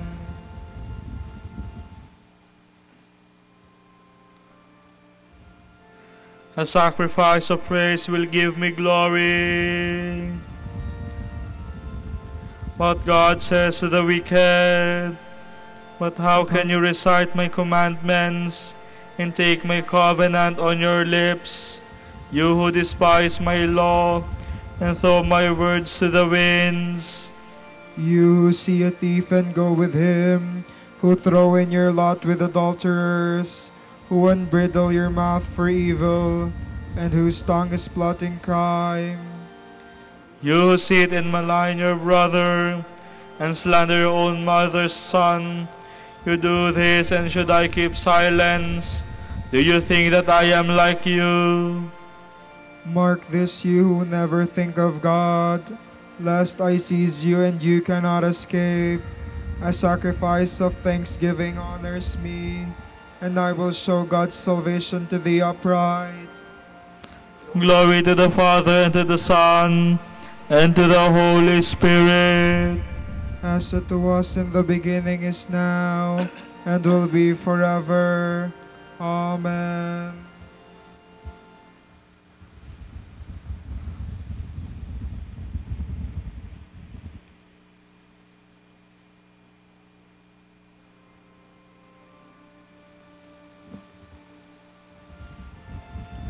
We're always praying earnestly for you, that you may have a deep knowledge of God's will.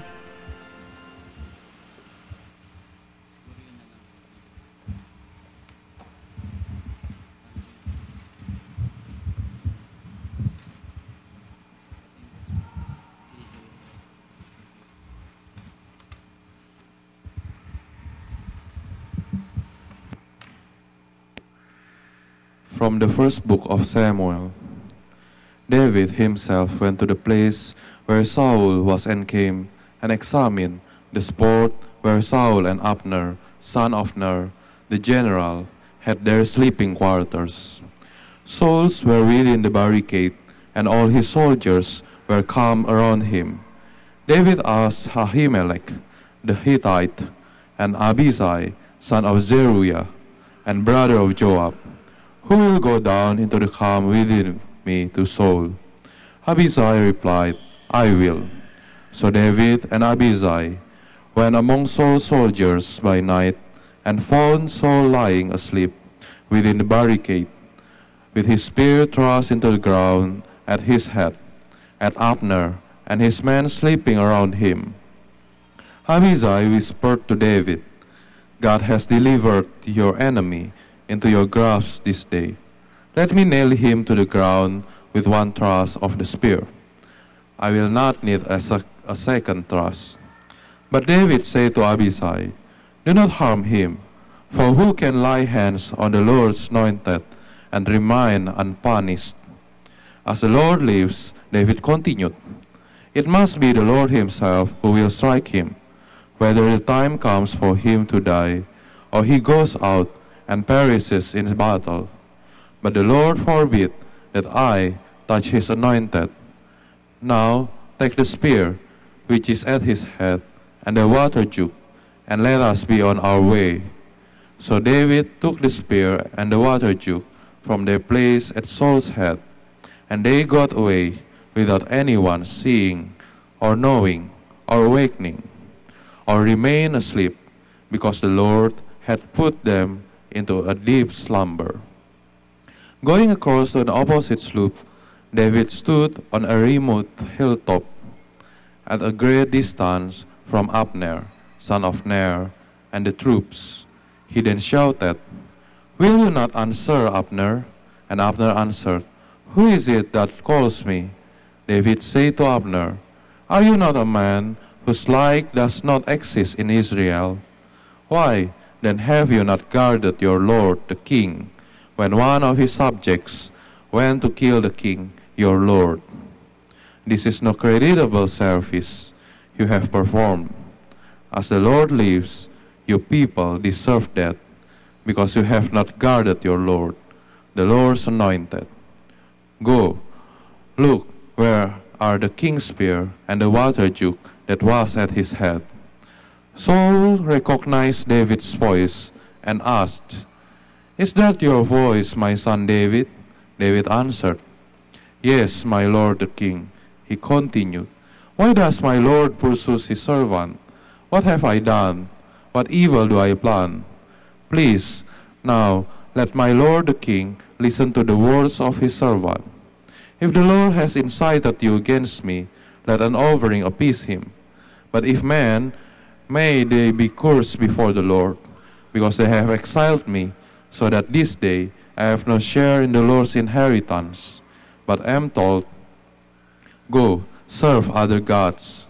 Do not let my blood flow to the ground, far from the presence of the Lord. For the king of Israel has come out to seek a single flea, as if he were hunting partridge in the mountains. Then Saul said, I have done wrong. Come back, my son David.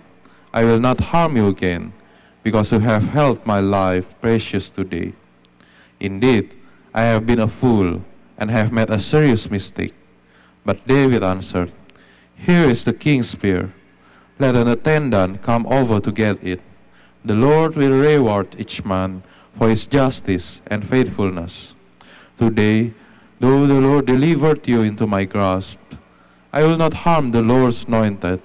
As I valued your life highly today, so may the Lord value my life highly, and deliver me from all difficulties. Then Saul said to David, Blessed are you, my son David. You shall certainly succeed in whatever you undertake. David went his way, and Saul returned to his home.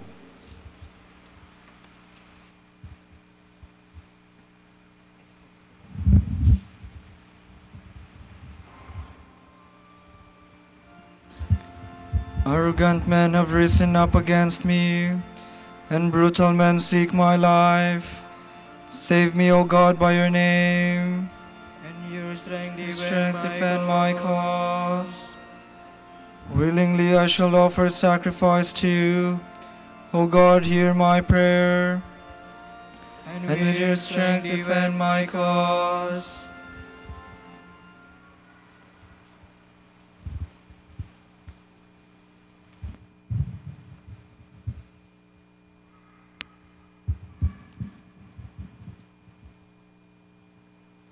From the Sermons of St. Vincent Ferrer.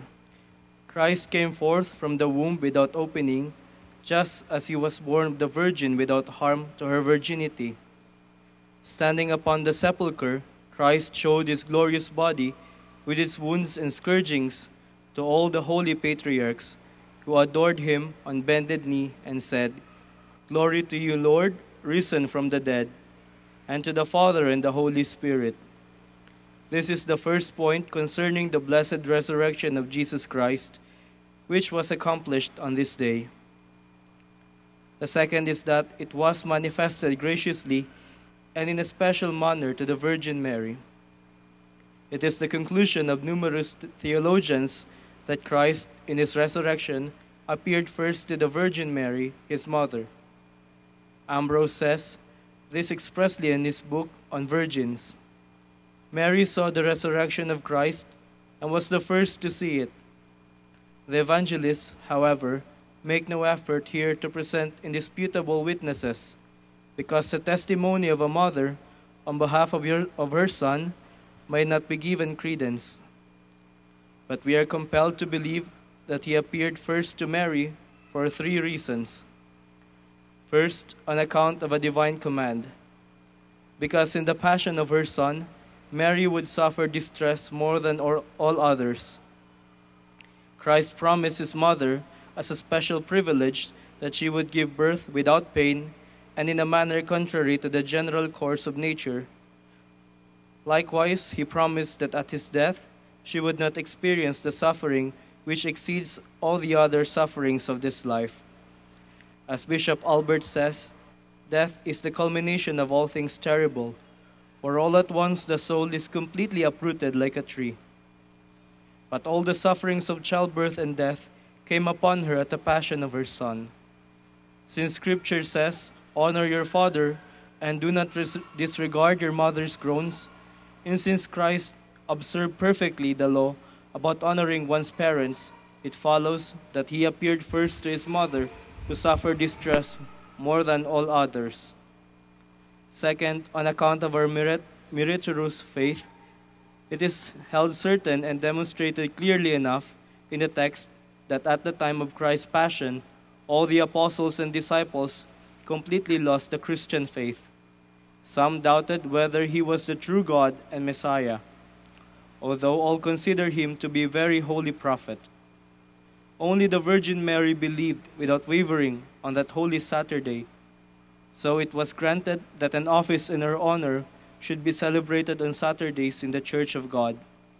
Since Scripture says the Lord appears to those who have faith in him, it seems that the reward for her faith was that he should appear to her first.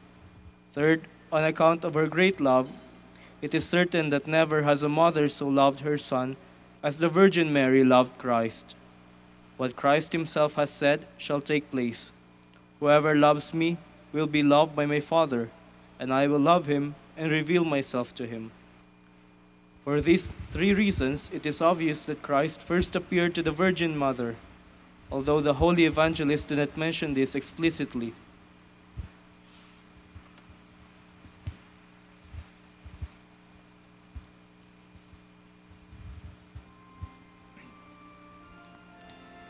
Jesus is risen. Lord stood in the midst of his disciples and said to them, Peace be with you, hallelujah. They rejoiced when they saw the Lord, hallelujah. On the evening of the first day of the week, when the doors were locked where the disciples were, Jesus came and stood in their midst and said to them, Peace be with you, hallelujah. They rejoiced when they saw the Lord, hallelujah.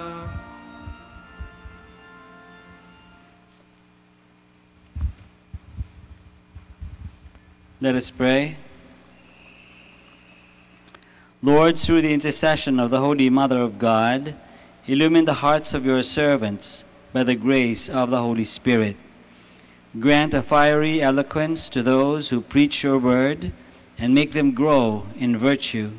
We ask this through our Lord Jesus Christ, your Son, who lives and reigns with you and the Holy Spirit, one God, forever and ever.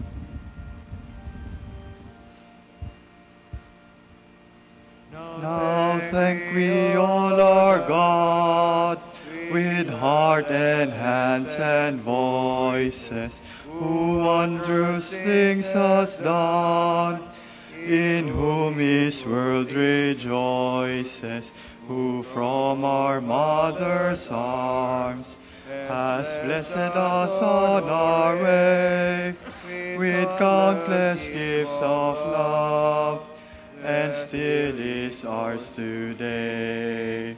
Oh, may this gracious God through all our life be near us, with ever joyful hearts and blessed peace to cheer us.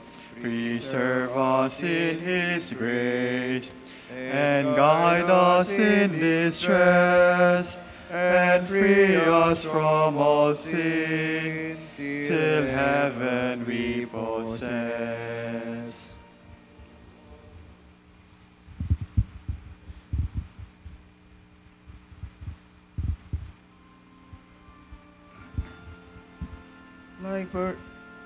Like burning incense, Lord, let my prayer go up to you.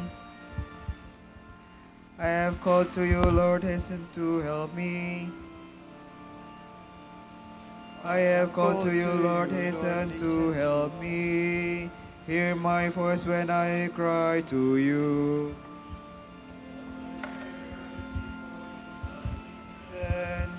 The raising of my hands like an evening oblations. Set, O Lord, a guard over my mouth. Keep watch at the door of my lips. Do not turn my heart to things that are wrong, to evil deeds with men who are sinners. Never will allow me to share in their feasting. If a good man strikes or reproves me, it is kindness. But let all the oil of the wicked not anoint my head. Let my prayer be ever against their malice. Their princes were thrown down by the side of the rock. Then they understood that my words were kind. As a millstone is shattered to pieces on the ground, so their bones were strewn at the mouth of the grave. My guests are turned. In you I take refuge, spare my soul. From the trap they have laid for me, keep me safe. Keep me from the snares of those who do evil. Glory to the Father, and to the Son, and to the Holy Spirit. As it was in the beginning, is now, and will be forever. Amen. You are my refuge, Lord. You are all that I desire in life.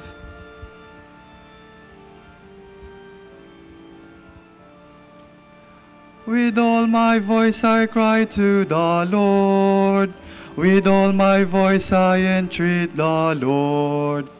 I pour out my trouble before Him.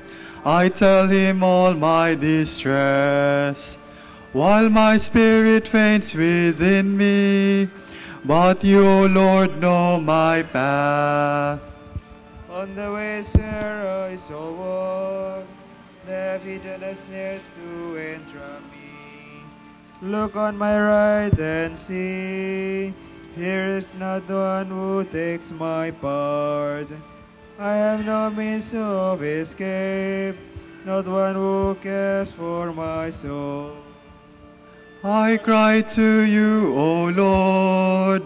I have said you are my refuge. All I have left in the land of the living. Listen then to my cry, for I am in the depths of distress. Rescue me from those who pursue me, for they are stronger than I. Bring my soul out of this prison, and then I shall praise your name.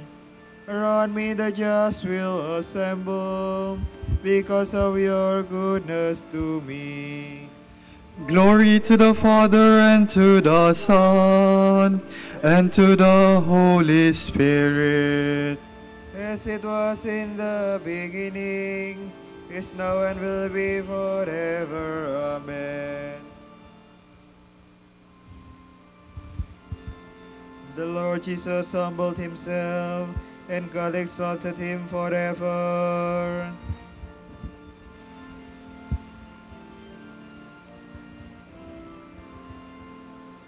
Though he was in the form of God, Jesus did not have equality with God, something to be grasped at.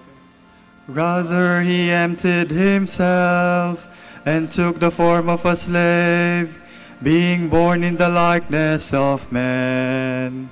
He was known to be of human estate, and it was thus that he humbled himself, obediently accepting even death on a cross. Because of this, God highly exalted him and bestowed on him the name above every other name, So that at Jesus' name every knee must bend, to the heavens, on the earth, and under the earth, and every tongue proclaim to the glory of God the Father, Jesus Christ is Lord. Glory to the Father, and to the Son, and to the Holy Spirit. It was in the beginning, is now, and will be forever. Amen.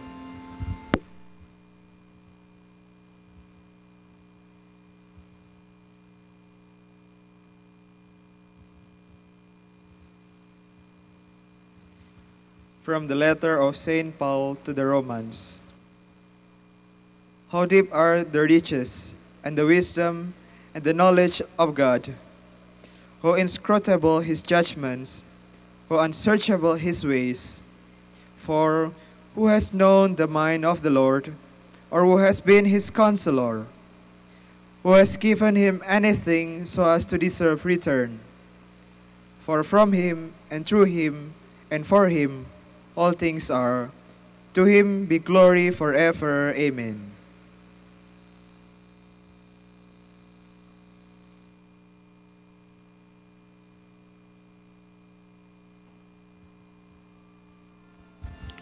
Our hearts are filled with wonder as we contemplate your works, O Lord.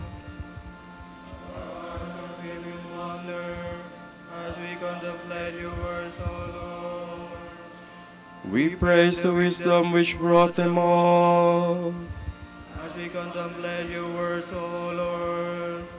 Glory to the Father, and to the Son, and to the Holy Spirit. Our heart we really wonder as we contemplate your words, O Lord.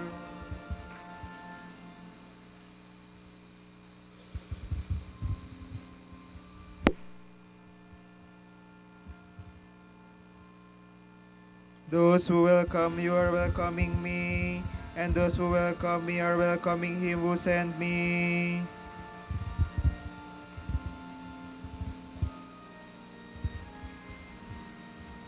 My soul proclaims the greatness of the Lord. My spirit rejoices in God, my Savior, for he has looked with favor on his lowly servant. From this day all generations will call me blessed. The Almighty has done great things for me, and holy is his name. He has mercy on those who fear him in every generation.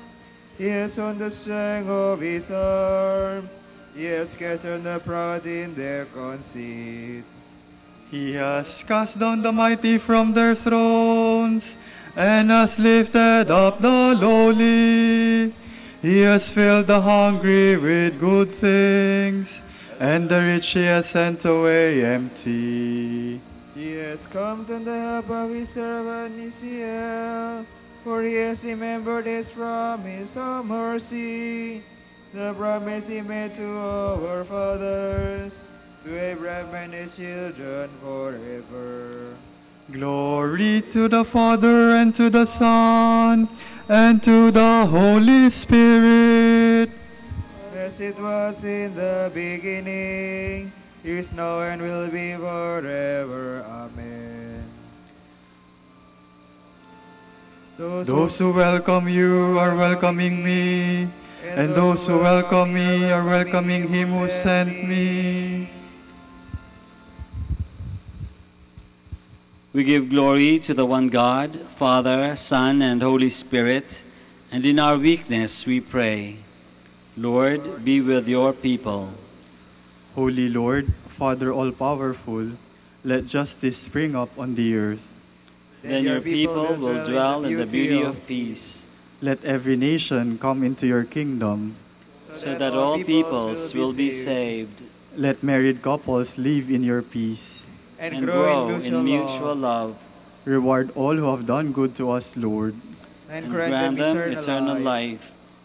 For our Pope, College of Bishops, parents, relatives, benefactors, and for all those for whom we promise to pray, for our missions in Indonesia, Sri Lanka, Camiguin, Calayan, and Mindanao, we pray, Lord, hear our prayer. Lord, hear our prayer.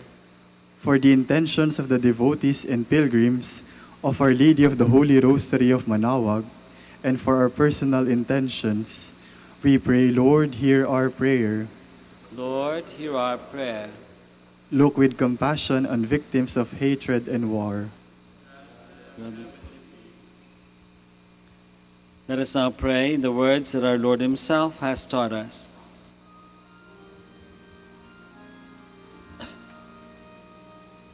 Pater noster, qui es in celis, sanctificetur nomen tuum, adveniat regnum tuum, fiat voluntas tua, sicut in cielo et in terra.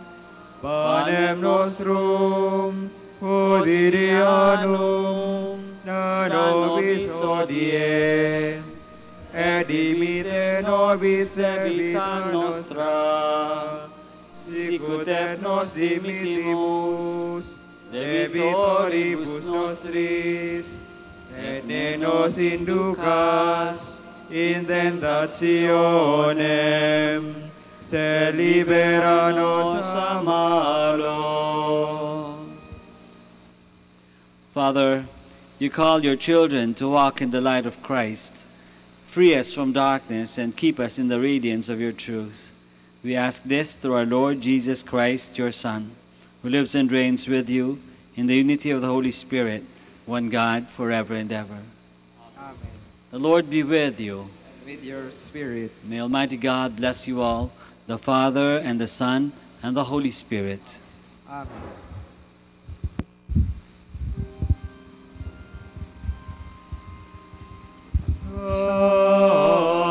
Salve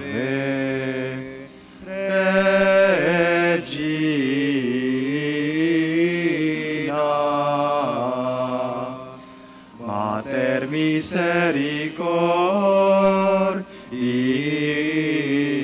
misericordiae, vita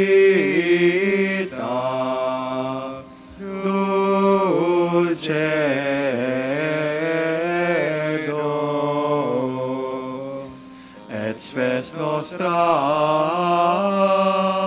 salve. A te clamamus, exules filii Eve. A te suspiramus, gementes et flentes, in hac lacrimarum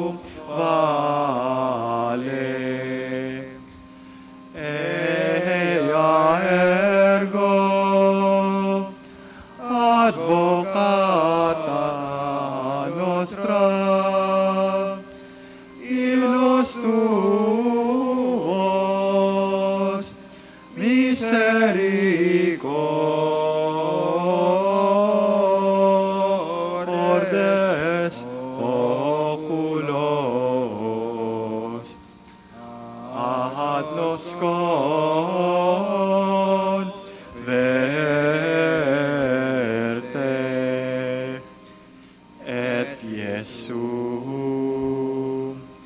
benedictum fructum ventris tui, nobis post hoc exilium ostende. O clemens, o pia,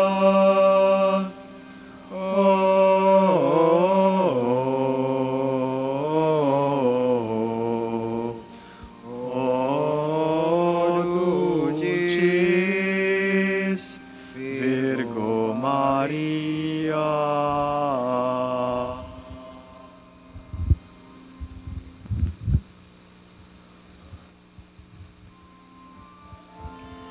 Dignarmi laudare ti Virgo Sacrata.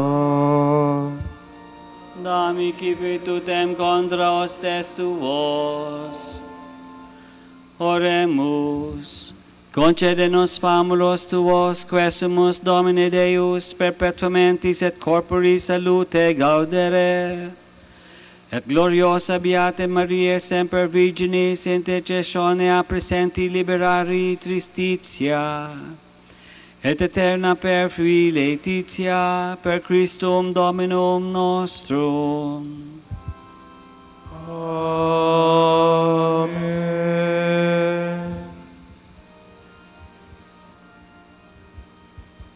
O lumen ecclesiae,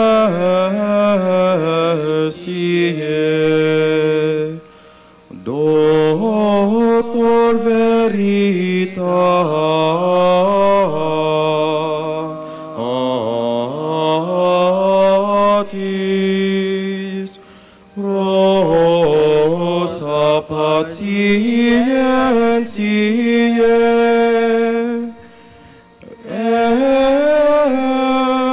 ebur castitatis, aquam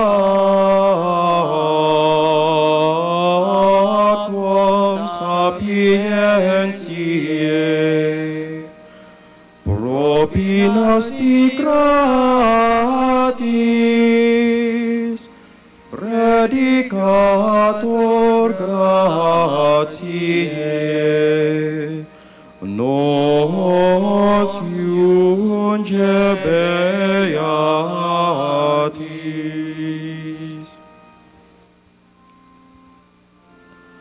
Ora pro nobis beate Pater Dominice, Udinie ficiamur promissionibus Christi. Oremus. Concede quesumus omnipotens Deus, ut qui peccatorum nostrorum pondere premimur. Beati Dominici confessoris tui, Patris nostri patrocinio sublevemur, per Christum Dominum nostrum. Amen. De Mundis clamampi ate Domine, Domine exaude vocem meam, quia dentes, ipod tempia senis me, si iniquitates observaveres Domine, Domine quis tenebit, quia apud te propitiatio est, aproptem legem tuam sustuinite Domine. tui anima mea inferbu eius, propria anima mea in Domino, escodia me dominatque et notem, Israel Domino. Quia apodium scodia, e copiosa apodium redemptio, et ipsa redimet Israel, ex omnibus equitatibus eius. Requiem aeterna dona eis Domine. Et lux perpetua luce eis.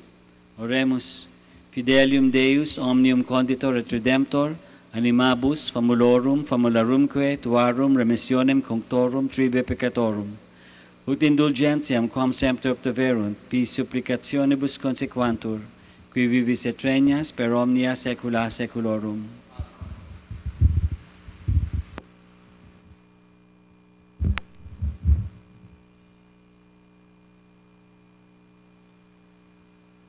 Tomorrow, July 1st, Sunday in ordinary time. Gospel shall be taken from Mark. Jesus then crossed to the other side of the lake, and while he was still on the shore, a large crowd gathered around him. Jairus, an official of the synagogue, came up and seeing Jesus, threw himself at his feet and begged him earnestly, "My little daughter is at the point of death. Come and lay your hands on her, so that she may get well and live." Jesus went with him, and many people followed, pressing around him. Among the crowd was a woman who had suffered from bleeding for 12 years. She had suffered a lot at the hands of many doctors and had spent everything she had. But instead of getting better, she was worse. Because she had heard about Jesus, this woman came up behind him and touched his cloak, thinking, "If I just touch his clothing, I shall get well." Her flow of blood dried up at once, and she felt in her body that she was healed of her complaint. But Jesus was conscious that healing power had gone out from him. So he turned around in the crowd and asked, "Who touched my clothes?" His disciples answered, "You see how the people are crowding around you. Why do you ask who touched you?" But he kept looking around to see who had done it. Then the woman, aware of what had happened, came forward, trembling and afraid. She knelt before him and told him the whole truth. Then Jesus said to her, "Daughter, your faith has saved you. Go in peace and be free of this illness." While Jesus was still speaking, some people arrived from the official's house to inform him, "Your daughter is dead. Why trouble the master any further?" But Jesus ignored what they said and told the official, "Do not fear, just believe." And he allowed no one to follow him except Peter, James, and John, the brother of James. When they arrived at the house, Jesus saw a great commotion, with people weeping and wailing loudly. Jesus entered and said to them, "Why all those commotion and weeping? The child is not dead, but asleep." They laughed at him, so Jesus sent them outside and went with the child's father and mother and his companions into the room where the child lay. Taking her by the hand, he said to her, "Talitha kumi," which means, "Little girl, get up." The girl got up at once and began to walk around. She was 12 years old. The parents were amazed, greatly amazed. Jesus strictly ordered them not to let anyone know about it, and he told them to give her something to eat. The Gospel of the Lord. Thank you, God.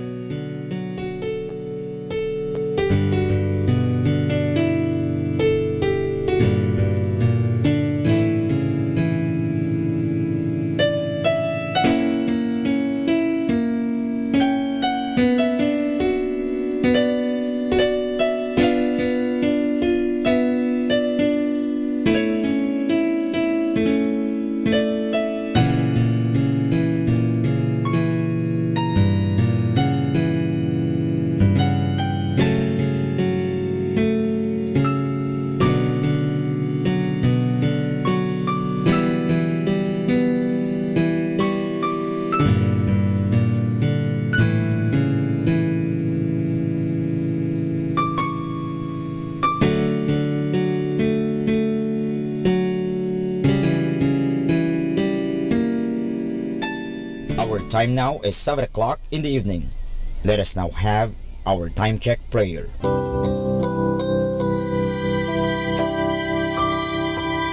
Panalangin sa panahon ng kagipitan.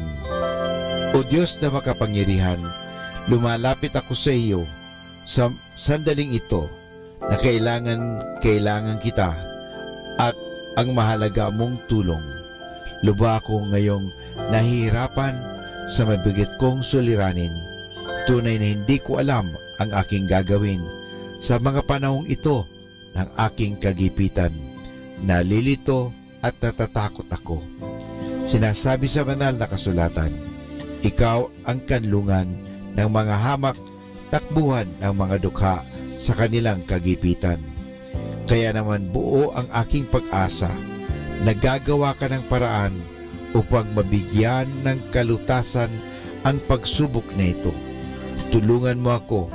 Sa iyo ako nagtitiwala sapagat ikaw ay Diyos na makatarungan at makapangyarihan at mapagmahal.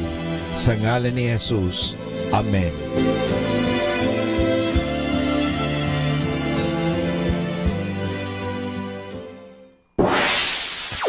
Mula sa Manawag Dominican Broadcasting Incorporated, napapakinggan sa buong mundo sa pamamagitan ng www.eradioportal.com at www.radyomanawag.com. May kasama ka si Jesus, si Maria at kami.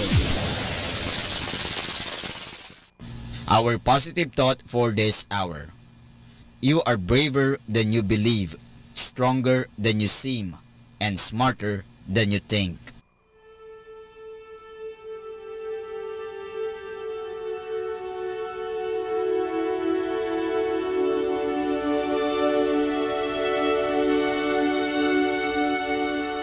Greetings from the Dominican novices at the Minor Basilica of Our Lady of the Rosary of Manawag.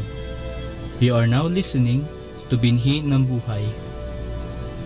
We would like to share with you the fruits of our contemplation on the Gospel reading for July 1, 2018, the 13th Sunday in Ordinary Time. The Gospel will be taken from the account of St. Mark, chapter 5, verses 21 to 43.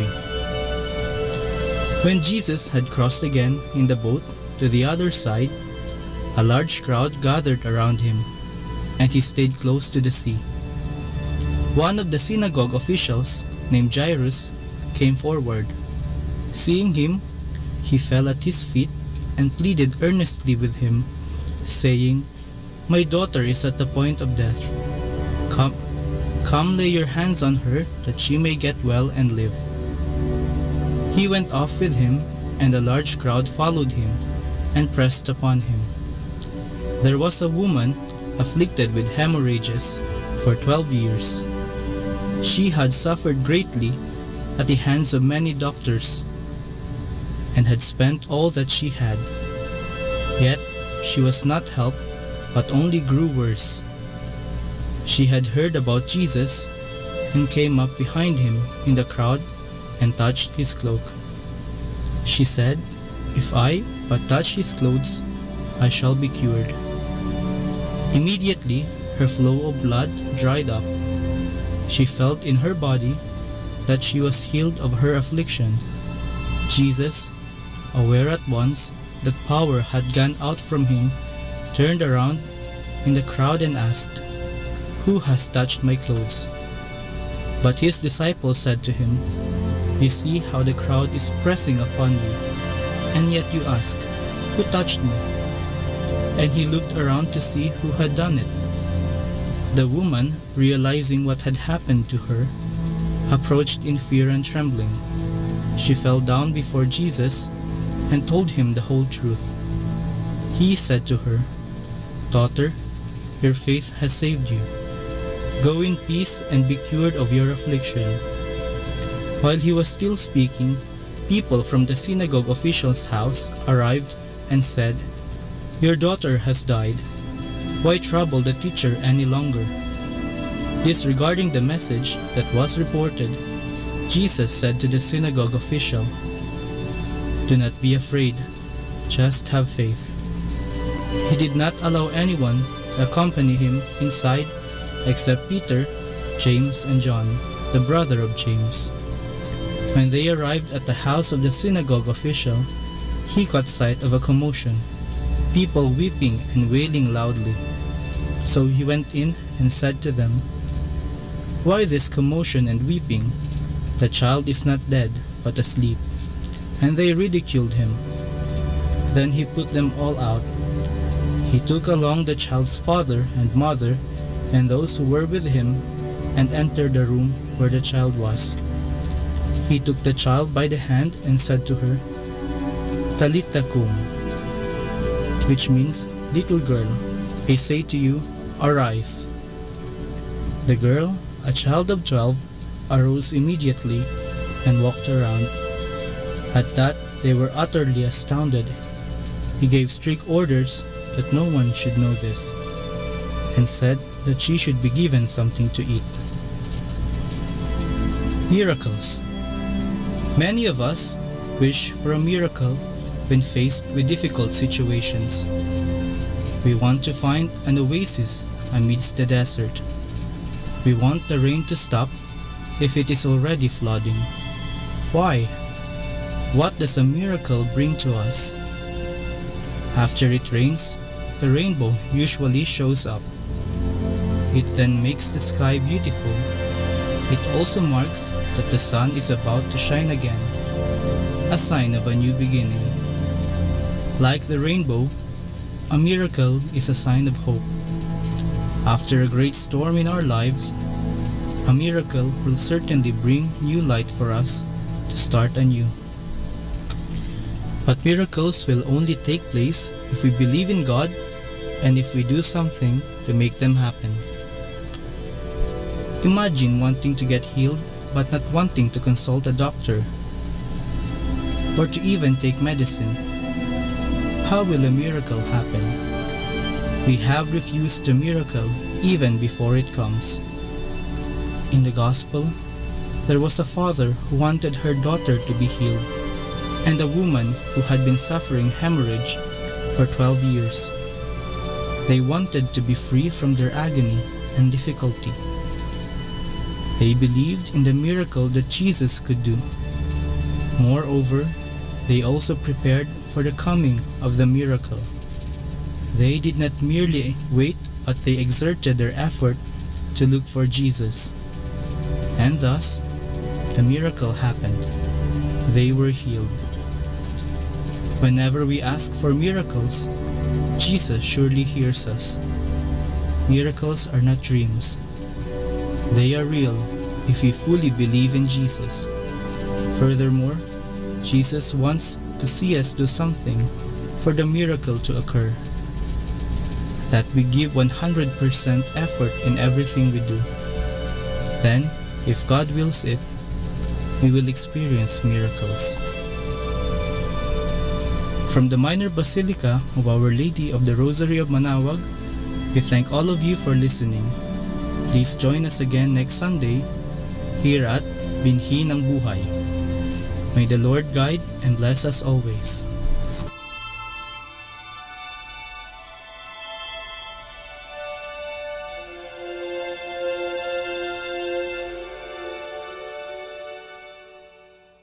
Atin pong pakinggan ang mga pasabi mula sa Basilica Minore ng Manaoag.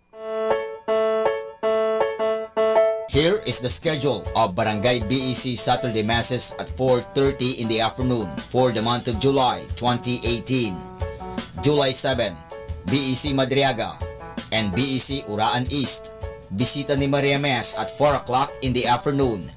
July 14, BEC Pugaro, BEC Kabawangan, BEC Namakpakan, and BEC Baginay. Bisita ni Maria Mes at 4 o'clock in the afternoon, BEC Babasit West.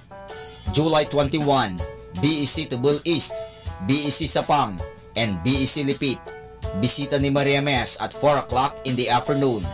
July 28, BEC Baritaw, BEC Babasit East, and BEC Pao. Bisita ni Maria Mes at 4 o'clock in the afternoon. And that's the schedule of Barangay BEC Saturday Masses at 4:30 in the afternoon for the month of July 2018.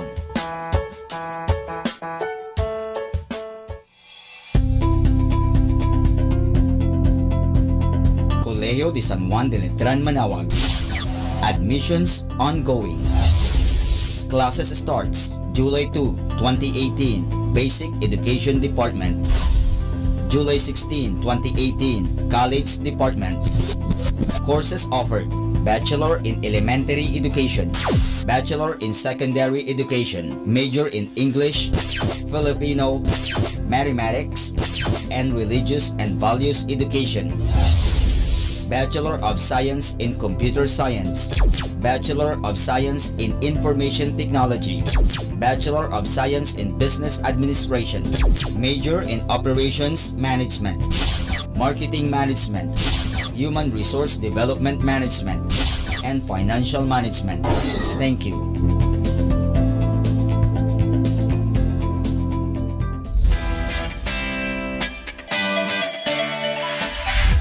Calling the attention of the alumni of Holy Rosary Academy, Our Lady of Manaoag College, now Colegio de San Juan de Letran, Manaoag.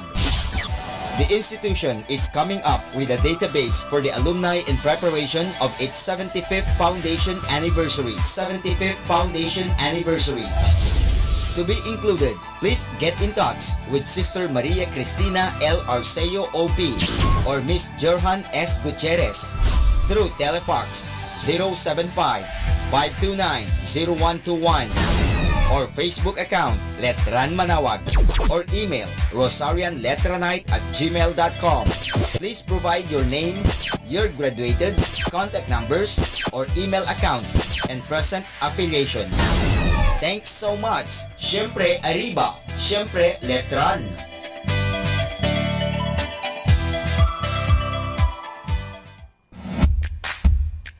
Colegio de San Juan de Letran, Manaoag is urgently in need of high school religion teacher for the incoming school year 2018-2019.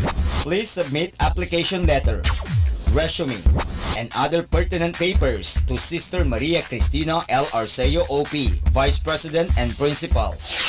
Thank you so much. Siyempre Arriba, siyempre Letran. Atin pong napakinggan ang mga pasabi mula sa Basilica Minore ng Manaoag. Listen to Manaoag Dominican Radio and watch live through our website at www.radiomanawag.com for the live Mass on air from 6 o'clock in the morning and 11 o'clock in the morning every day and 5 o'clock in the afternoon from Monday to Friday and 4:30 in the afternoon every Saturday and 4 o'clock in the afternoon every Sunday. You may also visit the official website of Minor Basilica of Manaoag at www.manawagbasilica.org for the different activities and other announcements. May kasama ka si Jesus, si Maria at kami.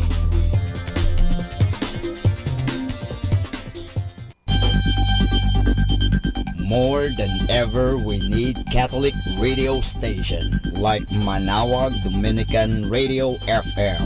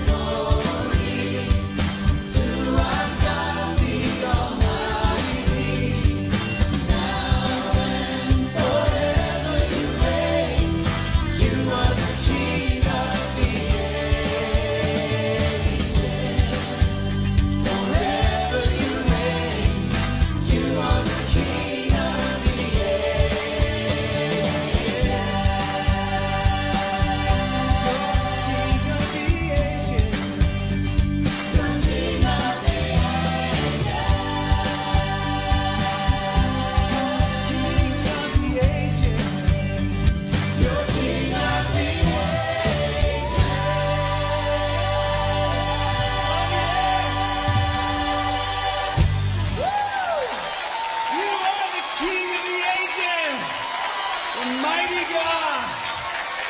Oh, glory to God.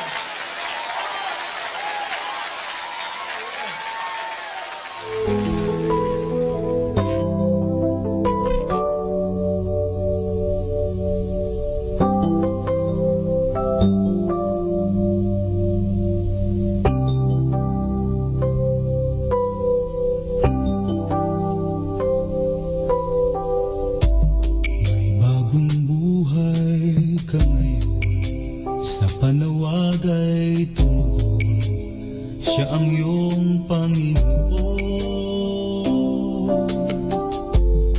Sa kalooban ng Diyos ay sumusunod, ang iyong buhay nagbibigay bugon. Kinabukasan kay ganda, may hatid na pag-asa, kaligtas ay sa'yo na. Sa bawat araw siya ay di nagbabago, may pangako na naghihintay sa'yo. Katotohanan, buhay na walang hanggan, katotohanan, puso mo ay nakahanggan. Ang pag-ibig na nagmumula sa Diyos, tunay na minamahal ka ni Jesus.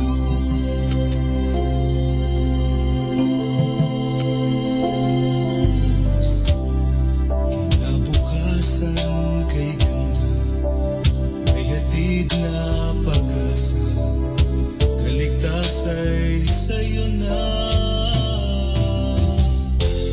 Sa bawat araw siya ay di nagbabago, may pangako na naghihintay sa'yo.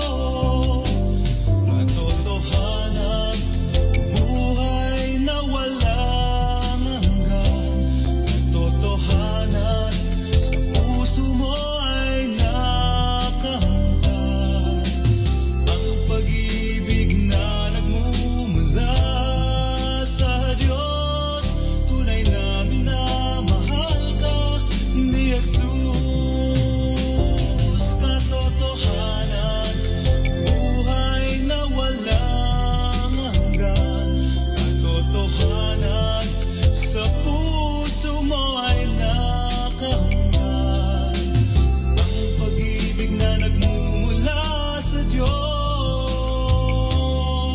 tunay na minamahal ka, tayo ay minamahal niya, tayo ay minamahal ni Jesus.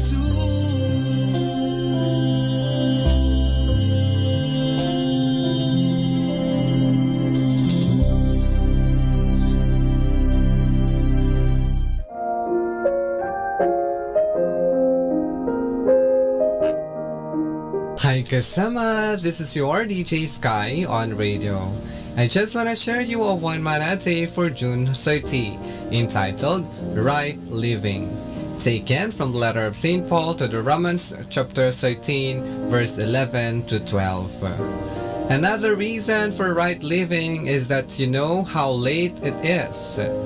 Time is running out. Wake up, for the coming our salvation is nearer now than when we first believed. The night is almost gone. The day of salvation will soon be there and will soon be here. So don't live in darkness. Get rid of your evil deeds. Shed them like dirty clothes. Clothe yourselves with the armor of right living as those who live in the light. Insight. Stop sinning to have the salvation before it's too late. We are given enough time to go back to our merciful God. So let's do it now, for the coming of Jesus Christ is near. Reminder, riches have eternal value when we use them to bless others. This is again your DJ Sky, sharing one mana a day only here at Manawag Dominican Radio. Hindi ka nag-iisa dahil may kasama ka.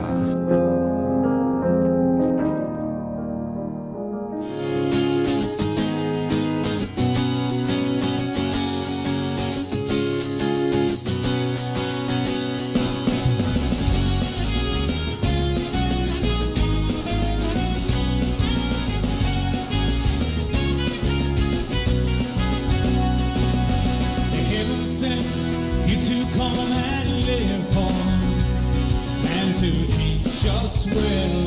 Oh, with all you tell and with all your love, shed your blood and die for. Showing me the way that by seeing through your spirit and the light you gave, so that I am saved with you. The Holy Son, down on your knees, revealing all the possibilities. You are the one who lived and died for my soul. And on the streets under attack, you carried a cross upon your back. The heavy burden of our sins atoned for. And if there's one thing, Lord, I know that Jesus, He lived and died for love.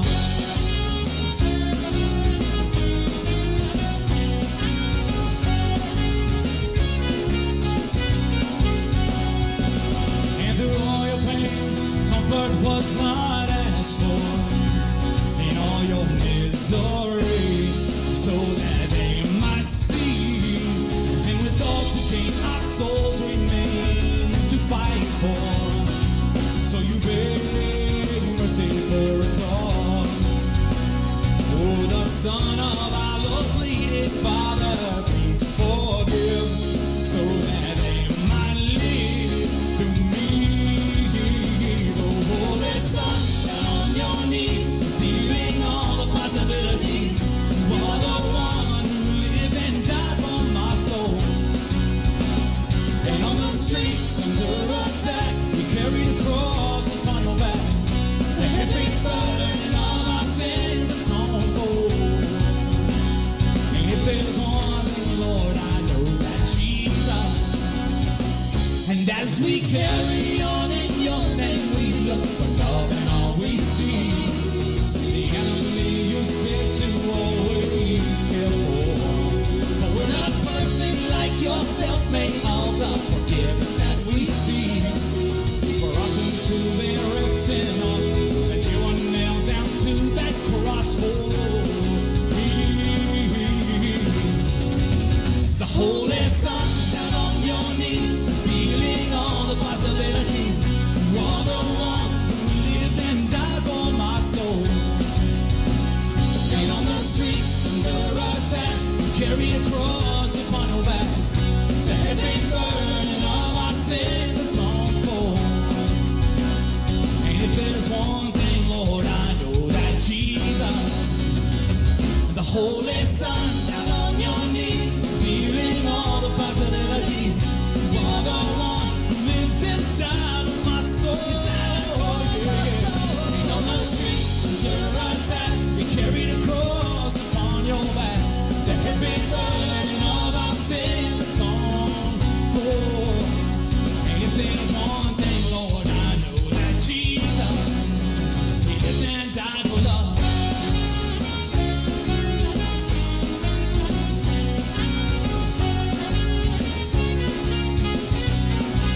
He lived and died for love, my love.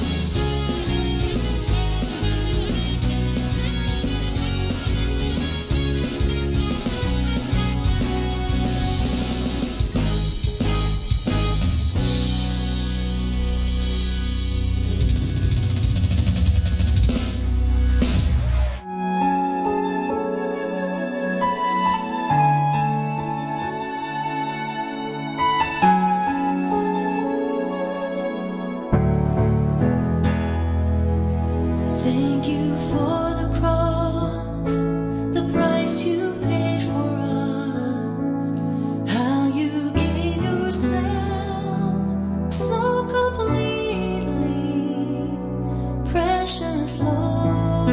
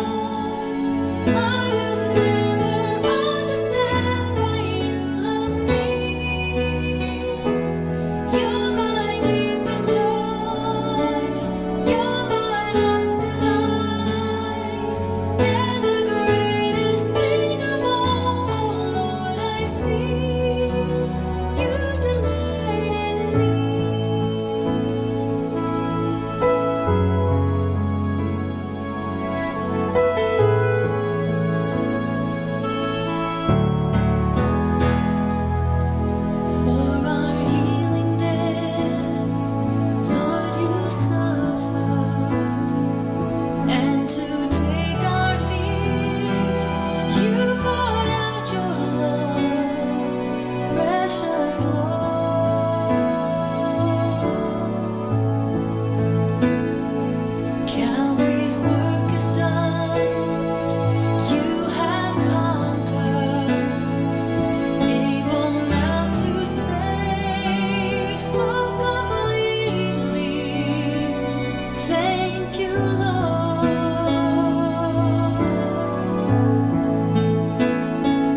Oh, I love you, Lord. Really love you, Lord. I will never understand why you love me. You're my deepest joy. You're my heart's delight. And the greatest thing of all, oh Lord, I see. You delight in me.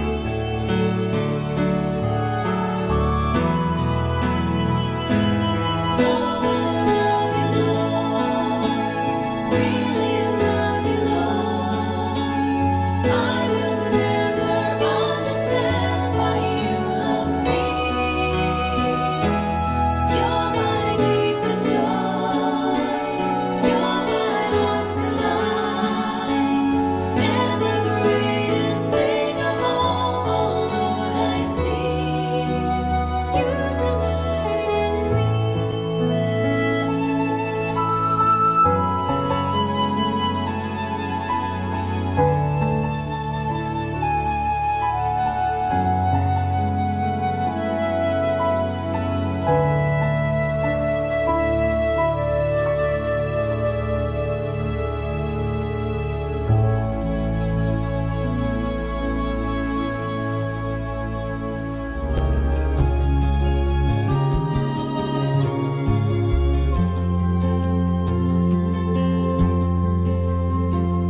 Kahit di malinaw yung patutunguhan,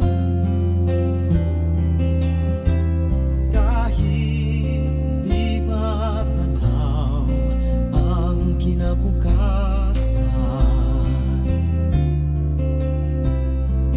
wag mangamba, lagi kitang pangunahan, magtiwala, ako'y sundan. Lahat ng takot mo'y aking naranasan. Lahat ng hirap mo'y aking naraanan. Kailan ako di naasahan, kailan kita pinabayaan, magtiwala, ako'y sundan. Huwag mangamba, huwag mabalisa, huwag mabahala. Sa halik-halik, hindi kita madadakma. Manalig ka, magtiwala, at mapayapa.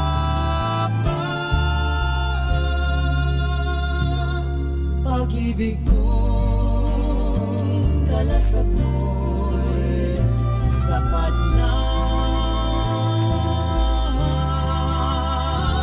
Pag-ibig kong dalasag mo'y sapat na.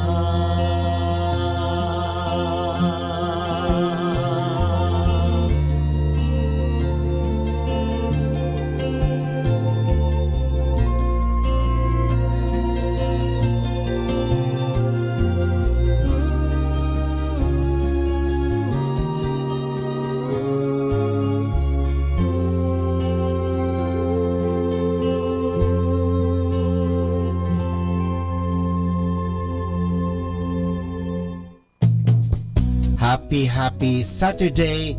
Study nature, love nature, stay close to nature.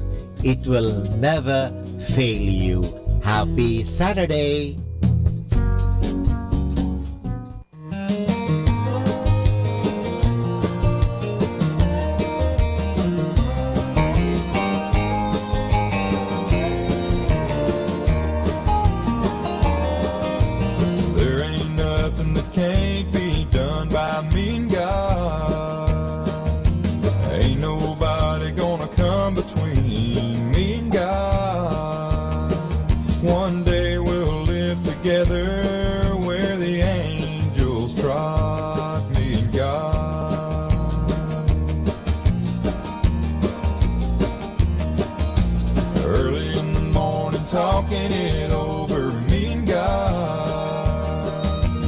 late at night talking it over, me and God.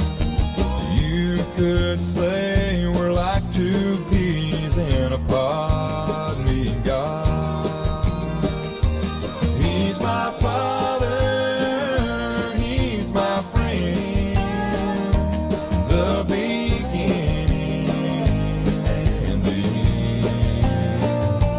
He rules the world with the staff and the rod. We're a team, me and God.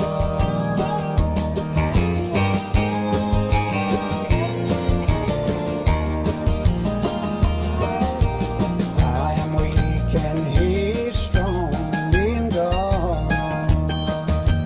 He forgives me when I'm wrong, me and God. He's the one I lean on when life gets hard, me and God. He's my Father, He's my friend, the beginning and the end. He rules the world with the staff and the rod. We're a team, me and God.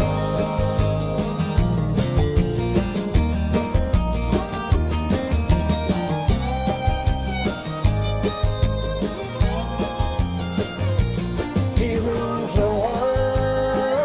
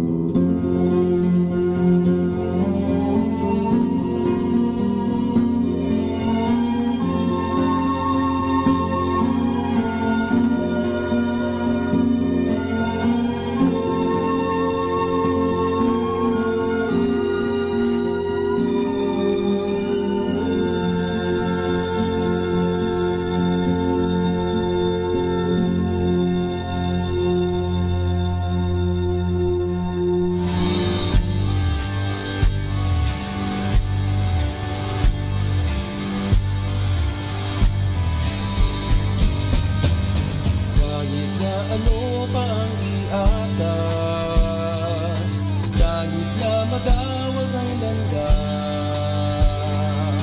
Di kami titigil sa aming patak nang kami maging sapat sa'yo.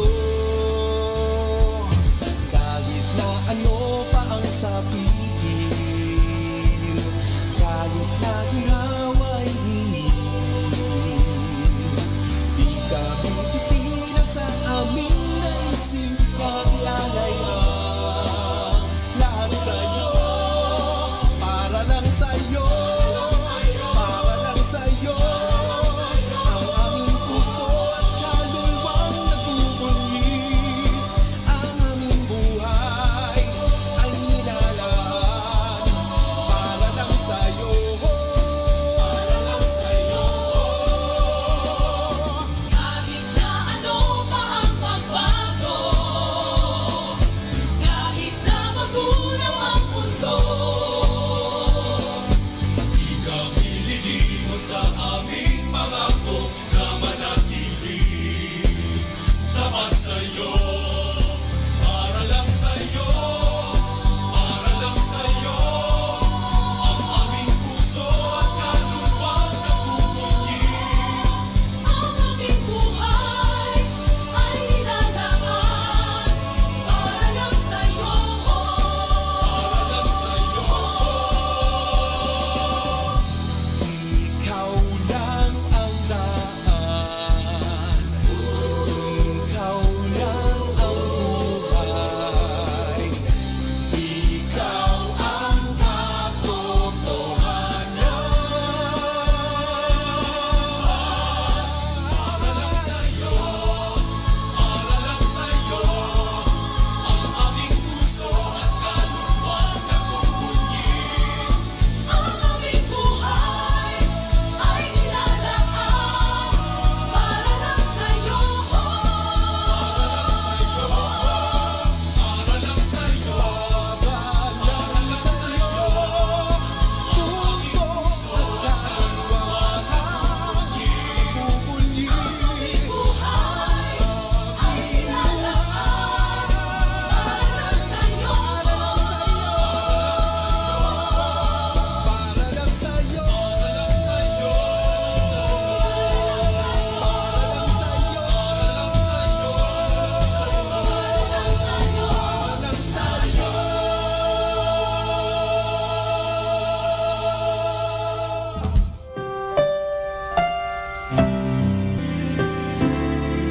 Mga kaibigan, sa gabing ito, kayo po ay aking inaanyayahan na magkaroon ng peace of mind. Alalahanin lagi natin na tayo ay mahal na mahal ng Diyos. Totoo po tayo may mga pagkukulang at pagkakasala, pero nandoon din po ang pagpapatawad ng Diyos. Ang Diyos ay laging handang magpatawad. Kaya nga, lumapit tayo sa Kanya. Huwag po tayong mahihiya. Aminin po natin ang ating mga pagkukulang at pagkasala at ating mapapanibago ang mga bagay na yan.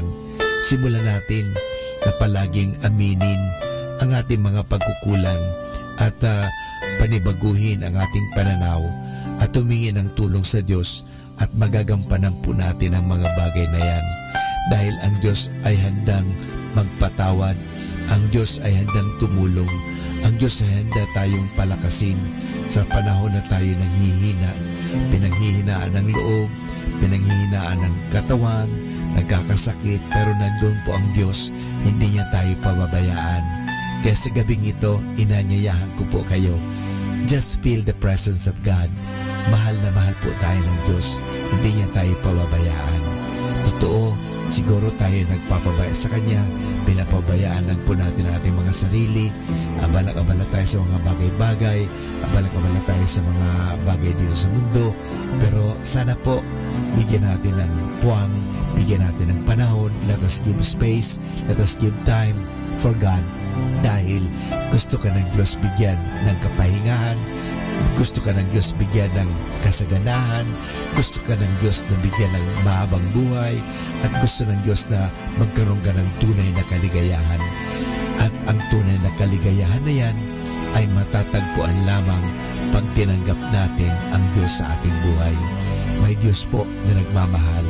Kaya nga, hayaan po natin na tayo ay mahalin ng Diyos. Hayaan po natin na tayo ay yakapin ng Diyos ng kanyang pagpapatawad, ng kanyang pagmamahal. Hayaan po natin. Let us give God a chance to come to our life. Maraming salamat po.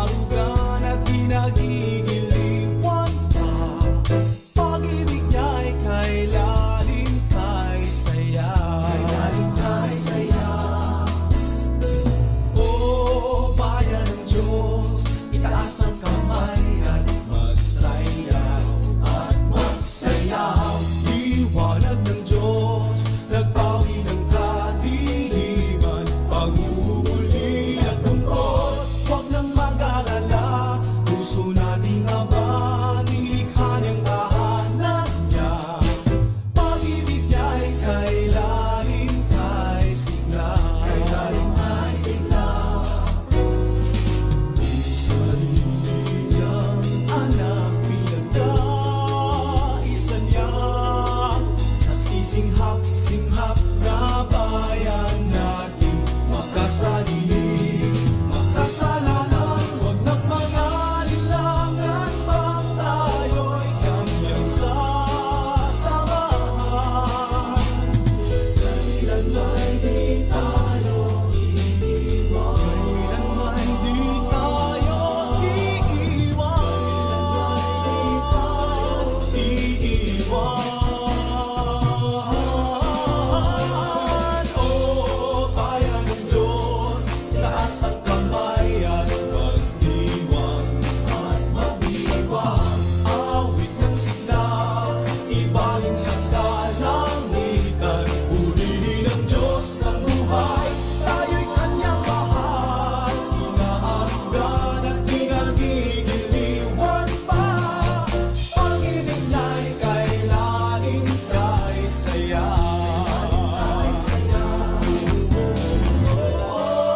Bayan ng Diyos, taas ang kamay at magsayaw at magsayaw. Liwanag ng Diyos, nagpaling ang katinginan, manghuli ang Diyos. Huwag nang mag-alala, puso nating Ama, nilikha niyang tahanan niya. Pag-ibig niya'y kailalim, kay sigla. Pag-ibig niya'y kailalim, kay sigla. Kailalim, kay sigla. Mga kaibigan, sa gabing ito, hayaan natin na tayo ay magkaroon ng peace of mind. Hayaan po natin na bigyan natin ang ating sariling panahon na magnilay-nilay at pag-isipan ang isang katotohanan na tayong lahat ay mahal ng Diyos, na tayo ay pinatatawad ng Diyos, na tayo ay inuunawa ng Diyos, na tayo ay pinagpapasensyahan ng Diyos. Kaya sa gabing ito, mga kaibigan, sana perceive, experience, maranasan natin ang presensya ng Diyos. Ang Diyos po ay naririto sa atin. Ang Diyos ay buhay na buhay sa atin. Nandyan po siya palagi. Hindi niya po tayo iniiwanan. Malamang tayo lang ang umiiwan sa Kanya. Iniiwanan po natin siya sa panahon na tayo ay abalang-abala sa trabaho, abalang-abala sa mga kaibigan at sa mga bagay-bagay sa mundo. Pero hindi tayo minsan man iniiwan ng Diyos. Kasama tayo ng Diyos. Kaya sa gabing ito, hayaan natin, bigyan natin pansin ang Diyos sa ating buhay. Hayaan natin na tiyakapin tayo ng Diyos. Hayaan natin na patawarin tayo sa ating mga pagkukulang at pagkakasala ng buong may kapal. Hayaan natin na tayong lahat ay makaranas ng pag-uunawa, pagmamahal, ng pagyakap ng Diyos sa atin. Dahil ang Diyos ay nandyan lagi, handang tumulong, handang magpatawad, handa na tayo ay bigyan ng masagana at magandang buhay. Yan po ang hangad ni Kristo sa atin kung bakit siya naging tulad mo, naging tulad ko. Ang Diyos naging tao, parang tayo ay samahan sa buhay na ito. At sa mga panahon ng paghihirap, tayo ay mabigyan ng pag-asa, mabigyan ng lakas, at tingnan natin lagi siya na siya nga mismo ay naghirap para sa ating kasalanan, para sa ganon, sa halip na ikaw at ako ang magkamit ng kaparusahan. Inako niya ang lahat. Inako ng Diyos ang lahat. Inako ni Kristo ang lahat ng bagay na ito. He took upon Himself everything except sin. He took upon our sufferings, even our death on the cross. We deserve to die, but Jesus Christ took upon Himself. Lahat po inako niyan at inangkin niya yan para sa atin. Para sa ganun, tayo ay kanyang mapalaya, na tayo ay maransom. Ika nga, na tayo ay mapalaya sa kasamaan. Kasi gusto ng Diyos na tayo ay magkaroon ng maganda at mabuting at masaganang buhay. Iyan po ang hangad ng Diyos. Kaya sa gabing ito, hayaan mo, maranasan mo ang Diyos sa iyong buhay. Our time now is 8 o'clock in the evening. Let us now have our time check prayer. Sa gitna ng paghihirap, tinawag ko'y Panginoon kaya. Panginoon, ako'y dinggin pagkat ako'y tumataghoy. Dinggin mo ang pagtawag ko't paghingi ng tulong. Kung ikaw ay may talaan nitong aming kasalanan, lahat kami ay tatanggap ng hatol mong nakalaan. Ngunit iyong pinatawad, kasalanan ay nilimot. Pinatawad mo nga kami upang sa iyo ay matakot. Sabik akong naghihintay sa tulong mo, Panginoon, pagkat ako'y may tiwala sa pangako mong pagtulong. Yaring aking pananabik, Panginoon, ay higit pa sa sirenong naghihintay sa pagsapit ng umaga. Magtiwala ka, Israel, magtiwala sa iyong Diyos. Matatag at hindi kukupas ang pag-ibig niyang dulot. Lagi siyang naghahandang sa sinuman ay tutubos. Ililigtas ang Israel, yaong kanyang hirang. Ililigtas niya sa kanilang kasalanan.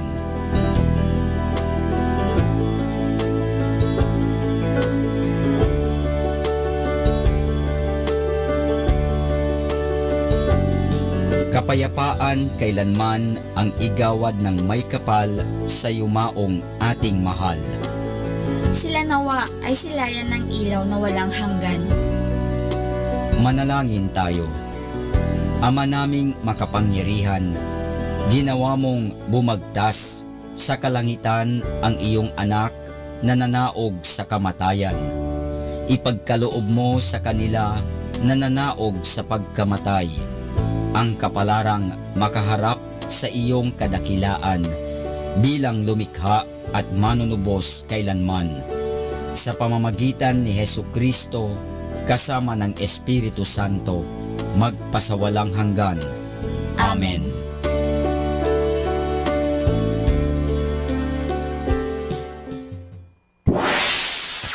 Mula sa Manawag Dominican Broadcasting Incorporated, napapakinggan sa buong mundo sa pamamagitan ng www.eradioportal.com at www.radyomanawag.com. May kasama ka si Jesus, si Maria at kami. Our positive thought for this hour: don't tell God you have a big problem. Tell your problem you have a big God. More than ever, we need Catholic radio station like Manawag Dominican Radio FM. Atin pong pakinggan sina Kuya Bobot at Ate Lea Ocampo sa programang Ang Kristiyanong Pamilya at iba pa, dito po lamang sa Manawag Dominican Radio. May kasama ka.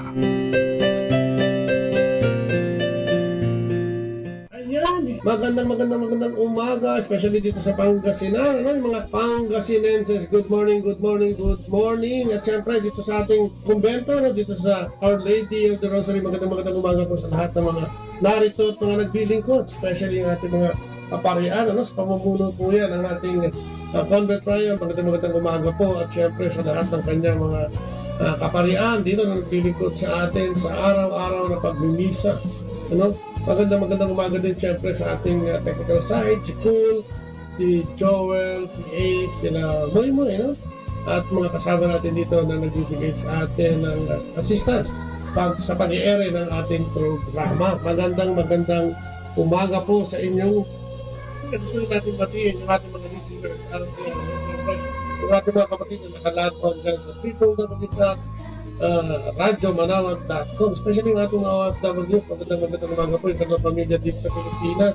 Magandang umaga. At syempre, welcome sa ating programa ang Kristiyanong Pamilya at iba pa ang programa naglalay magbigay ng mga pang-edukasyon, informasyon at mga solusyon na pwede nating gamitin sa pang-araw-araw natin pamumuhay. Kaya samahan niyo kami, samahan ako sa isang oras ng talakay na pumabahagi ngayong umagang ito, At katulad ng mga nasasabi natin mga nakaraang araw, ito pa po yung Bobot na siyang makakasama nyo ngayong umagang ito. At katulad ng mga napag-usapan natin mga nakaraan at sinasabi namin magkakaroon tayo ng mga panayam ukol sa Live Christ, Share Christ. Ito po yung kadugtong ng ating mga unang naging panayam. Yung una, ang pag-ibig ng Diyos sa atin, ang pagmamahal at katuparan at kung sino si Kristo, at yung panghuli ay yung fellowship with the Holy Spirit. At dito kung titignan mo, napakaganda nito sapagkat dito ay nakilala natin ang ating Panginoong sa Kristo. Dito ay pinakita sa atin ang pag-ibig ng Diyos, ang grasya ni Kristo, narinig natin, at ang banal na Espiritu. Ang sino nga ba ang banal na Espiritu? At ano ba ang kaloob nito sa ating buhay? Kaya ito napag-aralan natin at narinig natin. Kung kaya sa umagang ito, durugtungan natin yan ng another module, Ito po yung pag-ibig, pag-ibig sa Diyos. Dapat natin may ibig din ng Diyos in return, Kaya rin marinig natin, dapat ba natin mahalin ang ating kapwa sa labas o pagmamahal sa kapwa outside of the family. Kung sa tayo, ang minamahal lang natin kung sino yung nagmamahal sa atin. Yan po yung marinig natin sa mga susunod na mga panayam.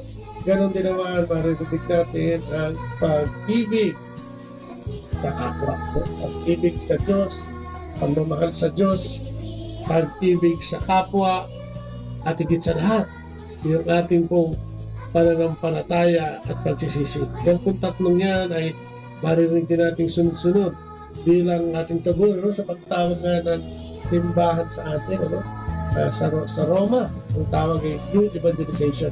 Kailangan makilala natin, we should meet Christ, live Christ, and share Christ. Sapagkat paano gumawa na may pamumuhay kung hindi naman natin kilala ang ating Panginoon sa Kristo. At yan ay napakilala natin sa unang module natin.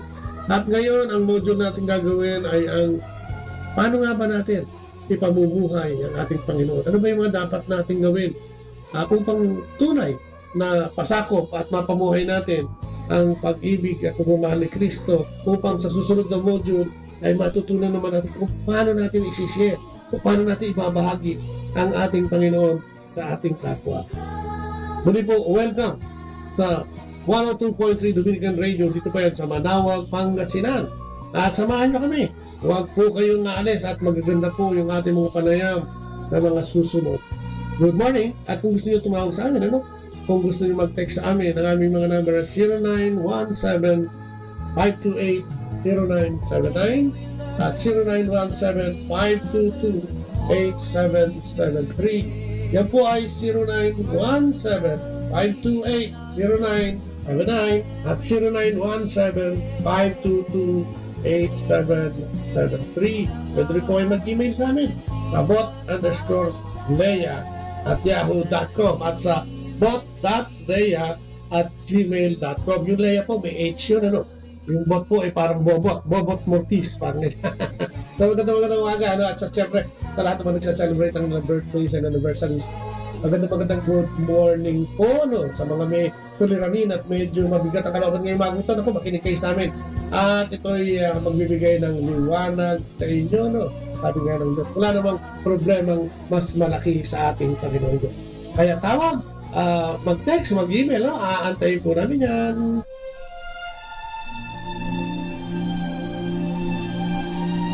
At syempre, ating simulan ang ating programa sa pamamagitan ng panalangin sa ating naman ng Espiritu Santo. Kaya po Panginoon, muli po, papulit pasalamat na naman sa umaga ito. Huwag na yung magpupulit, magpapasalamat kami habang kami ay binibigyan mo ng panibagong buhay sa araw-araw. Kapag yun naman ay marapat at matuloy. Maraming salamat sa nagdaang araw, maraming salamat sa nagdaang gabi, sa pagbabantay mo sa amin aming pagtulog.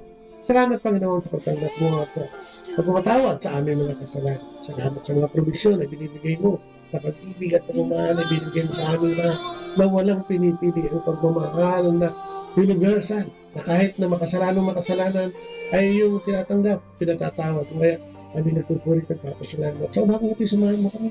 Nang kabanang-banal ng Espiritu, Panginoon, at pangunahan kami sa programang ito at ibigay sa amin, Panginoon, ng kalakasan at kapangyarihan ng banal na Espiritu para siyang magamit sa paghahayag ng iyong mabuting balit.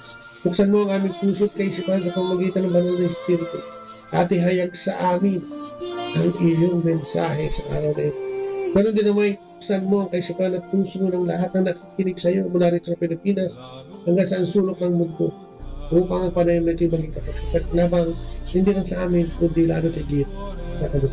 Ang lahat ng ito ay dinaglangin namin at hihiling sa pamamagitan ng iyong anak, aming ikapagligtas, ang aming Panginoong sa Kristo, sama ng banal na Espiritu, pananalangin katabi, ang aming Inang Maria.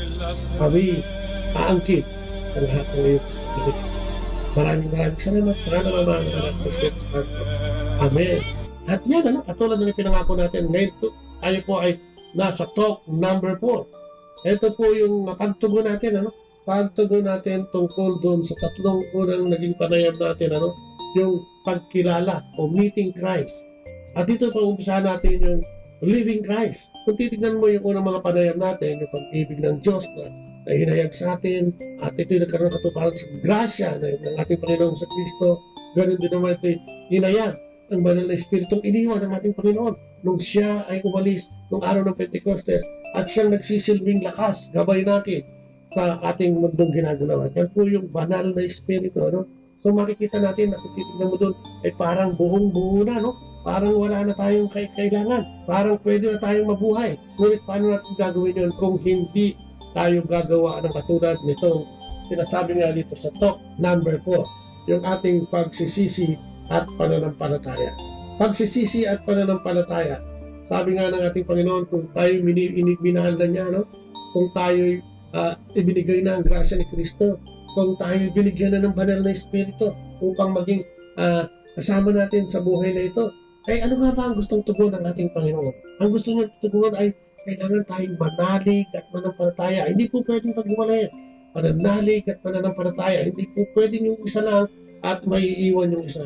Kailangan sabay ito. Paano mag-asawa po ba?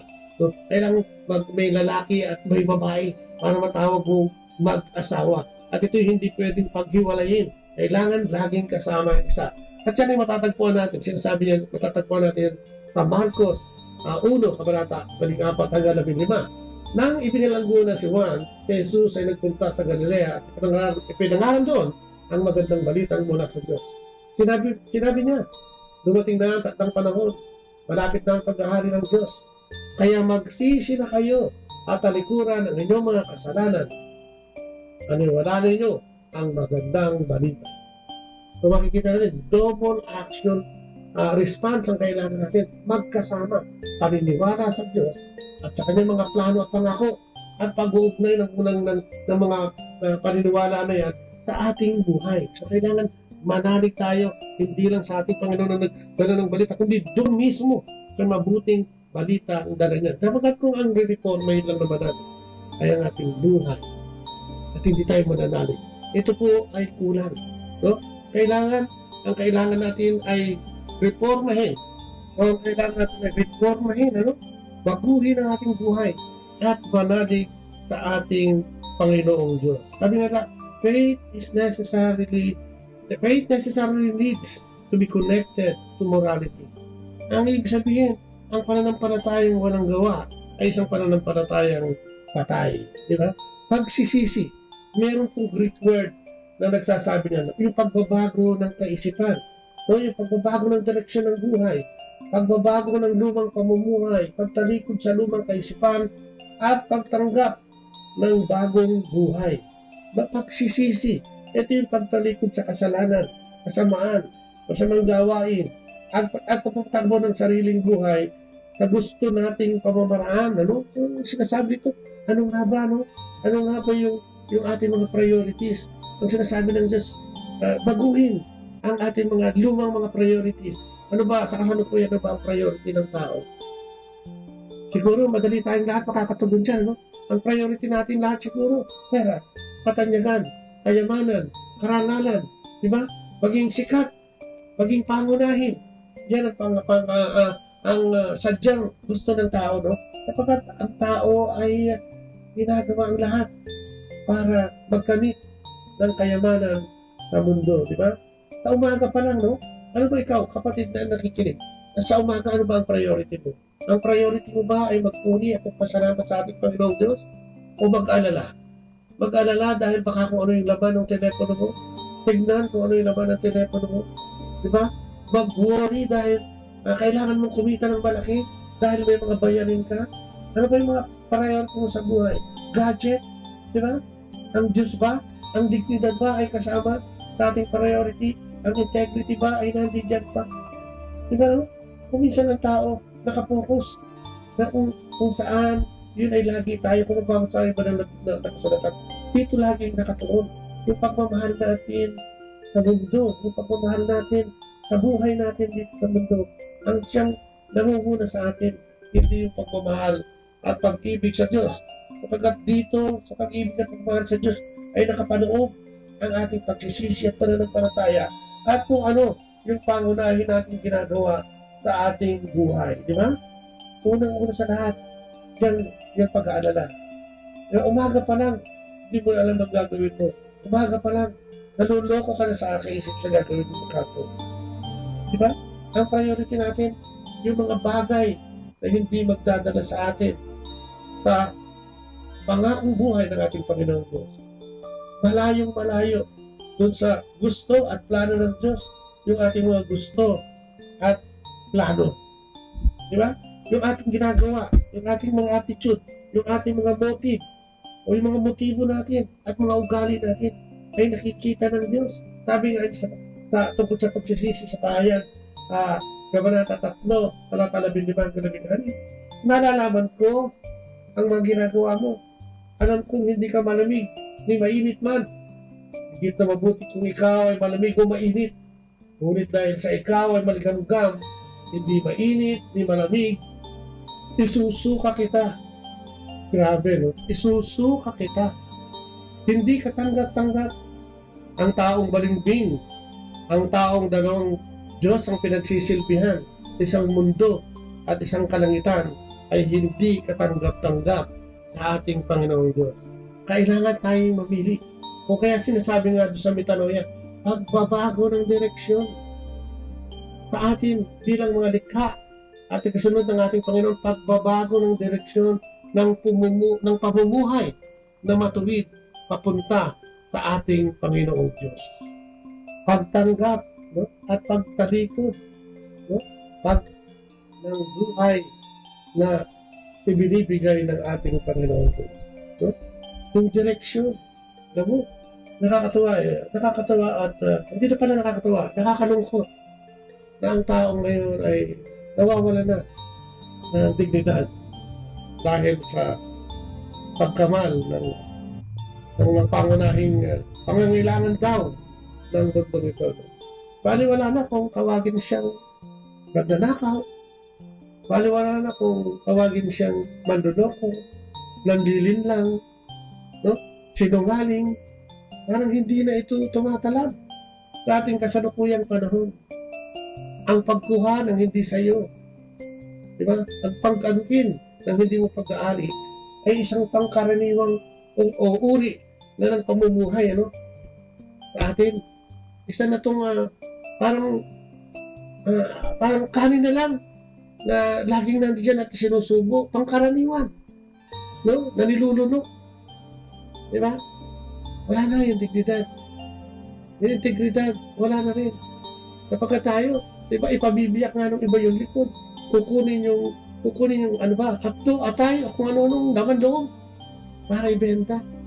Yung organ, ano pa, yung mga pitos, no? Yung ating mga kapatid na naligaw ng landas at nagkamali ay pinipili na lang ipalaglag ang kanilang mga sanggol.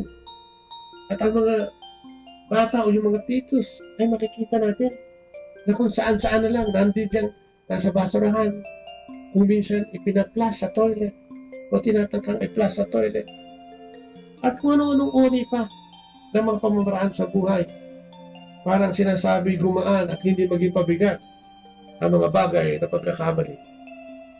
Pero doon tayo tinatawag ng ating Panginoong Diyos.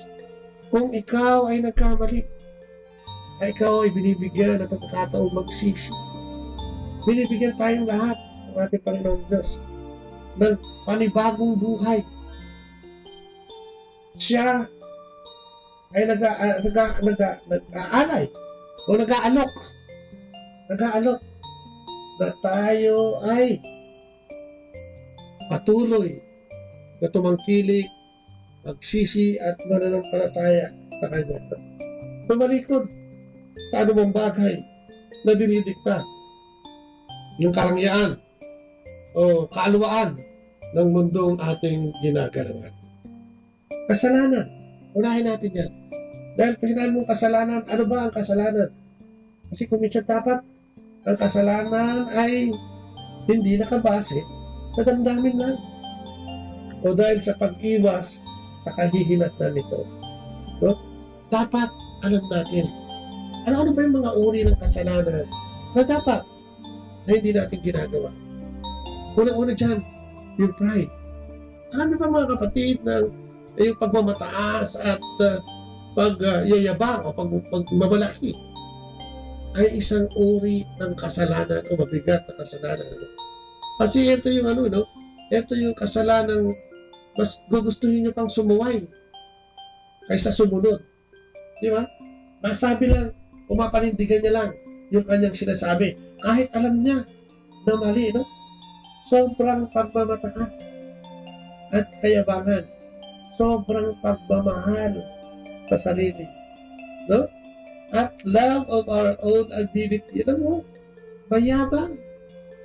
Diba? Sabi ko nga, ito ay susuway kaysa magpatalo o maging bababa ang loob. At ang nakakalungkot ito, alam niyo ba kung ano yung mga nagiging epekto nito sa ating kaluluwa? Yung sobrang ambisyon. No? Yung sobrang pagiging presumption, yung hypocrisy, yung insincerity o yung kawalan ng sinseridad, nabubulol lang dyan sa napakarami yan. Anong tawag dito sa mga bago? Plastic. Nakaplastikan. Nakamaska. Yan ang binibigay ng pride. Diba? Sobrang pride. Kung kaya ito ang nagdidikta sa ating pamumuhay. Masyadong mga matataas na ambisyon na kung minsan ay hindi naman natin kayang abutin at hindi natin matanggap. Hindi tayo makapagpakumbaba dahil hindi natin matanggap. No? Yun na nagiging epekto nito. Yung sobrang pride. Diba? Kaya nga kung ito i-apply mo sa pamilya natin o kaya sa pagiging ano mo na ng minsan o pagiging ina. Pag itong ginamit mo sa inyong samaang mag-asawa, magkakawindang-windang kapatid ang inyong relasyon. Sapagkat dito'y walang matutong magbigay, walang matutong magpatawad, at lahat siya ang tama. Pag ito'y ginamit mo naman sa iyong mga anak, at hindi ka nakipagkomunikasyon sa iyong anak, at puro pride dahil sa ikaw ay puro utos na lang. Kung ikaw ay ama o ina ng tahanan, puro utos ka na lang, at hindi mababari ang iyong mga utos at sinasabi, kahit alam mong ikaw ay mali, at tama naman ang iyong anak at nasa katuliran. Mawiwindang din, kapatid. Ano yung mga pagsasama sa loob ng tahanan? Ganon din naman kung ikaw ay nasa place of work. Kung ikaw ay ma-pride, wala ka makakontrol. Lahat ng tao magagalit sa iyo. Kapagkat nakatuon sa sarili mo lamang ang iyong nakikita o pinaniniwala. Kahit saan ka magpunta, pag ito ang pinairan mo, wala kang makakasunod. Kung kaya nga, ito ang pangunahing kalaban ng ating pagsisisi sa mga kasalanan at pagtalikod sa mga kasalanan. Yan. Ano pa? Yung covetousness, yung pag-iimbok, yung pagiging sakit, yung pagiging yun, sakit, swapang, diba? Masidhing pagnanasa, no? Mga eager desire. Ito yung mga greed, yung sobrang materialism, Diba? Excessive desire for worldly things. At alam niyo ba kung ano, kung ano ang degenerate nito sa ating, diba? Ano yung mga bunga? Unkindness, dishonesty, cheating, deception. Diba? Ito ang napapala at nakukuha. O ito yung mga bungang nakukuha ng ating Panginoong Diyos. O nakikita, bunga ng ating karunungan, Father. Nakita mo, nagiging unkind tayo. Nagiging dishonest tayo. Nagiging cheaters, manluloko, sinungaling. Diba? Ito yung excessive desire for another person's position or property. Diba? Manlilin lang ka, makuha mo lang yung kailangan mo o yung dinadasal mo. At saan ito matatagpuan? Sa ating buhay, sa maghapon, ang dami nito.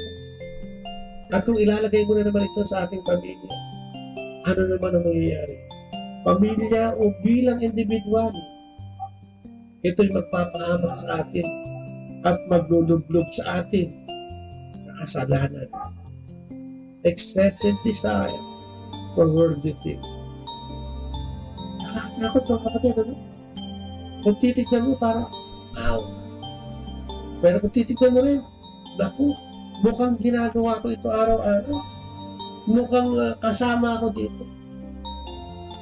Ano pa ang sinasabi niya? Yung pangatlo, lust. Excessive desire for sinful pleasure. Yung andyan nga yung nakapanood dito yung the sixth commandment. Thou shalt not commit adultery. Naku. Bato-bato sa langit ang tamaan ay siguradong galit na galit. Diba kadami niyan? Mga activities outside marriage. Diba? Yung mga patay sindi na yan. Diba? Mga sinful pleasure na yan. Diba? This strong desire, oftentimes, in the sense of bad habit or bad sense.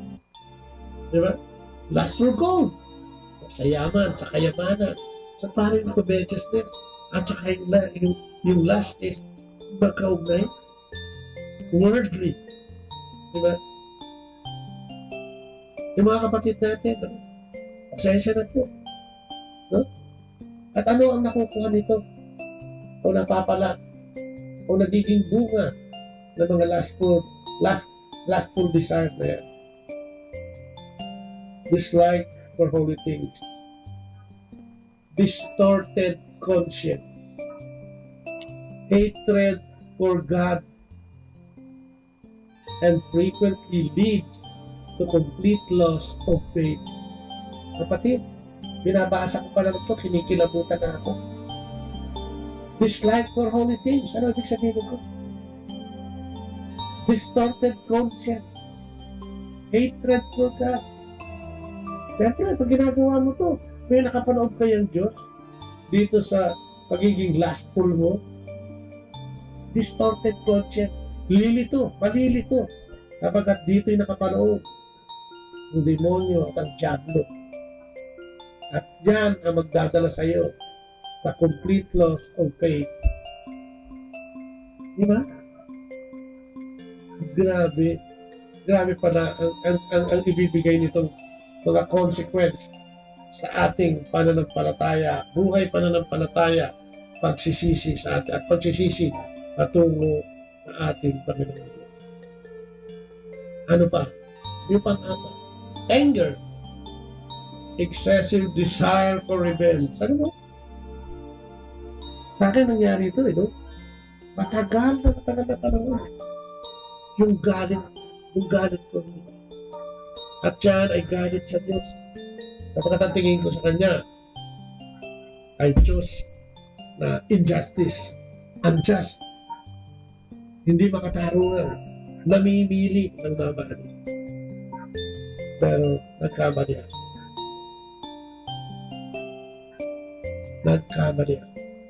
Dahil ang ibinunga nito ay yung pagiging impatience ko. Hatred, disrespect, and habit of cursing. Matagal ako namuhay sa ganitong pagkagalit. Judgment, madaling mapikot, madaling mainit. Diba? Nanunumpa, walang respeto sa kahit kanino. At gustong-gusto ang paghihiganti. Anger. Kaya na meron silang anger management na tinatawag eh. Kasi, alam mo, dapat talaga ito, minamanage sa pagpag itong galit na ito ay magdadala sa iyo sa isang, hindi lang sa impyerno siguro, kundi sa siguradong kapahamakan. Diba? Labis-labis na pag-aangat kung paano makakapaghiganti. At nawawala ng pasensya ang taong magagalitin. Nawawalan ng respeto ang taong magagalitin. Mapanumpa o nanunumpa ang taong magagalitin. Nakakatakot. At yan ay ayan yung pang-apat na kasalanan na pinagmumulan ng chief sources. O yan ang mga kasalanan pinagmumulan ng pangunahing kasalanan ng tao. Bako hindi pa tapos. Meron pa pong 5. Panlima, yung gluttony. Excessive desire for food and drinks. Masama din pala yun. Masiba ang tawag nila kung minsan dito eh. Diba? Masiba hindi lang naman sa pagkain. Masiba sa karangalan. Masiba sa kapangyarihan. No? Masiba sa lahat. Masiba din sa paggawa ng kasalanan. Nakakatawa eh. Kasi yung kasibaan pala, akala ko eh, sa pagkain lang. At ito'y maliwanag na hindi. Masiba sa posisyon. Maging pampubliko, ang pribadong lugar. No? Ibig sabihin na ng posisyon. A person deprives himself of the use of his reason. Ang taong gluttonous ay nawawalan na ng pangangatuwiran. Naku, di ba? Oo, siguro nga kasi kung halimbawa, iniisip ko para sa'yo lang eh. Di ba? Gusto ko akin lahat yan, akin to. Walang iniwan doon sa parang naghati ka ng cake. Yung kalahati, kinuha mo. O kaya yung 3/4, baka 3/4 ang kunin mo, yung 1/4. Ay bahala na sila maghati-hati at magkasyahin kung ilan man sila. At wala ka ng pakialam kung ito'y magkakasya o hindi. No? Wala ka ng pakialam. Hindi ka na nakikialam, basta ikaw kontento. Gluttony. Sarili na naman kung makikita mo. Pang-sarili. Puro pang-sarili ang nakikita. Nawawalan ng pangangatuwiran. Dahil ang nakikita at naririnig niya lang ay sarili nila. Ano pa? Yung pagkainggit o yung envy. No? Ito yung pagiging diskontento. Diba? At ito yung ito yung pagpakiramdam eh. Yung malungkot siya, para siyang nabagsakan ng kung anong malaking bagay. Pagka may nakikita siyang masaya, o pagka nakita niya na medyo gumanda o umangat ang buhay ng kanyang kaibigan o kakilala o no? Ito yung sobrang inggit, no? Nagkakaroon ng ibang pananaw sa kapwa, no? Parang pag masaya yung kanyang kapwa, parang siya yung naalgabyado, parang siyang nababawasan pa pagka nadadagdagan yung iba. Eh kung tignan mo naman, hindi naman nagagaling sa kanya kung ano man yung benepisyong tinanggap ng iba na yun o ng kapwa niya yun. No? So, it produces spirit of detraction. No? Kaya, backbiting and slander. No? Ay, pag sumabra, ingit mo talaga ganito. Diba? Ay, ano ganyan yan? Oo? Umunlad yan kasi mahusay at saka masipag pala. Ay, hindi.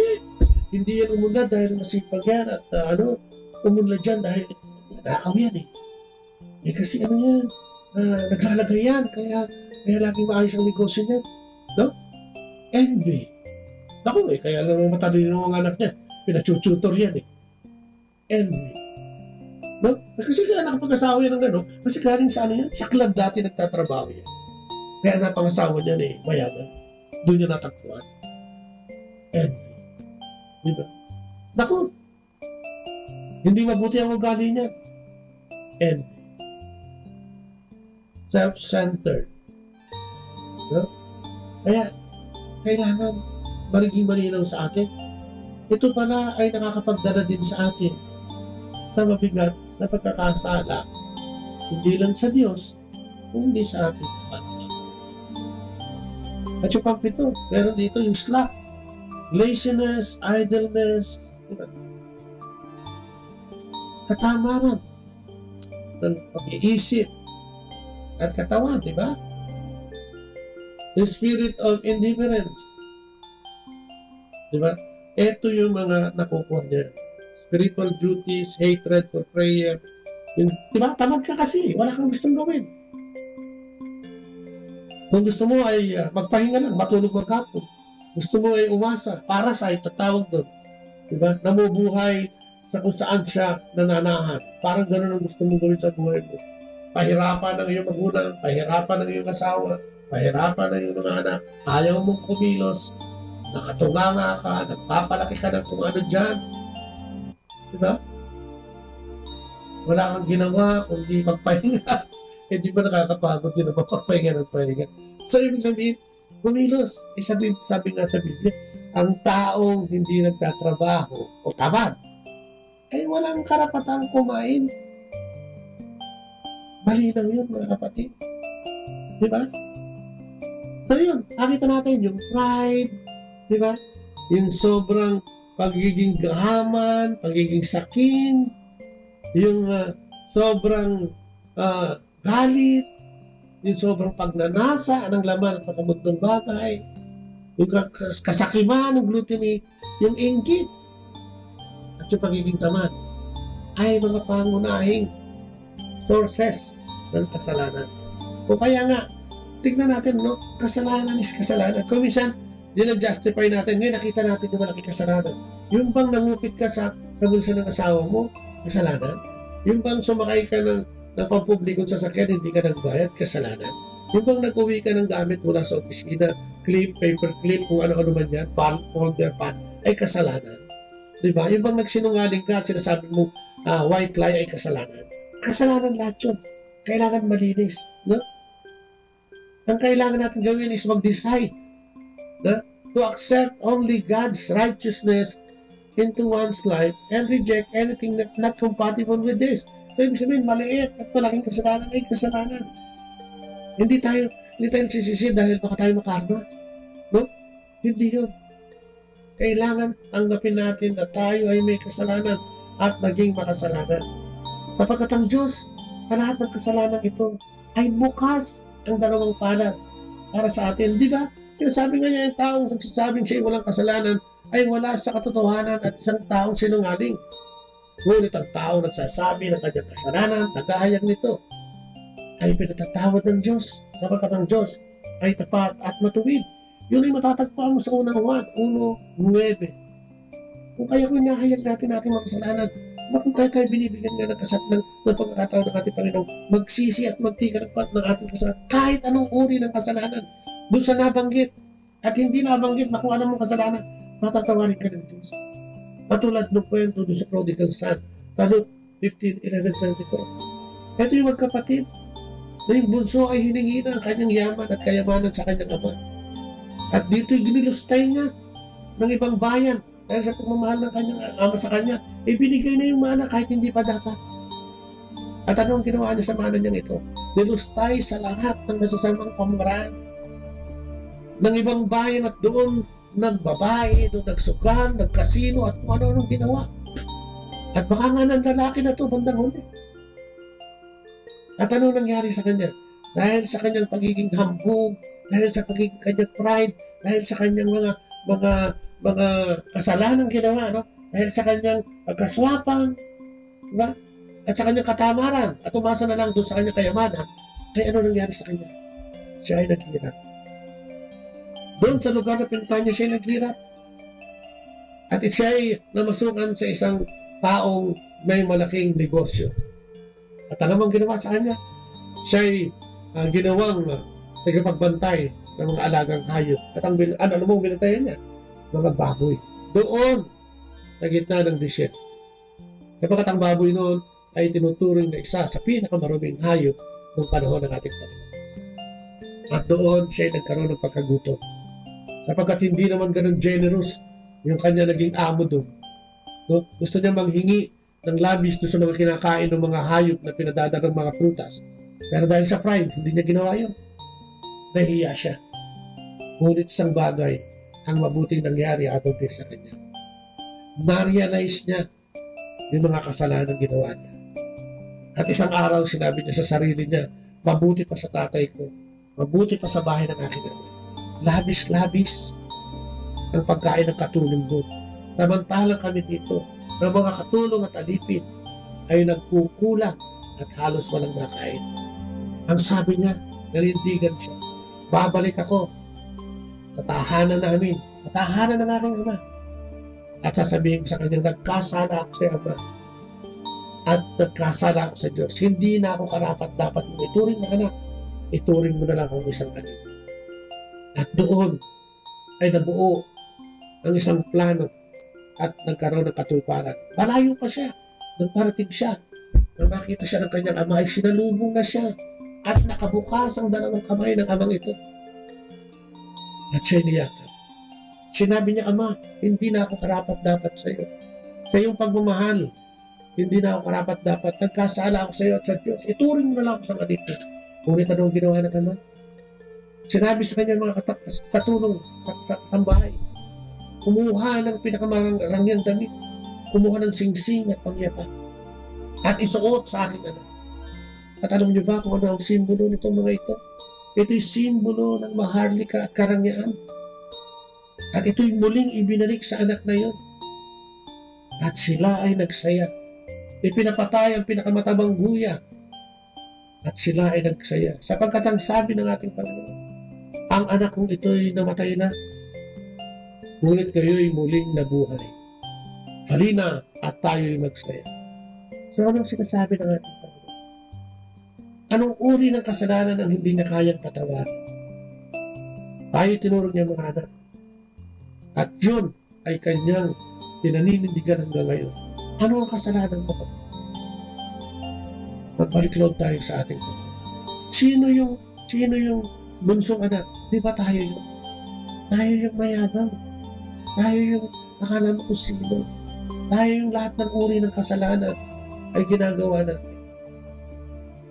Tayo yung nagpapahirap at nagpapasakit sa ating Panginoon. Tayo yung pinapako natin ng ating Panginoon every time na gagawin natin ang mga bagay na ito. Diba? At ano ang kailangan natin gawin? Magsisi. Tinatawag niya tayong magsisi. At napakapalad natin mga Katolik kapag tayo may sakramento ng reconciliation. Diba? Tayo pwedeng humingi ng tawad. Tayo pwedeng magbalik loob. At muli tayong susuotan ng mga gamit ng karangyaan upang tayo ay makarating sa ating Panginoon. Ang daming mga simbahan, ang daming pari na may mga araw na tinatakda upang tayo makapagbalik loob sa ating Panginoon at tayo ay makapangumpisa.